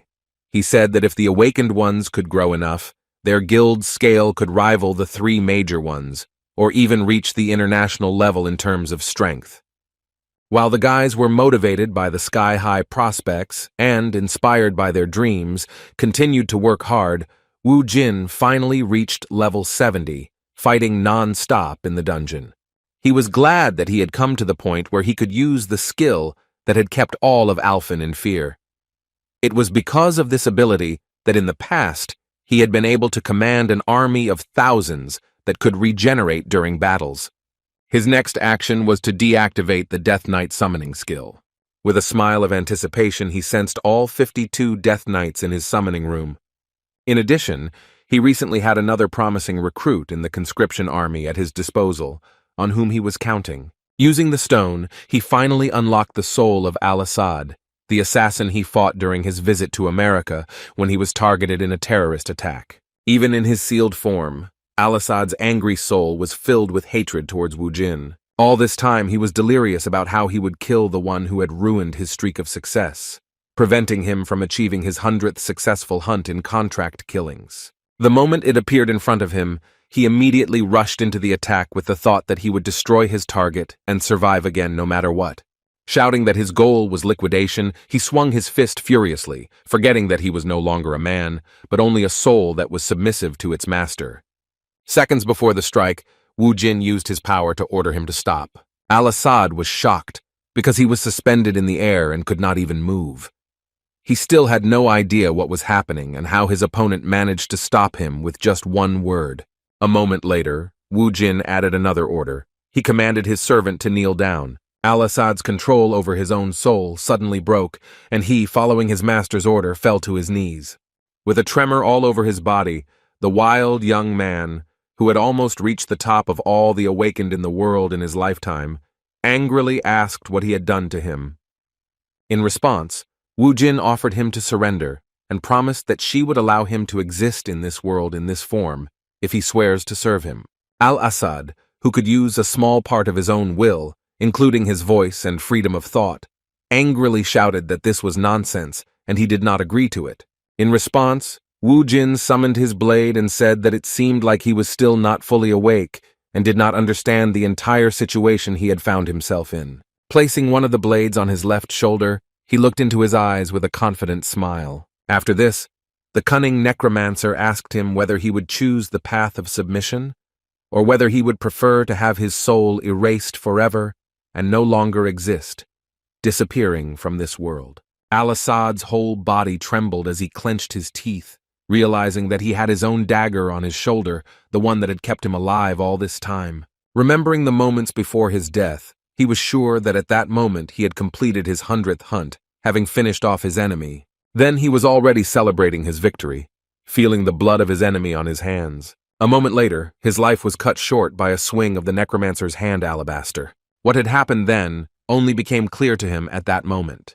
Resigned to the fact that he had lost, Al-Assad, not wanting to lose his existence, said with a trembling voice through force that he would submit to the will of his master. With a satisfied smile on his face, Wu Jin replied that he had made the right choice and would not regret it. After these words, Wu Jin changed his status, and after that, he acquired an appearance similar to the one he lived with during his first years as a hired killer, being an incomparable warrior in the war. The Middle Eastern assassin with terrifying strength became the 53rd knight of the immortal king Kang Wu Jin. He was a beginner level, and his skills included commanding a squad and a number of unique abilities. Seeing that he had a rebellious nature, due to which his control level was terribly negative, Wu Jin decided to test this in practice and asked him to come to him. In response, the Middle Eastern assassin merely shook his head in refusal and continued to stand motionless in silence. Wu Jin was genuinely furious at his behavior. He couldn't believe that he had such a stubborn fighter at his disposal. Putting his hands on his hips, he decided to improve his position a little and called upon his fearsome warriors, offering them to accept the new recruit and give him the warmest welcome possible. The Middle Eastern assassin felt fear from the screaming instinct of self-preservation at the moment when a terrifying aura of some terrible warrior's summoning began to reign around him. He didn't even have time to notice how a moment later his head was pressed to the surface by a heavy hand. A fearsome creature with heavy armor and a huge weapon on his back angrily told his new comrade in arms that he must be submissive, bowing before the Lord. Seeing his old comrade from the time they fought on Alphen, Wu Jin smiled, feeling the warmth of his loyalty. Bowing his head, one of the Death Knights who had returned to his command said that it was a great honor for him to see his immortal master again. This fearsome gorilla-like monster goes by the name Kiba and was an indispensable knight among Wu Jin's army. Looking at Al-Assad's stats window, Wu Jin was surprised at how quickly his mistrust level was dropping. This was because the new recruit had been receiving proper training since the Death Knights were summoned. Despite his level, he was afraid of the rest of the squad and listened to every piece of advice from Kiba and the other guys who laughed at him. When Wu Jin reached level 70, he felt like he was on a completely different level. Now that he had regained the skill of summoning Death Knights, his strength had increased significantly and hunting had become much easier. His Alphen Death Knights are creatures capable of commanding an army on their own, allowing the skeletons to fight freely under their command even when he is away from them. Also, skeletons can move into the summoning room with Death Knights, and now he doesn't even have to hunt himself while inside another dungeon. Thus, his preparation of a one-man army was complete. A moment later, he heard a female voice say with displeasure that the summoning room had become too noisy and cramped. Looking in the direction from which this pleasant voice came, he saw a dissatisfied Bibi and began to wonder how she was feeling. The succubus was beside herself with anger and screamed that she would become stronger to show the vile Rushmod what real hell was. Seeing her so hot-tempered, Wu Jin remembered that her soul had been suppressed after her resurrection. Fortunately, he could now see that her former energy had returned. On the other side of this dungeon, Sungu continued his training. Having finished mastering another fire magic skill, he happily ran towards his Hyungnim, shouting that he had done it. Surprisingly, he developed quite quickly and even mastered flame movement, which pleasantly surprised his boss. With a sincere smile on his face, he said that all this was possible only thanks to the guidance of the guild president. Seeing Songu for the first time after his resurrection, Bibi was surprised to hear that he had become incredibly strong compared to how he had been before. Her compliment surprised him, and he pointed his finger at her a little confused and asked the boss what kind of child she was. After these words, Wu Jin asked how he could forget her even though they had met before. After the boss said that he already knew Bibi, Songu was at a loss and strained every fiber of his being to remember her. This name was familiar to him, and he said out loud that Bibi was the cat that they had picked up in some garbage dump not far from Jae-min's house. Realizing that it was indeed her, the confused Songu began to scream in surprise at her true form that was manifested in the dungeons. In response to his surprise, the succubus began to grimace cutely, saying that she really did look like a cat. A moment later, Wu Jin received a telepathic message that their team had obtained all of the bloodstones in this dungeon. A soldier from his squad with telepathic abilities responded with a good laugh to his surprise at such fast work, saying that they managed to find a couple of snot-nosed kids who helped to cope with the task. A moment later, Songu looked around, sensing the approach of monsters. He was surprised because he thought that the dungeon was already cleared, after which he prepared a fireball, telling the boss that he himself would cope with their extermination. In response, Wu Jin asked him to take his time and look more closely. Looking at these animals, he came to the conclusion that their tamer had completely mastered the skill of subjugation and was now coping on his own. Level 32 monsters, sharp-beaked crows, which had a habit of collecting shiny objects like jewelry and bloodstones, were approaching them. After a whole flock of these deadly greedy birds appeared, Songu saw two more animals. It was Ha-Sol, who moved through the dungeon riding on her loyal, saber-toothed tiger. Seeing the boss and Songu in front of her, she began to wave her hand happily. Surprisingly, her clothes no longer resembled an army uniform, and now she no longer resembled a lieutenant, but rather an ordinary pretty girl. Looking at her, Wu Jin knew that she was now at level, He was pleased that she had developed so amazingly quickly, having her own small army under her command, and developing the telepathy skill needed to communicate between Wu Jin's commanders. Then they left the dungeon and headed back to the office. On the way, Sungu responded with delight to the news that Ha-Sol had already reached D rank after only 3 dungeons. He was very happy for her excellent growth speed. Looking at her, Wu Jin chimed in, saying that she was indeed growing quickly. He thought that it would be ideal if she could tame even more beasts. On the other hand, there were already 20 of them, which was more than enough to make the collection of bloodstones as fast as possible. Despite Sungu's words, Wu Jin asked him not to let such small achievements blind his eyes, because he and Ha-Sol still had a lot of growing to do. Having dealt with the training of his charges, Wu Jin thought about another problem that needed to be solved.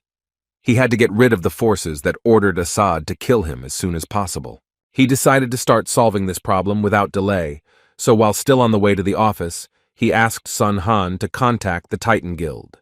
Having received a sudden call, Mr. Kun, not foreseeing trouble, asked with a smile what was the matter. In response, Wu Jin asked if he remembered the guy he had shown them back when he was still in America. Mr. Kun immediately realized that he was talking about Al-Assad, and as soon as he mentioned it, Wu Jin concluded that since they already knew his name, it meant that they had managed to track his activities. As it turned out, the head of the Titan Guild knew about him because he was a fairly well-known assassin, but in reality, he had no connections to anyone, being an independent mercenary. Mr. Kun could only find out that he had many orders, and most of them were carried out in Afghanistan. While trying to find out who was behind him, Guildmaster Titan had no idea that Wu Jin had some suspicions. Upon hearing the name, Mr. Kun was so shocked that he started shouting in shock about it. The guild leader Ardal could not expect any other reaction. In fact, he knew about everything, because in order to track down all of Al-Assad's organizations and clients, he simply had to follow his more loyal ones and ask about it directly. After revealing the name of the client, Wu Jin asked the Titan Guild leader if he really wanted to catch the people behind the terrorist attack against him. As he said this, he thought about how they dared to attack him without being prepared for the consequences. The time had come for revenge, and the mere thought of it made him excited about the upcoming situations. That same evening, on TV, an MBS reporter named Jun Soo-yeon began reporting on the topic of Hunter Kang Woo-jin, which had the entire world on edge. The question that was raised was whether he would accept applications from other countries. Also discussed were matters within the Ardal Guild, which had suddenly begun to grow rapidly due to the recruitment of Awakened. Lee Sang-ho, the president of the Hwarang Guild, seethed with anger after hearing his worst enemy mentioned again. He couldn't believe that Wu Jin was always being talked about as the best in his field. Mr. Lee's anger knew no bounds, because the assassination order on Kang Wu Jin, which cost him tens of billions of dollars, had failed. In addition, quite a long time had passed since the last contact with those from whom he had ordered the assassination. In addition, he learned that the chairman of SJ Group had cut off all ties with those people, and the status of the Hwarang Guild that Lee Yoon-hee had lost began to rapidly decline, and they could no longer show off on the lists of the strongest organizations in South Korea. Clutching his head, he blamed Kang Woo-jin for all his failures. Suddenly, he heard an ominous voice nearby, which made him wonder if he really wanted revenge that much. Jumping up from his seat, the Hwarang Guild president, frightened by the stranger, shouted for the man to identify himself. Suddenly, a magical silhouette appeared in front of him, and asked him if he really wanted to take revenge on the man who killed Lee Yoon-hee. Hearing the mention of his enemy, the confused Mr. Lee froze for a moment, realizing that he may have found a new ally in this matter. A silhouette of a creature appeared before him, and with a sly laugh, he promised that if he agreed, he would be able to fulfill his wish without any problem. He assured the president of the Hwarang Guild that he would lend him his strength so that he could deal with Wu Jin. In order for their deal to be effective, he asked him to go to the dungeon where his younger sister died. The shocked Lee Han-seo could barely find the words and only shouted out who he was dealing with in response. The silhouette of the stranger never introduced himself. After a moment, he had already dissipated, saying goodbye that he would wait for him at the previously indicated place. Trying to grab it with his hand, Mr. Lee achieved nothing, because a moment later the silhouette disappeared without a trace, and the light returned to the room. The trembling Hwarang Guild president fell to the ground with cold sweat on his face. As he rose to his feet, he wondered what kind of ghost it was, and how he knew his intentions. Suddenly he saw a mysterious object on his desk that was not there before. As it turned out, it was Li Yunhee's sword, which was definitely left behind in the dungeon where the incident that destroyed his guild's reputation occurred. Remembering the words of a silhouette of some stranger, he cast his fear aside. The thought of revenge clouded his mind, and he was ready for anything. Feeling the power coming from his younger sister's sword, he promised that he would do whatever it took to get rid of Kang Woo-jin. Meanwhile, in America, the leader of the Titan Guild was thinking about the request of his South Korean friend. Woo-jin wanted him to identify all the terrorists and get rid of them. It was not an easy task, but during their entire collaboration, the Ardal Guild had only asked them for two things. To begin with, they asked for a service in the form of transportation to Central Asia, as well as stabilization of the territory that would remain after the reprisals against the terrorists. Their guild did everything as requested. Using their influence with the U.S. Army, the military settled in that territory and began to carry out a special operation. The key point was that this was a joint plan with the Ardal Guild. While they were investigating the enemy, the only thing they could do was follow Mr. Kang Woo-jin's instructions. Mr. Kun knew that if they failed, then they would be publicly criticized by both the state government and within the Titan Guild. Looking at it from another angle, Mr. Kun thought that the headlines in the media about the Ardal Guild from South Korea cracking down on terrorism in his homeland. Based on this situation, he began to wonder whether it was worth accepting the offer and taking the risks involved. He was distracted from his thoughts by his secretary's message that a saint had come to him to hold a meeting regarding some important topic. Over a cup of tea, he heard that Murdy had decided to follow Mr. Khan, leaving the Titan Guild. It was a very sudden news, and Mr. Kun could not understand what it was connected with. He did not know that this thought was not her decision, but a request from the goddess Arya. Speaking about her situation, Murdy said that given the situation, she simply had no other choice. She further admitted that it was in the prophecy of the goddess, which cannot be disputed. Clutching his head, Guildmaster Titan quietly said that he was confused by the amount of unexpected information that had come his way this evening. Reflecting on Murdy, he acknowledged that her skills in blessing and divination had brought great benefits to their guild, setting them far above other hunter organizations. She created and united with the Holy Knights to liberate Alphen, which attracted a lot of attention to the guild and also increased the number of awakened within them. Her words about leaving the Titan Guild put him in a position no less awkward than Wu Jin's suggestion. Without her, their guild would suffer greatly, and it would be difficult for them to prevent future disasters. Despite the situation, he could not object in any way. Murdy, in turn, thanked him for the attention given to the Titan Guild, after which she once again said that she could not go against the prophecy, which would force her to leave everything she had received before leaving them. Mr. Kun closed his eyes and sighed heavily, calmly saying that he understood that he would not be able to stop her. His next proposal was quite sudden, as he put aside his own interests and asked her to lead the Holy Knights, as they were gathered under the order of Arya. When he said that they would be a support if they were on her side, Murdy beamed with happiness. He also stated that their guild was deeply indebted to her and the goddess, so they would continue to support the Order of Arya and stay in touch with them. By saying that their order will always be welcome in America, Mr. Kun only confirmed that he is a man of true pride and honor. With a blush on her face, a joyful Murdy thanked him for this and said that the goddess Arya wished him and their guild true happiness. With a smile on his face, Mr. Kun took her words for granted. It was the best alternative to losing Murdy. He had to maintain contact with the saint, no matter what it cost him. Meanwhile, some inadequate man was walking and raving along the streets of Seoul. It was the red-haired president of the formerly famous Hwarang Guild. On his way to the dungeon the ghost in his office had told him about, he raved quietly to himself about how he needed power to get revenge. While he was lost in these thoughts, he suddenly came across a monument dedicated to the hero who had prevented the disaster in the Daegu area.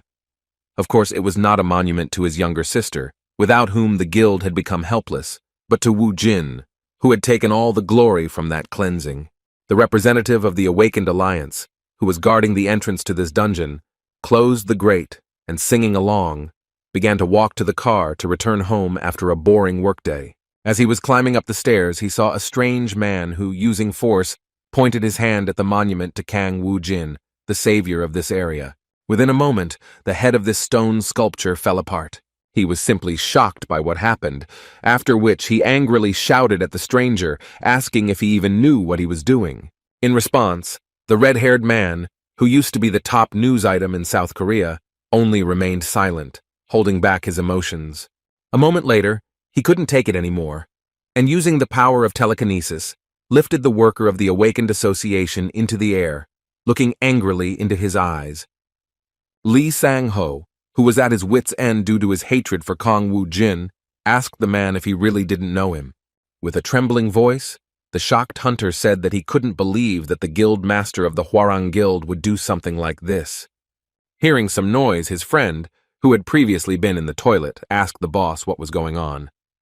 When he saw his senior comrade hanging in the air due to the stranger's telekinesis, he panicked and asked the Hwarang Guildmaster who he was and what he was doing. Realizing that the two of them couldn't handle it, the man turned on his radio and shouted that there was a suspicious, dangerous awakened being at the Chokjeon station, and that they were calling for reinforcements. Before he could finish his sentence, Lee Sang-ho destroyed his radio with telekinesis. Grabbing him as well, he asked if he really looked like the suspicious awakened. A rage that could not be described in words completely consumed the Hwarang Guildmaster. Lifting them up and squeezing their bodies to the point that they began to tremble from the pressure, he asked what right they had to look down on him. The boys began to choke, and the pressure in their vessels began to rise rapidly. The madman did this on purpose. He could not hear their answers, but he had no need for them. A moment later, he increased his pressure and the boys were finished. As soon as the telekinesis stopped, they fell to the asphalt with a crash, and San-ho continued to look in their direction without a drop of sympathy. He was completely overcome with arrogance, and with a beast-like gaze he called the innocent victims worthless for daring to stand in his way. After San-ho caused this terrible incident, he went down into the dungeon. The closed grate did not become an obstacle for him, because with such impressive power of the Awakened One, he was able to easily destroy the castle. As he walked inside, his expression was still cold and calm. A moment later, he experienced a severe headache and grimaced, starting to cough. His behavior changed dramatically. Looking around, he began to be surprised that he found himself in a dungeon. All this time, he was unconscious, as if his body was controlled by someone else. When he came to after this, he was horrified, realizing what he had done a few minutes ago. San-ho never thought that his desire for revenge would lead him to such an unexpected result. He clutched his head and clenched his teeth in anger, thinking that it was too late to look back. He wanted to deal with the dungeon first, and then go outside. Looking into the distance where the monsters were, he wondered if he could handle such a challenge alone. A moment later, he heard again the voice that had frightened him during his lonely stay in the office. With a sly laugh, the stranger said that for him all these problems would no longer seem so if he accepted his offer. A moment later, a portal appeared in front of him, and an unfamiliar, mysterious voice invited him to go inside, promising that it would give him what he desired most. Putting aside his emotions, San-ho once again listened to the words that he would get what he desired most. He still found the courage to go inside, and here he found himself in a snowy area. Having lost his things during the passage of the portal, he managed to immediately get new clothes made from the materials of this dimension. In the distance, there was an ice palace, where the stranger was, to whom he was led by a frightening voice offering a profitable deal. As he moved through the spatial dimension, it seemed to him that the situation looked too strange. All the monsters he encountered along the way did not even attack him, but only watched his movements closely.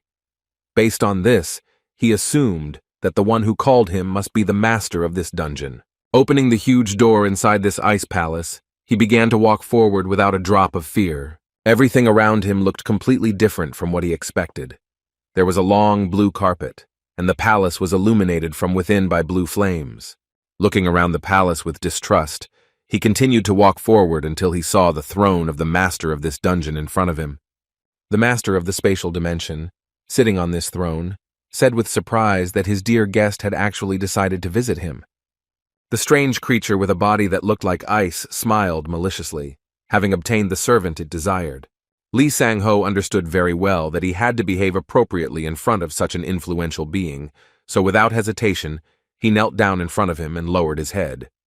The dungeon master replied that he was a quick learner, and then began to slowly descend towards him. Lee Sang-ho, who was trembling with fear and only had a huge desire for revenge in his mind, heard the order to raise his head and immediately listened to it. Seeing this ice lord even closer, he was horrified by the monstrous flow of energy. Feeling its terrifying power, he understood that if he said something wrong, he would die in an instant. With a sly smile, the dungeon owner welcomed him into his spatial dimension. Hearing this, the Hwarang Guildmaster, who was frightened by his power, was even more horrified by what he had done for the sake of his long-awaited revenge. A few days after these events, Wu Jin went to the airport for another trip, this time to Afghanistan to get rid of the terrorists who were trying to kill him. Fortunately, the support of the Titan Guild made his life easier once again. They provided him with a personal jet, and the pilot of the flying vessel personally wished him a pleasant and safe flight. In return, Wu Jin thanked him with a smile for his concern, saying that no technique could compare to them. Taking a few more steps, he suddenly saw a white-haired girl whom he wanted to forget once and for all. He made her nervous by asking her furiously what she was doing there. With a confused laugh, she said that she was glad to see my lord again. Standing next to Wu Jin, the saint heard all the conversations of his army and was very depressed by it. They called her an unholy girl and blamed her for the entire summoning room stinking with her smell. Turning to their lord, they begged him to finish her off as quickly as possible. Jin was also stressed about the situation. His summoning room was too noisy. The Death Knights were seriously going crazy because Murdy was nearby. Looking at her, he asked her with displeasure why her goddess, whom he called Grandma, needed to do this. He already knew about her words about him, so he was surprised that she thought she could use him as a partner with the ability of a necromancer. In response, the flustered Murdy offered him her deepest apologies, adding that for her, the goddess's prophecies were unquestionable. Her face flushed when Wu Jin, sighing heavily, said that there was no point in thinking about it, because if that old woman told her so, she would do so. Just when Murdy felt better, thinking that Wu Jin was understanding towards her, he displeasedly clarified that she should not approach him, because if he noticed even a spark of holy energy without a need for it, then there was a high probability that the Death Knights would quickly deal with it. Realizing that she was wrong about him no longer seeing her as a headache, a dejected Murdy was also forced to listen to him tell her that he had not meant to scare her, but was literally saying that she could lose her head before she could even blink. Submissively accepting her master's advice, Murdy looked at the clouds overboard and, wiping away a tear, turned to the goddess, begging her to take care of her sinful soul and wish her a peaceful journey. Luckily for her, they reached the U.S. military base in Barum without any incidents. 2 days after Kang Wu Jin's team arrived, a meeting was held at the task force. During the meeting, the soldier introduced the identity of one of the terrorists. It was Narsur Salsay, and based on Mr. Kuhn's testimony and other supporting documents, he was indeed a businessman in the past. He warned his comrades that not only the insurgents, but also the Afghan government were involved in arms sales, which is why they should be on their guard. In addition, there were a couple of other illegal deals that warranted special attention. Switching the slide, he commented on their conclusion that they have a major negotiating point in this area from where they issue instructions. Wu Jin, who was present during this discussion, spoke up for the first time, suggesting that they meant that if they could figure out what those guys were doing, they would be able to figure out who the contract killing was from. Based on this logic, he immediately asked where they needed to go to be closer to those who were the lead in the terrorist case. In response to his words, the commander stationed in Afghanistan, David Mogran, asked the young man to moderate his ardor, justifying his words by the fact that they would be in trouble if the suspect ran away with the main evidence or got rid of it altogether.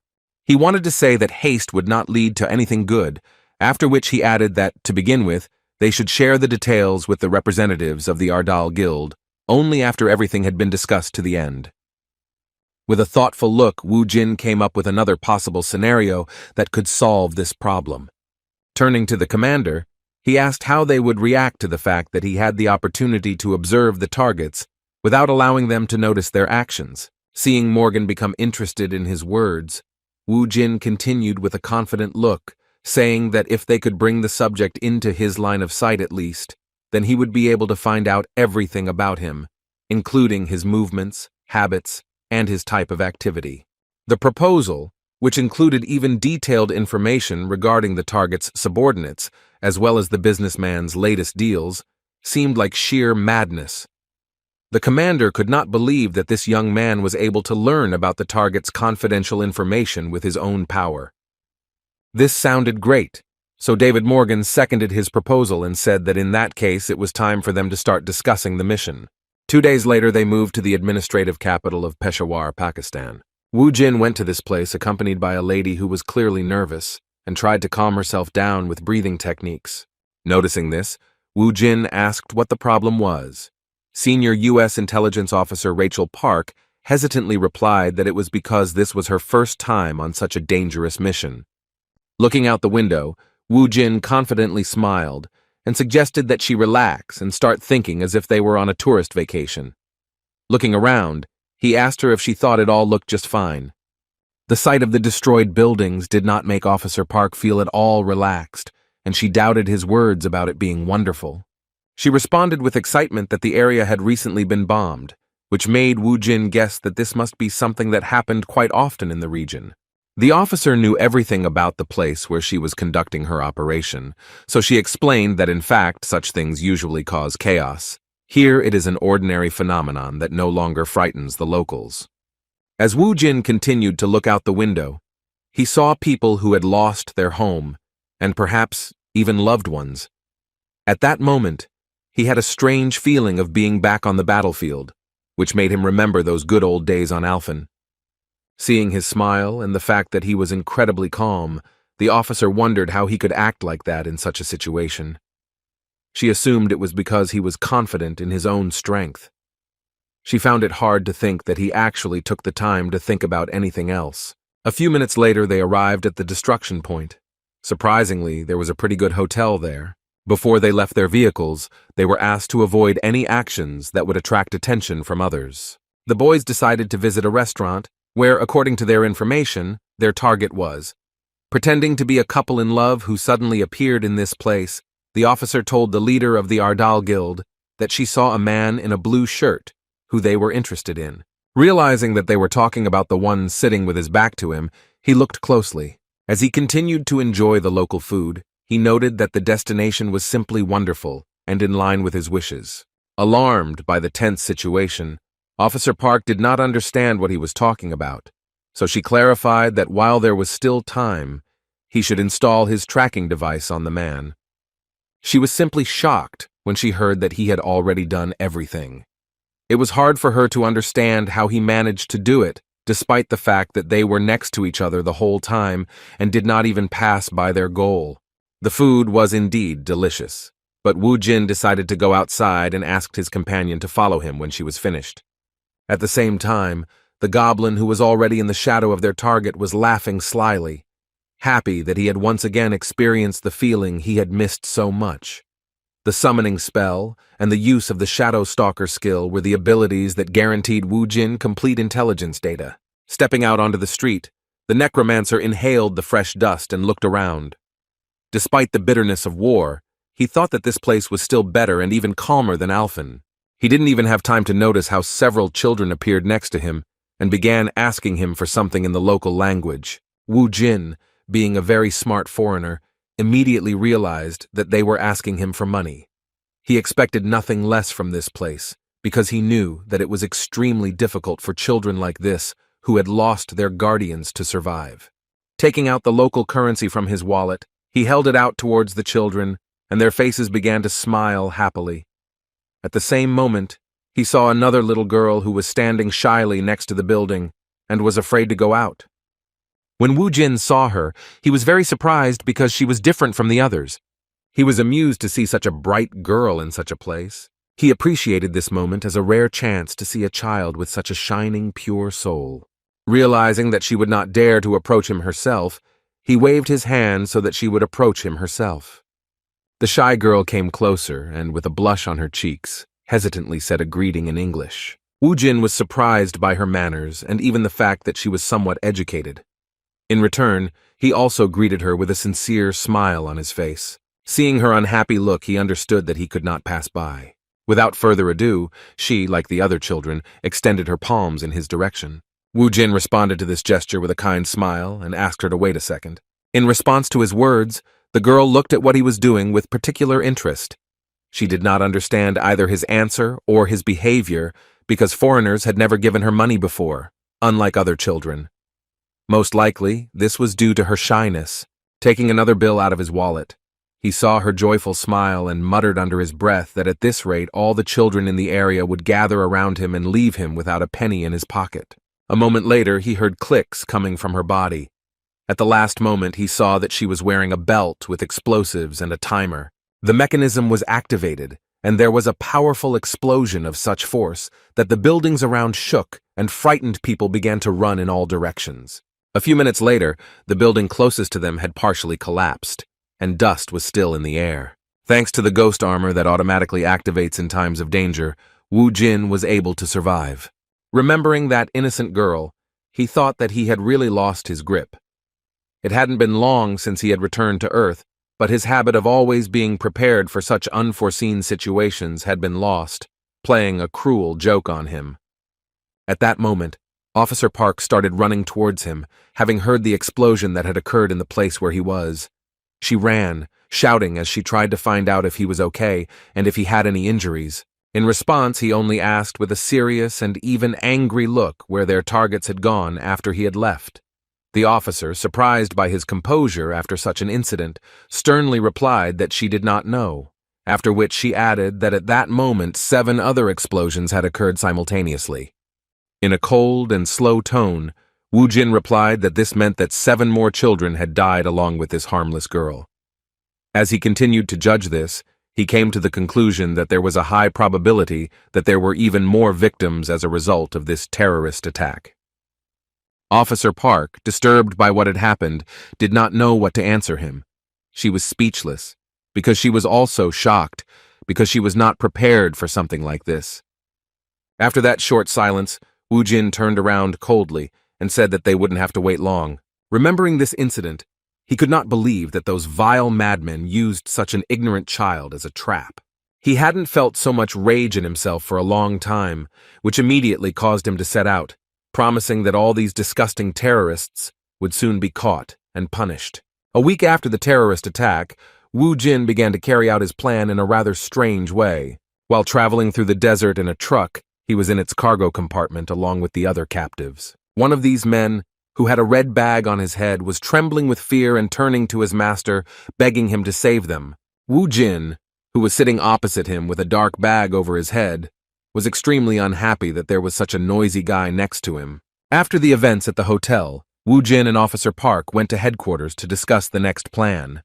As it turned out, when he mentioned a targeted attack on the enemy camp, the commander reacted very harshly, forbidding such a risk. While they were discussing strategy in his office, Wu Jin didn't understand this reaction to his request, so he explained that they didn't have to participate, because he could handle the task himself. In response to his words, a man standing at the window of the commander's office asked him what he planned to do alone. A veteran of military service in Afghanistan explained that it would be difficult to distinguish between civilians and insurgents. Based on this, he wondered if Guildmaster Ardal was really prepared to eliminate everyone he saw in the hopes of catching his target. An awakened colonel named Roger, who had a huge scar on his left eye, had vast experience in such operations. He sharply criticized Wu Jin's radicalism, saying that it seemed as if he had a burning desire to become the most dangerous and violent terrorist here. Moreover, he added that if the dear guest planned to thoughtlessly invade their territory, then the leader of the suppliers would most likely commit suicide, which would make the further mission simply impossible. He had a point, and the commander said they should listen to him. Turning to Wu Jin, he said he understood his anger, and then urged him to understand that this was not a problem he could solve on his own, following his emotions. As an alternative, he suggested to Wu Jin that they give them some more time. also arguing that their superiors had decided to send reinforcements to the area where they were going to conduct the operation. Without listening to him to the end, Wu Jin jumped up and said that they had nothing more to talk about. As he left the office and started walking towards the exit, Roger ran after him and desperately asked him to wait. Stopping, angry at this dialogue, Wu Jin, who was still filled with rage, looked at this veteran and asked if he was really in such a hurry to die at his hand. Roger responded to his words with understanding and calmly replied that he had not said that he could not help them in any way. Taking a few more steps closer to him, he said that on the contrary, he already had a solution to how they should carry out this mission. Instead of going head-on, he suggested starting with killing the rebel commander. Hearing this, Wu Jin smiled with satisfaction and said that this was how they should have started their conversation.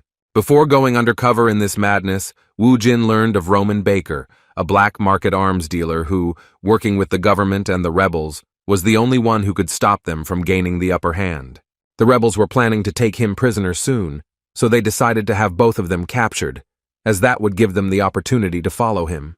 From the very beginning, Wu Jin and Roger expected that they would be able to enter the rebel headquarters without any problems. Having been captured by armed terrorists, Wu Jin and his second captive made their way to a small, deserted town where they were kicked in the ass and pushed into one of the buildings. In the end, they were simply thrown into some room where the third prisoner was already located, after which the door was closed from the outside. Wu Jin responded with a smile that everything was working as planned. His infiltration into the rebel camp had been without any major incidents, so he was excited about how he would continue to approach his goal. Meanwhile, he gained another achievement point due to the goblin level increasing to the number of shadow goblins increased to 6, and the soul swap skill became available along with several other abilities. He received a joyful confirmation when he requested a body swap. Wu Jin didn't use this ability often in the past, and in fact he was even disgusted by the idea of switching bodies with a goblin, but he simply had no other choice. Using the movement of the shadow goblin, which at that moment contained the essence of the necromancer, Wu Jin left his own shadow. Then he quietly got out and approached the armed terrorists. The first two he encountered were perfect targets to test out the several benefits of the goblin form. Moving around them, he marked them as non-civilians. All other terrorists he spotted were also marked. After checking everyone in the settlement, he secretly made his way into the terrorists' main building, which had the most security. Finally, he managed to find the one for whom he came to this settlement under the guise of a prisoner. The man with a serious look and a long black beard was apparently the leader of the rebels, about whom he had found out the necessary information in advance. Suddenly he heard a goblin call out, asking if he could begin his escape. Wu Jin didn't understand what the rush was about, and in response he learned that the terrorists were about to begin the execution, and that his priceless head was about to get a bullet in the forehead. In response to his ironic words, Wu Jin listened to the suggestion and switched bodies, leaving behind his goblin form. As it turned out, these terrorists disdained to shed blood on the territory of their settlement and took all the prisoners to the desert, to a place not far from their base. The loudest of them began to shout something about God's covenants and that each of the prisoners would receive the punishment prepared for them from above. Ordering them to bow before their God, the impudent terrorist threatened that those who disobeyed would receive a punishment hundreds of times more terrible. Wu Jin, who was not afraid of his words, did not even flinch. Rage continued to boil within him for what the rebels had done in one of the cities. Looking around, he noticed that there were as many as 25 rebels with machine guns here, while there were only 18 hostages. In addition, he clearly felt the plan of those countless souls who had undeservedly died in this desert at the hands of these scoundrels. Raising his head and looking into the eyes of the disgusting terrorist, he said that he looked like he didn't like his god very much. Having shocked him with his impudence, Wu Jin continued his provocative speech, saying that only he had the right to hand out punishments, unlike them, the inglorious bastards who considered themselves worthy of a god. In just a moment, Wu Jin broke the rope that tied his hands and stood up on his feet. The rebels, shocked by what they saw, could not believe that he was actually awakened. Wu Jin began to slowly walk as they shouted for the fire to begin immediately, releasing an aura that was oppressing his enemies. Although the humans' weapons were effective against the monsters that came out, in this case their efforts were in vain. While fighting the Necromancer, they were unable to reach his body due to the impenetrable soul barrier, and Wu Jin, who was slowly walking towards them, angrily said that trash like them were not even worthy of God's punishment. Stopping, he raised his hand up and spoke words of invocation. A moment later, the terrorists noticed that something was beginning to break through the sand behind them. With a menacing look, Wu Jin presented this phenomenon as a rebellion of those souls who had died for nothing at their hands in this desert. When the terrorists looked back, they saw hundreds of skeletons that were armed, and with the recognizable creaking of bones began to walk towards them. At that very moment, all the brave men who had pointed their machine guns at the defenseless captives began to run away, screaming that a real demon had appeared before them. Continuing to shoot in his direction, they tried to jump into the transport to escape. The skeletons they aimed their fire at were unaffected by the bullets. The terrorists, who had failed to carry out their plan, were in despair. They realized that they were now in terrible danger. Those who managed to jump into the car, without delay, rushed back to their settlement, and at the entrance shouted to their comrade to immediately close the entrance gates. Although they hurried, it was already too late, because they were being pursued. Ramzan, the fourth knight of the Immortal King, who in his previous life was revered as a great warrior of the dwarves, rushed into battle on a huge rhinoceros and led a huge number of rebellious soldiers. A terrifying warrior, one of Wu Jin's death knights, rushed at great speed towards the souls of the terrorists. Grabbing his heavy hammer with a different grip, he threw it towards the gate with great speed and force. In just a moment, a flash of his mana and incredible brute force destroyed the huge wall into small pieces, showering the entire city with them. Along with Ramzan, a huge army made up of all the souls that had died in that desert at the hands of terrorists made their way in. One of the Death Knights ordered his comrades to show themselves worthy before the immortal leader who was watching their attack from the side. Wu Jin was satisfied with the sight of justice being carried out, and said with a sly smile that even if God did not punish them, it was unlikely that they would receive his blessing. This was just the beginning. He planned to turn every brutal killer among these rebels into his soldier, who would continue to destroy such scum. Returning to the city, Wu Jin looked around, making sure that it was clean and there were no more terrorists here. At this point, he was more concerned about where the remaining hostages were. It was then that one of the survivors approached him, holding a prisoner in his arms and threatening to shoot him if they did not comply with his demands. Looking at the guy who was in the terrorists' hands, Wu Jin recognized that it was the same man with the bulging eyes that Roger had told him about during the discussion of this operation. He was a prisoner of terrorists, trading in illegal weapons. The trembling arms dealer, with cold sweat running down his face, begged them not to kill him and promised that he would do whatever they wanted if they spared him. Sighing heavily, Wu Jin wondered why people were so stupid and hoped for something like this in front of him. In just a moment, he got rid of the invader with the help of magic. As it turned out, he himself could use some long-range spells, similar to the use of blue flame. The arms dealer he despised so much was freed. Once the horror was over, the man he had known about beforehand thanked him for his help, assuming he was dealing with an American soldier. Asking his name, he promised to reward him with a decent amount. Hearing this, Wu Jin briefly replied that he did not need it. In response to his refusal, the ridiculous illegal weapons dealer began to laugh, asking if it had anything to do with him being a soldier. Continuing to force the opportunity to receive the reward, he even said that he would send it secretly. In response, Wu Jin called him a chatterbox, and his next action really scared this scumbag. Pointing a dagger at him, he angrily asked if he could finally shut up.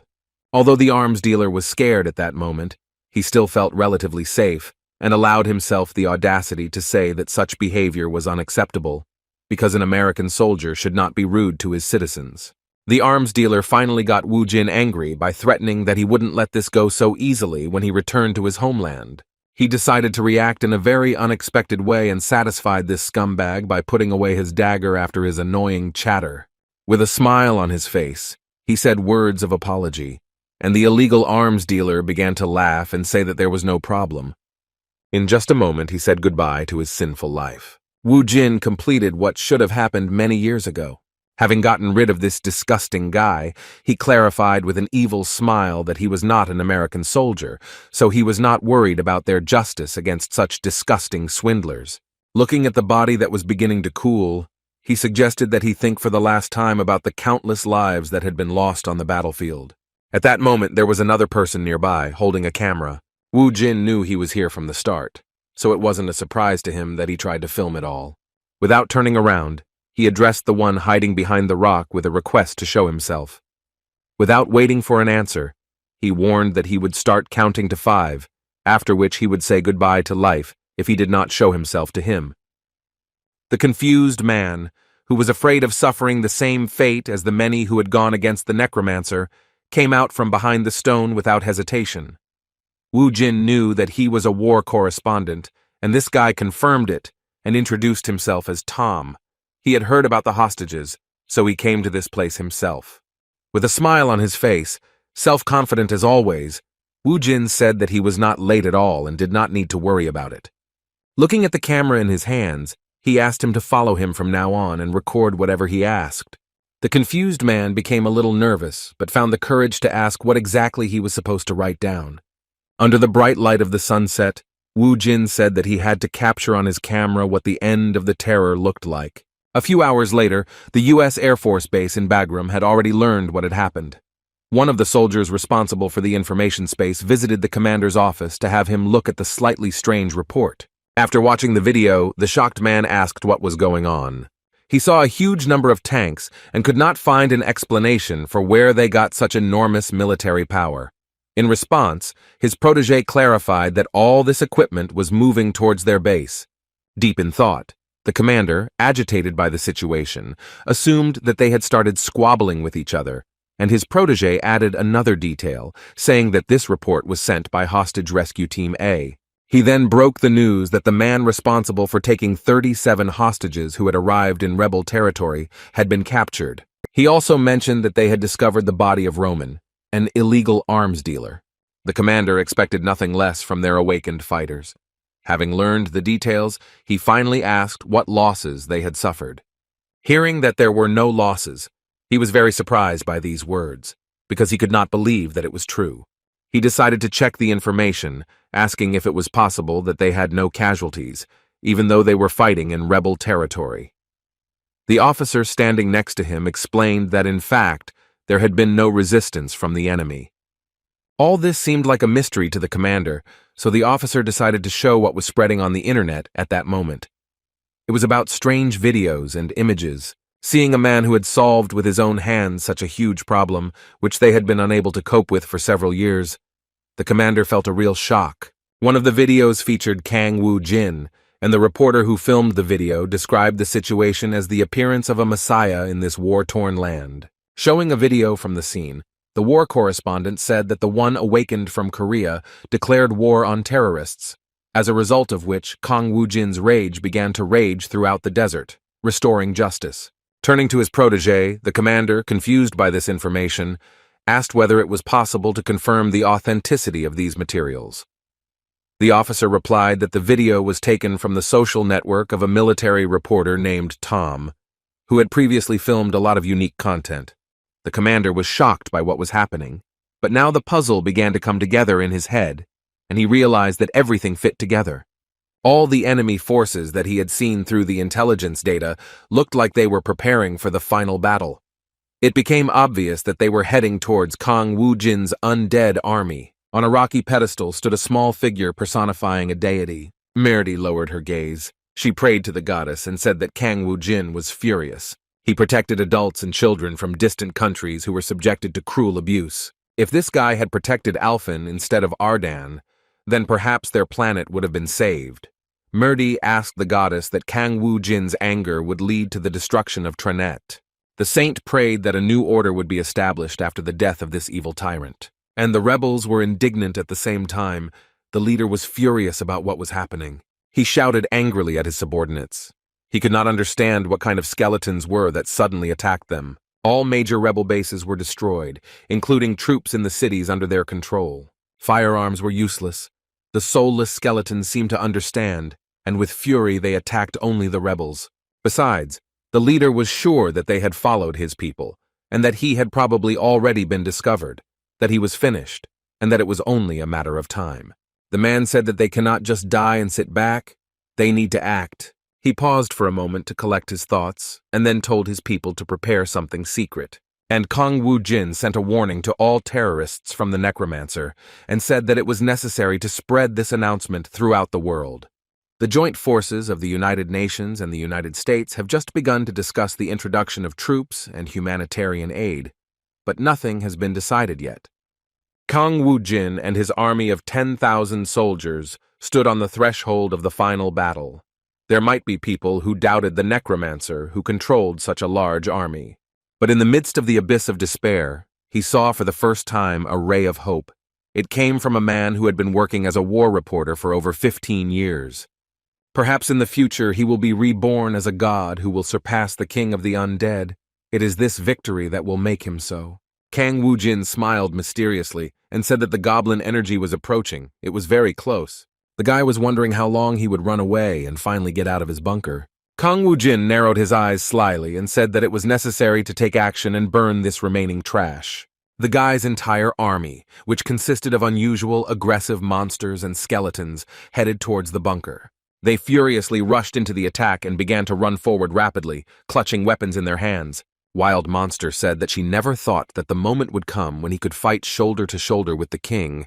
Kang Woo-jin replied that he would not let him down. They rushed to attack, and the leading knight shouted that they were going after the king. This bloody festival should be enjoyed to the fullest.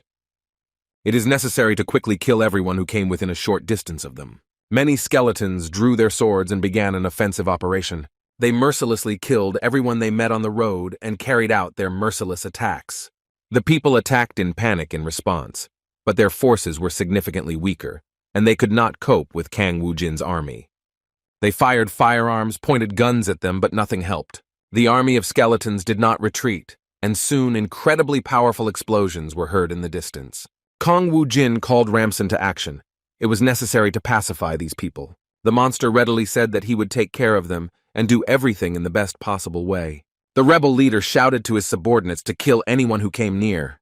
They loaded the cannon again, and flames of bright orange light thickened around and filled the surrounding space. And Ramson held a massive hammer in his hands. He rushed forward, overcoming the force of the shockwave. A purple glow flared up around him, creating the effect of strong magical energy. The knight looked ahead in anger, his eyes flashing with rage, and his tense facial features betrayed his readiness to fight. Using magic, he created a powerful energy field that combined with the impact, leaving only a shimmer around it. His enemy, panic-stricken, with wide-open eyes and a tense body, looked at what was happening, noticing the full power of what he saw. Ramson swung his weapon, concentrating his strength, and with a deafening cry rushed forward, hurrying to deliver a crushing blow. He released a magical light that formed an explosion. In the center, a purple flame raged, eclipsing everything around and scattering a stream of energy. Kang Woo-jin commanded his followers to go on the attack. The dead and the knights, they all had to capture the tanks first. The next moment, a multitude of helicopters appeared in the sky, flying with a deafening roar across the reddening sky. The guy saw a large number of combat vehicles hovering in the sky, blocking the horizon. And on the opposite side, the rebel leader was watching this whole scene through binoculars. He was following every movement of the helicopters. With a grim expression, he said that the villains should go to hell, his voice full of determination and anger. The pilot of one of the helicopters was preparing to launch a fire, but he was under incredible stress and was very worried. Gritting his teeth, he finally made up his mind and pressed the lever, starting the mechanisms that worked instantly. And the next moment, the fired missiles rushed forward at incredible speed. Leaving behind a trail of fire, they headed towards the target. They flew continuously, cutting through the air with a deafening whistle, and a tail of smoke remained behind them. The stabilizers helped maintain the balance and direction of the rocket while it was in motion. Kang Woo-jin watched this. He looked calm and said that the people had probably already separated from him. Now the boy understood that their troops were surrounded, so people didn't care who was a friend and who was an enemy. So the young man decided to manifest a magic projectile and used his army of skeletons for this. The next moment, a bright light shone around and a magical interception action occurred. With the help of interception magic, the missiles were deflected from their target and exploded in the air, and the attack helicopters continued to fly, maintaining the tension. The pilot clenched his fists in rage and said that they needed to prepare for a relaunch. his tense voice sounding harsh but restrained. Suddenly, he noticed Kang Woo-jin, who was riding a mighty horse and flying through the air, straight towards the helicopter's cabin. The guy quickly struck the pilot, which caused the car to move sharply. Thus, the flight path was instantly distorted and the pilot lost control. An incredibly strong energy field suddenly formed around all the helicopters. It blocked all movement, completely paralyzing the pilot's actions and disabling the buttons. One of them realized with horror that the control levers no longer obeyed his command. His helicopter, out of control, headed straight for another one. It was racing along the trajectory, and disaster was inevitable. The cars collided in the air, and an incredibly powerful explosion was heard that shook the air around. Both helicopters fell to the ground with a loud crash, raising columns of dust and fire. People around felt panic and horror from what was happening. Suddenly, a huge robot appeared in front of them, its metallic silhouette towering over everyone. The machine lived up to its size. It was incredibly huge and inspired great fear. The robot activated the weapon, releasing multiple missiles that shot out in all directions. People screamed in horror and panic, realizing that they were in the center of a devastating attack. Powerful explosions were heard all around. Flames obscured everything around. People looked at this destruction in horror.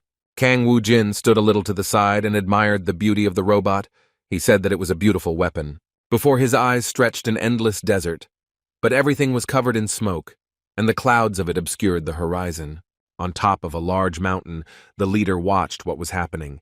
He was horrified and could not come to terms with the death of his troops. He heard footsteps and turned around abruptly, and when he saw Kang Woo-jin in front of him, he turned cold, feeling real despair. A shadow of incredibly strong fear and horror was visible on his face. His eyes were wide open. The young man looked straight ahead. His gaze was very aggressive and did not bode well for them. The rebel leader and other people looked at this man in panic. They felt paralyzing horror. They thought they would have time to escape. The leader tried to stop them, but he failed. No one listened to him anymore. Kang Woo-jin silently watched as the criminals tried to escape and did not say a word. Finally, the guy made a gesture with his hand, with which he pointed his weapon at the fleeing people. The man shouted that Kang Woo-jin was the embodiment of evil, and God would be angry and would not forgive him for this. The guy was silent for a few moments. He did not commit a greater sin than these people. Kang Woo-jin remembered the little innocent girl who was forced to act as a suicide bomber. This naive, childish look with which the child looked at him was still in his memory. Such people do not deserve to live on Earth because they sent the girl to certain death. These criminals destroyed the city, causing people to flee their homes in panic. The guy angrily clenched his teeth. He remained silent and looked contemptuously at his opponent. And then he said that he was just taking out the trash, so God wouldn't be angry with him. The rebel leader looked at him with hatred, and curses were heard from the man's mouth towards the boy. But the next moment, the young man made one swing of his sword and knocked the man's head off his shoulders. And then he muttered through his teeth that the bastard was talking too much. After the battle with the rebels, the news spread quickly that one man had managed to end a war that even the United States could not cope with. Americans who were exhausted by the long war, and people who were on the battlefield glorified Kang Woo-jin, and overnight he became a hero to the whole world. However, there were those who feared his power, comparable to an entire nation. Many publications wrote about him and tried to refute his abilities. And ironically, his power was most feared in one of the guilds in Korea. The guys in the Ardal Guild were talking among themselves, discussing this news. The team assumed that their boss was very strong, but they didn't know to this extent. Managing a 10,000 strong and resilient skeleton army of the rank, not everyone can do it. Jun Min Chang said that it was necessary to analyze what had happened and discuss a plan in case a bad atmosphere developed in Congress.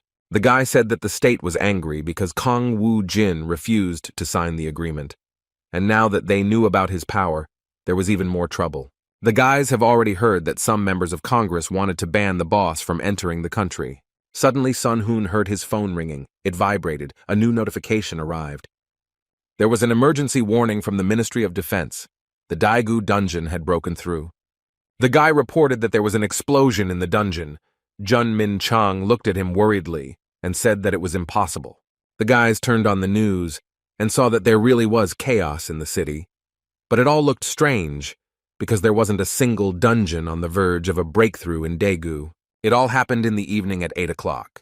People were reporting from an unexpectedly broken underground passage in the metro. The entire territory was in a state of emergency. The soldiers in the immediate vicinity were deployed to evacuate the citizens, but the monsters were constantly rising and the situation became very unfavorable. The government declared martial law and turned to the guilds. Junmin Chang couldn't believe that it was true, but there was no doubt. It was unclear why the stable dungeon suddenly burst into flames. It looked mysterious. Sirens could be heard all around.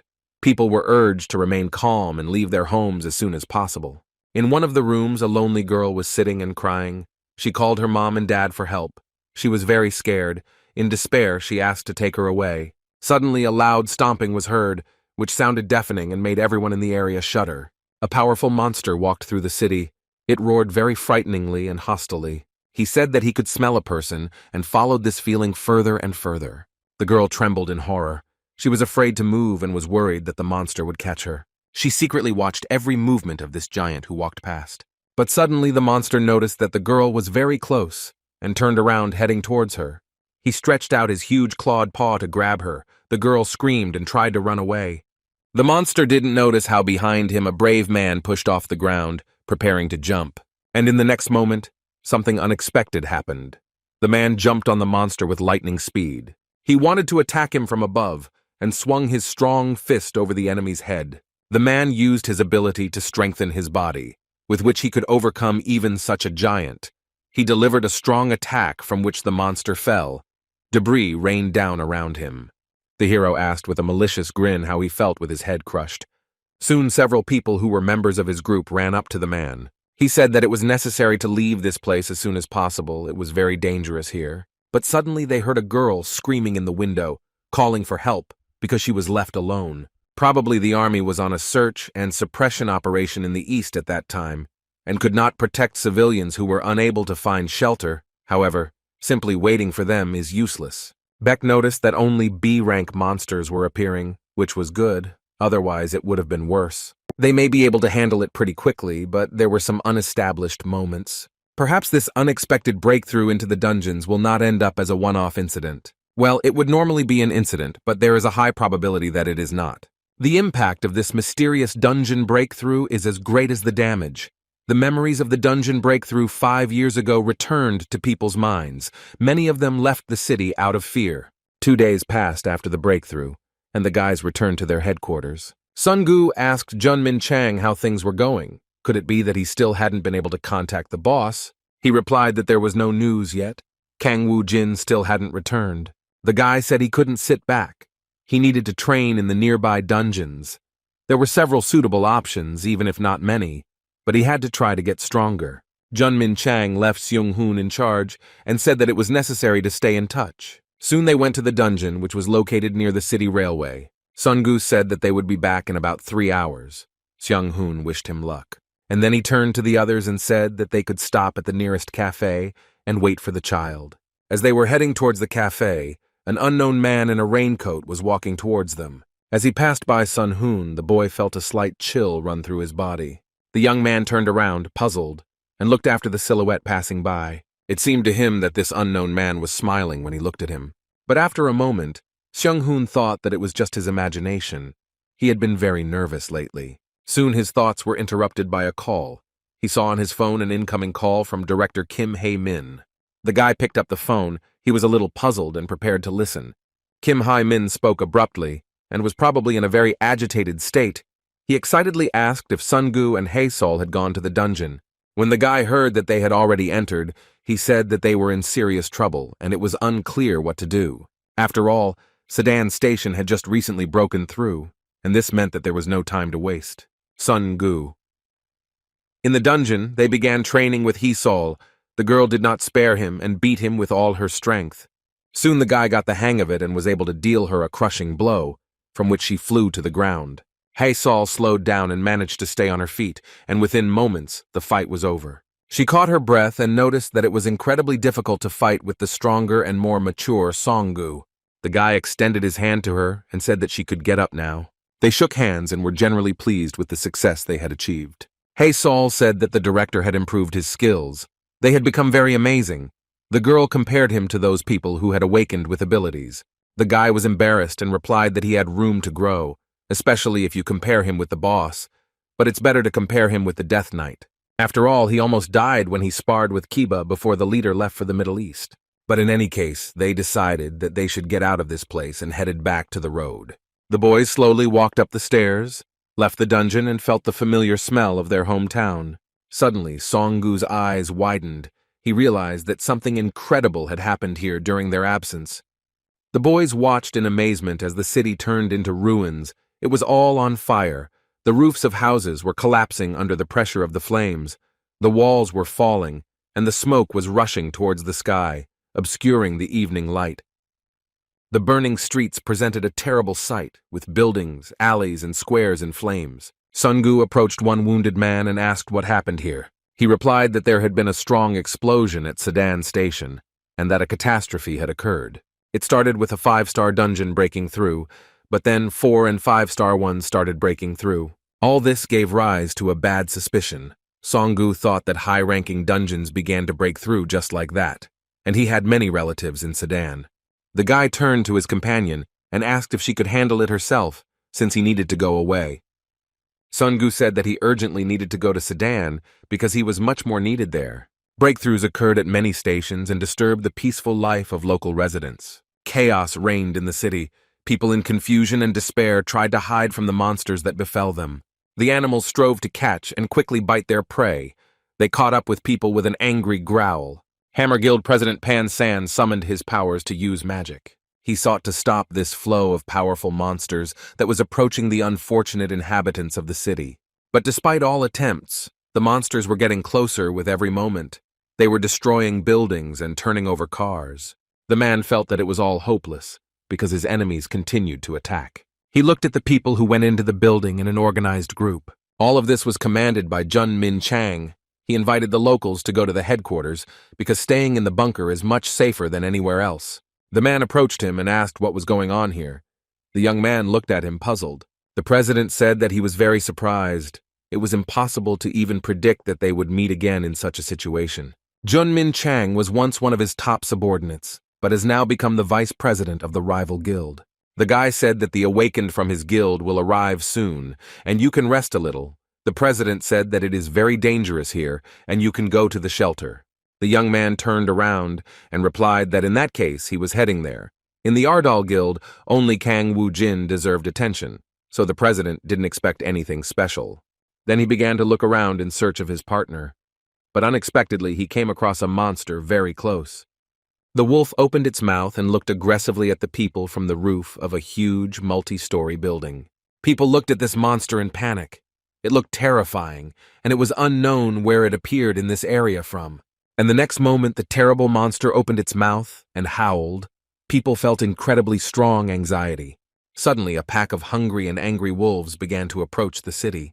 They advanced faster and faster. There were a lot of animals, and they looked powerful. The heroes looked at the pack in panic. They realized that with his howl, this wolf recognized his minions. Pan San told the boys that they needed to be prepared and would probably have to repel the attack. And the wolf pounced on him with a wild roar. The animal's grin was very frightening and cruel. The man gritted his teeth in rage. He wanted to repel this attack and strike his opponent. But suddenly Songgu appeared, swung his arm, and managed to throw the beast back. The president and his partner looked at this in amazement and could not believe their eyes. The guy began to rise slowly, and thick fire energy gathered around him. He summoned a wall of fire through which the beasts could not get inside. He said that there are many enemies, but they are able to deal with them one by one. It is necessary not to lose hope.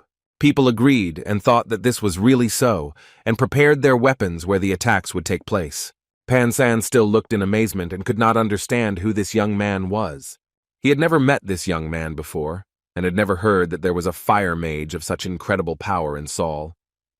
The main wolf began to be attacked from all sides with firearms, but soon people heard the sound of a helicopter coming from the sky, and they looked up in shock. It soon became obvious that the capital's defense command had unexpectedly arrived.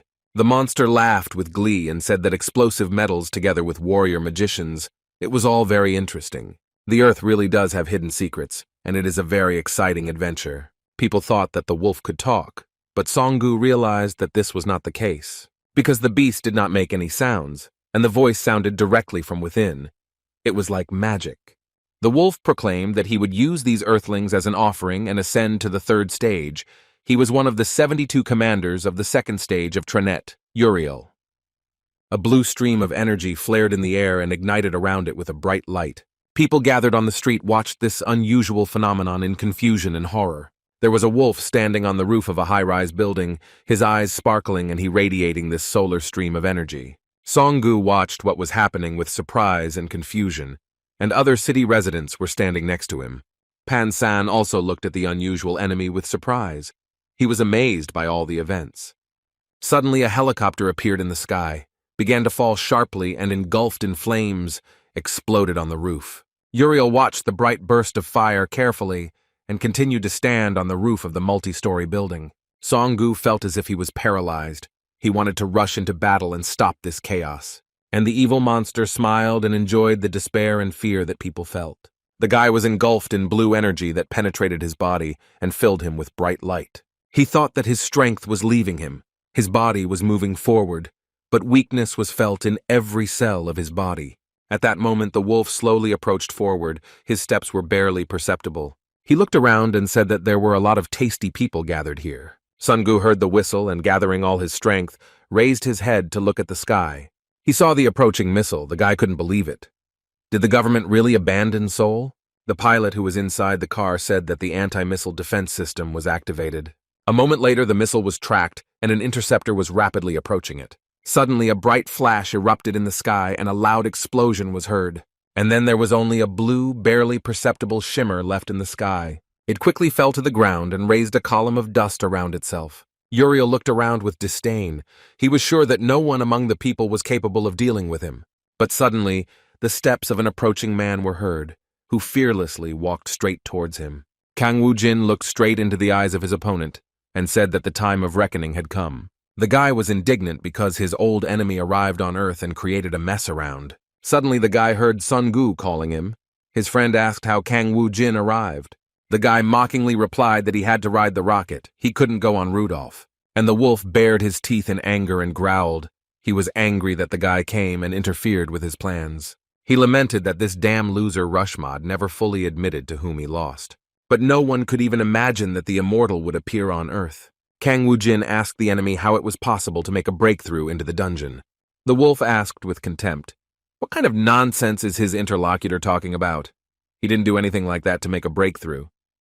The guy looked angrily at the beast and thought that if he didn't do it, then who did it? Kang Woo-jin thought for a few moments and then said that in that case, there was nothing more for him to see here. With these words, he ordered his army of skeletons to set out against the monsters. The skeletons and monsters drew their weapons and rushed to meet the formidable enemy. The guy said that it was necessary to strictly follow his royal order and destroy everyone. The skeletons went on the attack and began to attack, defeating the wolves one by one. The guy jumped into the air and swung at the leader, who looked at him imperturbably. And when the sword fell on the wolf's head, he did not even move but continued to stand.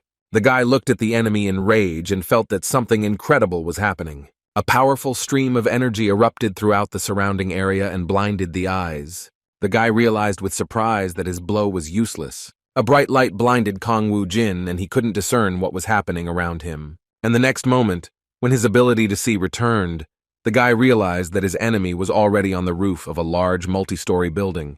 He said that Kang Woo-jin had better be on guard and wait for him to return. With these words, the wolf went across the roofs of the houses and soon disappeared from sight. Kang Woo-jin looked at him in surprise. He couldn't believe that his opponent was just ready to take off and run away. The guy decided that the wolf had to be stopped in any case. He couldn't just let him go. So he began to pursue the beast, and soon the young man found himself in the region of Uriel, a large, deserted place. The guy looked at the status window, which offered to choose the mode of stay in this place, as well as select the method of battle. Kang Woo-jin thought that in this situation, the only ideal option for him was conquest. The status window informed him that he was using conquest mode, and if the guy completed the task, he would receive achievement points. Meanwhile, the wolf was resting on his territory, and he did not suspect anything about the approaching danger. The guy watched as his opponent slept peacefully near the big pedestal. Kang Woo-jin came closer and addressed him. He said that the wolf should admit his defeat and surrender. He opened his eyes and looked at Kang Woo-jin with disdain, and was silent for a few moments, and then said that creating a gate on Earth was definitely a mistake, but no one knew that this guy would end up there too. Kang Woo-jin said that this place was perfect for hunting and that he would visit it often in the future. The wolf laughed and replied, "This is complete nonsense because everything is not so simple." He also added that the guy doesn't understand a lot, in particular, how events will develop if this place is conquered. Because in that case, the gate will disappear forever and will never be a portal for entry. And that meant he would never run into Kang Woo-jin again. With these words, the wolf began to grow rapidly. Soon he turned into a big, powerful monster, using the unique effect of dominating the field defense. He said that he intended to kill the guy right there and end this dialogue. Since all of his physical attributes were increasing by 300% every 30 seconds, Kang Woo-jin assumed that the reason the wolf ran away was because of an ace up its sleeve.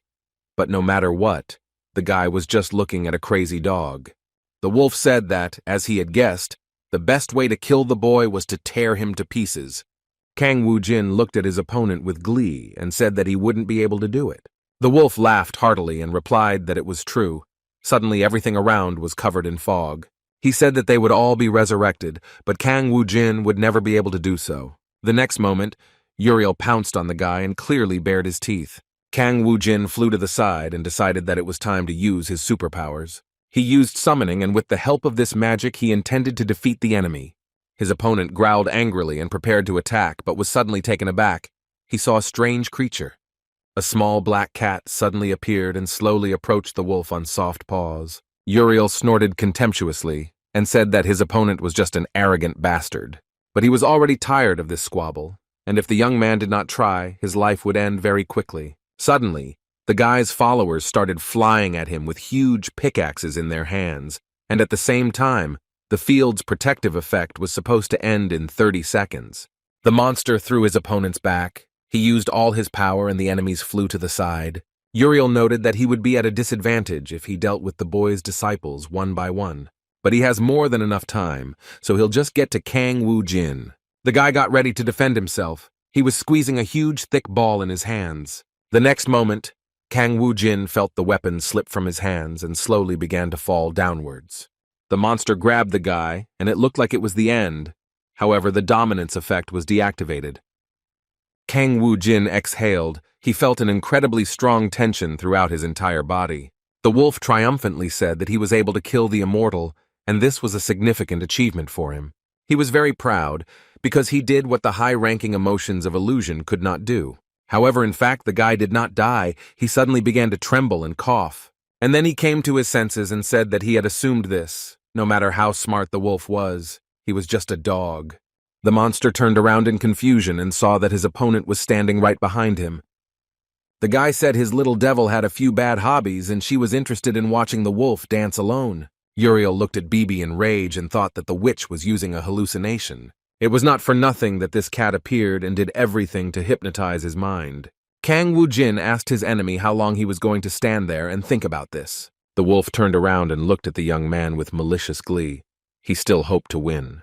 But the next moment, Kang Woo-jin swung and wounded his opponent, who let out a wild cry. The guy told the wolf not to even think about being able to set foot on Earth again after returning. After some time, he and Bibi approached a large pedestal that suddenly lit up.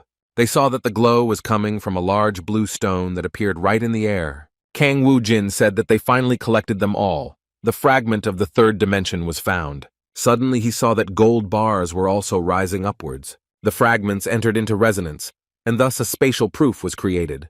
Incredible figures began to form in the sky that emitted bright light. Spatial proof allowed one to become the owner of a dimension in the dungeon of a lost owner, could search for a new leader and respond to him. The young man realized that this was exactly the ingot they were missing until now. And there were almost no people left near the entrance to the dungeon. Only Song-gu was anxiously awaiting his boss. Kang Woo-jin walked up the steps and soon found himself at the top. He looked around. He could smell smoke, and the atmosphere around him gave rise to some very unpleasant suspicions. Song-gu hurriedly walked over and said that they had serious problems that needed to be fixed. In addition to Sedan Station, other dungeon breakthroughs continued to appear. Kang Woo-jin asked where exactly this happened. Sun-gu replied that they always break down after the 4th subway line. The guy also heard on the radio that a breakthrough occurred at Sukmayeon Women's University. The guy listened to him attentively. He thought with alarm about the 4th Metro line. It was from this address that he decided to begin the destruction. Kang Woo-jin said that he would check this area and the guys should take care of the surrounding area. A fierce battle was taking place in all the districts. The huge beetles that crawled out of the dungeon were killed by the brave guys. They intended not to give up, but the monsters that were approaching were becoming more numerous with each passing minute, and it was necessary to call for reinforcements. Suddenly the heroes saw a bright red light that appeared out of nowhere. The boys recoiled in horror and looked at this unusual phenomenon with amazement. An incredibly powerful flash appeared in front of them, blinding their eyes. A moment later they noticed that a large monster had appeared nearby and was heading straight for the battlefield. It was a large iron monster that mercilessly attacked spiders. He crushed them with one hand, and the boys watched what was happening in amazement. Suddenly, Kang Woo-jin appeared in the sky, a guy flying on a big purple horse. He told the fighters that they needed to gain a little more time. From Sudan to Sukmayon Women's University, he placed his henchmen everywhere. The guy was sure that if he participated in the battles, then everything would be decided soon. But if the dungeon continued to break through, then there would be no end to it. Therefore, it was necessary to stop everything in its infancy to prevent its spread. He was still surprised that the dungeons were not broken through anywhere, but rather that on the 4th line, someone had probably deliberately caused an explosion. While in these thoughts, the guy went to his next destination, which was Seoul Station. He came to her, sat down on the ground, and began to look around. The young man listened in surprise, but everything around was quiet and calm. The guy thought it was very strange. 30 minutes had already passed, and the breakthrough into the dungeon still had not occurred. It was unclear why this was happening, because the only difference between this station and the others was that Kang Woo-jin had arrived here early. The guy thought that if he was right, then the dungeon was being broken through by someone who knew him well. Suddenly he heard voices next to him and looked at the people who were calling him. The guy introduced himself and said that his name was Lee Myung-jin, vice president of the KH Guild. Also with him was Tae Gyu, president of the Joas Group. It was a great honor for the guys to meet a man whom they had only seen on TV. Suddenly the young man noticed that a lot of people had gathered around. Everyone was saying that if Kang Woo-jin had come, it wouldn't be a problem even if the station broke through. Kang Woo-jin looked around and noticed one person who caught his attention. The guy resolutely went in that direction. He thought that it was necessary to sort this out. He approached the man who was holding a large staff in his hands and looked closely into his face. The man caught this look, and for a few moments they stared at each other, and then he asked what the guy wanted from him. Instead of answering, Kang Woo-jin swung his arm and hit him hard, causing him to fall to the ground. The people around recoiled in horror. They did not understand what was happening and what made the young man so angry. They ran up to the fallen man and began to try to help him get up. And the man said that he dressed up a little, and Kang Woo-jin, out of the blue, hit him. And then he said that people should know what a disgusting character he has. Kang Woo-jin looked at the man with a mocking look and asked if his opponent really just dressed up a bit. The next moment, he dealt him a blow that sent the man flying to the side. He tried to stand on his feet, but began to tremble and asked what was going on. Kang Woo-jin replied that there should be appropriate punishments for such crimes.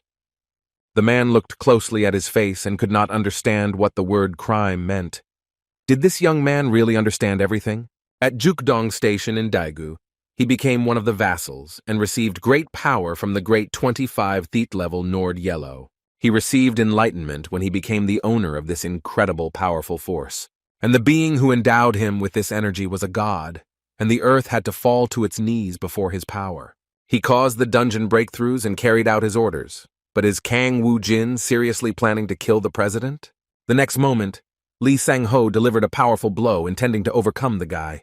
But when the attack attempt failed, he realized that his enemy used telekinesis.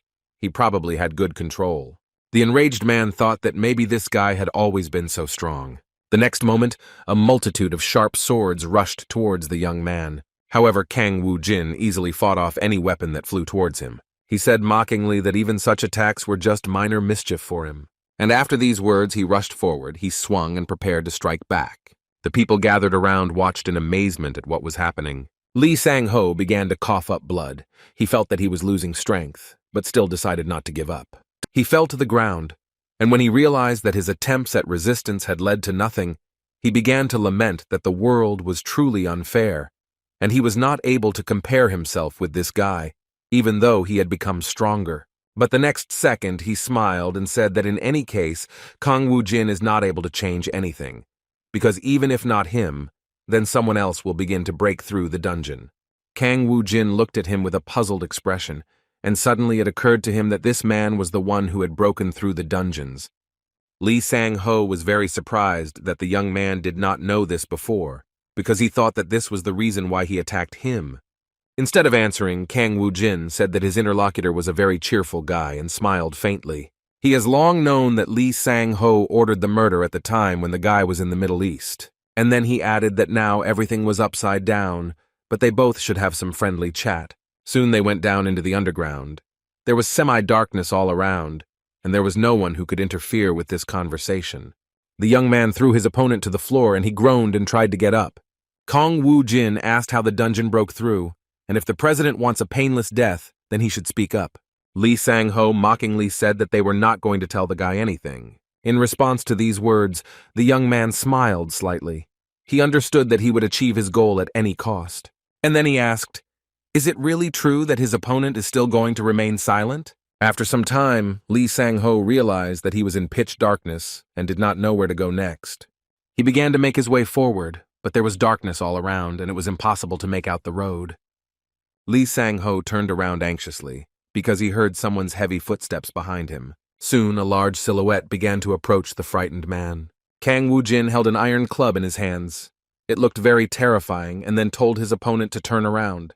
And when he turned his head, he saw many copies of the guy around him, and after that, his nerves couldn't take it anymore and he screamed loudly. Lee Sang-ho began to feverishly think about the best way to get out of this place. But he was never able to hide, and yet the man had to answer for all his crimes. Bibi was very happy. She couldn't even imagine that she would find something extremely necessary on Earth. She said that the ghost's cloak originally belonged to her, but was simply lost due to a misunderstanding. And then the little devil looked meaningfully at the wounded Lee Sang-ho, who suddenly began to move. The girl said that he must be having a lot of fun because hide-and-seek games with a brutal outcome, where the one caught will be beaten to death, are very entertaining. Lee Sang-ho looked around in horror. He felt fear and his pupils dilated. Kang Woo-jin approached him and said that the president had finally woken up. Lee Sang-ho asked for mercy and said that he would tell everything if they let him go. The guy looked him in the eye for a few minutes and then said that he didn't know that. Lee Sang-ho looked at him with a puzzled expression. He couldn't figure out what the hero had been thinking about for so long. And in the next moment, Kang Woo-jin swung and dealt a fatal blow to his opponent. He took a breath and said thoughtfully that people from Earth were gradually becoming involved in this process. This guy fell under the influence of Bibi's magic. He began to reveal everything, and told how he became a vassal of Lord Yellow. Thanks to this, he was able to avoid the aggression of the monsters, thus saving himself from cruel reprisals. But since he was a human, he could only cause a breakthrough underground by using the return stone. Bibi said that it was still a relief for the owner. The guy replied that this man had become a vassal of the Lord of the Dimension, so he would still be resurrected. And after his resurrection, he will become a full-fledged vassal, in which there will be no drop of humanity left, so he will not be able to repeat the same trick. The guy said that it is necessary to end this and continue further. Meanwhile, red clouds thickened over the city of another dimension, and large fire-breathing dragons began to appear. Through the open portal, the hero Kang Woo-jin and his companion stepped onto the ground. This time the dungeon of flying dragons was incredibly terrifying. A large castle was visible on the horizon, and a flock of wild monsters was flying against the backdrop of the scarlet sunset. The boys went inside an ancient tower, where there was a statue of a saber-toothed tiger. He opened his terrible mouth as if preparing to bite, and in the semi-darkness it looked even more impressive. Bibi told Kang Woo-jin that this place was a bit scary. It felt like a ghost was about to appear. The huge folding doors opened, and a subdued light entered the large, spacious hall. Kang Woo-jin slowly walked inside and looked around. He saw the return stone right in front of him. The spatial proof reacted with the dungeon's return stone, and the boy could claim this place as his territory, in which case he would become the owner of a certain amount of land specified in the synchronization level. The guy remembered how the saints spoke about this, that the owner is chosen by the dungeon itself, and if fragments of 3 dimensions are collected, then the space can react to this. He said there was nothing to worry about and pressed the agree button. The wyvern's nest was declared his territory. Before registering, He was asked to change the name of the territory, and Kang Woo-jin said that it would be called Ardal. A status window started to pop up in front of him, warning him that a territory management guide had been created, and some rules about him receiving an adventurer's test. A lot of messages from the system gathered around him, and the guy said that his head was spinning. Kang Woo-jin said that even if he tried to plan, his enemies were still one step ahead. After all, this is all a game from the Lord of Spatial Territories, and 72 commanders in order to gain more power. It turns out that Alphen and Earth are just hunting grounds for acquiring energy. He said that he would turn everything upside down, and would not allow their insidious plans to come true. The guy clenched his teeth in anger. Meanwhile, information spread throughout the city that all the monsters that appeared during yesterday's breakthroughs in the dungeon had now been destroyed. The guys, led by Kang Woo-jin, headed towards their headquarters in the apartment and soon entered the office. However, what they saw shocked them. The office was in complete chaos. Papers, chairs, tables, and other pieces of furniture were scattered everywhere. Kang Woo-jin noticed with bitterness that the enemy had completely cleared out even the warehouse. He turned to Junmin Chang and said that they were moving on. The guy explained that it was necessary to inspect the surroundings of the Seoul station, and gave the guys the task of looking for a room that could be used as a fortress, similar to what the Hammer Guild used. After a few moments, the guys noticed that the internet connection had returned. Junmin Chang promised that he would soon return the entire headquarters to work. Suddenly, Kang Woo-jin heard the sound of a beeping phone and looked at the display in surprise. There was the name Ji-woon. He picked up the phone and heard the worried voice of his girlfriend. The girl was in a very depressed state. She was crying and could not utter a word. The guy began to ask worriedly what happened, but Ji-woon continued to cry into the phone. The girl was in the hospital and began to talk incoherently about something bad that had happened to her brother. He could not be cured, and the only way out was to take all precautions. They tied his hands and feet so that he would not harm those around him. The boy felt pain and despair, but he understood that his fate was sad and could not be avoided. Several doctors grabbed him and tied him to the couch. Now Jae-min had no way to move. The girl was at the Seoul Medical Center in South Korea. She sat in the corridor, covering her face with her hands, and could not see anything in front of her. Suddenly, Ji-woon heard footsteps next to her and a familiar voice addressed her. The girl stood up and threw herself on Kang Woo-jin's neck, sobbing loudly. She asked in tears, "What will happen to him next? Is it really impossible to help him anymore?" Ji-woon couldn't believe that the worst would happen, and that her brother would end his life. Kang Woo-jin hugged the girl and gently stroked her head, trying to calm her down. He said that everything would be fine, and Jae-min would not die but would live. Everything would work out. Kang Woo-jin told her to trust him, and then he would definitely fix everything. Ji-woon looked at the guy with wide eyes. She didn't know what to answer him, but she felt a small ray of hope in her soul. And Kang Woo-jin opened the door of the hospital room and went in where his exhausted friend lay. Jae-min looked at the guy who came in with a devastated look. He was very confused and felt terrible. Kang Woo-jin looked at him thoughtfully and then asked, "How did it all happen?" The young man replied that he had been bitten on the shoulder by a terrible vampire, and it all happened so quickly that he did not have time to defend himself. Jae-min was very worried about what would happen to him next and asked Kang Woo-jin about it.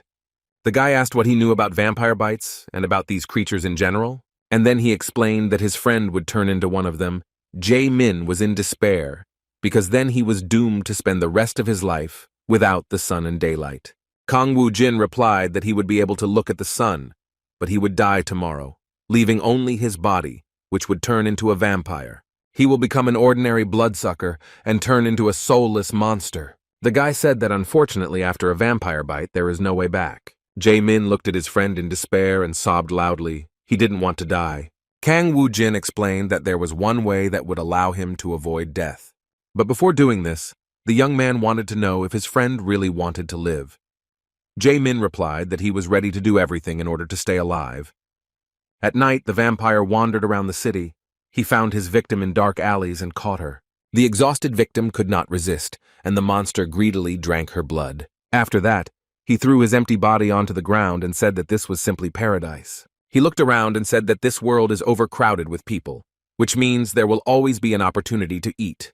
This was the great lord of the seventh foot, Ryler's vassal, the vampire Vimort.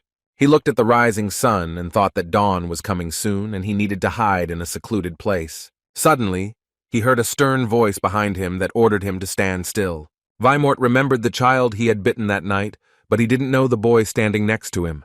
The vampire decided that there was no need to expose himself to danger, because dawn was coming soon, and he needed to leave immediately. Vimort thought that the young man was not a rival for him, and that he should not waste time, but he did not have time to hide, because a strong hand grabbed his leg. All attempts to escape were unsuccessful. The vampire screamed loudly to be let go. Kang Woo-jin vigorously attacked the vampire, pinning him to the ground as the boy stood there with a determined expression on his face. The young man's hand held the chain with force, squeezing the neck of his opponent. He held on tightly. The vampire tried to free himself, but all his attempts were unsuccessful. Kang Woo-jin called the frightened Jae-min to him. The guy slowly approached. The young man handed him a dagger and told Jae-min to pierce his heart with the tip of the weapon. He was very afraid to do it, but the guy had no choice. Kang Woo-jin said that he should do it himself. Jae-min still hesitated and his friend sighed devastatingly.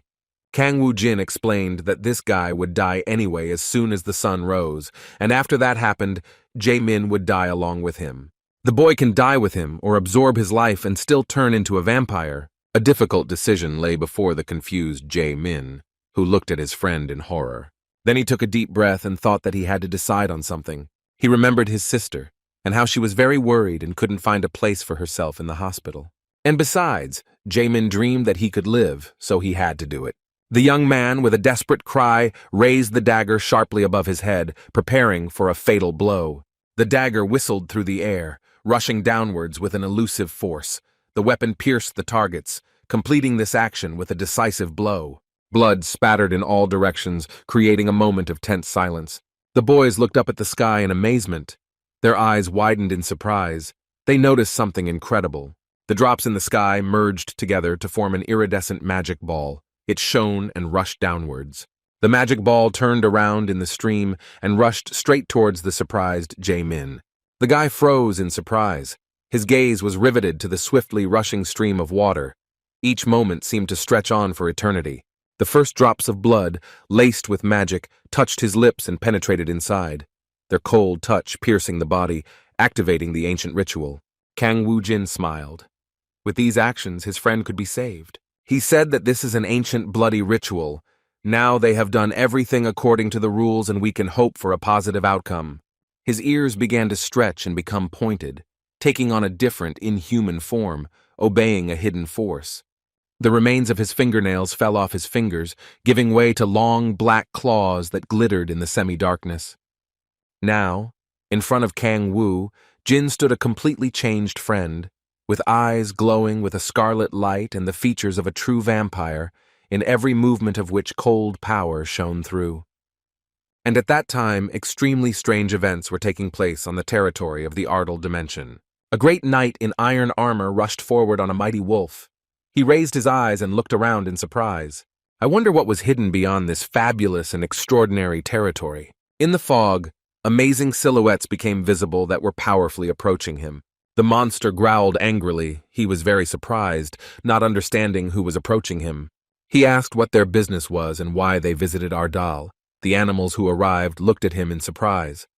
The tiger looked at him carefully and then thoughtfully turned to the deceased warrior. He said that they needed to meet with the owner of these territories.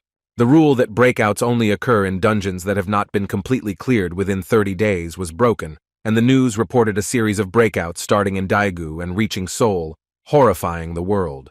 All the citizens were busy evacuating themselves to prevent chaos among the population. The government issued statements day after day, assuring that they were able to control the dungeon. However, almost no one believed in this. People who had lost patience came out with protests. They insisted on concluding a contract with Ardal and providing national protection. People continued to put pressure on the guild, and it became increasingly difficult for the guys to cope with this pressure every day. But suddenly in Korea, there was a visit that left everyone in amazement. A large crowd of locals gathered at the airport to watch the lady as she leisurely exited the plane. People watched her with surprise, constantly talking about what this girl was doing in Korea. They noticed her unusual magical aura, and said among themselves that she was much more beautiful in life than she looked on roller skates. Murdi approached the surprised Junmin Chan and said that they hadn't seen each other for a long time. The guy was very worried but tried to keep a straight face and started talking about how the saint had had a difficult journey before she got to them. But the girl replied that there was no need to worry. She needed to visit them, since she had brought the documents that the immortal had asked for. Merdi said that she herself had to hand them over to him personally. But Kang Woo-jin was not in the city at that time. He was in another dimension. With amazement in his eyes, the young man looked up. An incredible building towered before him. Kang Woo-jin stopped in front of the massive gate, looking up, the light shining through the bars adding a sense of grandeur and mystery. Suddenly he heard Bibi calling him. The girl happily ran up to him. He noticed that the surroundings had changed a lot since his last visit, and the girl said that it was her effort. The place looks very beautiful.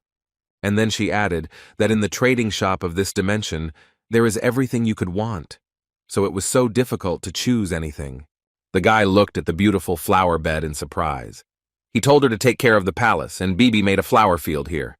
Spatial energy was directly related to the level of the troops defending this dimension, but she had already managed to spend the 10,000 points that he had given her just yesterday. The girl looked at him in surprise. She didn't understand why the guy wasn't happy. Kang Woo-jin replied that it looked pretty good in principle. Suddenly he heard a suspicious sound that was not at all typical for this area. Meanwhile, Bibi was telling us that she had built something for Ramson at his request, because he said he needed to get a hobby or something like that. The guy pointed towards a small hut and asked what was in that building. The little devil replied that there was a tavern there where you could buy alcohol for the energy of dimensions. Kang Woo-jin thought sadly that he would have to spend some time wasting energy. Kang Woo-jin was also curious about how Jae-min felt after his transformation. Bibi thought that he was quite upset, and she gave him a house, brought him several packs of blood, but he did not drink yet. Kang Woo-jin praised her for a job well done.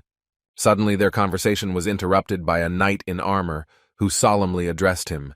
The knight said that the boy was asked to come to an audience. An urgent matter had arisen. When the young man turned around, he saw a large number of different animals in front of him. They went to a large tower that was located not far from this place. Kang Woo-jin sat on the throne and asked, "What is the reason for this army's visit to Adral?" The leader replied that he was asking for the opportunity to let his family stay here for a while. The guy thought for a bit. These animals were exhausted by the life of refugees. The system explained that he could order the soldiers to drive them away or accept the family as inhabitants of the dimension. After thinking for a bit, the young man said that he didn't mind, but in return he would like to ask a few questions. Kang Woo-jin said that he was interested in many nuances, and first of all, he wanted to know how the animals got here. The tiger thought for a moment, and then said that the guy had probably only recently become the owner of the dimension. Kang Woo-jin confirmed his words and said that he had only just taken up this position yesterday. The leader of the guests said that before coming here, they had overcome the dimensions of Ort, which was ruled by the leader of the orcs. But because of the overwhelming Danny, they had to leave this place, and so they ended up here. Kang Woo-jin guessed that they came from another dimension. The tiger replied that the boundaries of dimensions can be moved anywhere. The boy asked his next question. He was interested in what kind of tribute was required of them, and what the animals paid these taxes with. The leader replied that the feudal lord imposes a tribute on the settled inhabitants of his dimension, usually paid in bloodstones obtained as a reward for hunting. The topic of hunting was very interesting to Kang Woo-jin, and he decided to find out more about it, because in this wasteland he had not met anyone to hunt. The tiger replied that they had nothing to worry about, since the hunt was taking place outside these areas. Kang Woo-jin frowned and asked what world the gate led to. He waited impatiently for an answer. For the spatial dimension, there were 4 ways to obtain energy. The first was to kill and absorb the energy of a wanderer who came to hunt. And the second, to release troops and the population of the dimension into the outside world, that is, to make a breakthrough underground. The third is to grow plants or animals containing bloodstones. In other words, it is a farm for energy production. But a significant drawback of this method is that it is too inefficient. The very last method was wars between dimensions. It had the highest reward, but the consequences were not a joke. Of course, the easiest thing would be to allow the residents to hunt, while forcing them to pay tribute. The guy seriously thought about it. And then he stood up and said that the gates would not open. The beasts protested that in that case the energy would become less, and they risked being conquered by other dimensions. However, Kang Woo-jin looked at them favorably and said that this should be avoided, because the world beyond the gate is his home. The tiger stopped short and said that then he was asking for forgiveness for his words. The guy replied that everything was fine. In conclusion, he said that to stay or leave is the decision of the residents themselves, but after they have rested. Once someone receives a dimension into their possession, it is protected for 30 days. But after the protective period had expired, a battle for the dimension became possible, where neighbors could claim rights to its territory. In addition, wanderers could come to them. In the case of the right of defensive protection, the owner risked losing this place. They could become prey for those who were hunting for fresh territories. And before that happened, it was necessary to find a way to increase not only military power, but also the energy of the dimension. After 20 days, the spatial dimensions looked different. In preparation for the capture of other lands, they quickly built a system of their base throughout the territory. At the same time, the Adral Guild was busy moving its main office closer to Seoul Station. Junmin Chang informed that they had to attend the parliament meeting today at 2 o'clock. Kang Woo-jin replied that he knew about it and asked if Murdy had brought what he asked for. The girl handed him a folder with papers and said that all the information was here. The guy thanked her for the good work she had done. Junmin Chang asked what kind of documents were there, and the chief calmly replied that it was a list of people to be eliminated. The director did not immediately understand the meaning of the words spoken, so he smiled peacefully and nodded his head. However, a moment later, the meaning of what the boss said dawned on him, and the guy became very scared. And then asked to look at these documents and double-check everything personally. Kang Woo-jin generously allowed this to be done. When Junmin Chang looked at this list, his hands began to tremble. It suddenly dawned on him that this was precisely why the boss had agreed to go to the parliament meeting. Kang Woo-jin confirmed his suspicions and said that this was exactly the case, since it was more convenient to get rid of them all at once when they were all in one place. He himself did not imagine that there would be so many people behind the attempt on his life. Kang Woo-jin decided that no one would be able to escape punishment, and he would rip everyone's heads off. And then he gave the task to his partner to contact the parliament and inform them that they were already moving forward. The majestic building with a green dome was the parliament where deputies gathered to make important decisions. Several deputies entered the hall, their faces concentrated, but friendly smiles and slight nods accompanied short handshakes. Park Seo-guk reported that they were saying that Kang Woo-jin had finally decided to show up, and Deputy Choi Tai-oh smiled at him mysteriously and said that the guy simply had no choice. The men in suits were discussing him and saying that he was too young, but was behaving insolently in his relations with the country in which he lived. The whole purpose of the meeting was to propose recognizing their association as equal to the Ministry of Defense. However, if the guy wanted to continue living in Korea, he had to agree. After all, this is a pathetic performance to raise his price. They decided that within these walls they would certainly expose him and find out all the intentions of the young man. Meanwhile, the guy's car was approaching the large city parliament. Sun Hong looked sideways at the boss and asked if it was true that he wasn't going to kill anyone. Kang Woo-jin frowned and said that if he heard one more question, he would definitely destroy everything there. The vice president tried to reason with him as best he could, so the worst scenario could probably be avoided. That was all the driver hoped for. Suddenly, he heard Kang Woo-jin speaking to him, and his whole body tensed up. The guy said that they needed to turn somewhere else. Shung-hoon looked at him in surprise. Against the backdrop of the mountain, a blue house with bright tiled roofs towered. It was surrounded by gardens. That's where the boys went. The president was inside and asked his supporter how things were going with the demonstrations. He replied that the people were furious. President Kim Byung-man clutched his head, thinking that the incompetent government could not protect its citizens. The only good news was that Kang Woo-jin was positively considering the possibility of drawing up a contract. The hearing should go without incident. He was called unexpectedly. The president thought that the time had come and it was necessary to hurry to the meeting. However, he was informed that a visitor had come to visit them and that he needed to be met. Kim Hae-min was quite surprised when he learned that it was Kang Woo-jin who arrived at the Blue House. An hour had passed since Kang Woo-jin's meeting with the president, and the deputies were indignant because the guy said he would be there soon, but ended up being late. They found such behavior very impudent. The deputies were talking among themselves. They thought that perhaps the guy had decided to run away, because for him government requests were always empty words. Choi Tai-oh clenched his teeth. He thought in anger that Kang Woo-jin imagined himself to be a great man, and having received worldwide recognition, now thinks that he is above the parliament.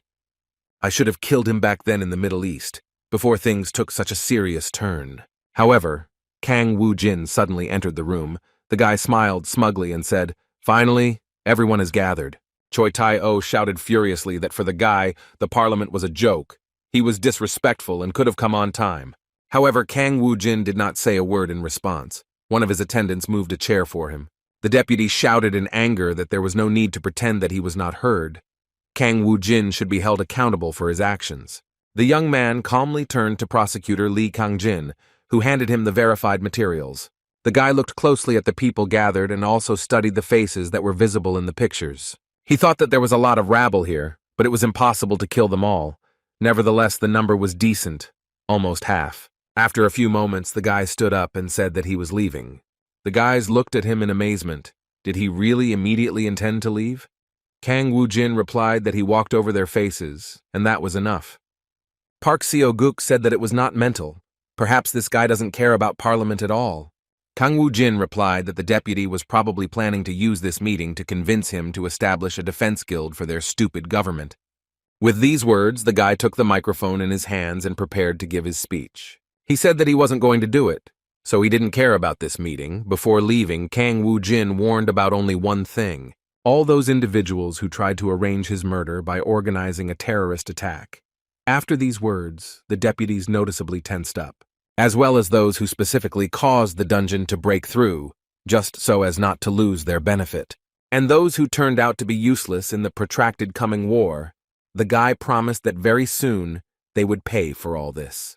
Kang Woo-jin added that he had already sent out related information to the press, and he fell silent for a few moments. And then he continued to say that the reason why they should die can be found out by watching the news. There was a tense silence in the room, and the next moment Choi Tai-o stood up from his seat and shouted that this was nonsense, and that such an impudent statement was beyond all bounds.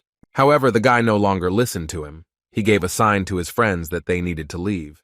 The deputy rushed after him and said that he would not tolerate this. He tried to catch up with the guy. Kang Woo-jin turned around and stared at the man, then used a shadow attack. He stopped.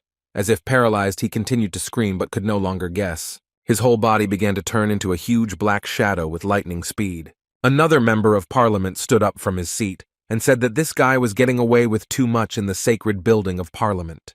Kang Woo-jin looked at him mockingly and said, "It would be better if he spent this time praying." The guy walked away and heard angry cries in his back about how the country's defense cannot be trusted to such a monster.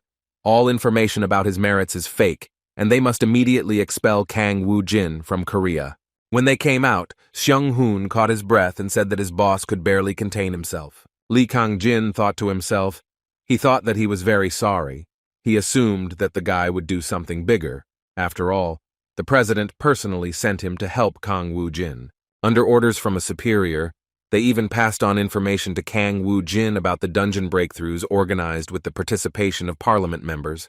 And it's hard to believe that the guy just retreated so easily. He even managed to declare war on them, but now they can get rid of the evidence, and in the end everything will repeat itself, as in the reprise. However, Kang Woo-jin was in no hurry to leave. He smiled mysteriously and said that he was ready to begin. With these words, the young man summoned his large army of strong and powerful monsters. He ordered the servants, who appeared to do everything in the best possible way. Kang Woo-jin remembered everyone who needed to be eliminated. Sun Hong looked at him with fear and reminded him that the boss had promised not to shed blood in the parliament building. The guy replied that he had already left there, and now he could do it with a clear conscience. They had been standing near the entrance to the parliament for a long time, but no one came out. Kang Woo-jin decided to speed up this process. The guy used fire magic. The fire alarm went off and began to shrilly alert about the danger. The deputies ran in panic to the exit to the street. They tried to quickly free themselves from the fiery trap. The fire illuminated the corridors. The screams of people could be heard everywhere, and the tongues of flame moved inexorably along the walls. At the threshold, all the deputies suddenly stopped, because a new threat was waiting for them in front of the entrance, which made them forget about the fire. Choi Tai-o pushed the others and stepped forward. He didn't understand why everyone was frozen in indecision. But when he refused on the street, he looked closely at what was happening, and the man's pupils dilated with horror. After all, monsters had gathered there. They were tearing his colleagues apart, scattering the remains of their bodies. The great mighty knight scanned those present and reported that the targets had been identified. The deputy tried to run away, but a huge monster in iron armor pursued him. Choi Tai-o tried to enter the huge elevator, pushing aside the other men in the process. However, he was unable to escape. A huge iron hand grabbed his neck. The deputy screamed. He tried to free himself but couldn't do anything. The strong knight was strangling him. Soon Kang Woo-jin approached them. The guy watched with pleasure as the deputy suffered. He mockingly said that this Choi Tai-o needed to be gotten rid of as soon as possible. The deputy took a breath and asked why they were treating him like that. The guy replied that he would find out about it on the news. Choi Tai-o asked in confusion how he would be able to watch the news if he was going to die soon. He groaned and said that the guy had such enormous power, and he probably imagined himself to be God. And then he shouted in rage that he must at least know the reason why he would lose his life. Kang Woo-jin muttered that the whole reason was because of his connection with Lee Sang-ho. After all, he deliberately arranged a breakthrough in the dungeon and made a lot of money from it, illegally obtaining billions, and he also had a hand in the assassination attempt on Kang Woo-jin. And then the guy asked, "Isn't that enough of a reason to kill him?" The deputy, overcoming the pain, replied that he had nothing to do with it and was innocent. You can't kill an innocent person without any evidence. Kang Woo-jin agreed and said that he could resolve everything according to the law and demand a trial. But after these words, the guy smiled smugly and said that he is this court and the law. The deputy shouted that this guy was just crazy. They were in South Korea, a republic, and he wouldn't get away with this. He didn't have time to finish the last word because the monster's thick, strong hand squeezed him tighter and strangled him. The deputies looked at this in horror. They simply could not believe it, and for a moment lost the power of speech. An unpleasant chill engulfed their bodies. The knight angrily told Choi Tai-o not to be rude to the king, because such treatment was unthinkable. Then he threw the dead deputy aside with contempt and said that he was waiting for the next one to be dealt with. Kang Woo-jin informed them that if they didn't want to be burned alive, they needed to hurry up and get out. The exhausted Sun Hong could no longer hold back and suddenly vomited. Lee Kang-jin stared at Kang Woo-jin, thinking that this guy imagined himself as a revolutionary who was trying to get rid of the rotten regime. But at this rate, he will most likely be remembered as the most brutal killer in history. Meanwhile, the president sat lost in thought. He was thinking about the warning and also the assumption. When they met Kang Woo-jin, the man asked why the guy was here and not in Parliament. Instead of answering, the young man silently threw down a black folder containing documents. He said that before taking revenge, he decided to warn the president and at the same time suggest something. Kim Byung-man asked his follower what he thought about this. The news was full of this news, and they were saying that it looked like an attempted coup d'etat. The president's aide responded that he had no right to judge such decisions. Suddenly, Kim Byung-man's phone rang, and the Minister of Defense relayed disturbing news. Kang Woo-jin declared that he would attack if they did not end the siege within 5 minutes, and they requested permission to engage in battle in order to strike first. The president was silent. He was very thoughtful and did not know what to do in such a situation. And then he said that even if the fighters made an attack, they would barely be able to get to the guy who suppressed the firepower of the Middle East terrorists. Kim Byung-man asked how many casualties there are at the moment. He was told that about 57 people, including Deputy Park So-guk. The president thought that the guy kept his word. And then he said that the siege had to be stopped. But the Ministry of Defense objected that this was impossible. Kang Woo-jin's action was a rebellion against the government. But the president calmly repeated that it must be stopped. This is an order that does not require discussion. They soon lifted the siege, and the secretaries immediately began preparing an official press conference. The guys meanwhile discussed all this news. They could not overcome that the boss had really decided on this. Junmin Chang was at a loss. He grabbed his head and said that this was just another one of his pranks. The news was broadcasting that Kang Woo-jin, the leader of the Ardal Guild, had attacked the parliament. The vice president repeated that the uprising against the government and the mass murder of members of parliament had never happened before in the history of the country. He experienced a storm of emotions, a mixture of indignation and fear. The guy had a premonition that such actions would not lead to anything good. Sun-gu guessed that the guild team had some good people, and they were also supported by a large portion of the citizens, so they would be fine. Murdy told me that the immortal was already a king. He was not one of those who would obey the greedy rulers of such a small country. Kim Hae-min brought a pill to his friend and said that he needed to drink it. Jun Min Chang felt that his nerves were really giving way. His heart was beating anxiously. He was taking a pill and suddenly heard that an urgent message had arrived. At an organized press conference, the president announced the approval of the sovereignty of the Adral Guild and the recognition of the organization as a separate country. But that is not all. At the same time, the president expressed his gratitude to guild leader Kang Woo-jin.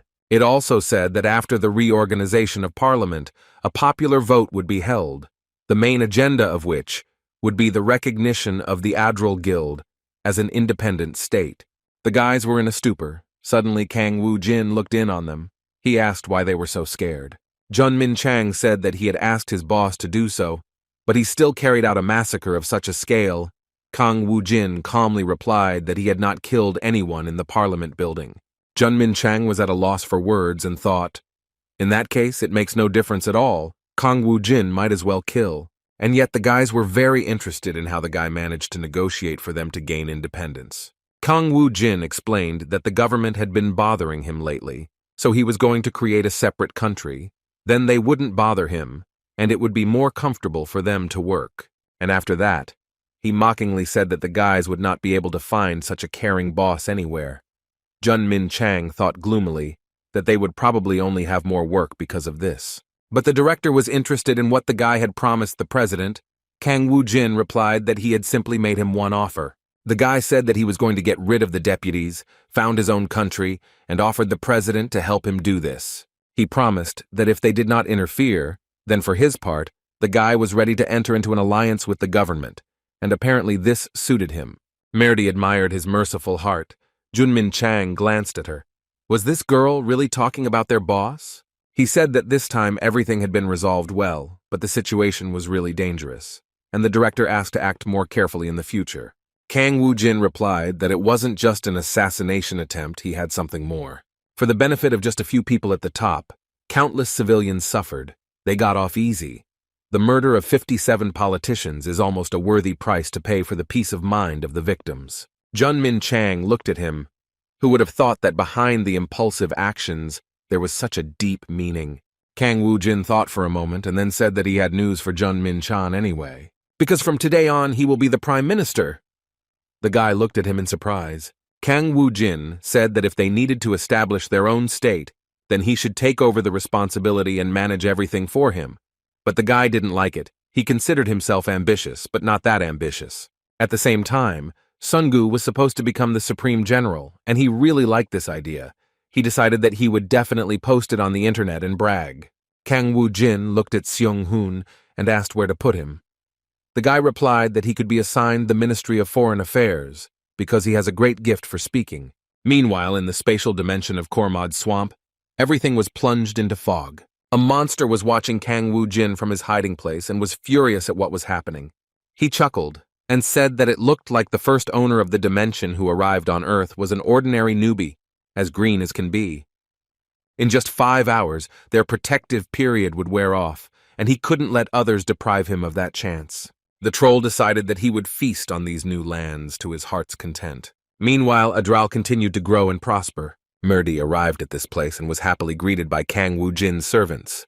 The girl looked around and said, "This spatial dimension looks very good." Kang Woo-jin smiled at her words and asked how she liked this third Adral. She enthusiastically replied that she had not expected anything less from the immortal. He had arranged everything here so quickly. The saint apologized for his insolence, but informed him that he needed to strengthen this defense.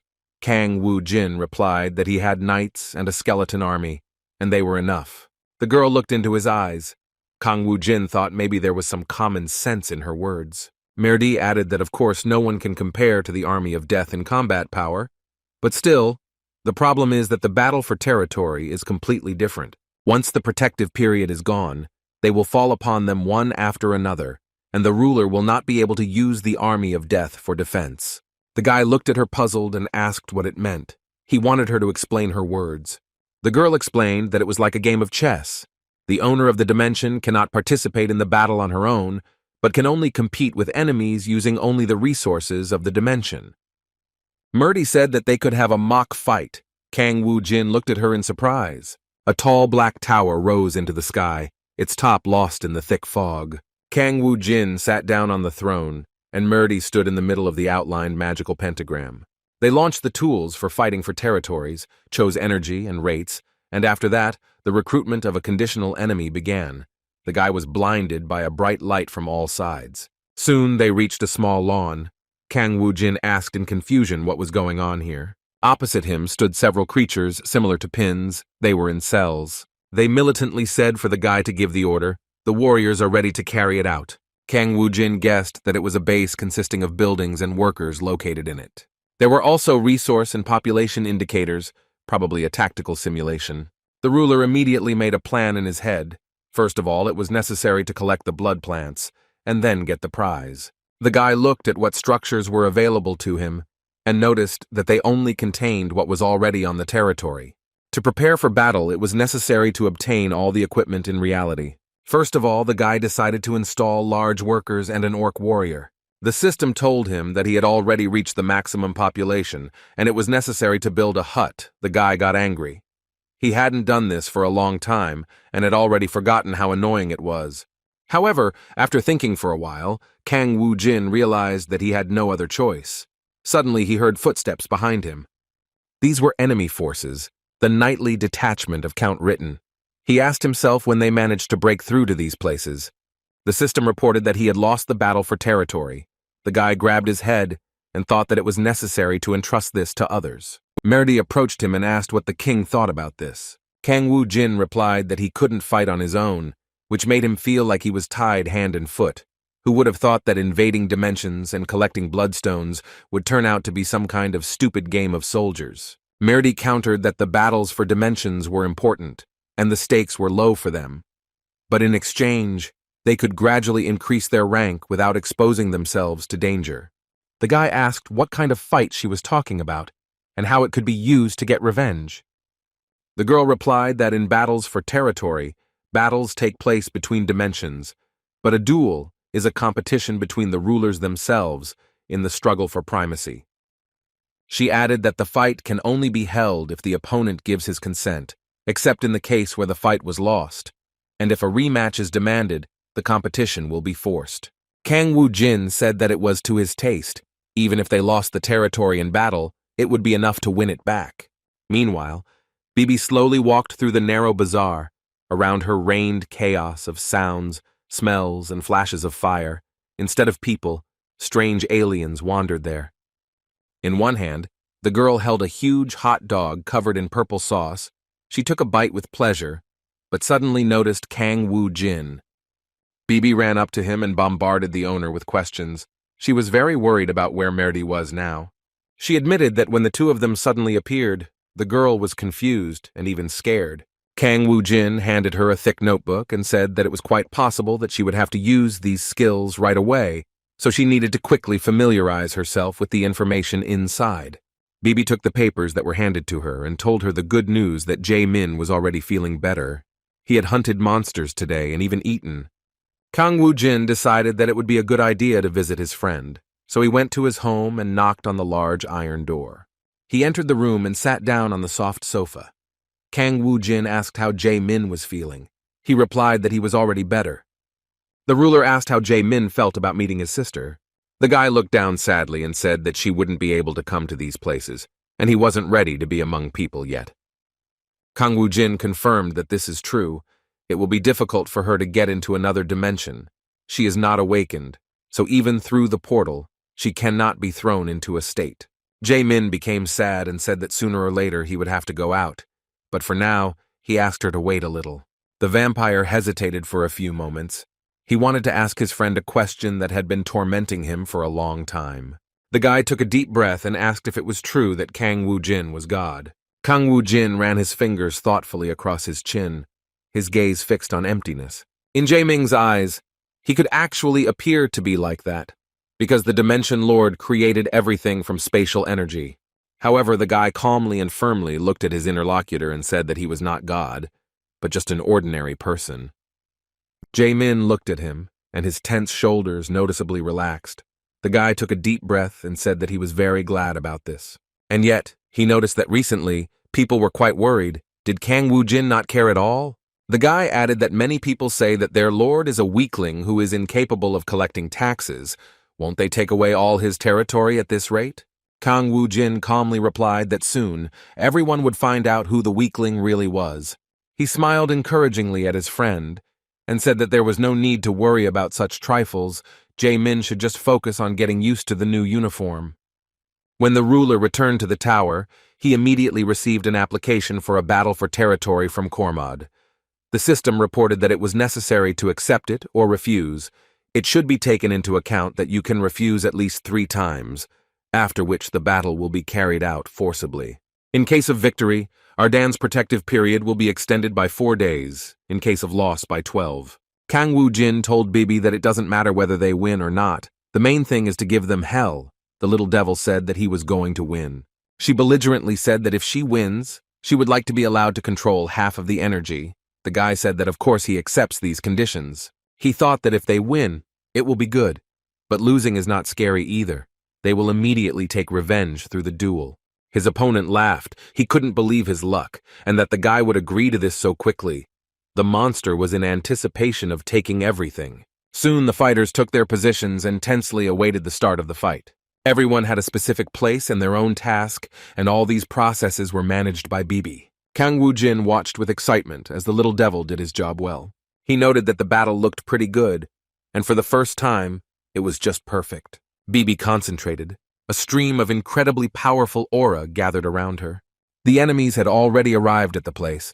A troll was approaching them with a heavy gait. The warrior looked very powerful and strong.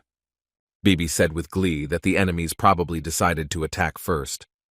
She sent her orc warriors into the attack. With a menacing roar and clutching their weapons in their hands, the monsters rushed forward. Meanwhile, the trolls were running towards them and looked very ominous. Kang Woo-jin thought that in terms of control, she was a little behind her opponents. The girl lost the battle for territory. Bibi sat down in disappointment and grabbed her head. The system wrote that the guy suffered significant losses. He thought that this was bad, because the enemy now gets not only their stake, but can also clean out the storage. But fortunately, the enemies had collected a bunch of junk. Apparently things are given out randomly. Bibi threw herself on his neck and cried. She asked for forgiveness and said that she wanted to win. The guy calmed her down and said that it was okay. In any case, they would take revenge and return everything back. And then he said angrily that they would have to pay double for everything. The troll laughed heartily and said that the guy was smart because he used another strategist instead of himself. Apparently, he managed to look it up somewhere. However, all his efforts were in vain because now he had captured the territories. Suddenly, he received a notification that Kang Woo-jin had requested a duel, and the troll didn't like it anymore. Since the guy had lost, it would be better to start equipping the army while the protective period was in effect. This time, the action took place on an icy expanse. In case of victory, the guy was assigned the corresponding privileges, and in case of loss, they died for 12 days. Now, Kang Woo-jin understood why everyone avoids participating in these fights. If they lost the battle for the dimensions, they would receive a 12-day protective period. But if they lost the entire duel, the time that was spent on arranging the dimension would go to waste. There was no guarantee that they would be able to cope with another attack immediately after the revival. The troll looked angrily at the guy and smiled maliciously, anticipating his victory. He said that the newly declared lord could listen to his proposal. The monster said that it was unpleasant when value was lost in battle, but he had a profitable proposal. What about each of them doing the manly thing and putting the dungeon on the line? The guy looked at his opponent with bewilderment, his gaze serious. He was thinking hard. And the enemy, meanwhile, regarded this silence as anxiety, and said that with such a mood, the guy would not achieve a high rank. Kang Woo-jin smiled faintly and said that he could see right through his enemy. He agrees, and if they have already decided to raise the rates, then they don't have to waste time on trifles. The troll said that it was a pleasure to deal with him, and in that case, he added another 100,000 units of energy to the reward. Kang Woo-jin said that this was a very profitable deal, and he agreed, and his bet was the exit number 1 of the Sol Station planet Earth, in the place where the enemy placed the Nasin column. The troll swung at him angrily and said that the competition was beginning. The guy looked closely at his face and thought that his opponent had probably taken the bait. If the other Dimension Lords were like that, he would be on top in no time. The guy held a golden staff in his hand and said that it was unlikely that others were as stupid as this troll.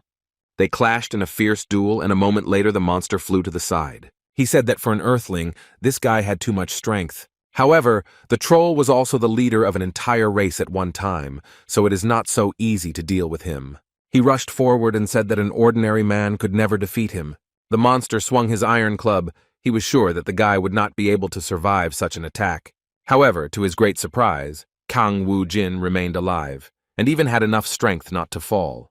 The troll froze, but the young man did not give him a chance to think about it, and the next second he delivered a powerful blow. The monster flew to the side like a toy. He felt that he was losing control of the situation. Gathering all his strength, he nevertheless stood up, tightly clutching his club in his hands. However, this did not deter the desperate troll because his opponent used magic. Kang Woo-jin's eyes were shining with an evil fire. Now it was difficult to stop him. The frightened troll saw the boy raise his sword over his head and prepare to die. The next moment there was a powerful blow that destroyed the monster. The system declared the Overlord the winner of the rematch, and as a reward, he received the Nesian Column dungeon. Now, Kang Woo-jin also had the planet Zhao, the Nesian Column, under his control. A large gorge and massive rocky caves were taken over by a countless army of skeletons. The rebooted dungeons have now become their safe haven. However, getting rid of the skeletons is very easy. Just break their skull with one blow. The leader of the Rati race, Rerik, said that they simply had to succeed in this campaign, and then they would be able to survive. They must win at any cost to save the planet and their own species. Among their conquests, only the Heavenly Dungeon remained, to which they rushed, having gathered a large army. Rerik warned the army that they did not know who would attack from where, so they had to remain vigilant. Suddenly he heard a suspicious sound in the sky and raised his head to see what was happening there. The scarlet sunset hid a flock of large, powerful wyverns in its semi-darkness. Rerik concentrated. He used his Raksha magical abilities and summoned a powerful lightning bolt. With the help of these rays, he tried to aim at the wild dragons that were rapidly approaching them. However, all his attempts were in vain. The dragons easily repelled the blows.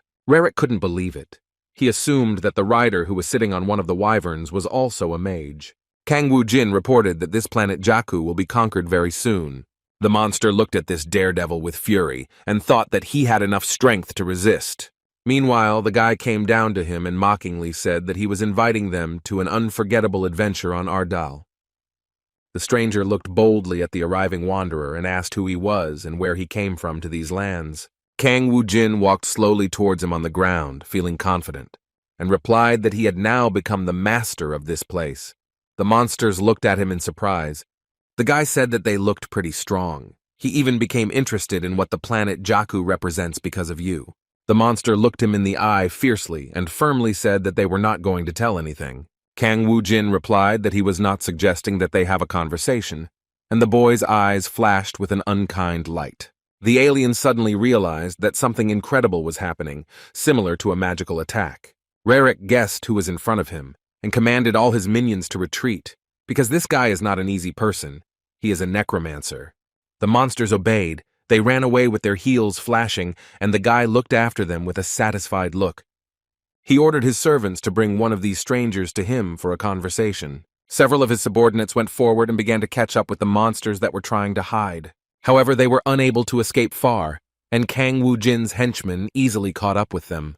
Rerik thought that they were at a disadvantage. In such numbers, they had no chance to resist dozens of death knights, and they had to try to save at least the remaining ones.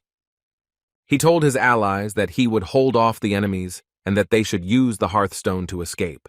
But suddenly Rerik realized that they were already surrounded on all sides. He was trapped. He decided that it was necessary to use magic, since there was no other way to resist.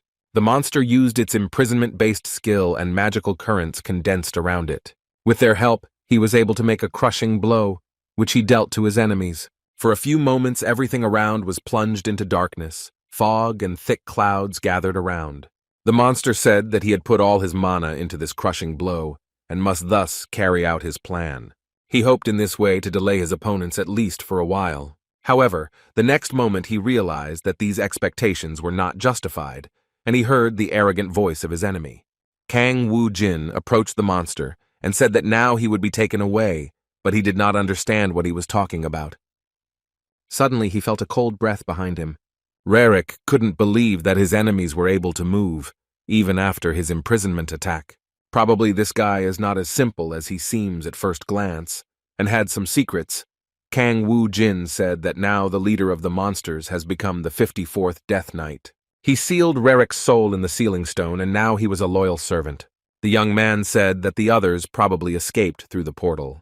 However, he had already scared them well enough that for some time no one would dare to approach him. Unexpectedly, the system sent a notification that the Lord of the Dread Dimension had come to the guy. Kang Woo Jin said that he had completely forgotten about him. After all, 2 days ago, after Kang Woo Jin obtained the dimension of the Nesian Pillar, guests began to come to Ardal frequently. Since the process of restarting the dungeons here was almost complete, other dimension lords had the opportunity to visit it in order to establish friendly relations. A lot of monsters came to him every day, and the guy was already tired of accepting them all. Dread said on his third visit that neighbors exist to visit each other often and be friends. Kang Woo Jin replied that if his interlocutor came again, he would go to his dungeon and smash everything to hell. The octopus peacefully told the guy not to get angry, because he even brought him a gift, an unusual sculpture in the form of a bird.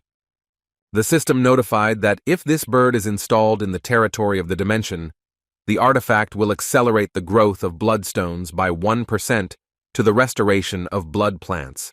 Kang Woo Jin took the bird in his hands in surprise, and his interlocutor noticed that every time he came with a gift, and when it was time to somehow pay, the guy suggested having dinner. Dread happily agreed and said that he would be happy to taste the food here. He began to enjoy the treats that were brought to him, which included various burgers and pizza. Bibi looked with disgust at how the monster greedily ate this food and said that he was very disgusting. The octopus said that he was really embarrassed. Kang Woo Jin replied that if he was full, then they should move on to the real reason for the visit. The monster thought for a few moments, took a napkin and wiped his face, and then said that he had a question. Dread asked the boy if he knew what forces existed on the planet Jakku. Kang Woo Jin replied that he was very well aware of this, and said that the indigenous inhabitants of the Rati race, as well as the unions consisting of the lords of various dimensions, are the Black Hat Alliance. There also existed the Red Hammer Alliance, which was represented by a huge sledgehammer, and the Yellow Lizard Alliance had been present for a long time. The monster was surprised how the guy managed to find out all this. He replied that he had found himself a very useful informant, the Racian whose Death Knight he had turned into and who had told him a lot. The monster looked at him in surprise and said that it looked like some other alliance had managed to hit him before him. In that case, he decided not to beat around the bush and said that he served Rajakui, the head of the Yellow Lizard Alliance, the strongest of all the unions, and wanted to ask the guy to join them. Kang Woo Jin replied that he didn't need it, because he was able to protect his territory on his own. The octopus said that his interlocutor was still an inexperienced lord, because for now the dungeon could certainly be managed on one's own.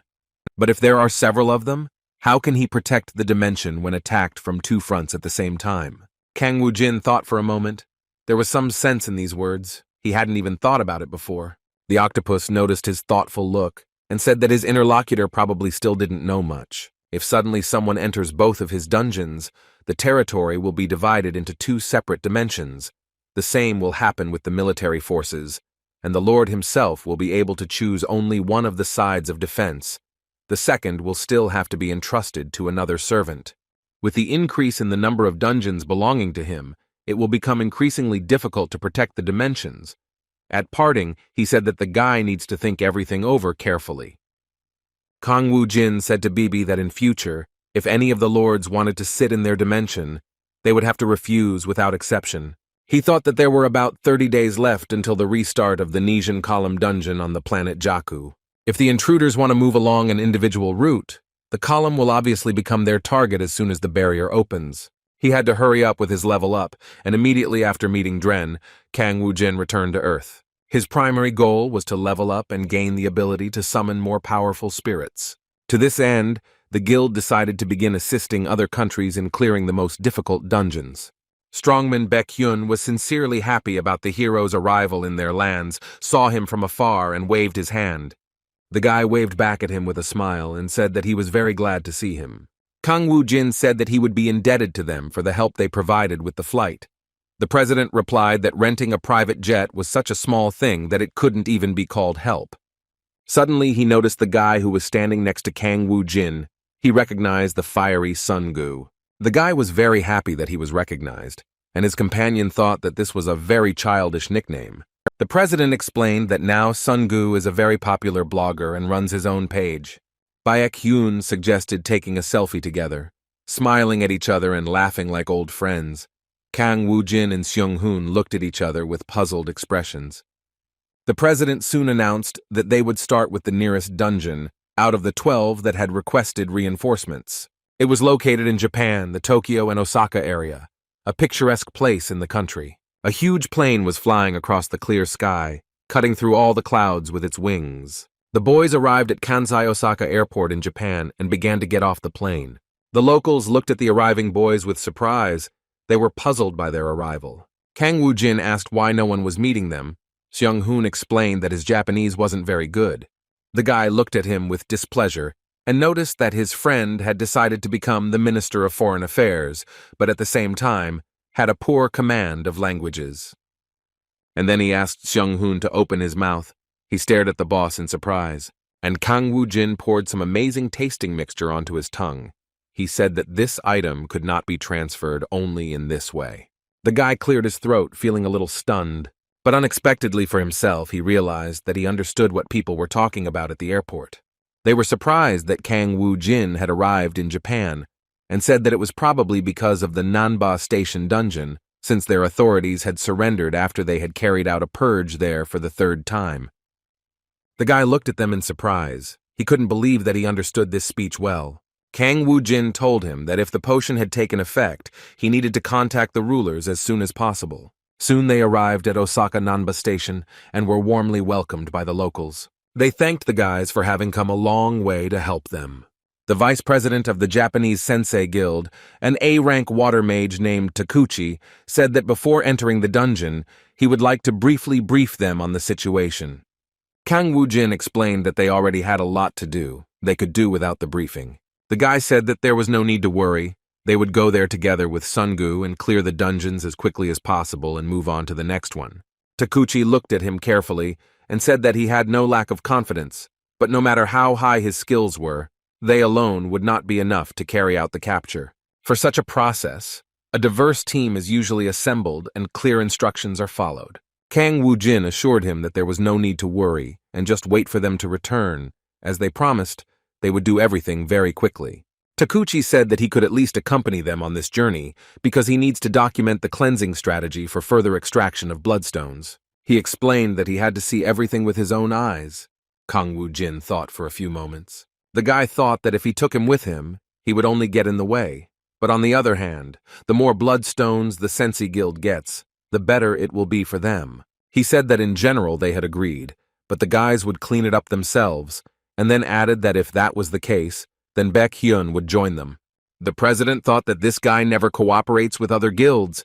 Did he really get a chance to clear the dungeon with him?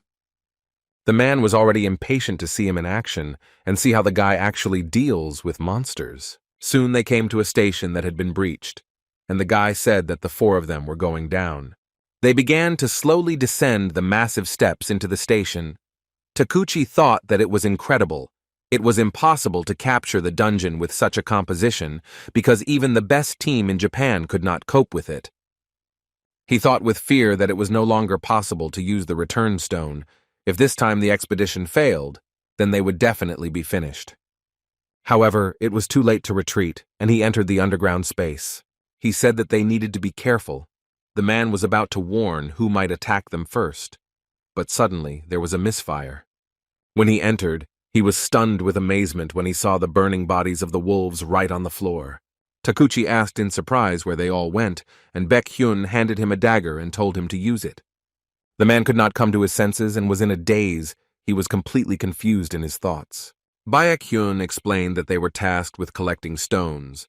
Takuchi still looked at him with a puzzled expression.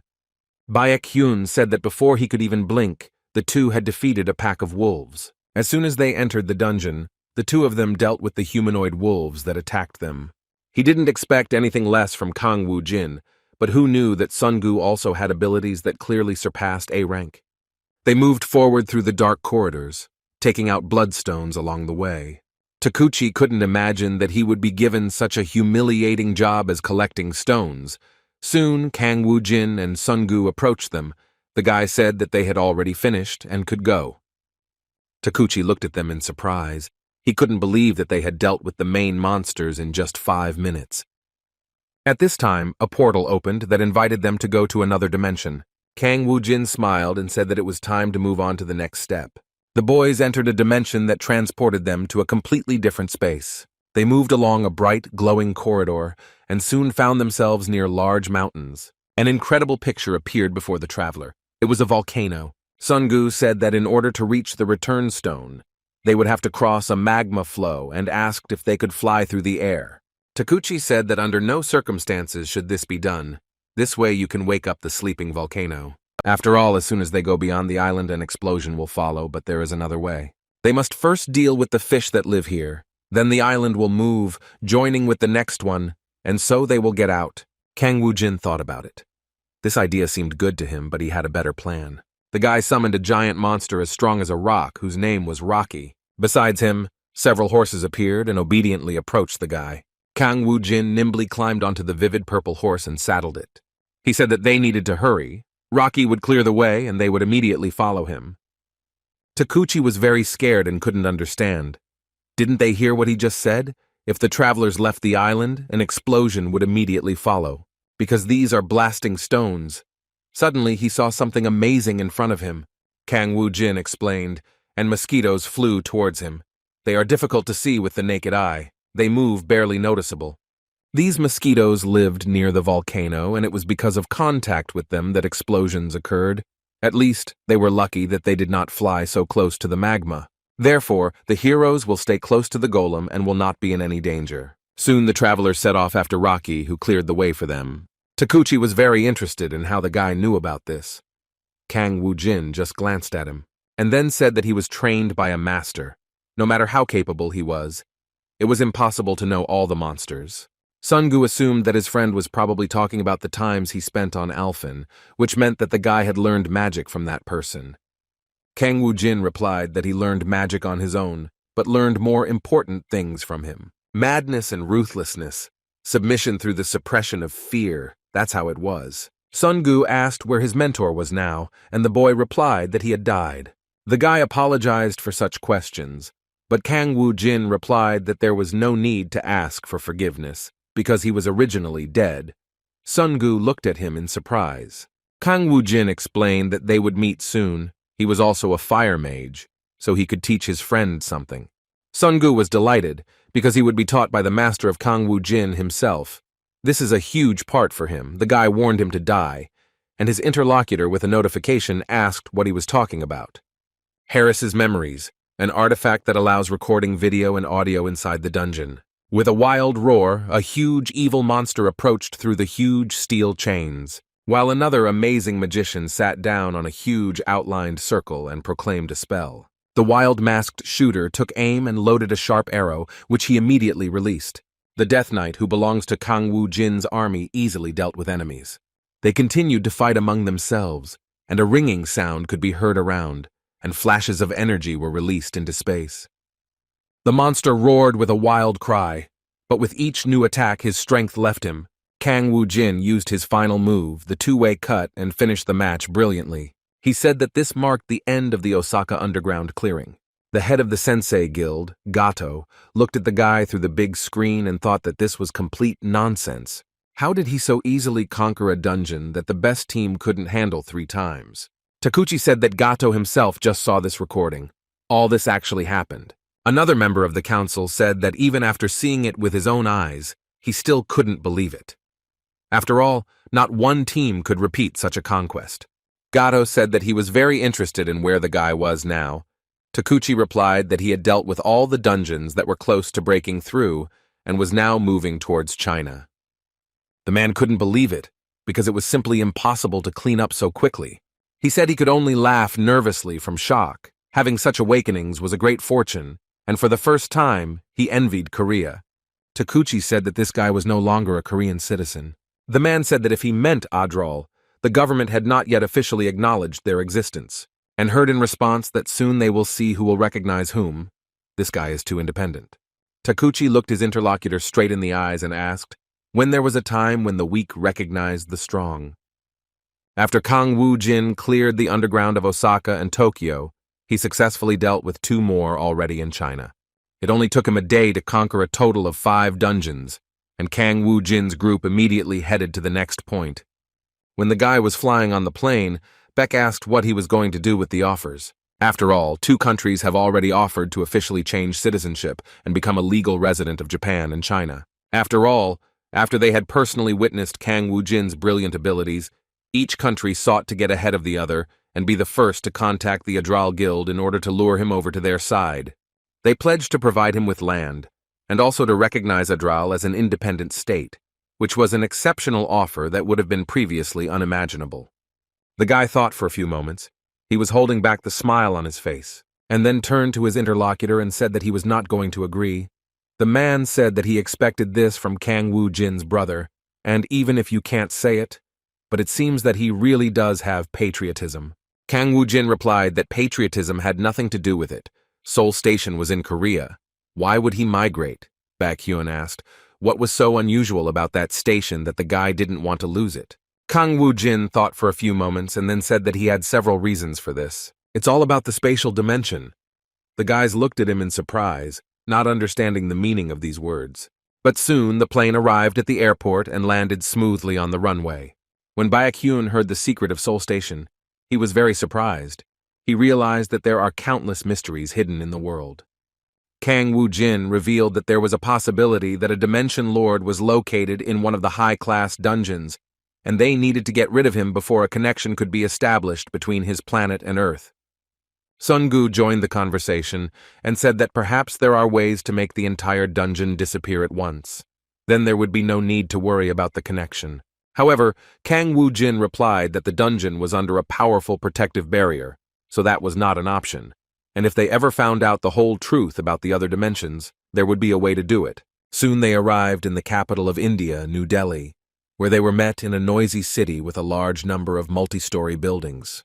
The local people greeted the arriving travelers with respect. They greeted them joyfully and shook their hands. The team went to one of the stations in order to go underground. The system informed Kang Woo-jin that he had entered the Coast of Dread. The guy grinned and said that it was bingo. It seems that this time the dungeon is connected to the spatial dimension, he said. But on the other hand, if this is Dread, then events could unfold in a completely unpredictable way. A fighter approached them and said that he was always nearby and specialized in support, and now he could bless them for good work. The guy's name was an awakened rank A buffer, Blanca from the Vishnu Guild. Kang Woo-jin said that they didn't need any blessing. It would only reduce their strength. It would be better for them to wait here. For the Necromancer, the parting words were a debuff and would rather have the opposite effect. Blanca angrily said that he was also an awakened Orango and could be in the field. Baek Hyun thought that this guy was asking for trouble because he was told to wait, so why not follow that advice? Soon they descended into a dark dungeon which was deserted. Blanca kept moaning about how they entered the dungeon as a team. How could they refuse help?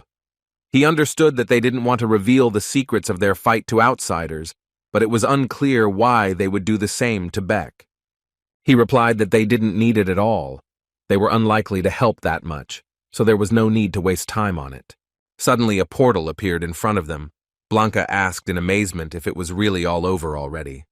Baek Hyun admitted that even after the incident with Japan and China, his reaction is still the same. And then he told the guys that they would go through the portal, and when they returned, they could start recording.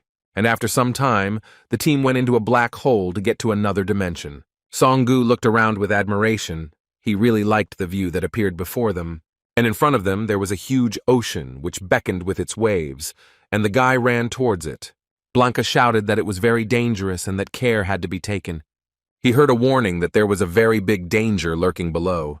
The guy turned around, but it was too late, for a huge monster had penetrated the sand and was about to grab him. Song-gu quickly reacted and grabbed the crab that was trying to bite him, and the young man told him not to scare people like that anymore. And then he turned to Kang Woo-jin and said that this is a king crab. It is just huge. It can be boiled. They haven't eaten something like this for a long time. An astonished Blanca shouted to him that they were moving in packs and that they needed to get away from there quickly. The guy turned around and realized that a large number of these crabs had gathered around him. Kang Woo-jin smiled and said that there would be a good catch today. Song-gu used his magical powers and created a flame around him. He said that fried crab is also food. He was very hungry and he could eat something. After some time, the entire flock was destroyed and they could be safely eaten. Blanca was in incredible amazement. He looked at this and could not imagine how the guys could treat monsters so cold-bloodedly. However, he was even more surprised when Sun-gu suggested that they drink a couple of glasses of beer, and with Kang Woo-jin readily supporting him, they invited the puzzled foreigner to sit down with him. Blanca said that they were in a dungeon and maybe the meat was poisonous. Sun-gu laughed and said that it was simply delicious. Looking at their satisfied faces, the Indian was unable to say a single word. He did not understand how the guys could be so well off while in the dungeon. After all, it was a 6-star dungeon that hid many different creatures. Blanca said that now was not the time to sit back and make a plan. After all, even if they dealt with the crabs, to achieve the final goal, they will have to dive underwater. And obviously, fire magic does not work there. And thus it will be very difficult to capture the stone. For this, it is necessary to get through hundreds or thousands of jellyfish. In addition, there is no antidote for their paralyzing poison. Kang Woo-jin said that if there are hundreds or thousands of them, then that would be exactly what is needed. And cheerfully announced that they could start fishing. His companions looked at him in surprise, and Kang Woo-jin calmly walked into the water and slowly moved forward. When he reached a certain point, he said that this would be enough.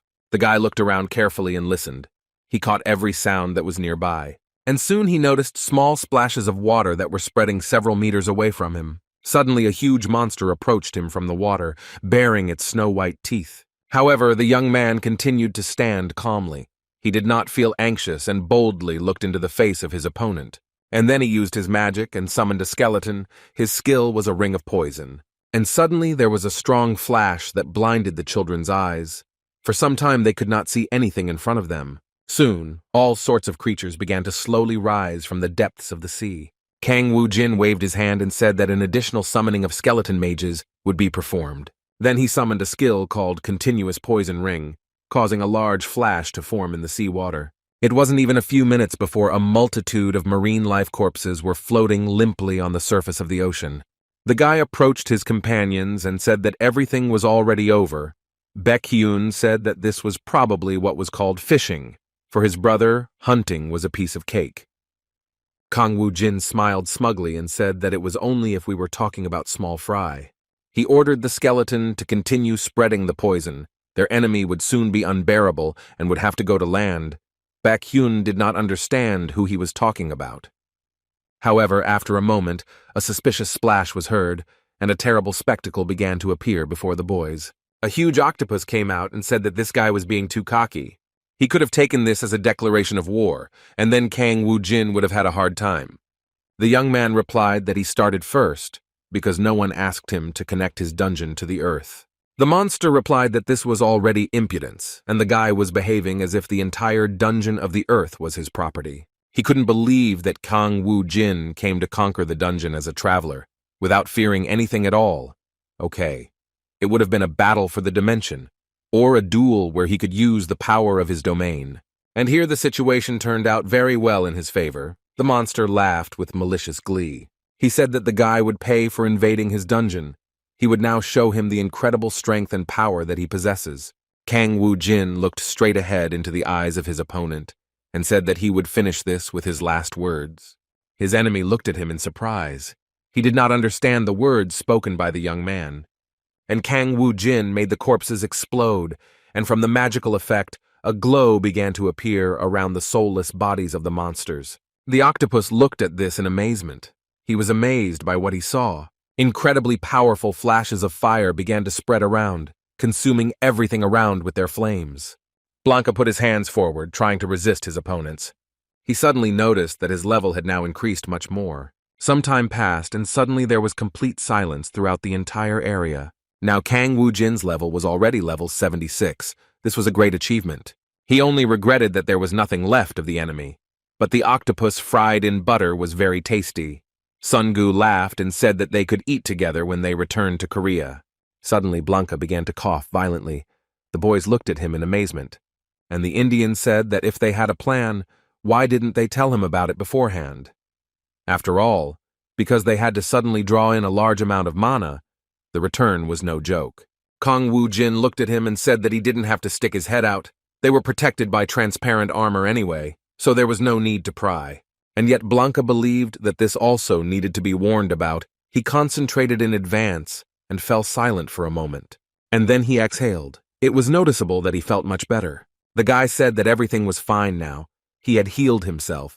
Kang Woo-jin was surprised. Probably this person had not only rank enhancement skills, but also self-healing. The guy thought about it and decided that such a skill could be useful to him. He asked the Indian his name, and he replied that his name was Blanca. Kang Woo-jin asked what his salary was. The guy looked at his interlocutor with puzzlement. Then Kang Woo-jin invited him to his place in Adral and said that he promised good conditions, better than those of the Vishnu Guild. Blanca was very discouraged by this proposal. He thought hard and was silent for a few moments. Did this guy really think he could be bought that easily? He said that he thanks him for the offer, but he has a close connection with their head, the Vishnu Guild. This is the place where he must devote himself entirely. Kang Woo-jin narrowed his eyes and thought that this guy was quite loyal, but he already had a plan on how to convince him. After all, the guy had several aces up his sleeve. When they returned back, the head of the guild, Vishna Kasim, asked how easily they dealt with the dungeon. He added that he was infinitely grateful to Kang Woo-jin for this honor. The guy replied that they were done with the formalities and he would like to offer him something. He looked into the eyes of his interlocutor and said that he wanted to take Blanca into his guild. For a few moments, everyone fell silent and looked at him in surprise. The leader slowly said that Blanca was his adopted brother. Kang Woo-jin now understood why Blanca spoke of a close relationship, and asked what amount would suit the guild chief in that case. Kasim replied that he could not sell his brother for any amount of money. Kang Woo-jin remarked that if the answer was positive, he would completely transfer the rights to manage this dungeon to him, and if another similar one appears in the future, he will clean it up and give it to their guild. The man thought hard. He thought that this was too good an offer, and then turned to his brother and said that he had been thinking about this for a long time, but still, keeping him here would be selfish, and as a loving relative, he was obliged to let him go so that he could grow. Kang Woo-jin turned to the bewildered boy and said that he was now inviting him to Adral. Blanca muttered darkly that he was sold like a pig to the slaughter. Sun-gu patted him on the shoulder and admitted that he too had come to this place because of money, so one should always think positively. And Blanca should be glad that he didn't have to die to join them. Soon the Indian learned how the other representatives of the guild greeted him. He considered it humiliating. The guys laughed. Blanca asked the higher powers that someone would wake him up from this painful sleep. All the news was repeating the news that it took Kang Woo-jin only 3 days to conquer the dungeons scattered all over the world that no one had been able to conquer before. The presenter talked about how, following Japan and France, the United States also established diplomatic relations with the Adriatic. The president carefully studied all the recent events that revolved around this guy. He said in itself that signing a contract with them no longer made any sense. His interlocutor replied that everything was correct. Now, they were in no way able to influence the situation. The ruler was interested in what the people thought about this. The Prime Minister of South Korea spoke to him. He said that for people this is something that goes without saying. However, the authorities could do more to prevent what was happening, and in that case, it was necessary to at least become Adrala's strongest allies. This decision was made between the Prime Minister and the President of South Korea, and in the meantime, a plane landed at the airport. Random passers-by watched attentively as great people exited the plane. They were greeted with loud cheers and people tried to take their picture first. Sun-gu said excitedly that he had become a celebrity. Seung-hoon added that except for the head, Director Hong was the most popular among all the awakened. The guy smiled at him and said that the clothes that Secretary Seung-hoon was wearing suited Secretary Seung-hoon very well. The guy boasted that he had now become the Chief Minister of Foreign Affairs. Sun Hong said that this was a well-deserved reward for dedicating themselves to the loyal service of the boss. After 8 years as a phone salesman, he finally achieved success. Suddenly a girl came up to him and said that her name was Lee Xian from Jun Media, and she wanted to ask him some questions, and she was very interested in why Mr. Kang Woo-jin was not among them. The young man looked at her in amazement and said, "Sir, this is too familiar an attitude towards the king of the state of Adral." The girl looked at him and, embarrassed, corrected herself. She said that she was interested in where the king was now. Sun Hong replied that the boy was currently in the dungeon and did not want to say anything else. However, the reporter continued to pepper him with questions and asked if he meant the U.S. dungeon. The young man wanted to end this conversation as quickly as possible and not answer all kinds of questions from curious people. He said that he didn't know anything and it was possible that the guy had already arrived at Seoul Station. The girl looked at him puzzled and decided not to bother him anymore. Meanwhile, in a large high tower, there was the king of Adrala, Kang Woo-jin. The guy was indignant at what was happening around him because his dimension was under constant attack. The protective period has just ended, but all the neighboring territories seem to have gone wild. He looked at the personal file of one of his rivals. It was Lord Leah. Probably the girl was one of those who relied more on her own strength than on winning battles for the dimension. The young man decided that this was the best option for him today. Kang Woo-jin smiled approvingly at Bibi and said that she should try her best. The girl replied that everything would be in the best possible way. They launched a battle for dimensions with the leader Leah Yi, and after some time they got their victory. The guy was very surprised, and Bibi said that he promised to give her 10,000 units of energy for this. Kang Woo-jin did not take back his words, but he was interested in how she was able to do this. The girl replied that it was a secret, and she didn't want to talk about it. The young man assumed that she had learned it from someone, and then asked if the little devil had spoken to the newly minted vampire Jae-min. And when he said this, her face changed. The guy grinned and said that he probably guessed right. The girl replied that that was how it was. It's no wonder, since the dimension battle is like a tactical game. Even though he was a diligent student, it's not for nothing that Korean high school students are famous for their skills. Kang Woo-jin said with a smile that in that case he could entrust it to Jae-min. However, Bibi protested and said that the manas belonged to her. Suddenly the young man tensed up. A new notification came from the system.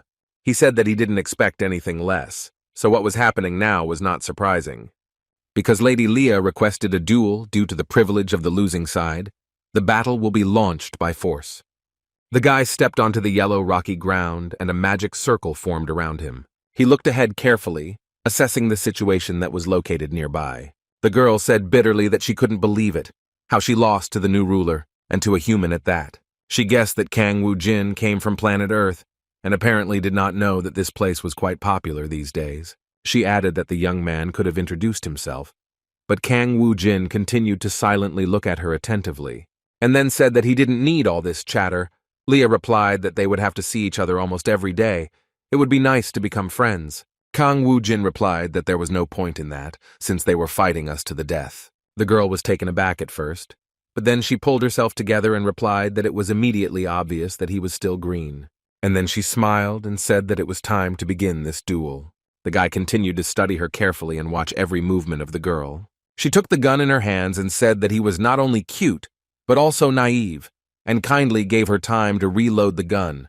With these words, she pulled the trigger and said that the game would be over. The next moment, a shot was heard, and a dark space formed in front of the guy.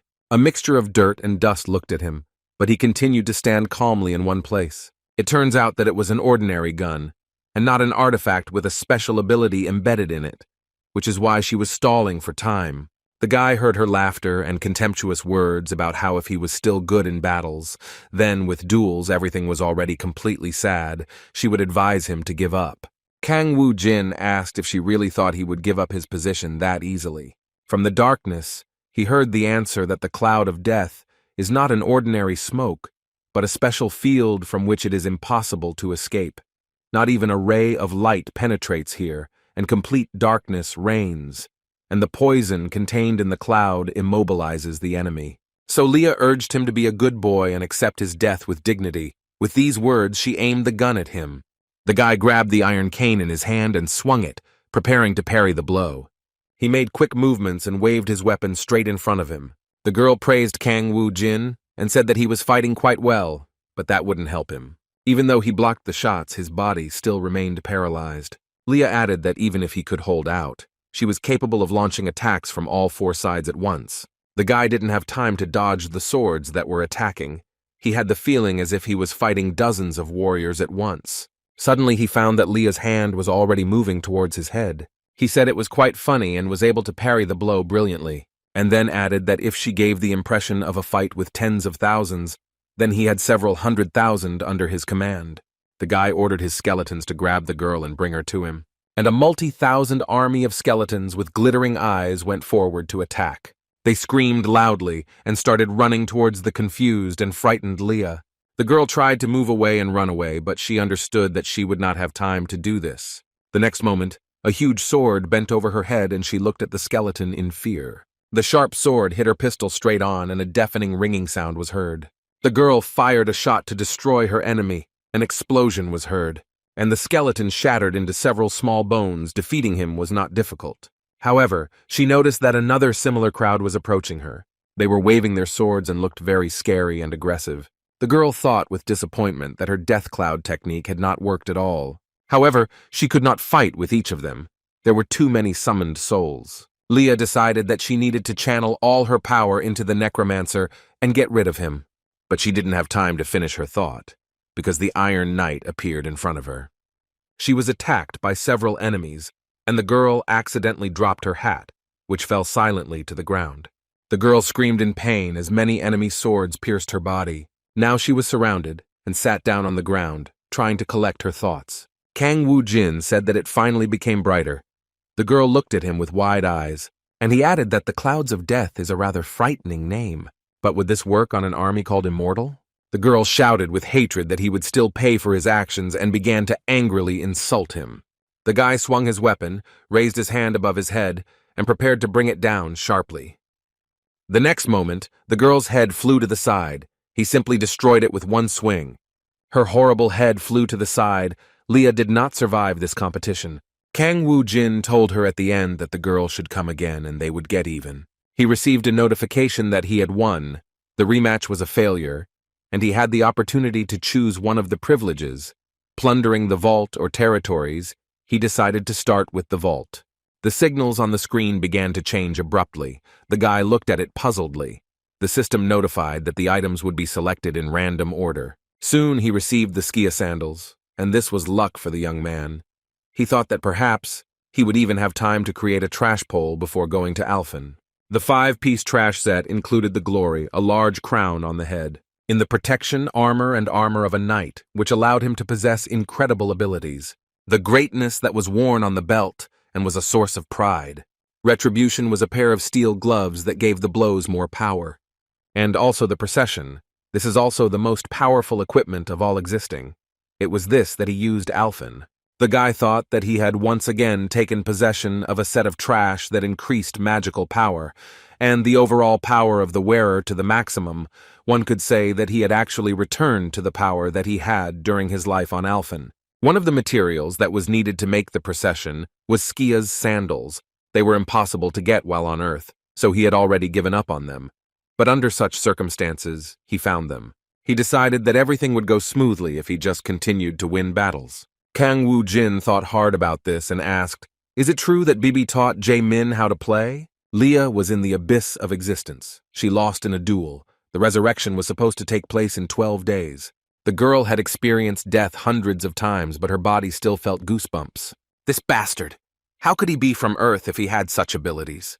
She was thinking that the hour of reckoning would definitely come, and they would still see who was the strongest of them. Meanwhile, the territories that Kang Woo-jin had taken over continued to flourish and develop. Everyone did their own thing and succeeded in making the city look more beautiful. Kang Woo-jin looked at them with pride and said that now everything had grown decently and he had something to look at. Suddenly he found himself outside getting some fresh air and his friend. He noticed Jae-min and said that he was just looking for him and that they needed to discuss something. Kang Woo-jin said that while he was gone, a cafe had opened here and asked that they give him the same as his friend. Jae-min was very surprised. Did his friend really decide to try this exquisite drink too? Kang Woo-jin took a sip and suddenly realized that an incredibly disgusting liquid had entered his mouth. Jae-min explained that it was blood. Kang Woo-jin was surprised that they were selling this. After some time, they went to one of the cafes that sold real coffee. Kang Woo-jin started his conversation and said that his friend probably had experience in games. He replied that he had little experience and that since his last grade, he had not had time for games. The guy suggested to the vampire that he become responsible for the battle. He thought for a bit because Kang Woo-jin could have hired a professional player for this. He wasn't sure he was capable of playing well. However, the young man assured that he could not trust someone outside and had known Jae-min for a long time, and then added that it was okay if he lost. Winning wasn't the main thing. What was important was that Kang Woo-jin could count on him enough to entrust him with something like that. Then he added that the next battle was only in 4 days, so his friend would be able to spend the whole day on Earth and meet his sister. This made the guy very happy. He missed his family very much. At the same time, being beyond the border of death, one miserable little soul tried to wake up again. She wanted to live and did not want to die again. She asked to give him one last chance to fix everything and change the current situation. Lee Sang-ho stood up exhausted in front of the large monster who walked towards him with heavy steps. He said that the guy was just too pathetic and completely incapable of handling any task. The stone monster said that he would still feel sorry for him and give him another chance. Lee Sang-ho promised that he could be relied upon, and that this time he would definitely achieve a breakthrough of the dungeon. However, the terrible monster interrupted his conversation and shouted loudly at him to shut up. After he went through death and resurrection, his attachment to the earth was lost. Now he is only its servant, and therefore cannot seize the stone of return and cause a breakthrough in the dungeon. And the reason why he resurrected Lee Sang-ho was because he had another job besides that. With these words, the monster extended his palm to him in which a bright light was glowing. He told Lee Sang-ho to take it and go to the planet Jakku. There you need to find the dragon Rajakuya and give him a message. And these lines sounded like this. If he destroys the earth, then the stone monster undertakes to give him access to the planet Ifarin. The stone monster also added that after this, Lee Sang-ho would go to Earth and divide the Earthlings among themselves, sow discord among them, and also prepare everything for his visit. And the power contained in this bright radiance will help him to do everything right. The man bowed and said that he would definitely fulfill all the conditions. He listens and obeys. And a small blue ring of yellow, which emitted this incredible glow, fell into his palm. The Ardal territory is the place of residence of employees and families. Ji-woon spoke on the phone and arranged to meet at 7 in the evening. She said that Kang Woo-jin probably wouldn't be able to come since he's been busy lately. The girl turned on the light. She slowly walked into the bathroom. She thoughtfully turned on the water and stood under the stream. Ji-woon was in anticipation of the meeting. She felt the hot stream of water on herself and thought about Kang Woo-jin. It's been 5 years since the last class reunion. It would be great if he went too. She wrote him a message and invited him to go on a date, but the guy replied that he couldn't do it now. He was probably busier than ever. The girl began to dress, but she continued to wander in her thoughts. But when she came out of the bathroom, she saw her brother in front of her and was very surprised. Jae-min smiled and said that they hadn't seen each other for a long time and he was very glad to meet them. The girl threw herself on his neck and began to hug him tightly and cry. She said that everything was fine. She didn't care at all that the guy became a vampire. He was the same person, and she would accept him no matter what. Jae-min embarrassedly asked her to let him go because he had one more piece of news. The guy said that he didn't come alone and that Kang Woo-jin came with them. The girl turned around and saw a smiling guy. He said that a wonderful reunion of brother and sister had happened. Ji-woon became very embarrassed and for some unknown reason began to tremble. And then with incredible speed, she disappeared from the room. The guys looked after her in bewilderment. Kang Woo-jin asked why she was so surprised. Jae-min asked, "Does he really not understand?" The guy didn't answer and said that he would leave it in them. But he didn't have time to hang out. He needed to return to the dungeon and continue leveling up. And then he said that he was leaving. Jae-min looked after him with a puzzled expression. Soon the door slammed behind the guy, and the vampire continued to stand there in bewilderment. He didn't understand why his friend needed to be upgraded, since he was already strong enough. You might not be able to tell from him, but Kang Woo-jin is quite conscientious when it comes to things like this. The guy met Seung-hoon. Soon they arrived at Mokdong Station, 4th entrance. The guy was very interested to know more about it.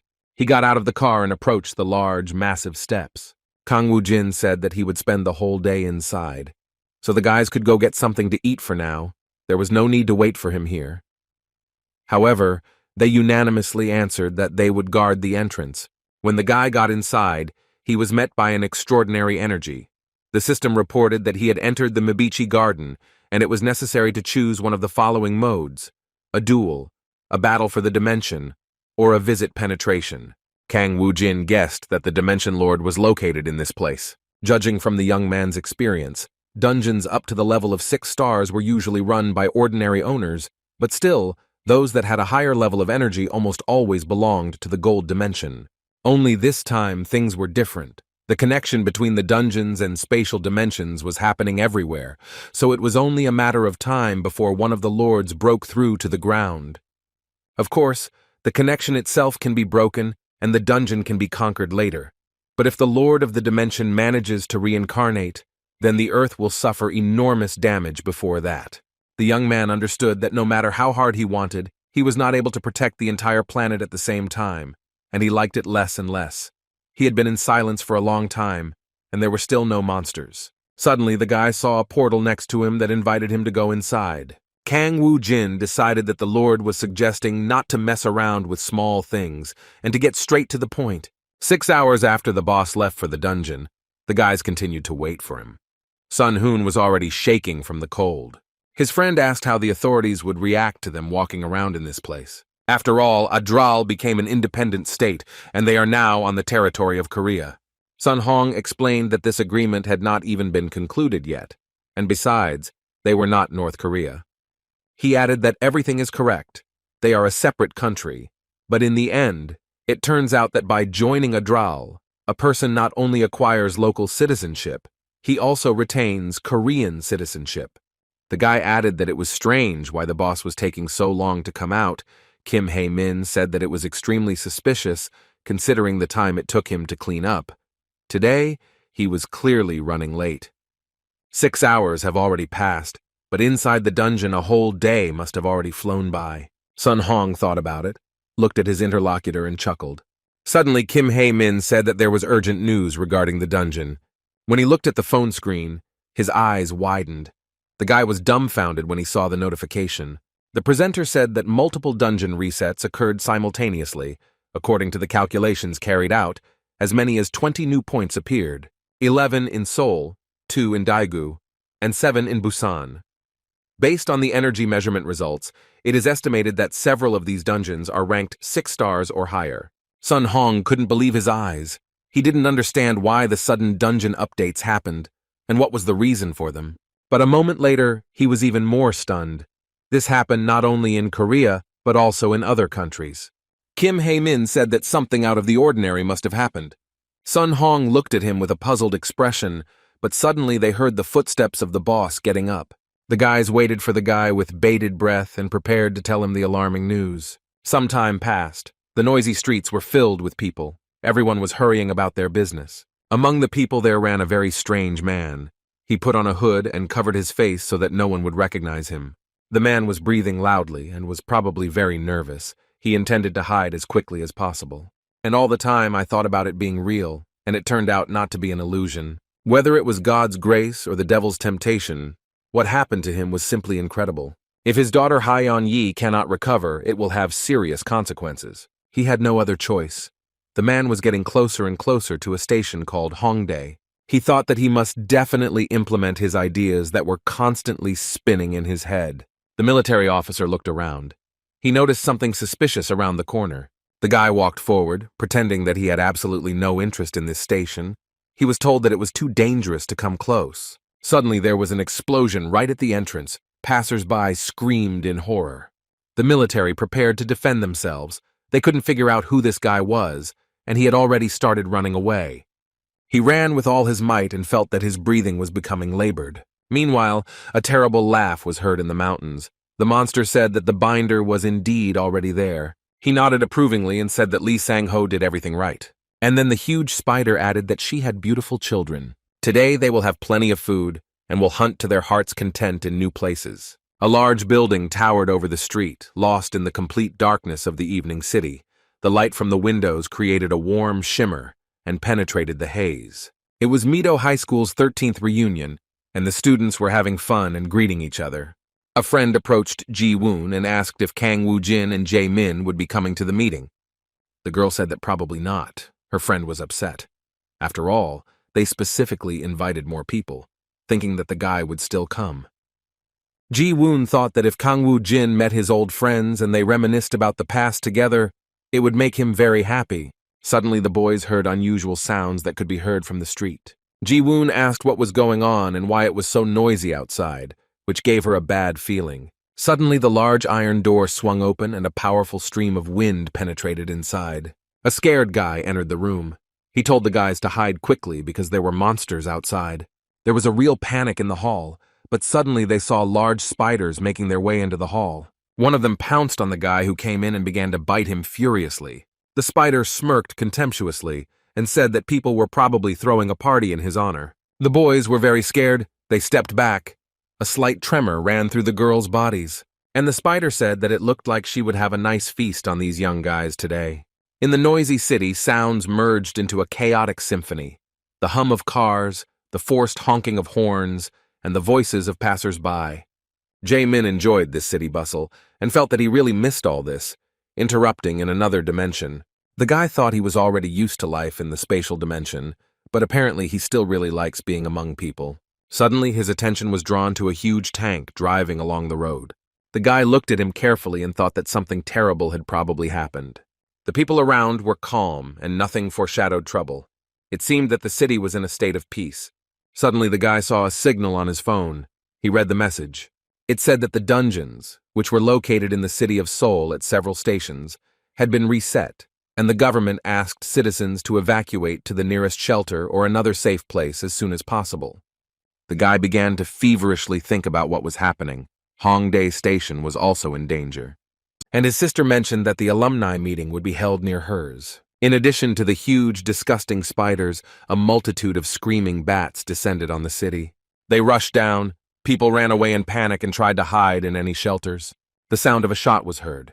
The cannon fired at the uninvited guests who brazenly broke in and disturbed the peaceful life. However, the bats also deftly dodged all the blows that people directed at them. The military told the locals to all go to the safe place. Suddenly, the sky was completely covered by these unprecedented creatures, who rushed forward with loud cries and flapping wings. The soldier looked at this and thought that the evacuation of civilians was not yet over. It will be difficult to attack them all indiscriminately.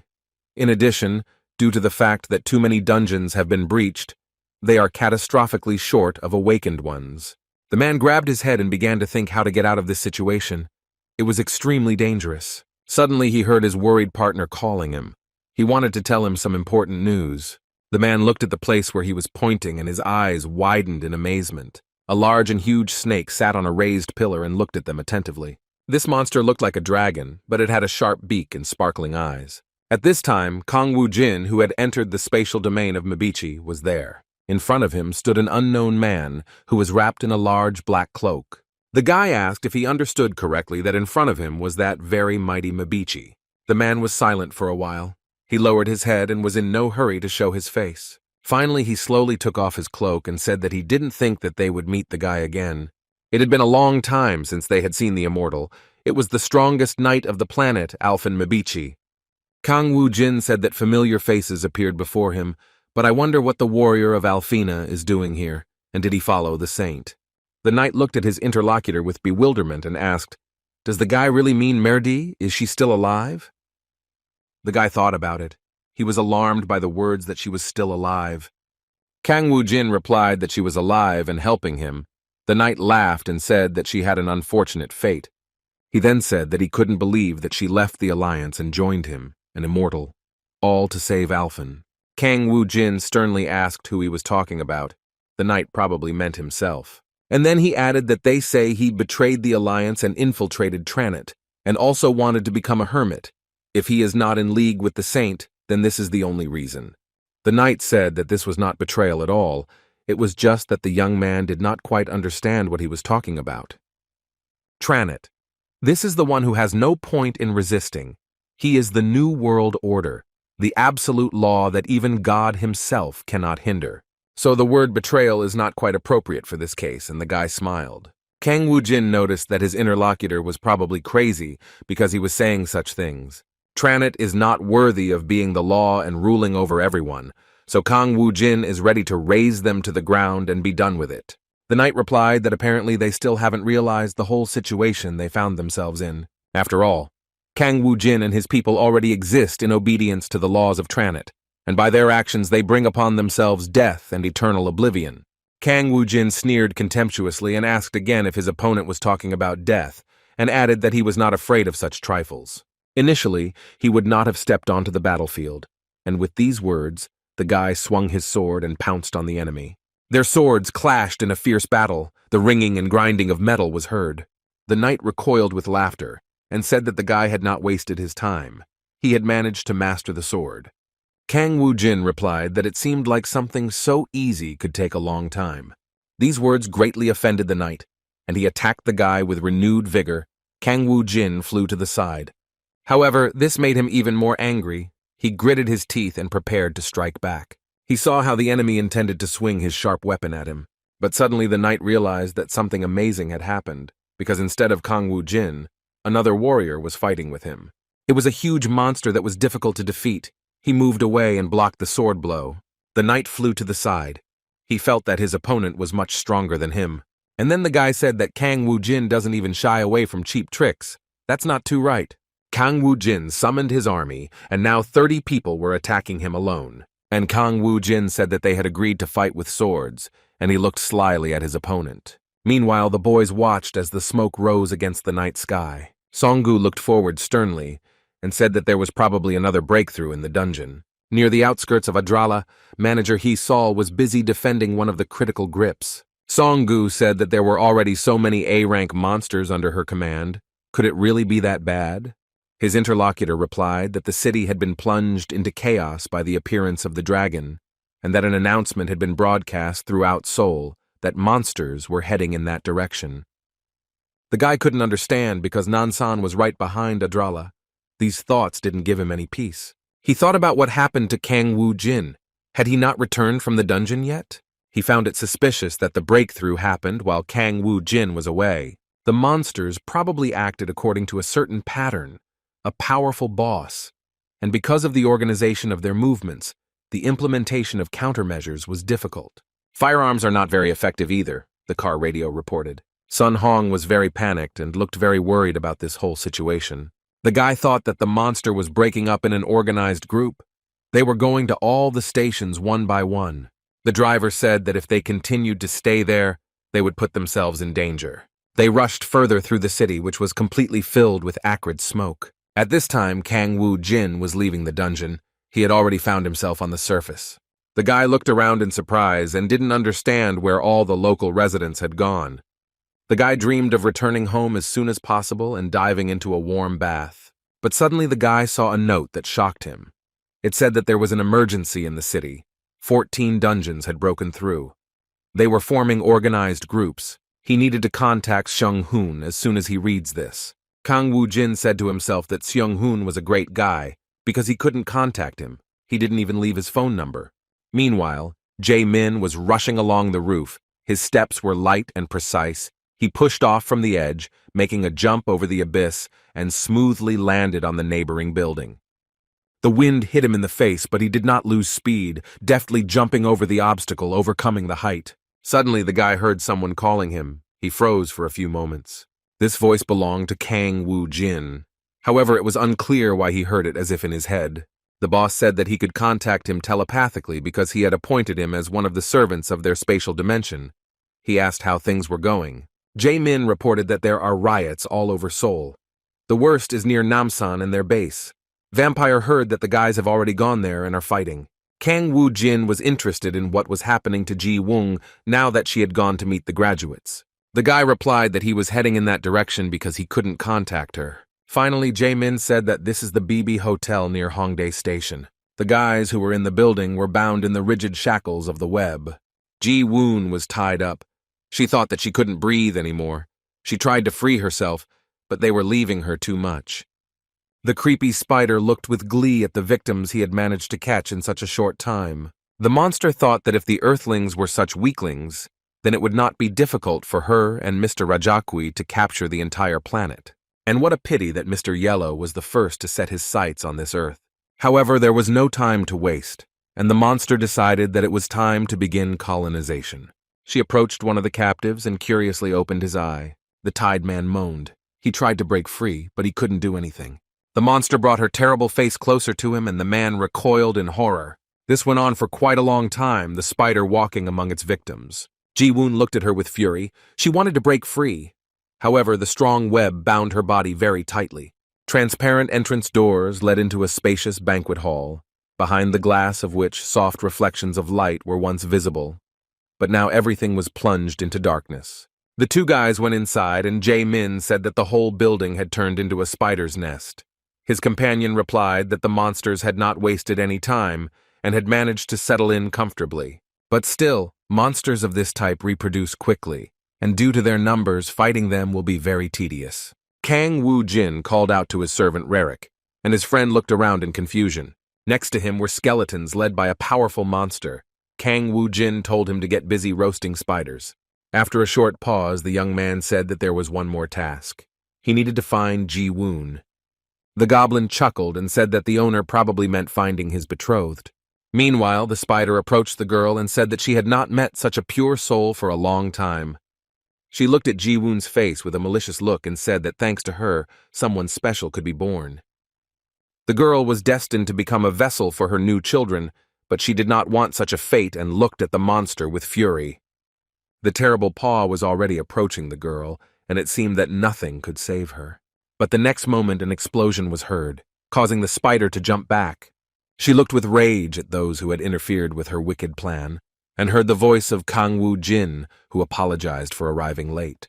The girl looked at his face with a change, and tears welled up in her eyes, and Kang Woo-jin smiled approvingly and said that she had probably been waiting for a long time. Jae-min walked up to his sister, hugged her, and asked how she was feeling. The girl was finally able to free herself from the sticky web. Ji-woon said that her classmates and friends were in cruel captivity. The guy frowned. He didn't like everything that was happening here, because all the guys had gathered rejoicing and anticipating that he might come too.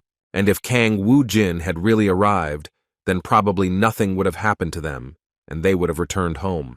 Meanwhile, the spider said that she could not believe that there were such warriors on Earth. Now she understood why the lords of the dimensions could not establish communication with the outer dungeons. Kang Woo-jin looked at her face and asked her name. She looked at him with surprise, and then said that she was called the ruler of the dimensions Charlotte, who belonged to the Yellow Lizard Alliance. Kang Woo-jin realized that she was in the same place as the octopus. Charlotte laughed and said that she now understood that in front of her was the new warrior that Dredd had spoken of. Kang Woo-jin said that he would remember her name, and yet it wouldn't help her. The guy looked at her with fury and said that the spider should not count on an easy death. Charlotte angrily shouted that he didn't dare talk to her like that, because the guy was just a pathetic little man. She called her children and ordered them to eat it, so that not even the bones remained. Kang Woo-jin told his friend to protect his sister, while he took up arms. The boy gripped the huge hammer. His muscles tensed from the weight of the weapon. Strength and determination could be seen in every movement. Leaning forward, he rushed towards the giant spiders, scattering them with one powerful blow, forcing them to retreat in fear. Pieces of crushed spiders flew in all directions, covering the ground with sticky remains. Charlotte froze, her eyes shining with horror at the power of her opponent. Kang Woo-jin swung the hammer again. The blow was terrifyingly powerful. The huge spider flew to the side, turning over several times in the air. With a stern expression on his face, the hero stood up, emitting a stream of his incredibly powerful magic. The spider crashed into the wall with a roar, leaving cracks and marks from the impact. Kang Woo-jin snorted in disdain and said that his opponent looked like a pathetic stuffed spider. His gaze became stern and piercing, directed straight into the eyes of the maddened spider. Suddenly, a strange liquid flowed out of her chest as if from a fountain, piercing the air around her. The young man looked at her with hatred. He said that it was too early to give up, and then added that she would not die just like that. Meanwhile, Song-gu was fighting the terrible monsters. He created a magical fireball around himself that spread in the air. The guy traded in his fire attack and tried to inflict threatening damage on his opponents. However, the terrible monsters continued to appear, and with each passing moment their numbers grew. Horrible monsters with sharp fangs and glowing evil eyes rushed forward. And Sungu and Hisol stood shoulder to shoulder, their gazes full of determination and tense anticipation. They were quite tired of fighting. The guy thought that his magic supply was almost running out, and he thought about what to do. After all, it takes time to recover. But if he retreats, then all the families who live in the vicinity will perish. He was distracted from his thoughts by a monster who pounced on the guy with lightning speed. Hisol froze in horror. Her eyes widened. Her breathing became labored from shock and fear for her comrade. The guy clenched his fists ready to attack, his face expressed determination. He was going to act. But the next moment, Songgu looked forward in amazement, his eyes wide open, and he didn't understand what had happened. A terrible explosion erupted in front of him. Everything around him turned upside down, the air filled with chaos. Suddenly, a rocky monster appeared from the dust clots, its giant steps slowly walking towards them. However, this rocky monster turned out to be an ally. Its glowing eyes looked at the boy with respect. On his shoulder stood a girl with black wings. Songgu saw the little devil for the first time. Bibi smiled widely. Her gaze was mysterious and a little playful. The saint also approached them and placed her palms on Songgu's back, performing a magical action. She warned that the guy had not yet fully recovered, so he shouldn't overexert himself too much. Bibi turned to him and said that the owner of Kang Wu Jin would arrive soon. Songgu sighed with relief and said that in that case they were saved because his friend would definitely sort out all this mess. Bibi said that there was only a little time left to wait until Lychee was summoned. The saint looked at them in confusion. She said that the Plague King had probably finally arrived. Songgu couldn't understand what she was talking about. The saint explained that he held a high position even among the soldiers of the Immortal, the King of the Plague, as the Lychee named Janus was called. Over the last 200 years, he has managed to kill 30 million people. His very appearance can be said to foretell a plague, hence the nickname. Songgu's face turned cold, because Kang Wu Jin told him that he would learn magic from this lich. Now the young man doubted whether he would be okay after that. The guy smiled and said that this was the boss's teacher. It seems that in the number of murders, Lich surpassed even him. Murdy objected and said that the number of those killed by the immortal boss was 100 million. This news completely discouraged the confused guy. But suddenly they heard Kang Wu Jin's voice nearby. The guy praised Songgu and said that he did a good job of holding the line while he was gone. But now they had to go after the lizard's head that towered over the city. The monsters stood and stared ahead. Suddenly, an incredible green glow erupted in front of them, blinding everything around them, creating an atmosphere of anxiety and anticipation. Songgu looked up in delight, his face lit up with an expression of surprise and admiration. Kang Wu Jin jumped up, flying higher than all the monsters. He seemed very light. His strength and energy were simply amazing. The guy looked at them and said that it seemed that in one of the Namsan neighborhoods he would be able to score a lot of points. He thought that he would soon be able to reach level 80, but suddenly Kang Wu Jin heard the flapping of huge wings near him. The young man looked closely at the dragon. His eyes were full of anger and fury. The dragon opened its mouth, letting out a terrifying roar, its huge teeth flashing and its breath hot and deadly, preceding a burst of fire. Kang Wu Jin said that fire breathing, it was very stressful, but in any case, he did not intend to give up. The guy thought that spiritual armor could protect him, but behind him were the awakened and Adral. The dragon opened its mouth and caused an unprecedented stream of fire that blazed in space with threatening power, filling it with cosmic heat. The fire went straight to the place where Kang Wu Jin stood. For a moment, everything sank into darkness. The bright light coming from the flame filled the entire space. This attack was terrifyingly powerful. The boy held back the fire, his palms outstretched, using all his strength and magic to try to stop the flow of flames. But suddenly a luminous ball appeared, a glow shone in the sky as if a supernatural being. Frightened, Songgu and Haesol heard a loud explosion. The ground shook, and the air was filled with noise. Glowing sparks began to fall from the sky, as if the heavenly light reacted to what was happening.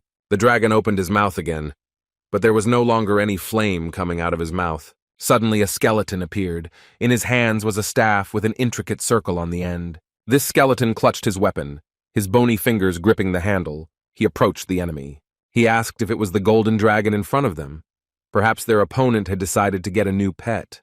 Kang Wu Jin replied that he was just Trinette's lackey. He was useless to them, so they just needed to get rid of him. Before them were the golden dragon Rajakui, the lord of the dimension on the planet Jakku, and the leader of the Yellow Lizard Alliance. He said that his fire breath was so ancient that it had existed for an eternity. He couldn't believe that the guy had so easily reflected it. He was the one who wouldn't die even if he was beaten. He asked him to state his name. However, the skeleton replied that there was no point in exchanging pleasantries. They needed to finish this quickly. And then he added that Tranet's vile henchman must close his vile growth. The dragon angrily shouted that he would destroy him to such an extent that not even a bone would remain. The dragon let out a terrible roar, his voice echoing like thunder, filling the air with a powerful force capable of making the earth tremble. And soon a blue magical airflow appeared, which merged into a magic ball. This flow filled the entire space. Its energy embraced every cell of the surrounding world. The dragon laughed. He looked at the Lich with contempt and said that he was a real fool. After all, his body has unlimited resistance to magic. It is pointless to attack him with it. The skeleton replied that this was an unusual flame. It had incredible power. The dragon realized that his scales immediately began to burn under the influence of this attack. He realized that this was the hellish flame, the one that would never go out as long as its caster lived. But this is not enough to break through it, said the dragon, and again prepared to attack. Janice said that apparently his firepower was not enough, and therefore he could add a little. The dragon looked at his enemy with fury. His eyes were full of anger. He was ready to tear apart everything around him. Around the skeleton, a multitude of magical pictograms began to form, decorated with structural, sparkling magical energies. From these rings, shark heads began to emerge. Their bared mouths suddenly appeared as if from another reality. All the sharks aimed at the dragon, their eyes full of anger. They were preparing to attack. The skeleton continued to look ahead, his cold and determined gaze not expressing the slightest fear. The sharks opened their mouths, and blue balls of magical energy began to burst out of them, filling the air with fire magic. The dragon growled. His anger was obvious, but he didn't have time to react before the streams of energy reached him. He was thrown to the side, the dragon's body bent. The force of the blow was too great. The huge lizard began to dissolve in space. Its body began to disappear under the influence of fire. At the last moment, the dragon disappeared, leaving behind only ash, which slowly fell to the ground. Kang Wu-jin looked at this phenomenon with admiration and said that his old friend was not giving up his position. But he wondered what it would be like to be released from Janice's seal. Lich replied that he was not at all interested in talking about past affairs, because at the moment, what was more important was that Kang Wu-jin had found a use for trash. Kang Wu-jin sighed and said that he had organized a search, but it had led to nothing. Execution of trash. This is an item from the set that performed the weapon function. Janice always insisted that it was necessary to find it, but it is not in any of the shops. And even the recipe for making it is impossible to find. The guy already doubted whether it really exists. However, the rest could be discussed later. But for now, the Lich had to join the Death Knights, and it was necessary to clear the battlefield. The guy was left alone, and the skeleton began to dissolve into space and soon disappeared completely. Kang Wu-jin said that he left the elimination of the monsters to the guys, and he himself would then clean up the mess that the lizard left behind. It will be hard if this bastard expands his territory at the expense of Seoul. The guy shouldn't have allowed that. Suddenly, something caught his attention. The guy felt an incredibly strong energy. He looked up, trying to understand where this extraordinary flow had come from. Kang Wu-jin used a skill that heightened his senses, which allowed him to comprehend what was happening. He saw in the sky, in the distance, an incredible little point that shone with a bright light. In fact, it was a large meteor that was approaching them at a rapid speed. Kang Wu-jin clenched his fists in anger. The space asteroid was flying straight towards the center of Seoul. Only Janice could do something like that. The guy is thinking about something that is not about Namsan. Now we need to worry, because the whole city may just disappear from the face of the earth. The tank's shot exploded with a roar, its loud sound piercing the air, echoing around the area. In response to the shot, flashes of fire erupted throughout the city, blinding the dark sky, and this incident was filmed on camera. 2 reporters watched with excitement what was happening. The producer was glad that the army had already almost suppressed the attack. One of them suggested coming closer, but the man thought it was very dangerous. Suddenly they heard the sound of hooves and turned around with a change. A large purple horse stood in front of them. The producer's eyes turned forward, the corners of his lips lifted into a smile, and he bowed his head slightly. Kang Wu-jin looked at them straight ahead. He looked determined, the wind ruffling his hair. The guy asked them what they were filming, a live broadcast that was going on air. The next moment, all TV channels began to report breaking news. The hero Kang Wu-jin discovers a meteorite summoned to Earth by a fire-breathing dragon. According to the statement, the meteorite was aimed at Namsan and was moving rapidly in its direction, with the impact expected to occur in 15 minutes. On Kang Wu-jin's orders, the soldiers fighting the monsters urgently evacuated from the battlefield. He took complete control of all the monsters near Namsan and the surrounding area. and he himself remained on the battlefield to stop the meteorite and prevent a large-scale catastrophe. The government asked citizens to prepare for the shock wave that would follow the collision, and to pray together for the heroes to return alive. A dark, boundless sky shrouded in heavy thunderclouds stretched out over the city. Kang Woo-jin thought about it, and the thought came to his mind that this was a bit impudent of him, and yet he could not act differently. It cannot be said that the conscript did this to him. The guy turned to Janice and asked why he had sent new problems on his head. The skeleton grinned and replied that since he was on Earth for the first time in a long time, they should knock. And besides, they would be able to get rid of all the monsters at once. Kang Woo-jin said gloomily that if they kept their manners, there would be nothing left of the planet. His interlocutor said that it was a small stone and there would be no human casualties. After all, the skeleton didn't understand that ordinary people could die even from one shockwave. However, the young man was already preparing to go, and said that it was necessary to end this empty chatter. After all, the huge yellow ball was already rushing at a terrifying speed, leaving behind a long trail of golden smoke and sparks. Janice chuckled. He couldn't even imagine that he would use magic to save people. Kang Woo-jin urged him on and said that the Earth impact would happen very soon. The skeleton raised his magic key, which emitted a bluish tint. He used the skill Great Barrier. Janice's figure expressed all the power and strength. As a result of this magical influence, different creatures appeared on Earth. A trace of a falling meteorite was visible in the sky, rapidly approaching the Earth's surface. Kang Woo-jin clenched his fists and did not take her eyes off what was happening in the sky and on the ground. In the distance, an alarming rumble was heard. The ground beneath my feet shook slightly, and a shaking sound was heard in the air. 2 days after the dungeon breakthrough, restoration work was still underway on the destroyed infrastructure. In other countries, monsters were destroyed using nuclear weapons, but Korea became an example of how a crisis can be overcome with minimal damage. And all this is nothing other than the merit of Mr. Kang Woo-jin's characteristics. No one doubts it anymore. Day after day, dungeons exploded and monsters emerged from there in droves. The inhabitants of this country were faced with an important decision in their lives. Recognize the independence of Adrala and stand under the protection of this community, or watch them leave the country.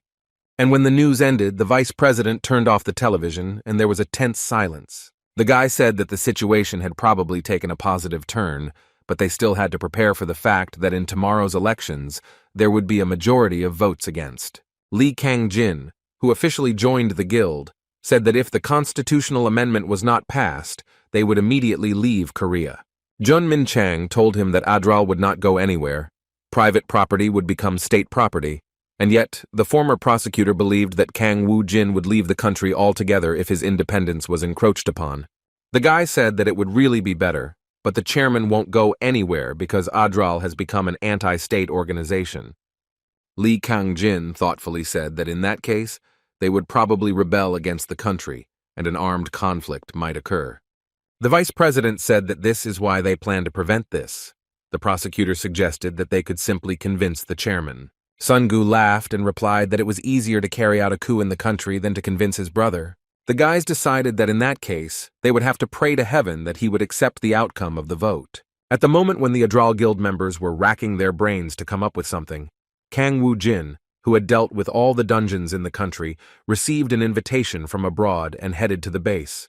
The guy was flying on a plane and thoughtfully said that he was now also the master of dimensions. He turned to Merdi and said that it was very similar to the Alphen he had ruled before. The saint lowered her head and said that she had had a very terrible dream, and now she had a bad feeling. The guy said that there must be monsters constantly appearing at the base. Presumably the base is the place where the Overlord uses his power. Young people bought monsters in the store, and through the base it was possible to sell such monsters. On the planet Alphen, they only destroyed the monsters that invaded the territory. But now the situation was a little different. In order to protect the land, Kang Woo-jin must quickly destroy all the bases where these bastards have taken root. The city of Rome was plunged into darkness. Dark, dangerous clouds covered the sky. The situation looked gloomy. Suddenly, desperate shots rang out. The soldiers hid behind cover and continued to fire from machine guns. A giant monster appeared from around the corner. Its body was so strong that bullets easily bounced off it. Suddenly the monster appeared in front of the fledgling soldier, its huge clawed paw approaching the guy. With the force of his powerful blow, The monster broke the wall of one of the buildings. Screams and noise rose up around. One of the officers, looking around, picked up the radio and said that it was necessary to urgently place the wounded in the car and retreat. They were not capable of continuing to resist. The soldiers quickly moved towards a military vehicle parked in a safe place. They dragged the wounded, covering them while the rest ran back. The car's engine roared, and after a few seconds, the car took off and began moving towards the fortification. The driver in the car saw a message that there were only 4 minutes left. Bombs have been planted throughout the city. They are not capable of destroying all the monsters, but they will delay their attack. The soldier, overcome with fear, shouted loudly, challenging all the advancing threats. Suddenly the car stopped abruptly, causing a panic reaction from everyone inside. The soldiers looked up in horror. They saw incredible danger in front of them. In the sky, giant monsters soared, similar to eagles. Their wings were huge and frightening. The soldier gave the order to shoot without hesitation. I hope to stop this attack. Powerful blows and bullets began to fly from the car. The military hoped to knock the monsters off course. However, the large-scale continuation of the flight was already almost at Earth level, threatening everyone in the car. The soldier closed his eyes, preparing for the inevitable. He was already mentally saying goodbye to life. At that moment, something incredible happened, and the soldier opened his eyes and was amazed at what he saw. All the huge birds were destroyed. They lay on the ground and no longer posed a threat. The soldier turned to see his savior and could not believe his eyes. After all, in front of him stood Kang Woo-jin himself on his purple horse, and behind him was a girl. Kang Woo-jin told his partner to stay and treat the injured while he headed to the base. And when the guy was about to leave, the soldier called out to him and said that he couldn't go there because there were bombs all around in the alley. The guy looked at him sideways and asked, "How long would it take for them to explode?" The soldier replied that there were only 59 seconds left, and after that the young man would be able to enter. Kang Woo-jin made a sudden decision and ordered his horse to gallop with all his might. He threw merdi that they would see each other later. The soldier tried to stop him and shouted after him that there was a bomb there and it was very dangerous. Kang Woo-jin frantically thought that he must not allow himself to lose his experience points under any circumstances. The guy turned thoughtfully to Janice because he had to do something very important. The skeleton laughed and said that he was always ready. It was necessary to destroy the entire city and he would gladly do it. The monsters were already walking on the ground. A yellow glow erupted around them. It penetrated into all the surrounding areas, igniting the city and filling everything around. Janice caused a massive, large-scale explosion that left the entire city in shock. Soon, Kang Woo-jin and Janice approached a large, powerful base. The boy noticed that it had grown recently, a massive tree with dense, intertwined roots. They completely covered and hid the building. It resembled an ancient temple. Everything around was calm, but suddenly a bright flash occurred, breaking the silence. Kang Woo-jin stood motionless and looked at this phenomenon. He was calm and confident. Following this, a powerful explosion was heard that shook the ground and swept away everything in its path. The terrible voice of the old man was heard, who said that the man was behaving like a dead man because he had destroyed Lord Rajakuya himself. Kang Woo-jin looked at him mockingly and said that it was indeed so. The old man slowly said that his name was Nictor and grabbed the weapon in his huge, muscular hand. He said that with his own hands he would take revenge on the guy for Mr. Rajakuya. However, the young man looked at him boldly and asked how he was going to do it. Was he really stronger? Nikor replied that Lord Rajakui is a great lord who cannot be compared to him. He is just a servant. The young man grimly reported that in that case the old man would not be able to kill him. For a few moments the warrior froze and began to scratch his head. He had not thought about this before, but then he shouted again with rage that he was not going to tolerate such insults. The huge warrior, overcome with anger, swung his hammer, aiming to hit the guy. But he missed, and Kang Woo-jin moved aside in time, avoiding the blow. A moment later, the guy found himself behind Nictor. This happened with incredible speed. The smugly smiling young man said that his enemy was very stupid and his only advantage was his large size. He summoned his army of monsters to deal with this warrior. The giant, overcome with rage, became very angry and prepared to repel the blows of these small bugs. However, the monsters attacked him and dealt him one blow after another, not allowing him a second to rest. The eyes of one of the monsters burned with a terrible fire, reflecting all his fierce power. And finally, the monster, with fury, dealt the decisive blow to the giant, knocking him off his feet.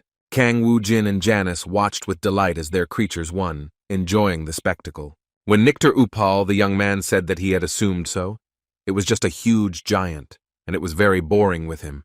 And then the guy added that it was necessary to take everything that was left at the base. In a few moments, fire took over the earth, and the night sky burst into bright flames. Suddenly, like heavenly jewels, gold bars began to fall, blinding with their brilliance. It was a piece of dimension that was directly connected to Tranet. Kang Woo-jin said that this is the key that can be used to enter Tranet's game. Among the 9 dimensions, only 3 had pieces with the ones he got in Dread's dungeon. He got 5 pieces. The guy said that there was a high probability that he would fall now. But this is all very strange. Why are all the bases either crowded places or historical monuments? Janice replied that he also doesn't know much. Kang Woo-jin said that it was even better when they appeared in flocks in places that were easily visible to people. And if the lords had acted covertly, it would have been more difficult to neutralize them. Entrance to Manjungul Cave in Cherdu. There was a policeman sitting at the cash register.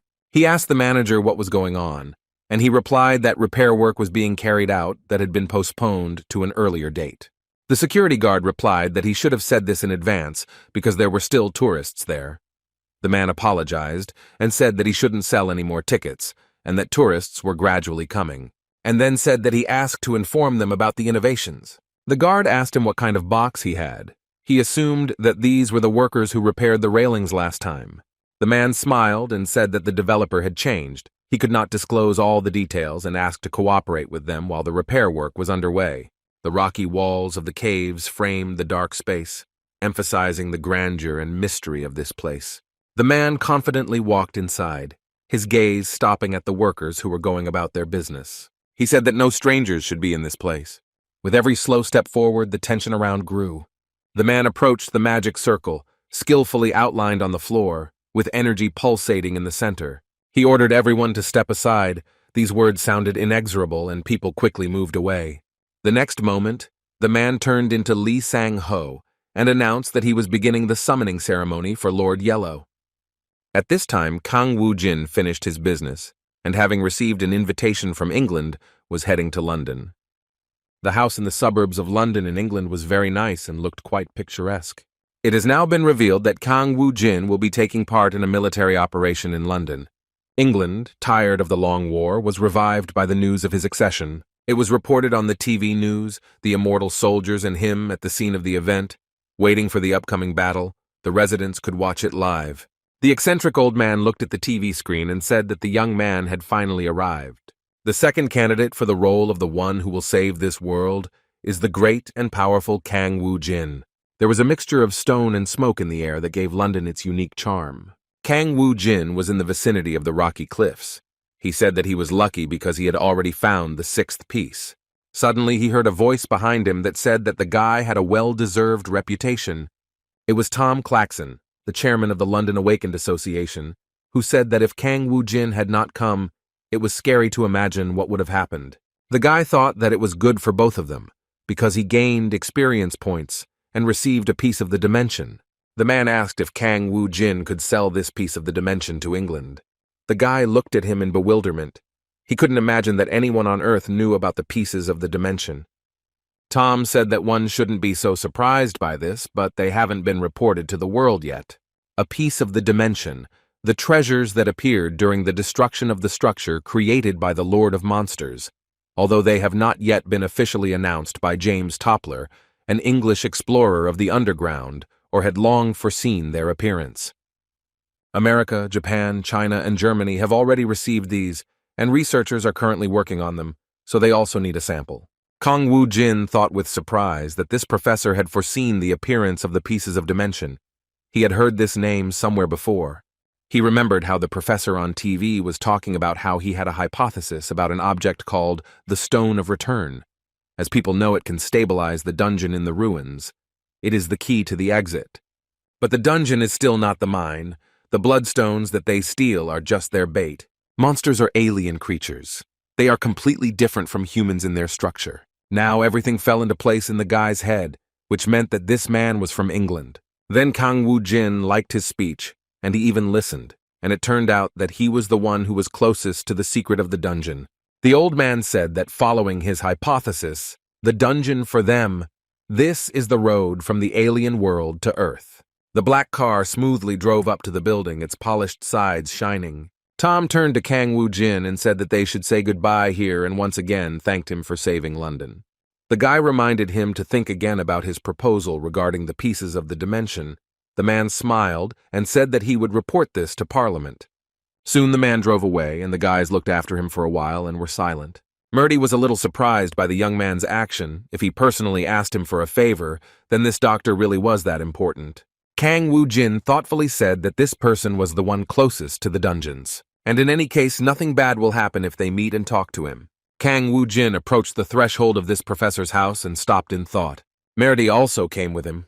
She felt the unusual aura of this place. When they entered the room and sat down in the living room, the professor treated them to tea. Kang Woo-jin noticed that he spoke Korean. The guy said that James Toppler had an excellent command of the language and asked if the man had any connections to their country. He laughed and said that at his age he should learn everything he could. And then turning to Murdy, he said that the lady might sit down because the tea would get cold. The saint looked at him with wide eyes because the man spoke to her in her native language. Kang Woo-jin felt like he was being pierced by electricity and looked closely at his interlocutor. He pulled out a dagger and approached the old man, and then asked how he knew the language of Alphen and if he was the lord of the dimension. James Toppler said no, he was just studying. Then the guy asked again who he was. The guy felt that he was completely confused and could not understand what was happening. This man is clearly someone who is not afraid of death, but there were even stranger circumstances. He looked angrily at the old man and asked why he didn't have a soul, because the characteristic feature of a necromancer is that they can see the soul. People, all monsters and even insects, there has not yet been a single one who has not had it. But this strange gentleman, Kang Woo-jin, did not feel the presence of a soul at all. James Toppler slowly said that the guy shouldn't worry because they had the same goal. Kang Woo-jin was already starting to lose his patience. He told the old man to stop talking nonsense and reveal his identity. He replied that he was from another dimension. Kang Woo-jin asked why he couldn't feel his soul, but he didn't answer anything else. He said that Kang Woo-jin could kill him if he wanted, but they came here specifically to ask something. The young man looked at him carefully and thought about what to do next. He sat down on the sofa and said that in that case they could talk calmly, but warned that James Toppler should not hide anything and tell everything as if it were true.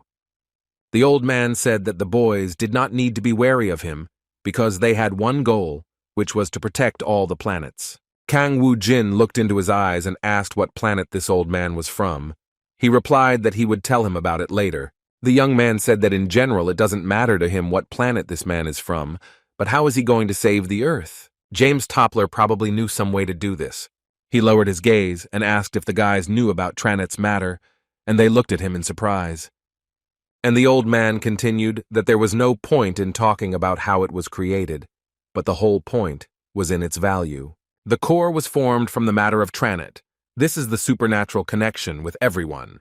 Kang Woo-jin assumed that his interlocutor was talking about the movement of dimensions. James Toppler said that there must be more living beings that have moved between dimensions due to an unstable connection, similar to how Kang Woo-jin moved to Alphen 5 years ago.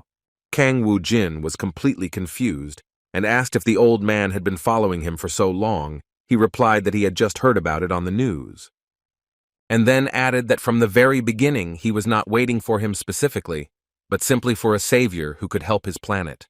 Kang Woo-jin noticed that this conversation was going on for too long and eagerly asked how the Earth could be saved. The old man said that if Tranet is a supernatural connection, then the territories of dimensions are a link between planets. And then she said that if you block this connection, you can increase protection. Murdy looked at the man with a puzzled expression, and some guesses appeared in her head. She said that only God can help with this. No one else has such power. James Toppler nodded approvingly and said that the god of the planet is a being similar to a barrier blocking this connection. The Earth God is about to appear and he must be protected from the mighty Tranet. The saint said that only by protecting God could they block the connection. There were also higher powers in Alphen, but the result was sad. The elder agreed with her and added that no matter how outstanding the barrier was, it would not be able to protect against all viruses. So someone must take on the role and become the most powerful vaccine to finally destroy all viruses that have penetrated the barrier. And then added that the necromancer Kang Woo-jin already knows the answer himself. The weapon that Janice is so eager for, which is capable of destroying all opponents, is the execution of trash. He continued to talk about how the guy didn't see the human soul in him. But James Toppler still believed in him. The young man could not understand what he was talking about. The old man looked at him carefully and said that he had eyes that saw the whole truth. Kang Woo-jin is the closest to the one he has been looking for a long time. After this, the old man stood up and said that was all he could tell, and added that he was glad to meet him. When James Toppler was about to leave, Kang Woo-jin asked where he was going. The guy took a step forward, his voice trembling. He called out "stop" and extended his hand as if trying to hold on to the elusive connection. But the figure in front did not stop. His fingers reached James Toppler's shoulder, but instead of touching the fabric, his hand passed through the body as if through air. The guy froze, his eyes widened and his breathing quickened. He looked at his trembling fingers in confusion. His gaze darted between the hand and the figure in front. He didn't understand what it was. Meanwhile, the old man slowly lost his shape. His body became transparent like water until he disappeared completely. As he parted, Kang Woo-jin only heard him say that he wished him luck in finding the truth at the end of this long journey. The guy turned gloomily to his skeleton. He felt rage and dissatisfaction with what happened. The young man announced that they would probably definitely need an execution, and the skeleton nodded approvingly. And then said that execution is the last weapon that only a necromancer can possess. But first, it is necessary to put everything together before moving on to the riddle. Kang Woo-jin guessed that he meant the other items in the set and used magic tricks to open a portal, and then said that it was necessary to go further in order to find everything that was left by the trash. Adral successfully negotiated an agreement with the Korean government and officially became a new independent state. Jun Min Chang and Seung Hoon were driving a black car on the road and were happy about this deal. The Prime Minister praised him and asked when his friend had managed to learn foreign languages. He replied that he had not done anything surprising, but on the contrary, Jun Min Chang had done all the hard work. Seung Hoon said that there were rumors that the chairman had finished work at the base in England, so he would return soon. Jun Min Chang said that it was necessary to report to him about today's achievement. The guy was hoping for a promotion to the rank of Prime Minister, which was beyond all bounds. Plus, it's a huge new state that has a crazy influence on the whole world. The guy proudly thought that he was the best fit for this position. Sun Hong agreed with him and said that in any case they did a very good job. Soon the guys arrived at their base and heard screams right at the entrance. The guard did not want to let in one gentleman who claimed that the chairman told him to come. The guys looked at what was happening on the street in bewilderment. The security guard stood his ground and said that this man was not on the guest list. However, the guy continued to claim that he was a famous awakened person from India. Sun Hong recognized this man who was with them during the dungeon clearing. He waved to him through the half-open door and offered to go with them. Sun Hoon asked when he arrived in Korea and said that if he had contacted them in advance, they would have sent a man for him.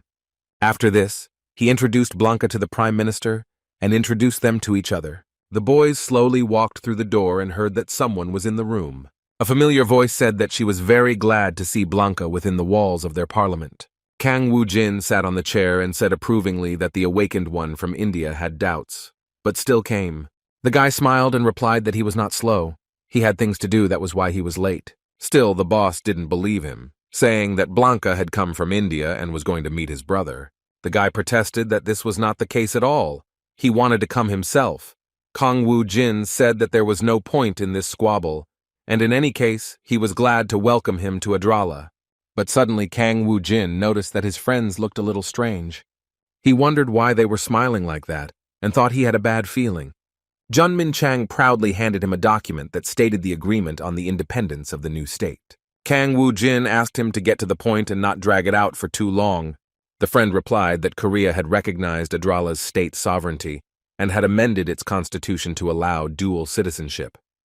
Jun Min Chan added that it was all thanks to Kang Woo-jin and said that he could now call him the ruler. Kang Woo-jin said that it wouldn't do and it would be better to call him Your Majesty. The guy looked at him with confusion, and Kang Woo-jin asked what was wrong. However, the next moment he smiled and said that once an independent state became established, everything should be simpler, so you can call it whatever you want. And the next moment Kang Woo-jin became serious. He said to call everyone now. Jun Min Chang also became tense and added that he had a serious conversation with the team. After some time, all the guys gathered in the office and sat down in their seats. They were a little puzzled and waited to see what the boss would tell them. Sun Gu noticed that Blanca was among those present and greeted him joyfully. And yet the boys were very alert. They were in anticipation of hearing what this serious conversation consisted of. Kang Woo-jin said. There was an infiltration into the outside world and they couldn't ignore it. Junmin Chang's face changed and he asked what it meant. The chairman explained that until now, they had tried to destroy the connection of dimensions, but this had caused great damage to the Earth. The enemies will continue to form connections endlessly, so there will be nothing left of the cities. The boys listened with bated breath to what their ruler said about the current situation. Kang Woo-jin said that even if the battlefield were to be on Earth, they had their own military camps, so they couldn't fight here, and also are not capable of simply defending themselves. If a war breaks out, then it is necessary to attack first. Song-gu clenched his fists angrily and said that in that case they could go to Alphen. Murdy looked into Kang Woo-jin's eyes. She really wanted to go to her homeland. However, he smiled slyly and said that they would leave Alphen for last, and first of all they needed to visit the planet Jakku, a planet connected to the Earth, on which there is an alliance of yellow lizards called Rajakuya. By hunting them, the team is able to increase its strength, and this is very beneficial for all the guys. Seoul Station, a huge transport hub with high glass walls and many levels, lay before the boys. The guys were ready to land, but the boss said that they needed to wait for one more person. He turned to Sung-hoon and asked if he had contacted him, and he replied that he had. Suddenly, a muscular Baek-hyun appeared in front of the guys and happily greeted his friend Kang Woo-jin. Song-gu expressed surprise. He didn't expect the chairman to show up here, and the man said that they were now on the same team. Kang Woo-jin explained that he called him because they didn't have internet. The team had a setter who was good at driving monsters into corners, also a tanker with self-healing ability, a necessary link in their group. There was also a healer on the team who did not allow the heroes to die during the battle. Now that the team was complete and each member had a role assigned to them, Sun-gu asked what task he was now doing. Kang Woo-jin smiled slyly and said that there was a special task for him. Sun-gu went cold all over. He realized that he had to fight with his brother's crazy teacher. The young man began to talk frantically about how they were missing a dealer and that he could become one. Kang Woo-jin calmly replied that there was no need for that. After all, he had already contacted someone. There was no need to try to escape. He had already made arrangements with Janice. Song-gu looked down. He thought he was lost, and he felt his hands trembling and his heart beating wildly. He probably won't be able to avoid this fate, but he's already scared. The next moment, a portal opened. A mysterious light flickered from its depths, and an unknown abyss stretched inside. The boys stepped inside, and when they came out, they saw something in front of them that shocked them. This was the dimension of a drow that they had only heard about before. The place was truly mesmerizing. Beck said that it was truly impressive. He hadn't seen such beauty for a long time. Because he thought that Kang Woo-jin could only use the dungeon, but it turned out that he was the ruler of an entire dimension. Suddenly, a joyful little devil girl named Bibi ran up to them. She looked at the children with delight and said that she was very glad to welcome the guests. Kang Woo-jin informed the team that there was one person he had to introduce, their dealer. Vampire Jae-min, a brave and courageous guy, he approached them in confusion. A row of small houses were nestled comfortably along a winding path, and the team strolled leisurely among them. Bibi called the guys with her and told them not to fall behind, because their unforgettable tour was starting right now. Jae-min was still shocked by this news, and asked if Kang Woo-jin was willing to entrust him with the job of a dealer and accept him into his team. The guy was mysteriously silent. He answered me but was confident in his choice. After all, they are the best players on Earth. Now they could have fun together. Meanwhile, the little devil told that in this state there is also a tavern where they sell special drinks. Kang Woo-jin asked his friend if he had prepared well and had not learned all the skills, since these trainings were different from real battles. But in any case, it will be a good experience for the vampire, and he will be able to show himself at his best. The whole guy has to become powerful to be able to protect his sister. Against the dark sky, a massive black tower rose up, as if tearing the horizon with its ominous spire. The guy waved his hand and a shining portal opened in front of him. A mesmerizing vortex of energy burst out. Kang Woo-jin called out to the boys. A cheeky smile lit up his face as he turned to his team and asked if they were ready. The team looked at each other. Each of them nodded reservedly. They said that they were ready. The answer sounded firm. Without a doubt, the guys stepped forward, preparing for the unknown. And the chief said that when they passed through the dungeon, Sungu will train with Janice. In the meantime, they will conquer the rest of the dungeons of the planet Jakku together. A blue energy swirl began to form around his outstretched hand, the light from the portal reflected in his eyes, the air heating up with tension. When the light disappeared, the team found themselves in another dimension, an unfamiliar landscape stretched out before them. Kang Woo-jin said that this is where they would part ways, and Sun-gu would go with him for now. Suddenly, the guy turned around warily. He heard an angry growl not far from him. A multitude of huge lizards, led by their ruler, were approaching the boys. The massive tail of the humanoid lizard wriggled with sharp movements. On the leader's head there was a black crown with sharp teeth, as if carved from obsidian. The monsters came forward with heavy steps and said that they welcomed the guys to the planet Jakku. Kang Woo-jin boldly looked into the eyes of his opponent and asked what he could be called. He replied that he was Nagal, the Lord of the Dimension who took care of Mr. Chen, and he was the head of the Black Hat Union. The guy guessed that they were preparing for his arrival. Nagal said that he heard about how Kang Woo-jin destroyed the yellow lizard. Mr. Chen was very happy about this and wanted to meet with him in order to offer him a good position. However, Kang Woo-jin did not think it necessary to waste time on empty talk. He accelerated and instantly cut off the head of his opponent. The head immediately fell off and flew to the ground with a loud noise, turning over several times during the flight. The guy stood there lost in thought. A stream of dust rose around him and the wind fluttered his cloak. The monster asked what this meant because one cannot just attack like that. Kang Woo-jin smiled slyly and said that this meant one thing. The seizure of their territory was beginning. After some time, the entire flock of lizards lay on the ground. They were destroyed. Beck looked at this in delight. The strength with which Kang Woo-jin fought the enemies was simply amazing. He thought about how an ordinary dimension leader could handle everyone on his own. How much more powerful could he become? Hae-sol said that now it was time for them to go on the attack. The guys surrounded her and listened attentively. Beck asked how would they find dungeons in such a vast place. The girl smiled. She had an idea with which they could do this. She reached her hand up and called upon the creature that was her faithful friend. A few moments later, a beautiful blue bird landed on her finger. The girl said that this bird could show them the way where to go. Meanwhile, Kang Woo-jin and Sun-gu were flying across the endless horizon on the big purple horse. The guy reported that they could already see a base in front of them, with several towers from which smoke could be seen. Kang Woo-jin told his friend to train with Janice while he was in the dungeon. Song-gu felt an incredible fear. His body seemed to be paralyzed, and he did not move from the spot. Kang Woo-jin asked why he didn't get down, but the frightened young man continued to sit. Finally, Kang Woo-jin got fed up with it and decided to speed up the processor by pushing it. Song-gu fell down rapidly, his eyes wide in horror as he flew straight towards the ground. The young man frantically thought that if he didn't take any action, he might crash. Kang Woo-jin shouted after him that for his friend, every free minute was time for training. He told the young man to try to survive using all his skills. Sun-gu was beside himself. At this time, he was approaching the ground at a rapid speed and was frantically thinking about what to do. Suddenly, the guy heard a mocking laughter from a skeleton behind him. Janice said mockingly that this guy was very impudent if he dared to learn from him. The skeleton had many ways to test his willpower and how good a fighter he was. Sun-gu looked into his eyes with fear and anger.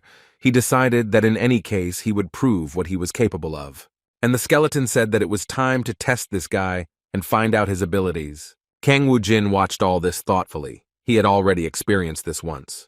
Looking at Sun-gu, the guy remembered how he first met Janice. He mentally granted his friend stay alive. If he can come back, he will become an SS rank player, great and powerful. The guy drew attention to the buildings that were located on the territory of this place. Now he understood where they built the mechanical city. It was in the camp of the Lord of the Dimension Leah. But there was no time to waste. Kang Woo-jin summoned an army of skeletons. There were several 100,000 of them.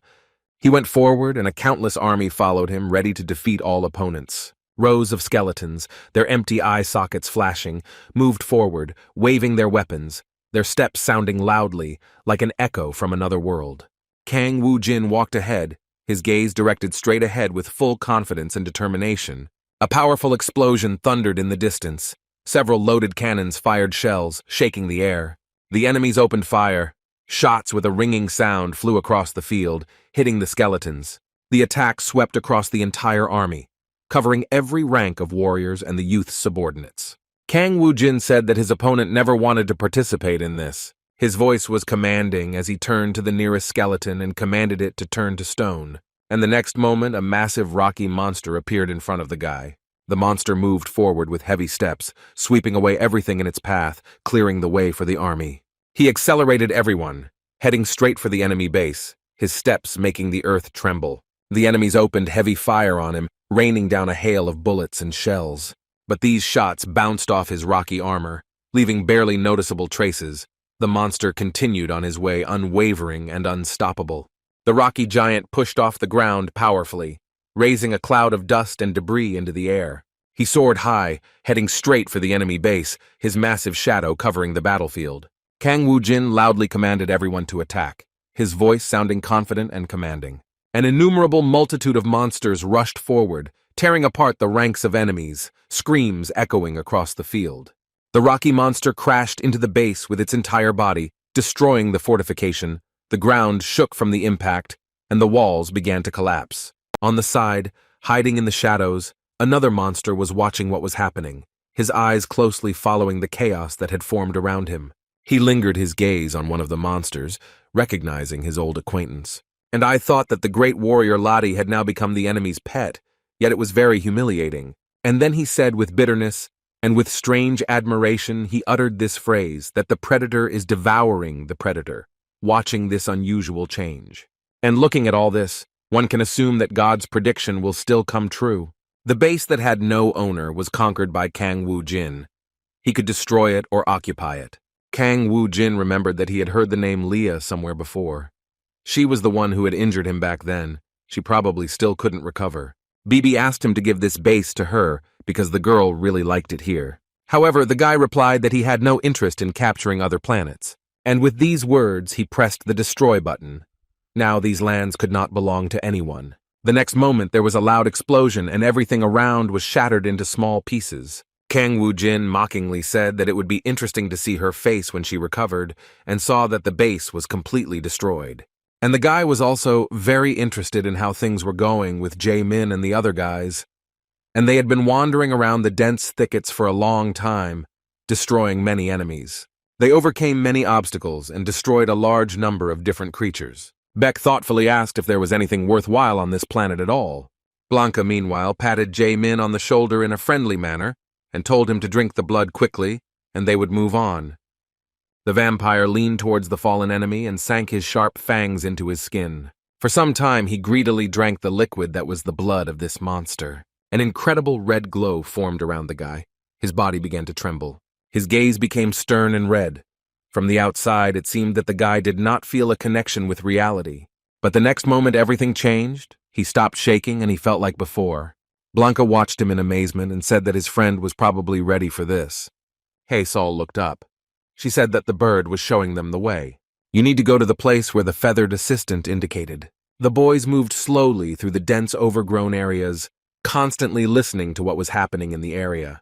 Suddenly, Hae-sol discovered something incredible. Strange sounds were heard from the bushes. And the next moment, a creature resembling a large, aggressive beaver jumped out of the thicket. Hae-sol decided that now they had to defeat this monster. She used the skill of sharing consciousness with others, and thus gave the command to the guys. Beck discovered that there were 3 monsters ahead and had to go first and deal with one. Blanca had to help him with the speed and strength that he had in his skills. Jae-min had to take on the remaining 2 monsters that were also there. The strong man crashed into the monster with a roar, his fist piercing the beaver's body, causing his opponent to stagger. Blanca raised his hands, and magical energy began to gather around them, sparkling and shimmering. Jae-min rushed forward like lightning. His body seemed elusive as he ran across the battlefield with incredible speed. The guy instantly caught up with the enemy, grabbed him by the paw with such force that the monster did not have time to react. The next moment, Jae-min sank his sharp teeth into his skin, causing the opponent to cry out in rage. Soon he fell to the ground, exhausted and unconscious, and did not move again. Jae-min took a deep breath and felt his body filled with an incredible flow of energy. He stood silently for a few moments, staring at one point, which gave rise to unpleasant suspicions among the team members. Suddenly, a large pack of wolves appeared from the forest. They looked very aggressive. Their eyes sparkled with rage. Hae-sol warned the boys that there was a large pack of wolves ahead, and they wouldn't be able to handle them. She connected with Jae-min's consciousness and asked him to retreat, but the boy continued to stand. His whole body was engulfed in a bright, shining fire, and he did not move from his place. The next moment, the guy clenched his teeth and felt an incredible surge of aggression. He rushed forward at breakneck speed, straight towards the hungry pack of animals. Hae-Sol tried to stop him, but it was all in vain. The guy continued to move. The girl couldn't believe that he was losing control again, and this circumstance didn't bode well. The vampire leapt forward with a furious cry, clinging to the nearest wolves, his movements lightning fast and merciless. His face was distorted with anger. His eyes blazed with fury like fiery torches, every movement filled with power. The rest of the team stood frozen in horror, their eyes wide with shock. Hae-Sol thought hopelessly that until he came to his senses, there was nothing left to do but cover his back. Suddenly, they heard a suspicious hissing sound behind them and looked back in horror. Behind them stood giant, disgusting frogs that had many teeth in their mouths. The girl thought in horror that by some unknown coincidence, these monsters had come at just such a moment. Murdy heard something suspicious in the sky and looked up. She said in horror that air monsters were approaching, and the boys were frozen with fear. The huge eagles opened their beaks and swooped down, intending to destroy all the members of the team. Staying put was risky. Hae-Sol commanded Beck to grab the vampire and retreat. The man understood her command. He quickly jumped up to the maddened guy and grabbed him by the neck. Jae-min looked at him in rage. He wanted to break free, but he couldn't. The guy bit his hand angrily, but nothing happened. Beck didn't feel the bite. He said that his skin was not so weak that it could be bitten through by an ordinary vampire. The next moment, the boys began to run away from this place at breakneck speed. Meanwhile, the fiery battle between Jae-min and his mentor continued. The guy decided that in any case he had speed in his legs, with which he could avoid the attack. However, the fiery waves constantly pursued him and caught up with him. The skeleton smiled and said that the young man was probably going to run away, and he would die without learning anything. Song-gu thought angrily that it was impossible for him to learn at this rate. Janus himself said that he would make him the best fire mage, but he himself is just playing, but still can't kill. The guy grabbed a stick that was lying on the ground. He had an idea, and he decided to bring it to life. Song-gu summoned magical fire with which he intended to carry out an attack. The skeleton looked at the guy in surprise. He didn't expect him to do such a thing. The next moment he laughed and said that the young man had probably decided to fight after all. In that case, he wouldn't mind seeing all of his abilities, and sent a lot of big fireballs at the guy. Song-gu accelerated and rushed forward at breakneck speed through the hot flames. He screamed and swung his stick, breaking up the fireballs and pushing forward uncontrollably. His attacks followed very quickly, and with each new blow the force increased more and more. Finally, he reached the skeleton and swung at it with a loud roar. However, at the last moment a strong hand grabbed the stick, and the guy was no longer able to move it. The next moment, Song-gu noticed that the flame was becoming very small and was gradually dying out. He couldn't believe what he was seeing. The skeleton was completely absorbing his fire. And the teacher said strange words about how fire does not choose enemies. And then he created a small magical sphere around his hand, which glowed with a bright flame. Song-gu looked at this miracle in amazement. He followed every movement that the skeleton made. The next moment, this ball grew to incredible sizes and rose into the sky. Song-gu sat down and caught his breath, but now he felt that he had strength. Janus asked if the guy still didn't want to give up, but he only clenched his teeth and looked at him angrily. A large ball appeared right above the magician's head, absorbing all the space with its extraordinary light. Janus said the boy had to fight off the attack that was coming at him. The guy's eyes widened in horror. He saw lava approaching right towards him. The young man understood that he would not be able to dodge such a powerful attack. His body was at its limit, and he was unable to strengthen it. Sun-gu thought back to his training and thought that if he couldn't block and escape these attacks, then everything was lost. Janus waited tensely for what the guy would do. He chuckled thoughtfully. The guy pushed off the ground. He decided to use his last chance. Song-gu used his magical powers. He thought he had no choice. If he fails, he will die the next second. But it was necessary to take this risk. His whole body tensed up. Rocky soil formed around the guy. Hot stones rose up. Song-gu held afloat this incredible heavenly flash that was rushing towards him. Janus watched this with a cold grin and a faint smile. The next moment, the guy felt his hands being enveloped in this incredible fire. He felt a wild pain but continued to hold back the fireball above his head. The next moment, the ball shattered into many small sparks that began to fall to the ground. Sun-gu exhaled and finally felt how tense his body had been all this time. And then he clenched his fists and happily said that he had succeeded. He had absorbed this fire. The next moment he felt the power overflowing him. Now he understood what kind of magic Janus had. The skeleton turned to him and said that it seemed like the guy had really learned the basics. Sungu thanked him for this valuable lesson and said that the teacher probably showed him how to absorb fire by his own example. If something had gone wrong, he risked dying. Now he could remember it with a smile. He had passed this test.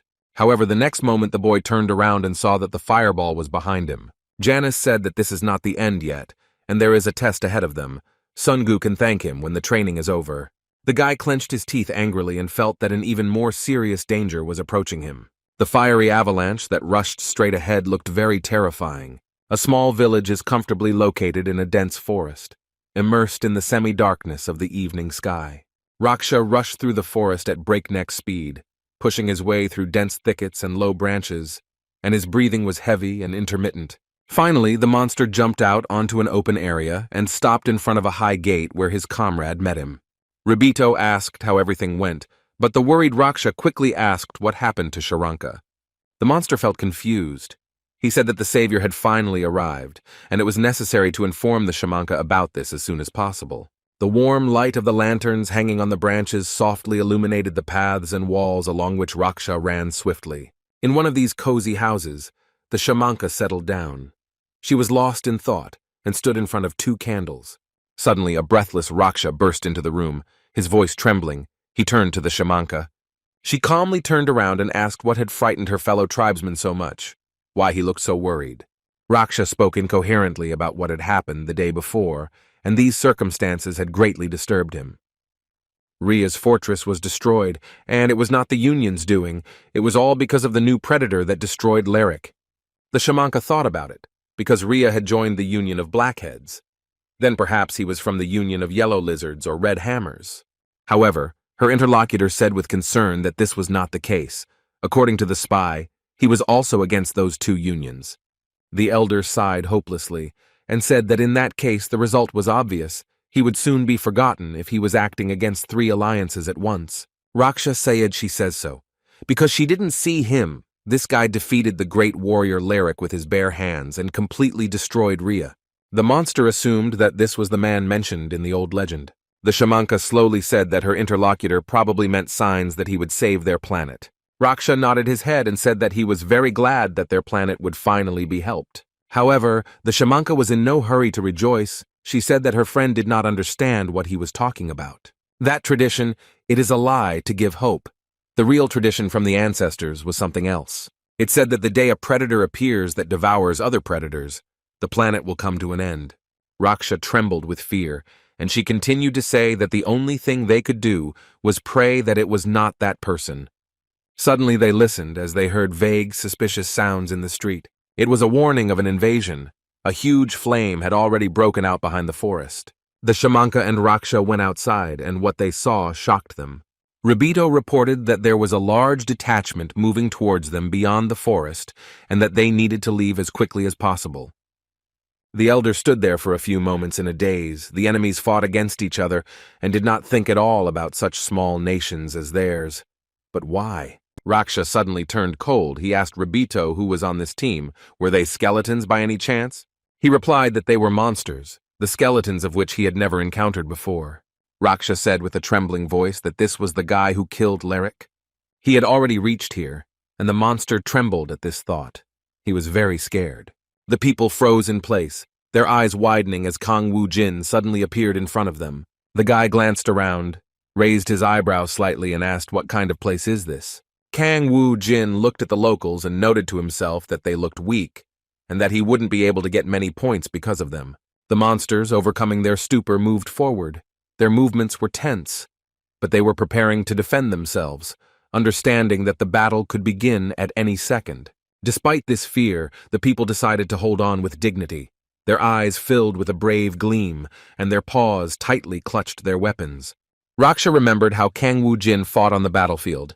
He was indestructible and fearless, destroying enemies with frightening ease. Meanwhile, the young man calmly informed his army that they all had to be destroyed. Dozens of skeletons emerged from behind him, their steps unhurried. They advanced forward in a warlike manner. They walked silently on the ground and inexorably approached the monsters. The skeletons raised their weapons, their movements confident and precise. They awaited the command to attack. Ribito told his tribesmen that they must buy as much time as possible so that the people of the village could escape. An army of monsters and skeletons lined up opposite each other, and cold glances crossed in tense silence. Kang Woo-jin kept his hand on the hilt of his sword as he closely watched this confrontation. Suddenly, Lyric stepped out of line, approached him, and knelt down, which surprised everyone present. The guy looked at the monster with bewilderment, and he began to beg for mercy for his people, calling on the king to have mercy. Kang Woo-jin stood there in confusion, trying to comprehend the unexpected turn of events and make a decision that would determine the fate of many. The guy was surprised by this devotion. He asked for a benefit for himself, right in front of his master. The guy asked a question about what would happen if he didn't want to fulfill his request. Lyric replied that they are inhabitants of the planet who have nothing to do with the power of Tranit. The guy looked thoughtfully at this people. He was thinking about what decision would be right and felt the weight of responsibility for his choice. Kang Woo-jin thought that it had been a long time since he had seen such devotion as this warrior demonstrated. I wonder how each member of the family resists. He could fix them all with extraordinary ease. The system reported that the Black Knight Lyric sincerely asks him to save his fellow tribesmen. If Kang Woo-jin answered his request, he would repay him with his loyalty. The young man decided that this was a good deal. The leader of the monsters sighed with relief and looked at the young man with gratitude. And then he said that he would repay his great heart with boundless devotion. The looming threat disappeared and the monsters began to look at each other. They were glad that you lived and thanked Lyric for saving them. Kang Woo-jin was about to head back, but something caught his attention. The monsters froze in shock. They thought that the guy had changed his mind and were very scared. However, the king's attention was drawn to one thing that was visible on the huge brick tower. It was something familiar, and there was no way Kang Woo-jin could ignore it. He said that he couldn't just come back because he had found the historical mantle of trash. Kang Woo-jin turned to Lyric and asked him to bring him a cloak. The monster was a little taken aback by this request, but still did not dare to disobey. The guy told him to kill anyone who dared to stop him from getting closer to the mantle. The frightened shamanka jumped up to him and told him not to do it. This thing protected their village and could not be simply given to a stranger. But the next moment the monster stopped her attempts to get closer, and then said that if she doesn't value her life, then let her try to stop him. Their people might have perished already, but this young man had mercy on them, so they should do what he says. The next moment, Lyric solemnly handed the robe to Kang Woo-jin. The young man happily said that he had found one of the trash world's things so easily. The shaman shouted furiously that this robe contained the power of the god of destruction, and no outsider could touch it. Kang Woo-jin mockingly asked what she could possibly know about the god of destruction. The shaman said that although there are such people who boast that they have risen, they are not the true god. And the moment the guy took this robe in his hands, he doomed his body to a curse. Kang Woo-jin thought that this witch was saying interesting facts. If the Dimension Lord used the things, he would be cursed. The crowd of monsters began to talk among themselves. They did not know what to do. After all, if the guy takes the mantle, then they will be forced to wander for the rest of their lives. The shaman told him not to worry so much because Kang Woo-jin would not survive. He would die from the curse. However, the young man decided to demonstrate clearly that nothing would happen to him. He put on this robe with ease, and the witch looked at him in surprise. Kang Woo-jin said that she looked terrible, but she sat down just fine. The shamanka couldn't believe what she saw. Her body trembled, and she asked, "What about the curse? Was the guy really the one from the prophecy?" Kang Woo-jin said with a smile that it was originally his thing, so he just returned it to himself. The shamanka lowered her head, and the monster standing next to her looked at her in surprise. She said in a weakening voice that the predator who would eat another predator had come, the true god of destruction. Watching the guy leave, she said that perhaps the planets will really be destroyed soon. 3 days after Kang Woo-jin arrived on planet Jakku and his team was on a mission, Beck looked up at her enemies with anger. He said that they were too stubborn. Weren't they tired of chasing them? However, huge warriors in metal chainmail and with clubs in their hands kept a close eye on them. Suddenly, Beck felt an incredible flow of power coming towards him. It was a saint. He turned around and thanked her, adding that if it weren't for her, he would have already died. Murdy asked how the rest of the team was doing. Jae-min said that he contacted them, but they were probably far away, and said that they would be there in a quarter of a day, and until then, they should somehow hold out. The young man blamed himself for being intoxicated with power, so he ignored their plan and jumped forward. Suddenly, he felt a strong hand pat him on the shoulder in a friendly manner. Haisal smiled kindly and told him not to blame himself. If it weren't for him, they wouldn't have lasted this long. Jae-min thanked her for her support and said that he would try not to worry. Suddenly the boys heard a loud roar and heavy steps that were rapidly approaching. An incredible flock of huge and evil monsters formed in front of them and relentlessly overtook them. Haisal thought in horror that they had nowhere else to run and nowhere to hide. Beck said with fury that he would die without ever getting married. The girl looked at him in bewilderment. She would never have thought that this gentleman was still not married. Suddenly, bright lights appeared in the sky, and with each passing second they became closer. All the children's eyes were fixed on this incredible star in the sky. They tried to guess what it could be. Suddenly a bright stream of light fell right next to them. They closed and squeezed their eyes shut. And the monsters felt an incredible attack. They all sank into this fiery lava. A powerful hand held this flame tightly and directed it only at the monsters. Jae-min opened his eyes and looked at the source of this flame. He noticed a silhouette in the distance and began to ask who was in front of him. But the next minute, Jae-min recognized his comrade who was smiling good-naturedly at them. The vampire ran up to him and began to ask how the guy refused to come here. Sun-gu said that it was Kang Woo-jin who sent him here. However, Hae-sol was the most surprised of all. The girl was speechless for a few moments. Because it was incredible magic, she doubted that in front of her was exactly the same Sun-gu that she recognized. It's scary to imagine what kind of training he had, that he became so strong in 3 days. While the squad continued to fight alongside Sun-gu, who had arrived to help, Kang Woo-jin fought against a single-dimension lord. The guy asked which alliance his opponent was from, and suggested that it was the Yellow Lizard. The defeated monster said that he was from the Black Hat Union. The young man thoughtfully said that probably not all lizards were from the Yellow Lizard Union, but in fact it wasn't that important, because he still had some things to do. The young man decided to test something, and for this he laid his mantle on the enemy. However, nothing happened, and Kang Woo-jin chuckled in surprise. He turned to him and said that probably his enemy was not dead. He needed to put the mantle on him. He replied that Kang Woo-jin was stupid, because without the code, you can't take such cursed things. The guy didn't understand what he was talking about and what year he was talking about. The monster replied that anyone who doesn't know the code will be fine, even if he has such a thing. However, he doesn't intend to tell Kang Woo-jin everything, and the boy boiled with rage. The next moment, the lizard began to dissolve into the space around him, the glow freezing. Kang Woo-jin looked at this phenomenon with wide eyes, but he understood that there was no way back. Suddenly, an incredible flash exploded near him, blinding everything around him. After that, in the place where the giant lizard was, there was nothing left. Kang Woo-jin said that his enemy blew himself up. But the guy was very interested in what he meant when he talked about the code. The further he went, the more mysteries appeared. Kang Woo-jin turned to Janice. He wanted to know the details regarding this thing. The guy said that the skeleton told him earlier when he became a member of his family that he was special. Janice confirmed these words and said that Lord is truly a special person. Kang Woo-jin said that he didn't die even when he put on the cape, and his interlocutor confirmed, adding that it was because he was cursed with trash. Before Kang Woo-jin took it, 12 of Tranet's subordinates disappeared while trying to get hold of it. The young man thought that they had died. However, he had met them in the war. Janice replied that they had not died but had simply disappeared completely.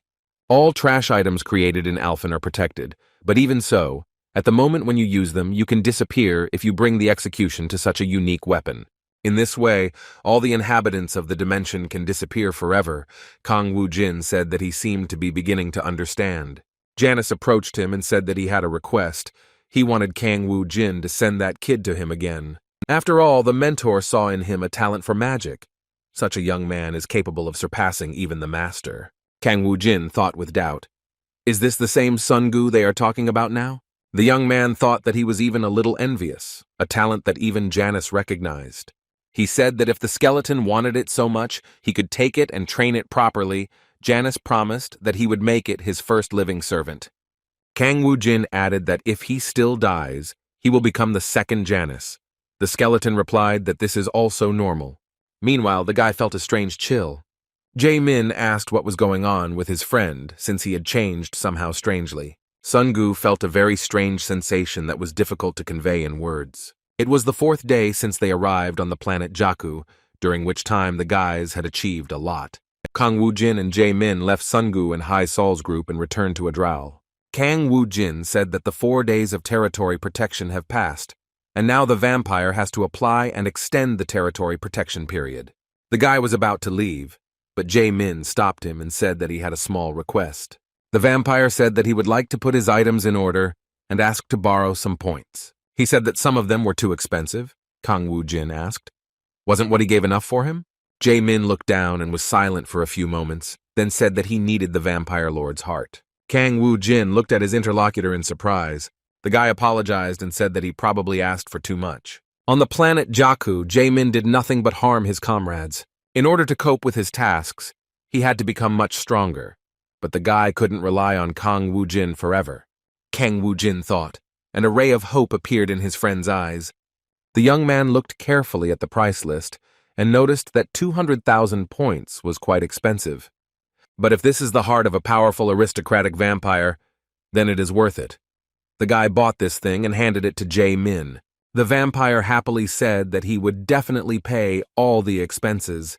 Kang Woo-jin replied that he shouldn't talk nonsense. It would be enough if he didn't die and destroyed at least one monster. After this, the guy gave the final instructions to Jae-min to finish absorbing the heart and went to test his strength on the planet Jakku. It is necessary to get his hand in before going to other planets. After all, the day is not far off when they will leave Alphen. Kang Woo-jin said these words and dissolved into space. At this time, life was also going on in Adrala and various business negotiations were taking place. Sun Hong became the Minister of Foreign Affairs, and he reviewed documents from the negotiations sent to other countries. The guy read the contract and said angrily that they wanted too much. They needed to show who was in control. Suddenly his thoughts were interrupted by a phone call. Seung-hoon picked up the phone. He was informed that ambassadors were already waiting in the minister's reception room. The guy walked into the meeting room and saw that several people in business suits had gathered there. They were already waiting for him with impatience, and when he entered, all eyes turned to the young man, who greeted them with a good-natured smile. A tense silence fell over the room. Seung-hoon approached his colleague. They were quietly talking about something. Jun Min-chang tried to tell him about the essence of the upcoming negotiations. But his friend stopped this speech with a gesture. He told the Prime Minister no to worry, and to trust him in these negotiations. The guy looked at him with bewilderment. He was surprised that his friend would personally conduct the negotiations, although he had coped with the signing of the last agreement. Maybe it made sense to trust him once more.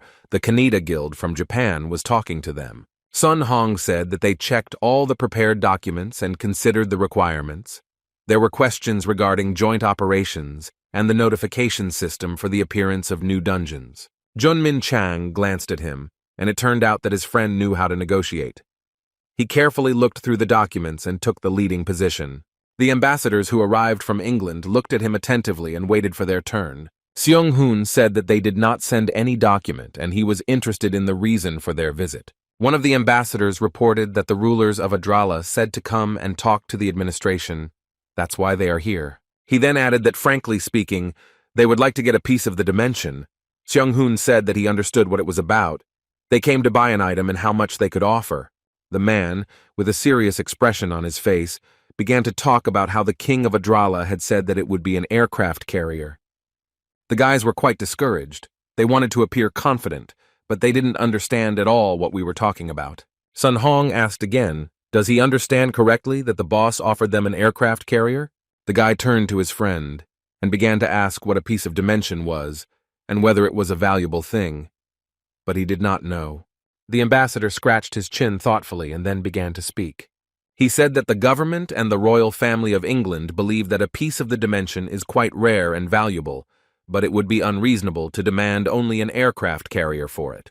Therefore, it is also possible to place an English army in the Eastern Sea for 5 years, and also a complete protection of the Adrala. The man also said that they are ready to split all the costs of maintaining the aircraft carrier approximately 50/50ths. Seung-hoon, frightened, said that these are not issues that he has the right to decide. It is necessary to discuss all this with the boss. Suddenly he heard Kang Woo-jin's voice. The guy said that Seung-hoon took over the negotiations, and what is he doing now? The young man broke out in a sweat. He saw that the director had entered the office and was extremely confused. Kang Woo-jin said that the English ambassadors could only give them a ship. They had no need for people. The ambassador thought for a moment and said that thousands of people are needed to operate aircraft carriers, and he assumed that there weren't that many in Adrala, but Kang Woo-jin asked him not to worry about it. He said that they just had to leave the ship. The man looked closely into the eyes of his interlocutor. He was surprised by such a position. He thought about what this guy was going to do with the aircraft carrier, but apparently he was confident in his actions. Kang Woo-jin asked about the piece of dimension. Are they willing to buy it?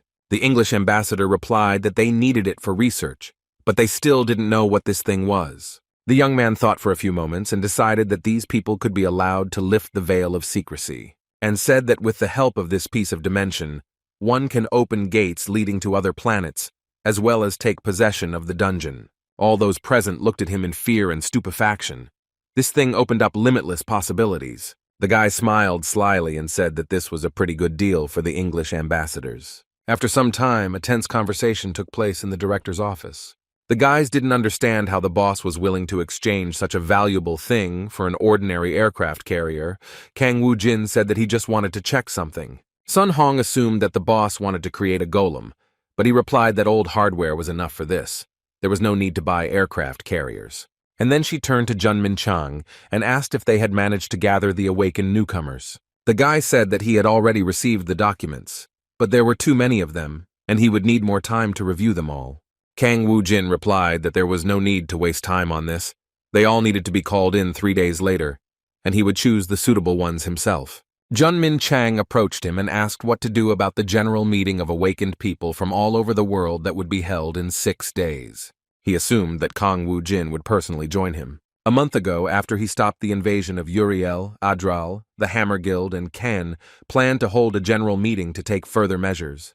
The guy thought that he should find out about the other awakened and unite their forces in this way. It would be difficult to prevent the impending crisis alone. He stood up from his seat and said that he had just some time before returning to Alphen, so it was necessary to send an invitation to all the guilds. Finally, the guy said that it seemed they had decided everything and he could go. The guys warned him to be careful on the road.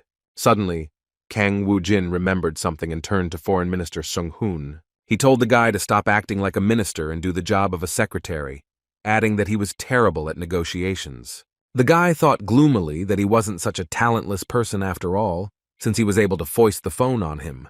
When the door closed behind Kang Woo-jin, a tense silence fell over the office. Sun Hong sadly covered his face with his hands. He did not understand how he was so easily ousted from his post as minister. Now he is an ordinary secretary, however. The next second, an unexpected thought lit up his face. Now Sun Hong was not the Minister of Foreign Affairs, but the secretary of the ruler of Adrala. This thought made him tremble all over. Junmin Chang watched with apprehension what was happening to his friend. Suddenly he burst into loud laughter and said that he had been promoted, since the position of press secretary to the ruler was higher in rank than the position of Minister of Foreign Affairs. Meanwhile, on the planet Jakku, it was still incredibly hot. The locals were in a panic, Mr. Gear called his subordinate. He told him to let the soldiers in, and they created a barrier, thus protecting the base. Suddenly, a portal opened and incredible energy poured out of the black hole. Inside appeared a monster that looked very much like a monkey. It was the Lord of the Red Hammer dimension. He angrily asked who dared to attack his base. Gear reported that this person did not belong to the Union. Recently, a madman had infiltrated the planet Jakku, and it was probably he who attacked them. This man even destroyed the Yellow Lizard Alliance. The Monkey King said that we need to quickly take up arms to protect the fortresses. However, the troll hesitated. He did not know how to tell about what happened, when he took a deep breath and then said that it was already destroyed. The ruler asked how many soldiers were left. Gear replied that he himself barely survived, and besides, the attack was too powerful that he couldn't even get close. This circumstance completely shocked the Monkey King. It turns out that their enemy destroyed the last weapon, and there were practically no soldiers left. He did not understand who would fight and defend these lands. In that case, Gear reported that the two who invaded were fighting among themselves. And all this was happening right on his land, literally outside his window, and a humorous firefight was taking place. The Monkey King said that he would personally tear them to pieces. They would not dare to act arbitrarily on his land. But the next moment he was enveloped by an incredible stream of air, which was a fiery flame. He noticed that the sky was filled with a bright stream of fiery air, which, like a living element, rushed forward with a roar. There was a deafening explosion, scattering debris in all directions. They flew rapidly, tearing the air and creating chaos around. After the deafening explosion, an ominous calm set in. Only a weak wind rustled in the area. As the dust gradually settled, the monster's gazes settled on the boy sitting on the ground, his silhouette barely visible among the ruins. Song-gu slowly raised his head, his eyes meeting the frightening gaze of a monster, whose massive figure loomed over the destruction. The next moment the unexpected happened. Gur turned cold with horror. The guy jumped with lightning speed and hit the Lord of the Dimension in the head. It happened in literally a minute. The monster was very scared, and began to lament that the Lord of the Dimension had died. Even Song-gu himself was dumbfounded. He did not expect that he would run into the main one in this space. Meanwhile, Janice's ominous laughter was heard in the sky. He asked what the guy was hiding there. Song-gu waved his hands and asked the mentor to give him a break for at least 10 minutes, because Janice Sam promised that they would rest when the guy found the ruler of the dimensions. The skeleton said that he was very sorry, but he really should give the guy a rest. Song-gu took a breath. He felt a little tired, but still felt a surge of energy within himself. Suddenly he heard footsteps behind him and turned around to see Kong Woo-jin. The boss praised him and said that now the guy does everything as it should, even caught the ruler of the dimension. Song-gu embarrassedly said that it was all thanks to a good mentor. Janice said that he simply taught him the basics. But now the real fight will begin. The guy looked at him in confusion, and was there just a warm-up? Kang Woo-jin glanced at the hot city and said that in any case, it seemed like he could be calm now. And still, I wonder how much Jae-min has grown during this time. Meanwhile, the guy stood in front of the dumbfounded opponent and told him who was in charge here. He, trembling and cold with fear, asked for mercy and said that he was not ready to say goodbye to life. Jae-min thoughtfully lowered his gaze, lost in his thoughts, as if weighing the consequences of his upcoming action. The knight looked at him with fear, not knowing what to expect. His fear was visible even in the slightest tremor. The guy quietly but firmly ordered him to drink his blood. He extended his bloody hand forward. A few drops of thick liquid rolled down and fell to the ground, leaving dark traces. Jae-min said calmly and confidently that if his opponent drank the blood, he would become his slave forever. The twilight fell upon the abandoned wooden and brick buildings. Their cracked walls and broken windows seemed to whisper of the history of bygone times. Meanwhile, the team wandered among the bushes of the abandoned jungle and decided that they needed to rest a little. Suddenly, Kang Woo-jin silently emerged from the shadows. His appearance was so unexpected that the boys were taken aback, stunned by his silent steps. The guy asked how the team was doing and if everything was okay with them. Beck admitted that this was a good incentive. He reached the limit and feels how his abilities are slowly growing. The boss cordially offered to stay with them if the man wanted it so much, but he replied that he was grateful, but did not think that he belonged here. He had already gained a lot from this expedition and must return to the guild to finish the business there. Hai Sol stepped forward and greeted the boss happily. She was glad to see him. The girl said that the other day Jae-min entered the camp alone. He went to reconnaissance, so everything is fine. However, Kang Woo-jin felt uneasy. He said that he was not sure about it.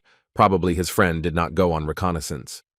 Suddenly, the guys noticed that there was a strange noise in the air. It was something amazing. A huge flock of bats circled in the sky, their wings creating a gloomy rustle and disturbing the silence of the night. With each passing moment, the flock was getting closer to the boys, and they were being controlled by Jae-min. He stood nearby and stared at his friends. But despite his sinister appearance, the guy's intentions were not evil. The team looked at each other in confusion. They did not understand where such a large number of these mice could have come from.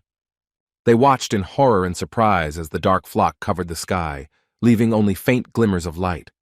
Jae-min slowly raised his hand like a conductor signaling the beginning of his new piece. The bats began to circle, forming complex shapes in the air like a living dance of darkness. From the forest thicket appeared creepy vampires.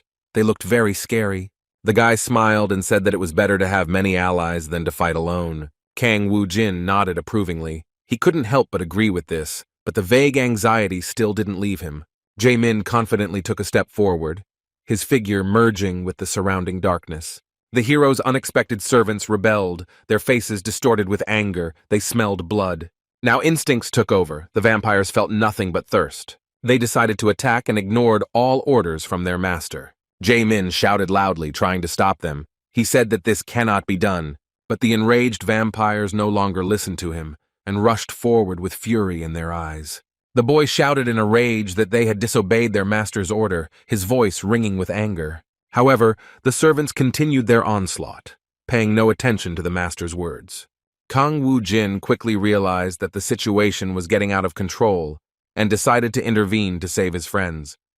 He quickly attacked all the rebels with his magic, leaving them no chance to harm them. Jae-min froze and watched with bitterness as his slaves fell one after another. His heart sank with pain and disappointment. The realization of losing an entire army of servants was too much of a blow for him. Kang Woo-jin told his friend not to try to repeat after him. It's not very good. The guy hesitated a bit and then began to explain why he thought so. The lust for blood of Jae-min's servants is not a simple hunger. If the friend cannot control them, then his slaves will turn into monsters. And then he added that it was not the quantity that was important, but whether he was able to subdue at least one of them. Jae-min still couldn't understand because Kang Woo-jin had a huge number of servants under his command. The guy explained that there really are a lot of them, but the skeletons and zombies are just pawns. And what about his family members? Then in 20 years on Alphen, he had only 54 death knights. Jae-min thoughtfully lowered her gaze and said that now he understood what he was talking about. Kang Woo-jin patted him on the head encouragingly and smiled faintly, and then told his friend to relax and get rid of his delusions of grandeur. Hasn't he outgrown puberty yet? Jae-min smiled and looked at his friend. In some ways, he was indeed right. Jae-min began to grow as a vampire lord, and 3 days passed on Earth, and in Adrael, the day of the interview with the awakened newcomers arrived. A large number of people had gathered in the hall. Kang Woo-jin had not expected that so many people would come. There was noise all around, and the guy called for silence in order to begin his speech. He announced that those he chooses today will become residents of the awakened Adrala. The young man used observation and analysis skills. He was able to see the subject's abilities, his skills, and statistics. The guy chose several people whom he considered necessary to take into his team. There were 23 people in total. He called them to come to the staff, and the rest could return home. But suddenly the hall began to scream indignantly. People did not understand why he did not even check them and did not conduct any test. It is impossible to judge the ability just by looking at a person once. People were insistently demanding that Kang Woo-jin give them a chance to prove themselves. The guy was silent for a few moments. He was thinking about what to do. Finally, he said that he was ready to give them a chance, and everyone would be able to show their best side. But the young man warned that he didn't have much time. Therefore, the test will not be long. If the person who wants to can hold out against his assistant for 30 seconds, he will pass. Kang Woo-jin gave us his death knight. If any of the people could not overcome him, they would lose their lives. The guy glanced around the room and asked who among those present was willing to take the risk. He said mentally that such a risk meant putting his own life on the line. People were whispering among themselves. The shouts died down. Suddenly a man came out from the crowd and said gloomily that he was ready to try. People looked at this guy in surprise. They recognized him because he was incredibly popular. They couldn't believe that this lone wanderer decided to join Kang Woo-jin's guild. After all, it was Kim Kang-chul himself, number 1, who developed his abilities from F level to AA before Kang Woo-jin appeared. The crowd looked at him in surprise, because this guy didn't belong to any guild, and it was unknown why he decided to join Adrala. Kang Woo-jin thought that it was quite strange. When he looked with his observation skill, there was definitely no one with that level. But now, for some reason, he felt that this person was very strong and the owner of AA rank. He said that Kim Kang-chul was probably famous. Did he decide to join Adral? However, he replied that it was not quite so. He came to talk. Kang Woo-jin told him that in that case he could come later. He was busy now. Kim Kang-chul assured that it wouldn't take long, just a few minutes. However, the director did not like to change his plans. He told the security to take him out of here. Several guards approached him and told the guy to leave on good terms. If he wanted to talk, he could send an official request for an audience with the director. However, Kim Kang-chul did not move from his place. One thought came to his mind, and a moment later he voiced his proposal to Kang Woo-jin. The guy said that if he could last 30 seconds against that death knight, he would like to count on a conversation. Kang Woo-jin said that Al-Assad probably seems like an easy target. This guy doesn't understand what he's getting into. The death knight's eyes sparkled, and he said that he would bring the master everything that this man had in 30 seconds. The two heroes stood face to face. Red energy enveloped Kim Kang-chul, and a blue glow flickered around the death knight. His gaze was shining with a bright light. He looked very strong. Kim Kang-chul's stern eyes looked at his opponent, and there was not a drop of fear in them. Suddenly, a bright flash blinded everything in the area. The tension reached its peak. The guy rushed forward towards the enemy with incredible speed. The Death Knight accepted the challenge and moved closer to attack him back. However, Kim Kang-chul dodged the blow and quickly blocked it. Kang Woo-jin watched from afar and was amazed at this guy's abilities. After all, he blocked Al-Assad's attack with his body. Kang Woo-jin doubted that he had a body as strong as Baek-hyun. But this red matter surrounding his body was probably an ability. It was his first time seeing this, but the Death Knight had been improving constantly. So now he was ranked C. No matter what skills his opponent used, it was still only AA rank. Due to the difference in level, it would be difficult for him to match, however. Kim Kang-chul guessed that he was fighting a C-rank creature. He said that Dr. James Toppler should have seen this. Kang Woo-jin couldn't believe what he heard. Could this man be related to the doctor? Meanwhile, the guy said that if he destroys his opponent now, his reputation will also be ruined. With these words, he grabbed his opponent and began to squeeze his hand tightly. Kang Woo-jin was constantly watching what was happening, but he noticed an extremely strange phenomenon. After all, Kim Kang-chul's level was constantly fluctuating and could change every few seconds. This discovery really amazed him. It was the first time he had met a person with such abilities. Meanwhile, his knight had already lost his limbs in this difficult duel. His eyes widened because he was confident of his victory. However, this young man was able to overcome it. Meanwhile, Kim Kang-chul once again clenched his hands tightly, attacking his opponent. He thought that he had finally won and would soon destroy this enemy. But suddenly, Kang Woo-jin stepped in and blocked his strike with incredible ease. He said that it was enough. Since 30 seconds had already passed, Kim Kang-chul looked at him with displeasure. The fighter thought that this guy had so easily blocked his attack, for which he had gathered all his strength. Meanwhile, Kang Woo-jin turned to Al-Assad and said that they would see each other later. Kim Kang-chul asked, "What now?" since Kang Woo-jin said that he would have a conversation with him. The guy smiled and thought that this man knew James Toppler, and also knew how to change the level. The conversation promised to be interesting. The glass facades of the office building pierced the sky and reflected the sunlight. In one of the upper floors of the office, there was silence. Kim Kang-chul sat down on a soft sofa, but he was alarmed by the fact that his legs were shackled, and cold handcuffs glistened on his hands. He indignantly asked what this meant. Kang Woo-jin calmly explained that before, there were many who ran away in the middle of their interesting conversation. These are special chains, so it is useless to use force. Kim Kang-chul stared furiously at the guy's face and thought that this was an artifact that limited power. Meanwhile, Kang Woo-jin sat down opposite and prepared to talk. He asked why the young man came to him. He answered that it was because of Dr. Toppler's words. He said that James Toppler believes Kang Woo-jin is a strong candidate who can save the Earth. But to do so, he needs to collect the code. The young man thought for a moment. He remembered how his opponent had recently mentioned this, and that monster on the planet Jakku also spoke about this, but died without finishing his thought. Kang Woo-jin asked his interlocutor what the code was. He replied that he didn't know. He was just asked to pass it on. The guy sighed regretfully. He said that he couldn't find something he had no idea about. He had suspicions that the old man was only pretending to be ignorant and was deliberately hiding information. Kang Woo-jin asked what connection this awakened one had with James Toppler. Kim Kang-chul arrogantly said that he is an ordinary awakened one who does not belong to anyone, but receives help from the moon world. Kang Woo-jin was completely confused and asked what this lunar world was. Kim Kang-chul explained that it was an organization that belonged to James Toppler. The guy asked what planet it was on. But suddenly a frightened Seung-hoon burst into the office. He looked very agitated. He said that the director urgently needed to go. Kang Woo-jin asked what was wrong with him. The guy stuttered that there was a girl in trouble and it was very urgent. Her name was Su-ah, and at that moment Kang Woo-jin felt as if he was struck by electricity. Sun Hong reported that she had fainted and Murdy had already given her assistance. A large hospital building, the red cross on the sign protruding against the gray wall. Kang Woo-jin pushed the door, carefully entered the room. His face was serious and focused. Inside, his tearful mother was already waiting for him. She was very worried about the girl. The woman threw herself on his neck, hugging him and squeezing him tightly. She burst into loud sobs. She said that Sue had not woken up for a long time. Kang Woo-jin told his mother that everything would be okay, and she looked into his eyes with hope. And then the guy said that he would do everything to make her wake up, so he asked her not to worry. Kang Woo-jin gave orders to Jun Min-chang to take his mother out and take care of her.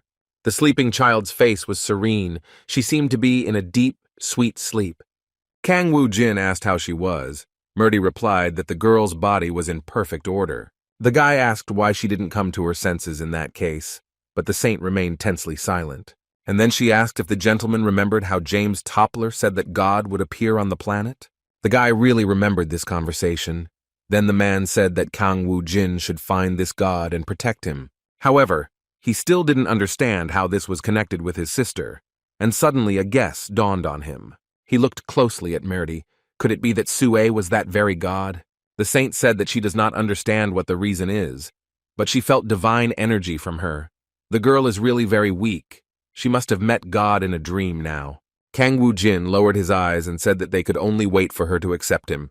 Murdy added that when the girl opens her eyes, she will never be the same again. She will become a saint who will hear God. Suddenly they saw a glowing sign on her forehead. The modern glass and concrete structure towered over the surrounding cityscape. In the director's office, a discouraged Seung-hoon sat. He was thinking to himself.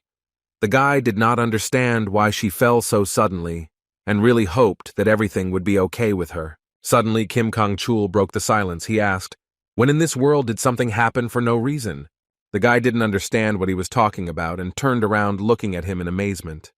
He replied that he was saying that even every coincidence has its own reason, and immediately tore the handcuffs apart.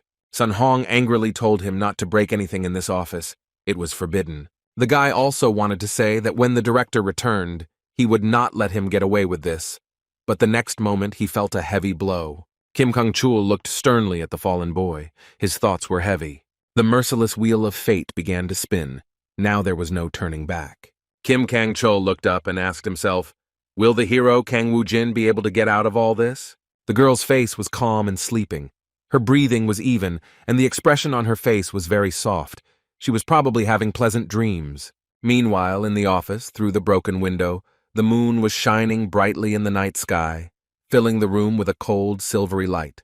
In the darkened room, Seung-hoon slowly opened his eyes, wincing and looking around. Suddenly, he heard the worried voice of Jun Min-chang. He asked if his friends were okay and what happened to him.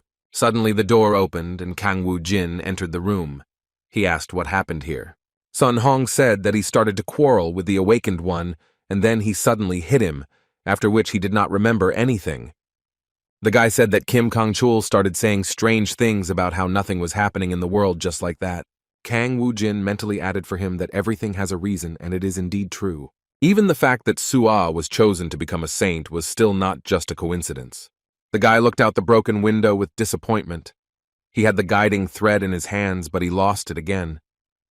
The mysterious Moon World, James Toppler's organization that supported Kim Kang-chul. Everything was as he said, but something in Kang Woo-jin's soul caused serious suspicions.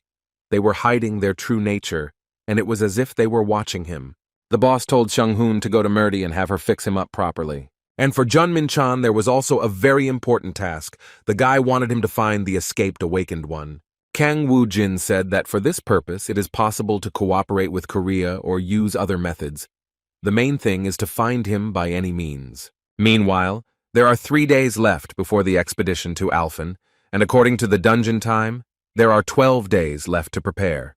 Kang Woo-jin entrusted the training of 23 selected awakened ones to Hae-sol, and the girl happily took on their training.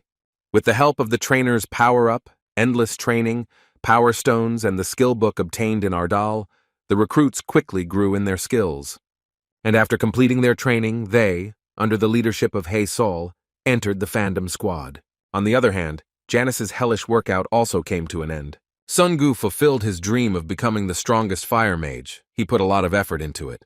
With each new test, he became more proficient in fire control and learned to absorb this hellish flame. But even after these achievements, for some reason the guy did not feel happier. Jae-min also mastered new abilities. He now trained animals. After Kang Woo-jin's instructions, the boy stopped using his power in vain and began to control it. The boys called him to move on, while the vampire carried out educational work with his prey. Jae-min promised that he would finish in just 1 more minute and then catch up with his friends. Probably his aristocratic nobility was starting to fade little by little.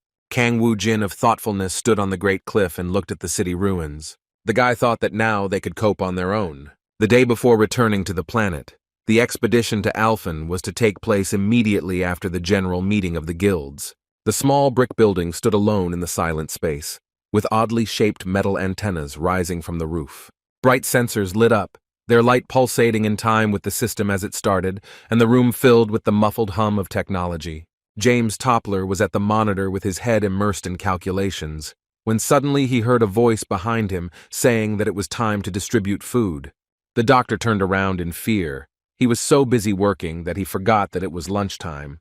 He thanked the girl so-so and asked her to leave the food there. She wished him bon appétit. He picked up a small plastic container, his lessons shaking slightly from fatigue, and slowly opened the lid. Seeing the contents, James Toppler chuckled thoughtfully and said that there was very little time left before they would start eating something else. He thought that this time he would definitely complete his plan. The doctor thoughtfully approached the large window of the laboratory. He stared at the vast black abyss in the middle of which the planet was visible. The day of the general meeting of the guild came. It was in the Republic of Korea, the port of Busan. Several people gathered around a huge body of water, in front of which loomed an aircraft carrier, its massive hull piercing the horizon. One of the men in the crowd, without hiding his surprise, said that it was a full 280 meters long. It was a real giant. Kim Hai-min turned to the captain and asked what their plan was. "Is it possible to deal with this machine on our own?" He replied that once the transfer of all affairs was completed, there would be no problems with the aircraft carrier itself, but loading additional weapons, including aircraft, and deploying the pilot force would require enormous resources and time. The guy said, slightly disappointed, that he had generally assumed so. From the very beginning, he considered the idea of an aircraft carrier in Adrala to be too crazy. It was unclear why the boss needed all this. Suddenly, a loud whistling wind broke the silence and all eyes turned to the sky. Kang Woo-jin was smoothly descending towards them through the clouds, sitting on the back of an extraordinary creature. The guy asked in surprise why the boss came here, because he should be at the guild meeting. Kang Woo-jin replied that they would only plant a tree and then immediately return. Kim Hae-min looked at him with a puzzled expression. It was hard to imagine what the boss meant. Meanwhile, the boss greeted the new captain, who introduced himself and said that his name was Park Gil-soo. He added that he is a former Navy colonel and has 6 months of experience serving on an aircraft carrier as an officer. Kim Hae-min said that due to limited contacts, they have no aircraft or escort ships, and they also lack weapons and manpower to operate. He ended his speech by saying that the aircraft carrier was too big to be used simply as a means of transportation. Kang Woo-jin noted that that was the whole point. A huge ship, that's exactly what he needed, but the guy didn't tell everything. He walked thoughtfully along the large, massive deck and found a suitable place. After that, he connected the two pieces of dimension, and the next moment, something incredible happened. A blinding flash shone with incredible power. Everyone present closed their eyes. Kang Woo-jin combined two fragments to create a spatial dimension. He created a base, and its symbol grew with each passing minute. It looked simply incredible, like a nest that a dragon had created on the Namsan Tower. There are 24 hours left until the construction of the base city of the dimension Lord Kang Woo-jin is completed. He said that Seoul Station is currently surrounded by various dungeons, so its defenses are too weak. If an attack happens while he is on Alphen, everything will end because the portal leading back to Earth will disappear.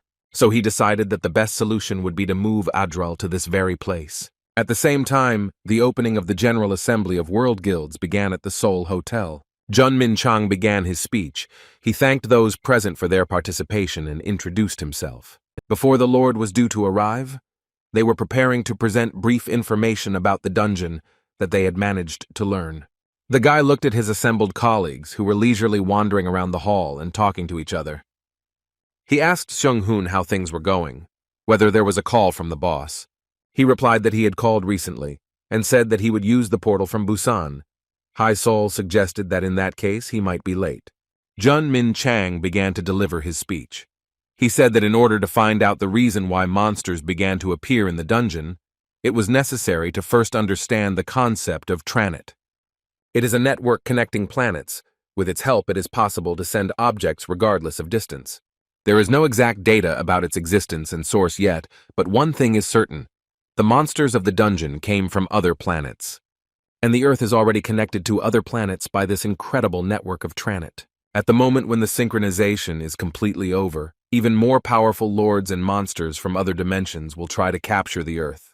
When this happens, the heliotropic industry will fade into the background, because there will be a threat to the life of all mankind. One of those present in the hall asked what they should do in such a case, since it was impossible to defend against the dungeon with a barrier or to destroy it. Junmin Chang agreed that it was true. The dungeon could not be destroyed, however. There was a possibility that they would be able to cut off the connection with Trenet. A man in the audience asked if there was any way to do this. Kang Woo-jin suddenly entered and said that such a method had certainly already been found. That's why he goes to Alphen to bring his plan to fruition. There is a weapon hidden on Alphen that is all trash. If we manage to find it and perfect it, we can use it to break the connection with Tranet. The young man said that today he had gathered everyone to ask them to protect the Earth during his absence. The fighters began to talk among themselves. They did not even assume that there was a weapon on Alphen, and if it had a transcendental ability, this would arouse suspicion. One of them asked if Kang Woo-jin was really heading to Alphen to save the Earth. After all, until now he kept the information about the spatial stone that allows Adrala to own the dungeons. Perhaps protecting the Earth is an excuse, and he wants to get the benefit of what is in the Alphen dungeon. Kang Woo-jin said that humanity was in danger, and how could he think of anything else now? He just wants to protect his family and the Earth he lives on, and if someone doesn't believe, they can go to Alphen. The guy said to go after him right after he was killed. The man remained silent in anger. He did not argue and did not find anything to say. Kang Woo-jin asked Junmin Chan to show the screen where the image was visible. There was a photo of the former guild leader, Lee Sang-ho. He became Yellow's subordinate and was responsible for the split of the Republic of Korea. Those present looked at this man in surprise.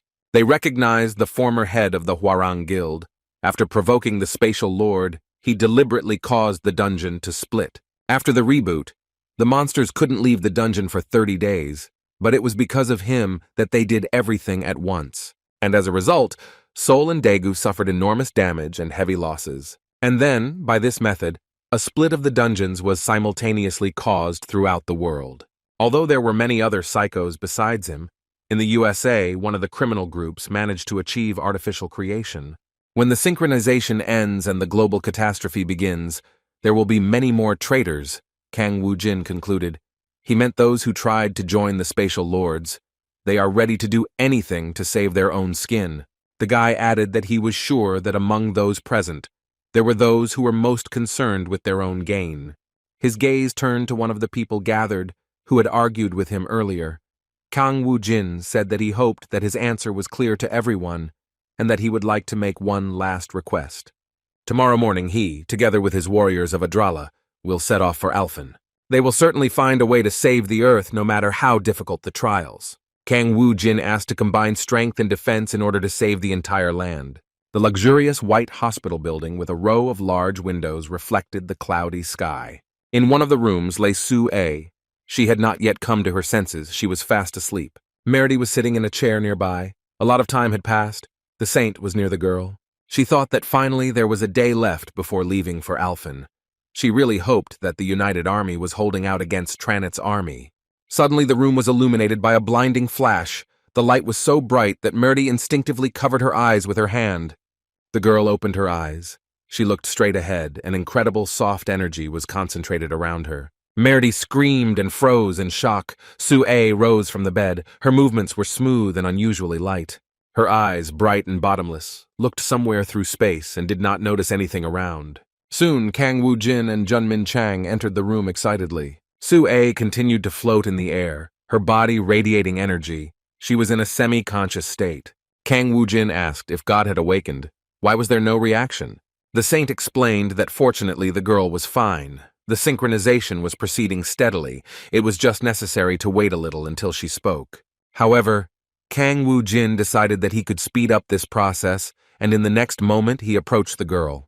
The saint tried to stop him but realized that it was useless. The guy asked what the name of the god who appeared was. Could she introduce herself? The being that was inside his sister said that the seed of a newly born planet could not have a name.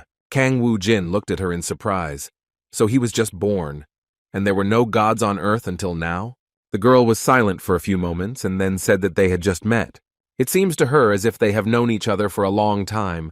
Another era has passed, and now they have met again. Kang Woo-jin couldn't make sense of all this speech, so he asked her to speak more simply. Sue continued to say that the essence gave birth to the phenomenon, and man only recognizes this phenomenon, an endlessly repeating false history, and again turned her gaze to this end. The guy was trying to put together in his head this puzzle she was telling. What did the false story mean? And the girl looked up and asked if he could stop this endless slavery. She will watch him continuously, always, at any time. The next moment, Sue began to slowly fall, and Kang Woo-jin barely managed to catch her. She raised her eyes and looked at the guy. The girl recognized her brother. He was very happy that she recognized him, and Sue said that she had a very strange dream. Kang Woo-jin praised her for doing well and said that there was no need to think about it, and that it was better to rest for now. The guy thought, it's good that Sue accepted the deity without any problems. However, if something goes wrong, her body or soul could be seriously damaged. A creature that looks like a strong door trying to prevent communication with the deity, the god of earth will soon be born. It must be protected from Tranit. These were the words of James Toppler. Kang Woo-jin still couldn't understand why his sister was the seed of God. It didn't seem like a coincidence. The guy gave an order to Jun-min Chang, as they agreed. It was necessary to transfer all the workers, there were 7 of them, and the equipment to the aircraft carrier. And then he added that Jun-min Chang should take care of Sue while he was gone. The guy thought that he could lose everything, but he had to protect this girl. Meanwhile, a tense argument was taking place near the entrance to a large, massive cave. The guard tried to get inside. He said that he had worked here for more than 10 years and could not understand why there was such strictness. And suddenly their argument was interrupted by a black car, which drove up to them with an incredible screech. The door opened, and a man began to walk out with heavy steps. He angrily asked what was going on here. The guard said that there had been a terrible misunderstanding. I just wanted to see how the repair work was going. But they wouldn't let him in and everything was blocked off. But nevertheless, he worked here for 10 years, and nothing like this ever happened under his watch. The man thought for a moment and then decided that he shouldn't make a fuss. He good-naturedly said that he could show the guard everything himself. After a few moments, they descended into the heavy semi-darkness of the cave. The man kept saying that it was much easier to come to an agreement with the boss, since there was a very valuable natural monument in the cave. He was very worried that the monument would collapse. The chief replied that he understood him perfectly. Suddenly they heard a wild roar that came from the depths of the cave. The man was a little scared. He screamed in horror and began to look ahead. He asked his companion if he had heard anything, but the chief replied that he had probably imagined it. The man remained looking around warily. It now seemed to him that the cave looked too frightening. Suddenly he noticed a lot of flickering red eyes on the ceiling. Probably they were ordinary bats. He smiled sheepishly and said that he had just been nervous lately. There was silence inside the cave, broken only by the soft sound of water dripping from the ceiling. Drops fell onto the rocky floor, leaving small puddles that slowly spread in different directions. A pack of hungry wolves was already eating the unfortunate guard, and he paid dearly for his curiosity. The man accompanying him smiled haughtily and muttered that sometimes it was better not to pry into other people's secrets. The next moment he took on his true form and said that this stupid man was not even able to defend himself, but he raised such a fuss. The cave was softly flickering with a dim bluish light from the torches that were constantly burning on the rocky walls. Lee Sang-ho walked slowly across the cold, rocky floor, his footsteps echoing throughout the cave. He bowed his head in greeting to the huge, rocky monster. The guy looked down. His voice was quiet and sensitive. He announced that his humble servant had arrived. The monster sat on a throne that was made of rough stones and ruins. Its body was hard and huge. The rocky monster slowly looked up and asked what they had managed to find out about the immortal. Lee Sang-ho revealed that he is setting up camp on an aircraft carrier, which is a huge ship. It seems that after completion he is going to move his lair there. Titan scratched his chin thoughtfully. That is, this guy is planning to get out of the dungeons. Overall, he came up with a good idea. The monster asked if there was any other news. Lee Sang-ho reported that along with the awakened Adrala, a military expedition was being sent to Alphen. Suddenly, the monster became very worried. What should he understand? Would the guy really dare to go to Alphen? The next moment, he laughed and said that Kang Woo-jin had probably decided to go and look for the hidden code after all. And it's even good for them, because for some time this guy will not be on Earth. They have enough time to find God and destroy him. Meanwhile, the boys arrived at Alphen, the Temple of Wrath. The place was in ruins and looked sad. However, Kang Woo-jin breathed in the forgotten air with pleasure, which was incomparable to the earthly one. The guy said that he hadn't exhaled the air of Alphen for a long time, and now he felt real bliss. Sun-gu said with disappointment that this was Alphen. It looked honestly not very good. Kang Woo-jin glanced at him. And then he said that the war lasted 200 years. Can one assume that after that, there will be a living place left? And then he turned to Merdi and asked where they were. She replied that it was the west of the Rata Plateau. If you go northeast from this place, you will find Old Ardal, and in the north are the lands of the United Forces. Then she added that it is unknown now how everything has changed because a lot of time has passed. Kang Woo-jin put his hand on her head and mockingly said that she herself forced him to come here, and now she suddenly began to worry. The guy had already jumped on his horse and was getting ready to set off.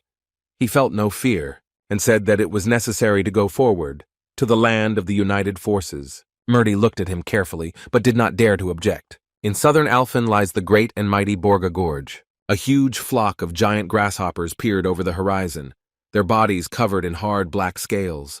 People ran away in panic, trying to hide from danger. Screams and the stamping of feet could be heard from all around.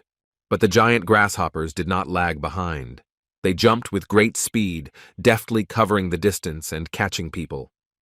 Suddenly a loud, powerful warrior's voice rang out, piercing the air, driving away panic and drawing attention to itself. It was a man who rushed fearlessly at the terrible insects. He swung his weapon, his blows destroyed the monsters. And in the distance, in a shelter, sat a woman who was bringing her child to her home. Her body was shaking with fear. Her eyes were filled with horror. The hero's name was Torek. He was a monk who worshipped Skia, the god of pathfinders. The man said that they needed to run quickly. They needed to get out of the gorge, and there they would meet the heroes. The boy looked up in horror, his eyes wide open and his breathing becoming ragged. Torek felt the tension in the air and looked up to see one of the grasshoppers jump from a height again, its body heading straight for him. But the hero did not lose his head. He quickly thrust his weapon forward and confidently parried the blow, forcing the monster to jump back. Taking advantage of the moment, Torek counterattacked. He delivered his attack to the soft parts of the insect's body. The grasshopper fell to the ground with a loud thud, its giant body landing loudly. Torek shook himself off and said that these creatures are very tenacious, but now is not the time to give up. People rushed forward.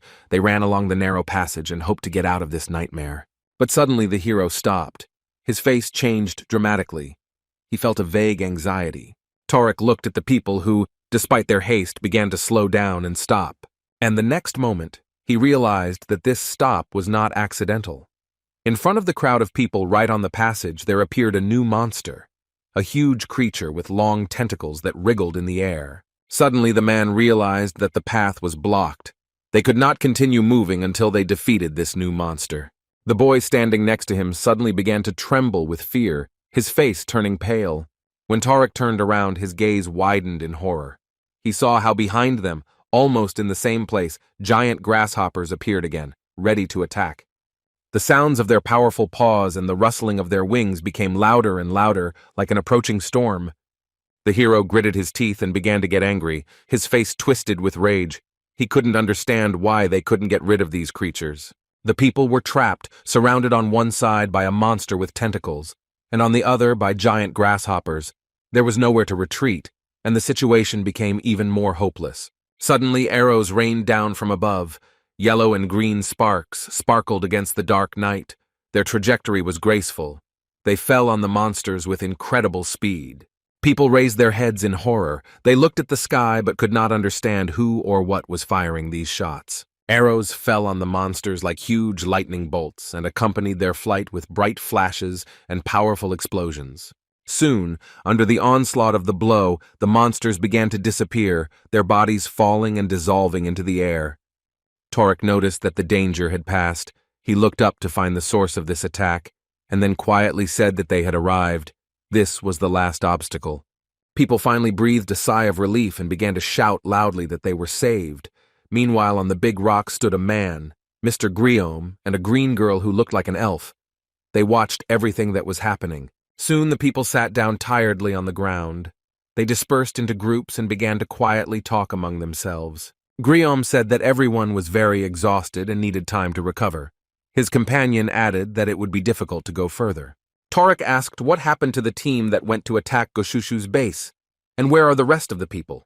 The wizard said that the attack had failed, and the survivors had gone to save the inhabitants of nearby settlements. Lord of the Elves.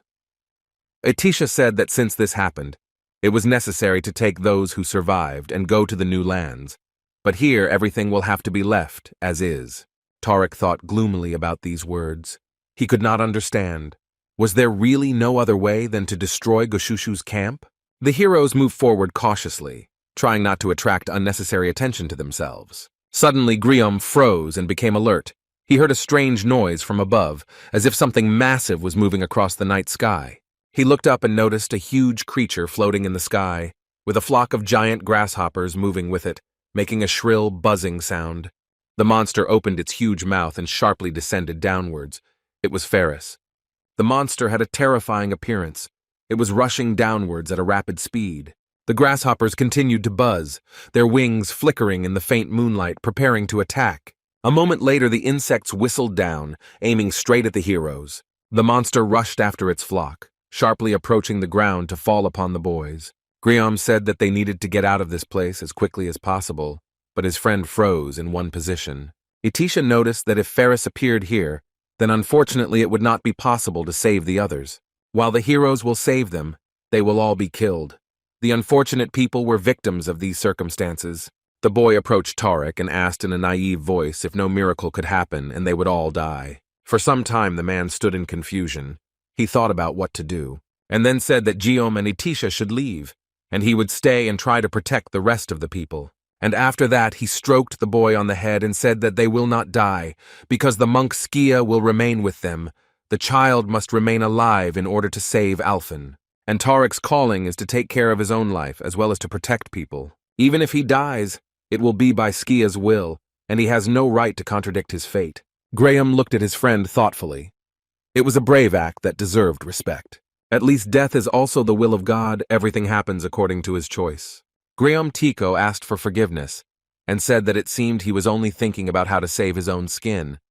But this is not right. It is necessary to always remain steadfast and courageous. And then said that he could not become the hero of Alphen if he abandoned the people and ran away.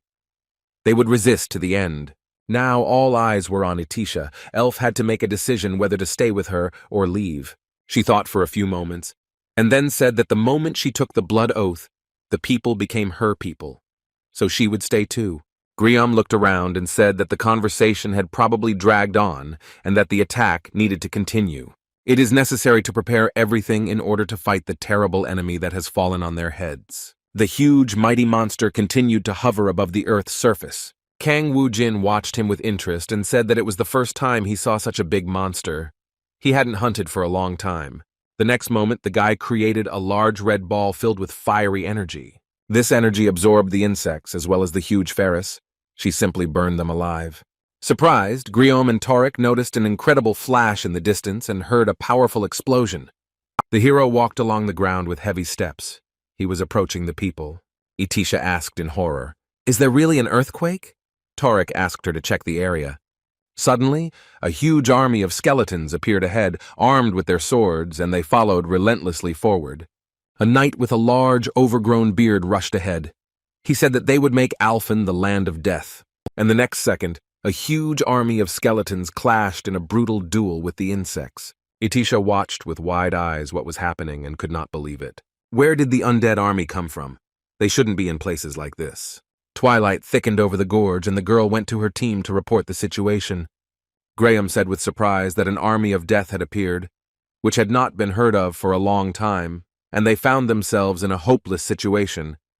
Tarek thought with rage that the miracle had not happened. Were they really doomed to perish? Etisha said that they should not despair. Perhaps this is their chance. While Goshushu will fight with the army of the undead, they will be able to get out of this place.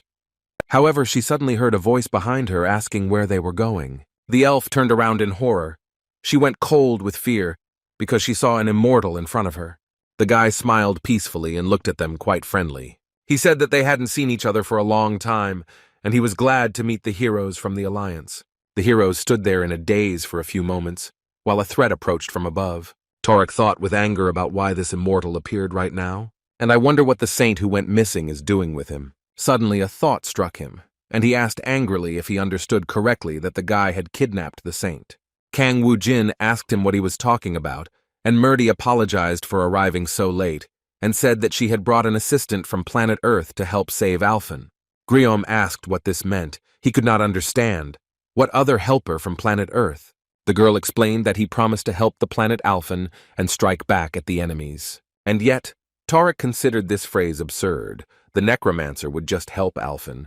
How could the saint believe such an obvious lie? Suddenly, the idea struck him again. This young man had probably used his magical powers on her. He said angrily that it was unforgivable. Not only had he kidnapped the saint, but he had also made her undead. He accused the guy of wanting to use her to capture Alphen. Murdy shouted that he had misunderstood everything. She was alive, and this man really wanted to help. Kang Woo-jin interrupted her speech and said that she shouldn't explain anything to him. The girl embarrassedly said that Torek really didn't understand it that way. But in the next moment, the fighter rushed straight towards Kang Woo-jin, clutching his weapon in his hand. He shouted that his opponent was disgusting. This was his chance to defeat him while he was without his immortal army. Kang Woo-jin thoughtfully said that if words don't help, then you'll just have to act. Murdy tried to stop him, but it was no use. The next moment, he and Torek were locked in a fierce fight. They hit each other with all their might, and sparks flew in all directions from these blows. The rest of the guys watched this with horror. Griom and the elf were very worried about their friend. And Kang Woo-jin, squinting slyly, said that now Torek would understand everything, having paid with his body. Griom seethed with rage. He grabbed his magic key in his hands and cast a spell. The wizard used teleportation magic and attacked the guy from behind. Everything around began to glow with a bright flame, and the fire spread throughout the entire area. It was the magical flame of Inferno, which could destroy the enemy in an instant. However, Kang Woo-jin stood unperturbed in his place and only smiled arrogantly. Griom suddenly realized that something had gone wrong and looked at his driver in horror. And the guy took out a huge bow that glowed yellow and took aim. The next moment, the magician fell to the ground and groaned in pain. Itisha looked scared. She couldn't even imagine that this was possible. No matter how strong he is just a necromancer. The immortal dealt with the hero so quickly. And the guy already turned to her and asked, "Does she really want to try too, or has she understood and no further explanation is required?" The girl clutched a dagger in her hands. She trembled and did not answer. And then she released her dagger from her hands, and it quickly fell to the ground. Kang Woo-jin smiled smugly and looked around. He had now proven his superiority. The guy told the saint, so that she would heal the victims. As soon as they come to their senses, it is necessary to explain everything to them. And after that, Kang Woo-jin turned his gaze into the distance, to the sky where monsters were flying. These were probably the creatures from Goshushu, which means his Logano is nearby. He said that he would help the bastard so that he would not suffer anymore, and quickly saddled his horse. Lord Goshosh's lair was located on the great mountain, with a gloomy castle visible in the distance. Kang Woo-jin entered without incident and attacked his opponent. He sank to the ground and gloomily said that this unpleasant and dangerous guy had returned. Kang Woo-jin asked, "Isn't the monster happy about this meeting?" He replied that they had defined the territory and he was not going to invade it as before. The guy asked what to do in that case, because he would like to possess the entire planet. The monster suggested that perhaps Kang Woo-jin's goal was the Alphen Code. The young man looked at him in amazement and asked what kind of code this was, since on the planet Jakku they were also talking about it. Goshusha asked if his opponent really didn't know about the code and just wanted to help the inhabitants of other planets. That's very strange. Kang Woo-jin replied that he could tell him, but the monster said that he was not going to do that. Suddenly the young man's face changed. He looked at his opponent with anger and hatred, and then said that if he didn't want to die, he should tell him everything. Kang Woo-jin killed him and then said that he still didn't understand what kind of code this was that no one wanted to talk about. He was suddenly called. He turned around and saw his friends behind him. The guys said that they looked through all the lower floors. There is nothing special on Alphen. Kang Woo-jin told them that his friends shouldn't relax.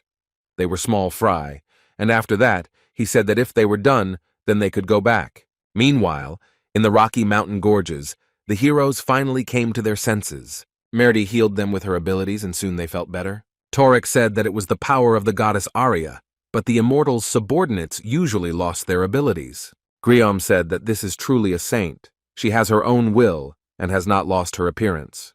The heroes asked for forgiveness and said that they simply misunderstood everything, but now they realized their guilt. Merity replied that everything was fine and said thank you for the fact that they still believed. Kang Woo-jin approached them. He asked how they were feeling and if they had cleared their heads well. Tariq asked why the young man decided to leave them alive and not destroy them completely. Kang Woo-jin turned to Merity and asked if they really needed to be killed, but Tariq quickly explained what he meant. Why was the guy helping the Union? He scratched his chin and thought for a few moments, and then said that they had common interests, and therefore he decided to help, and then said that he meant a common enemy. This is the connecting thread of Tranit.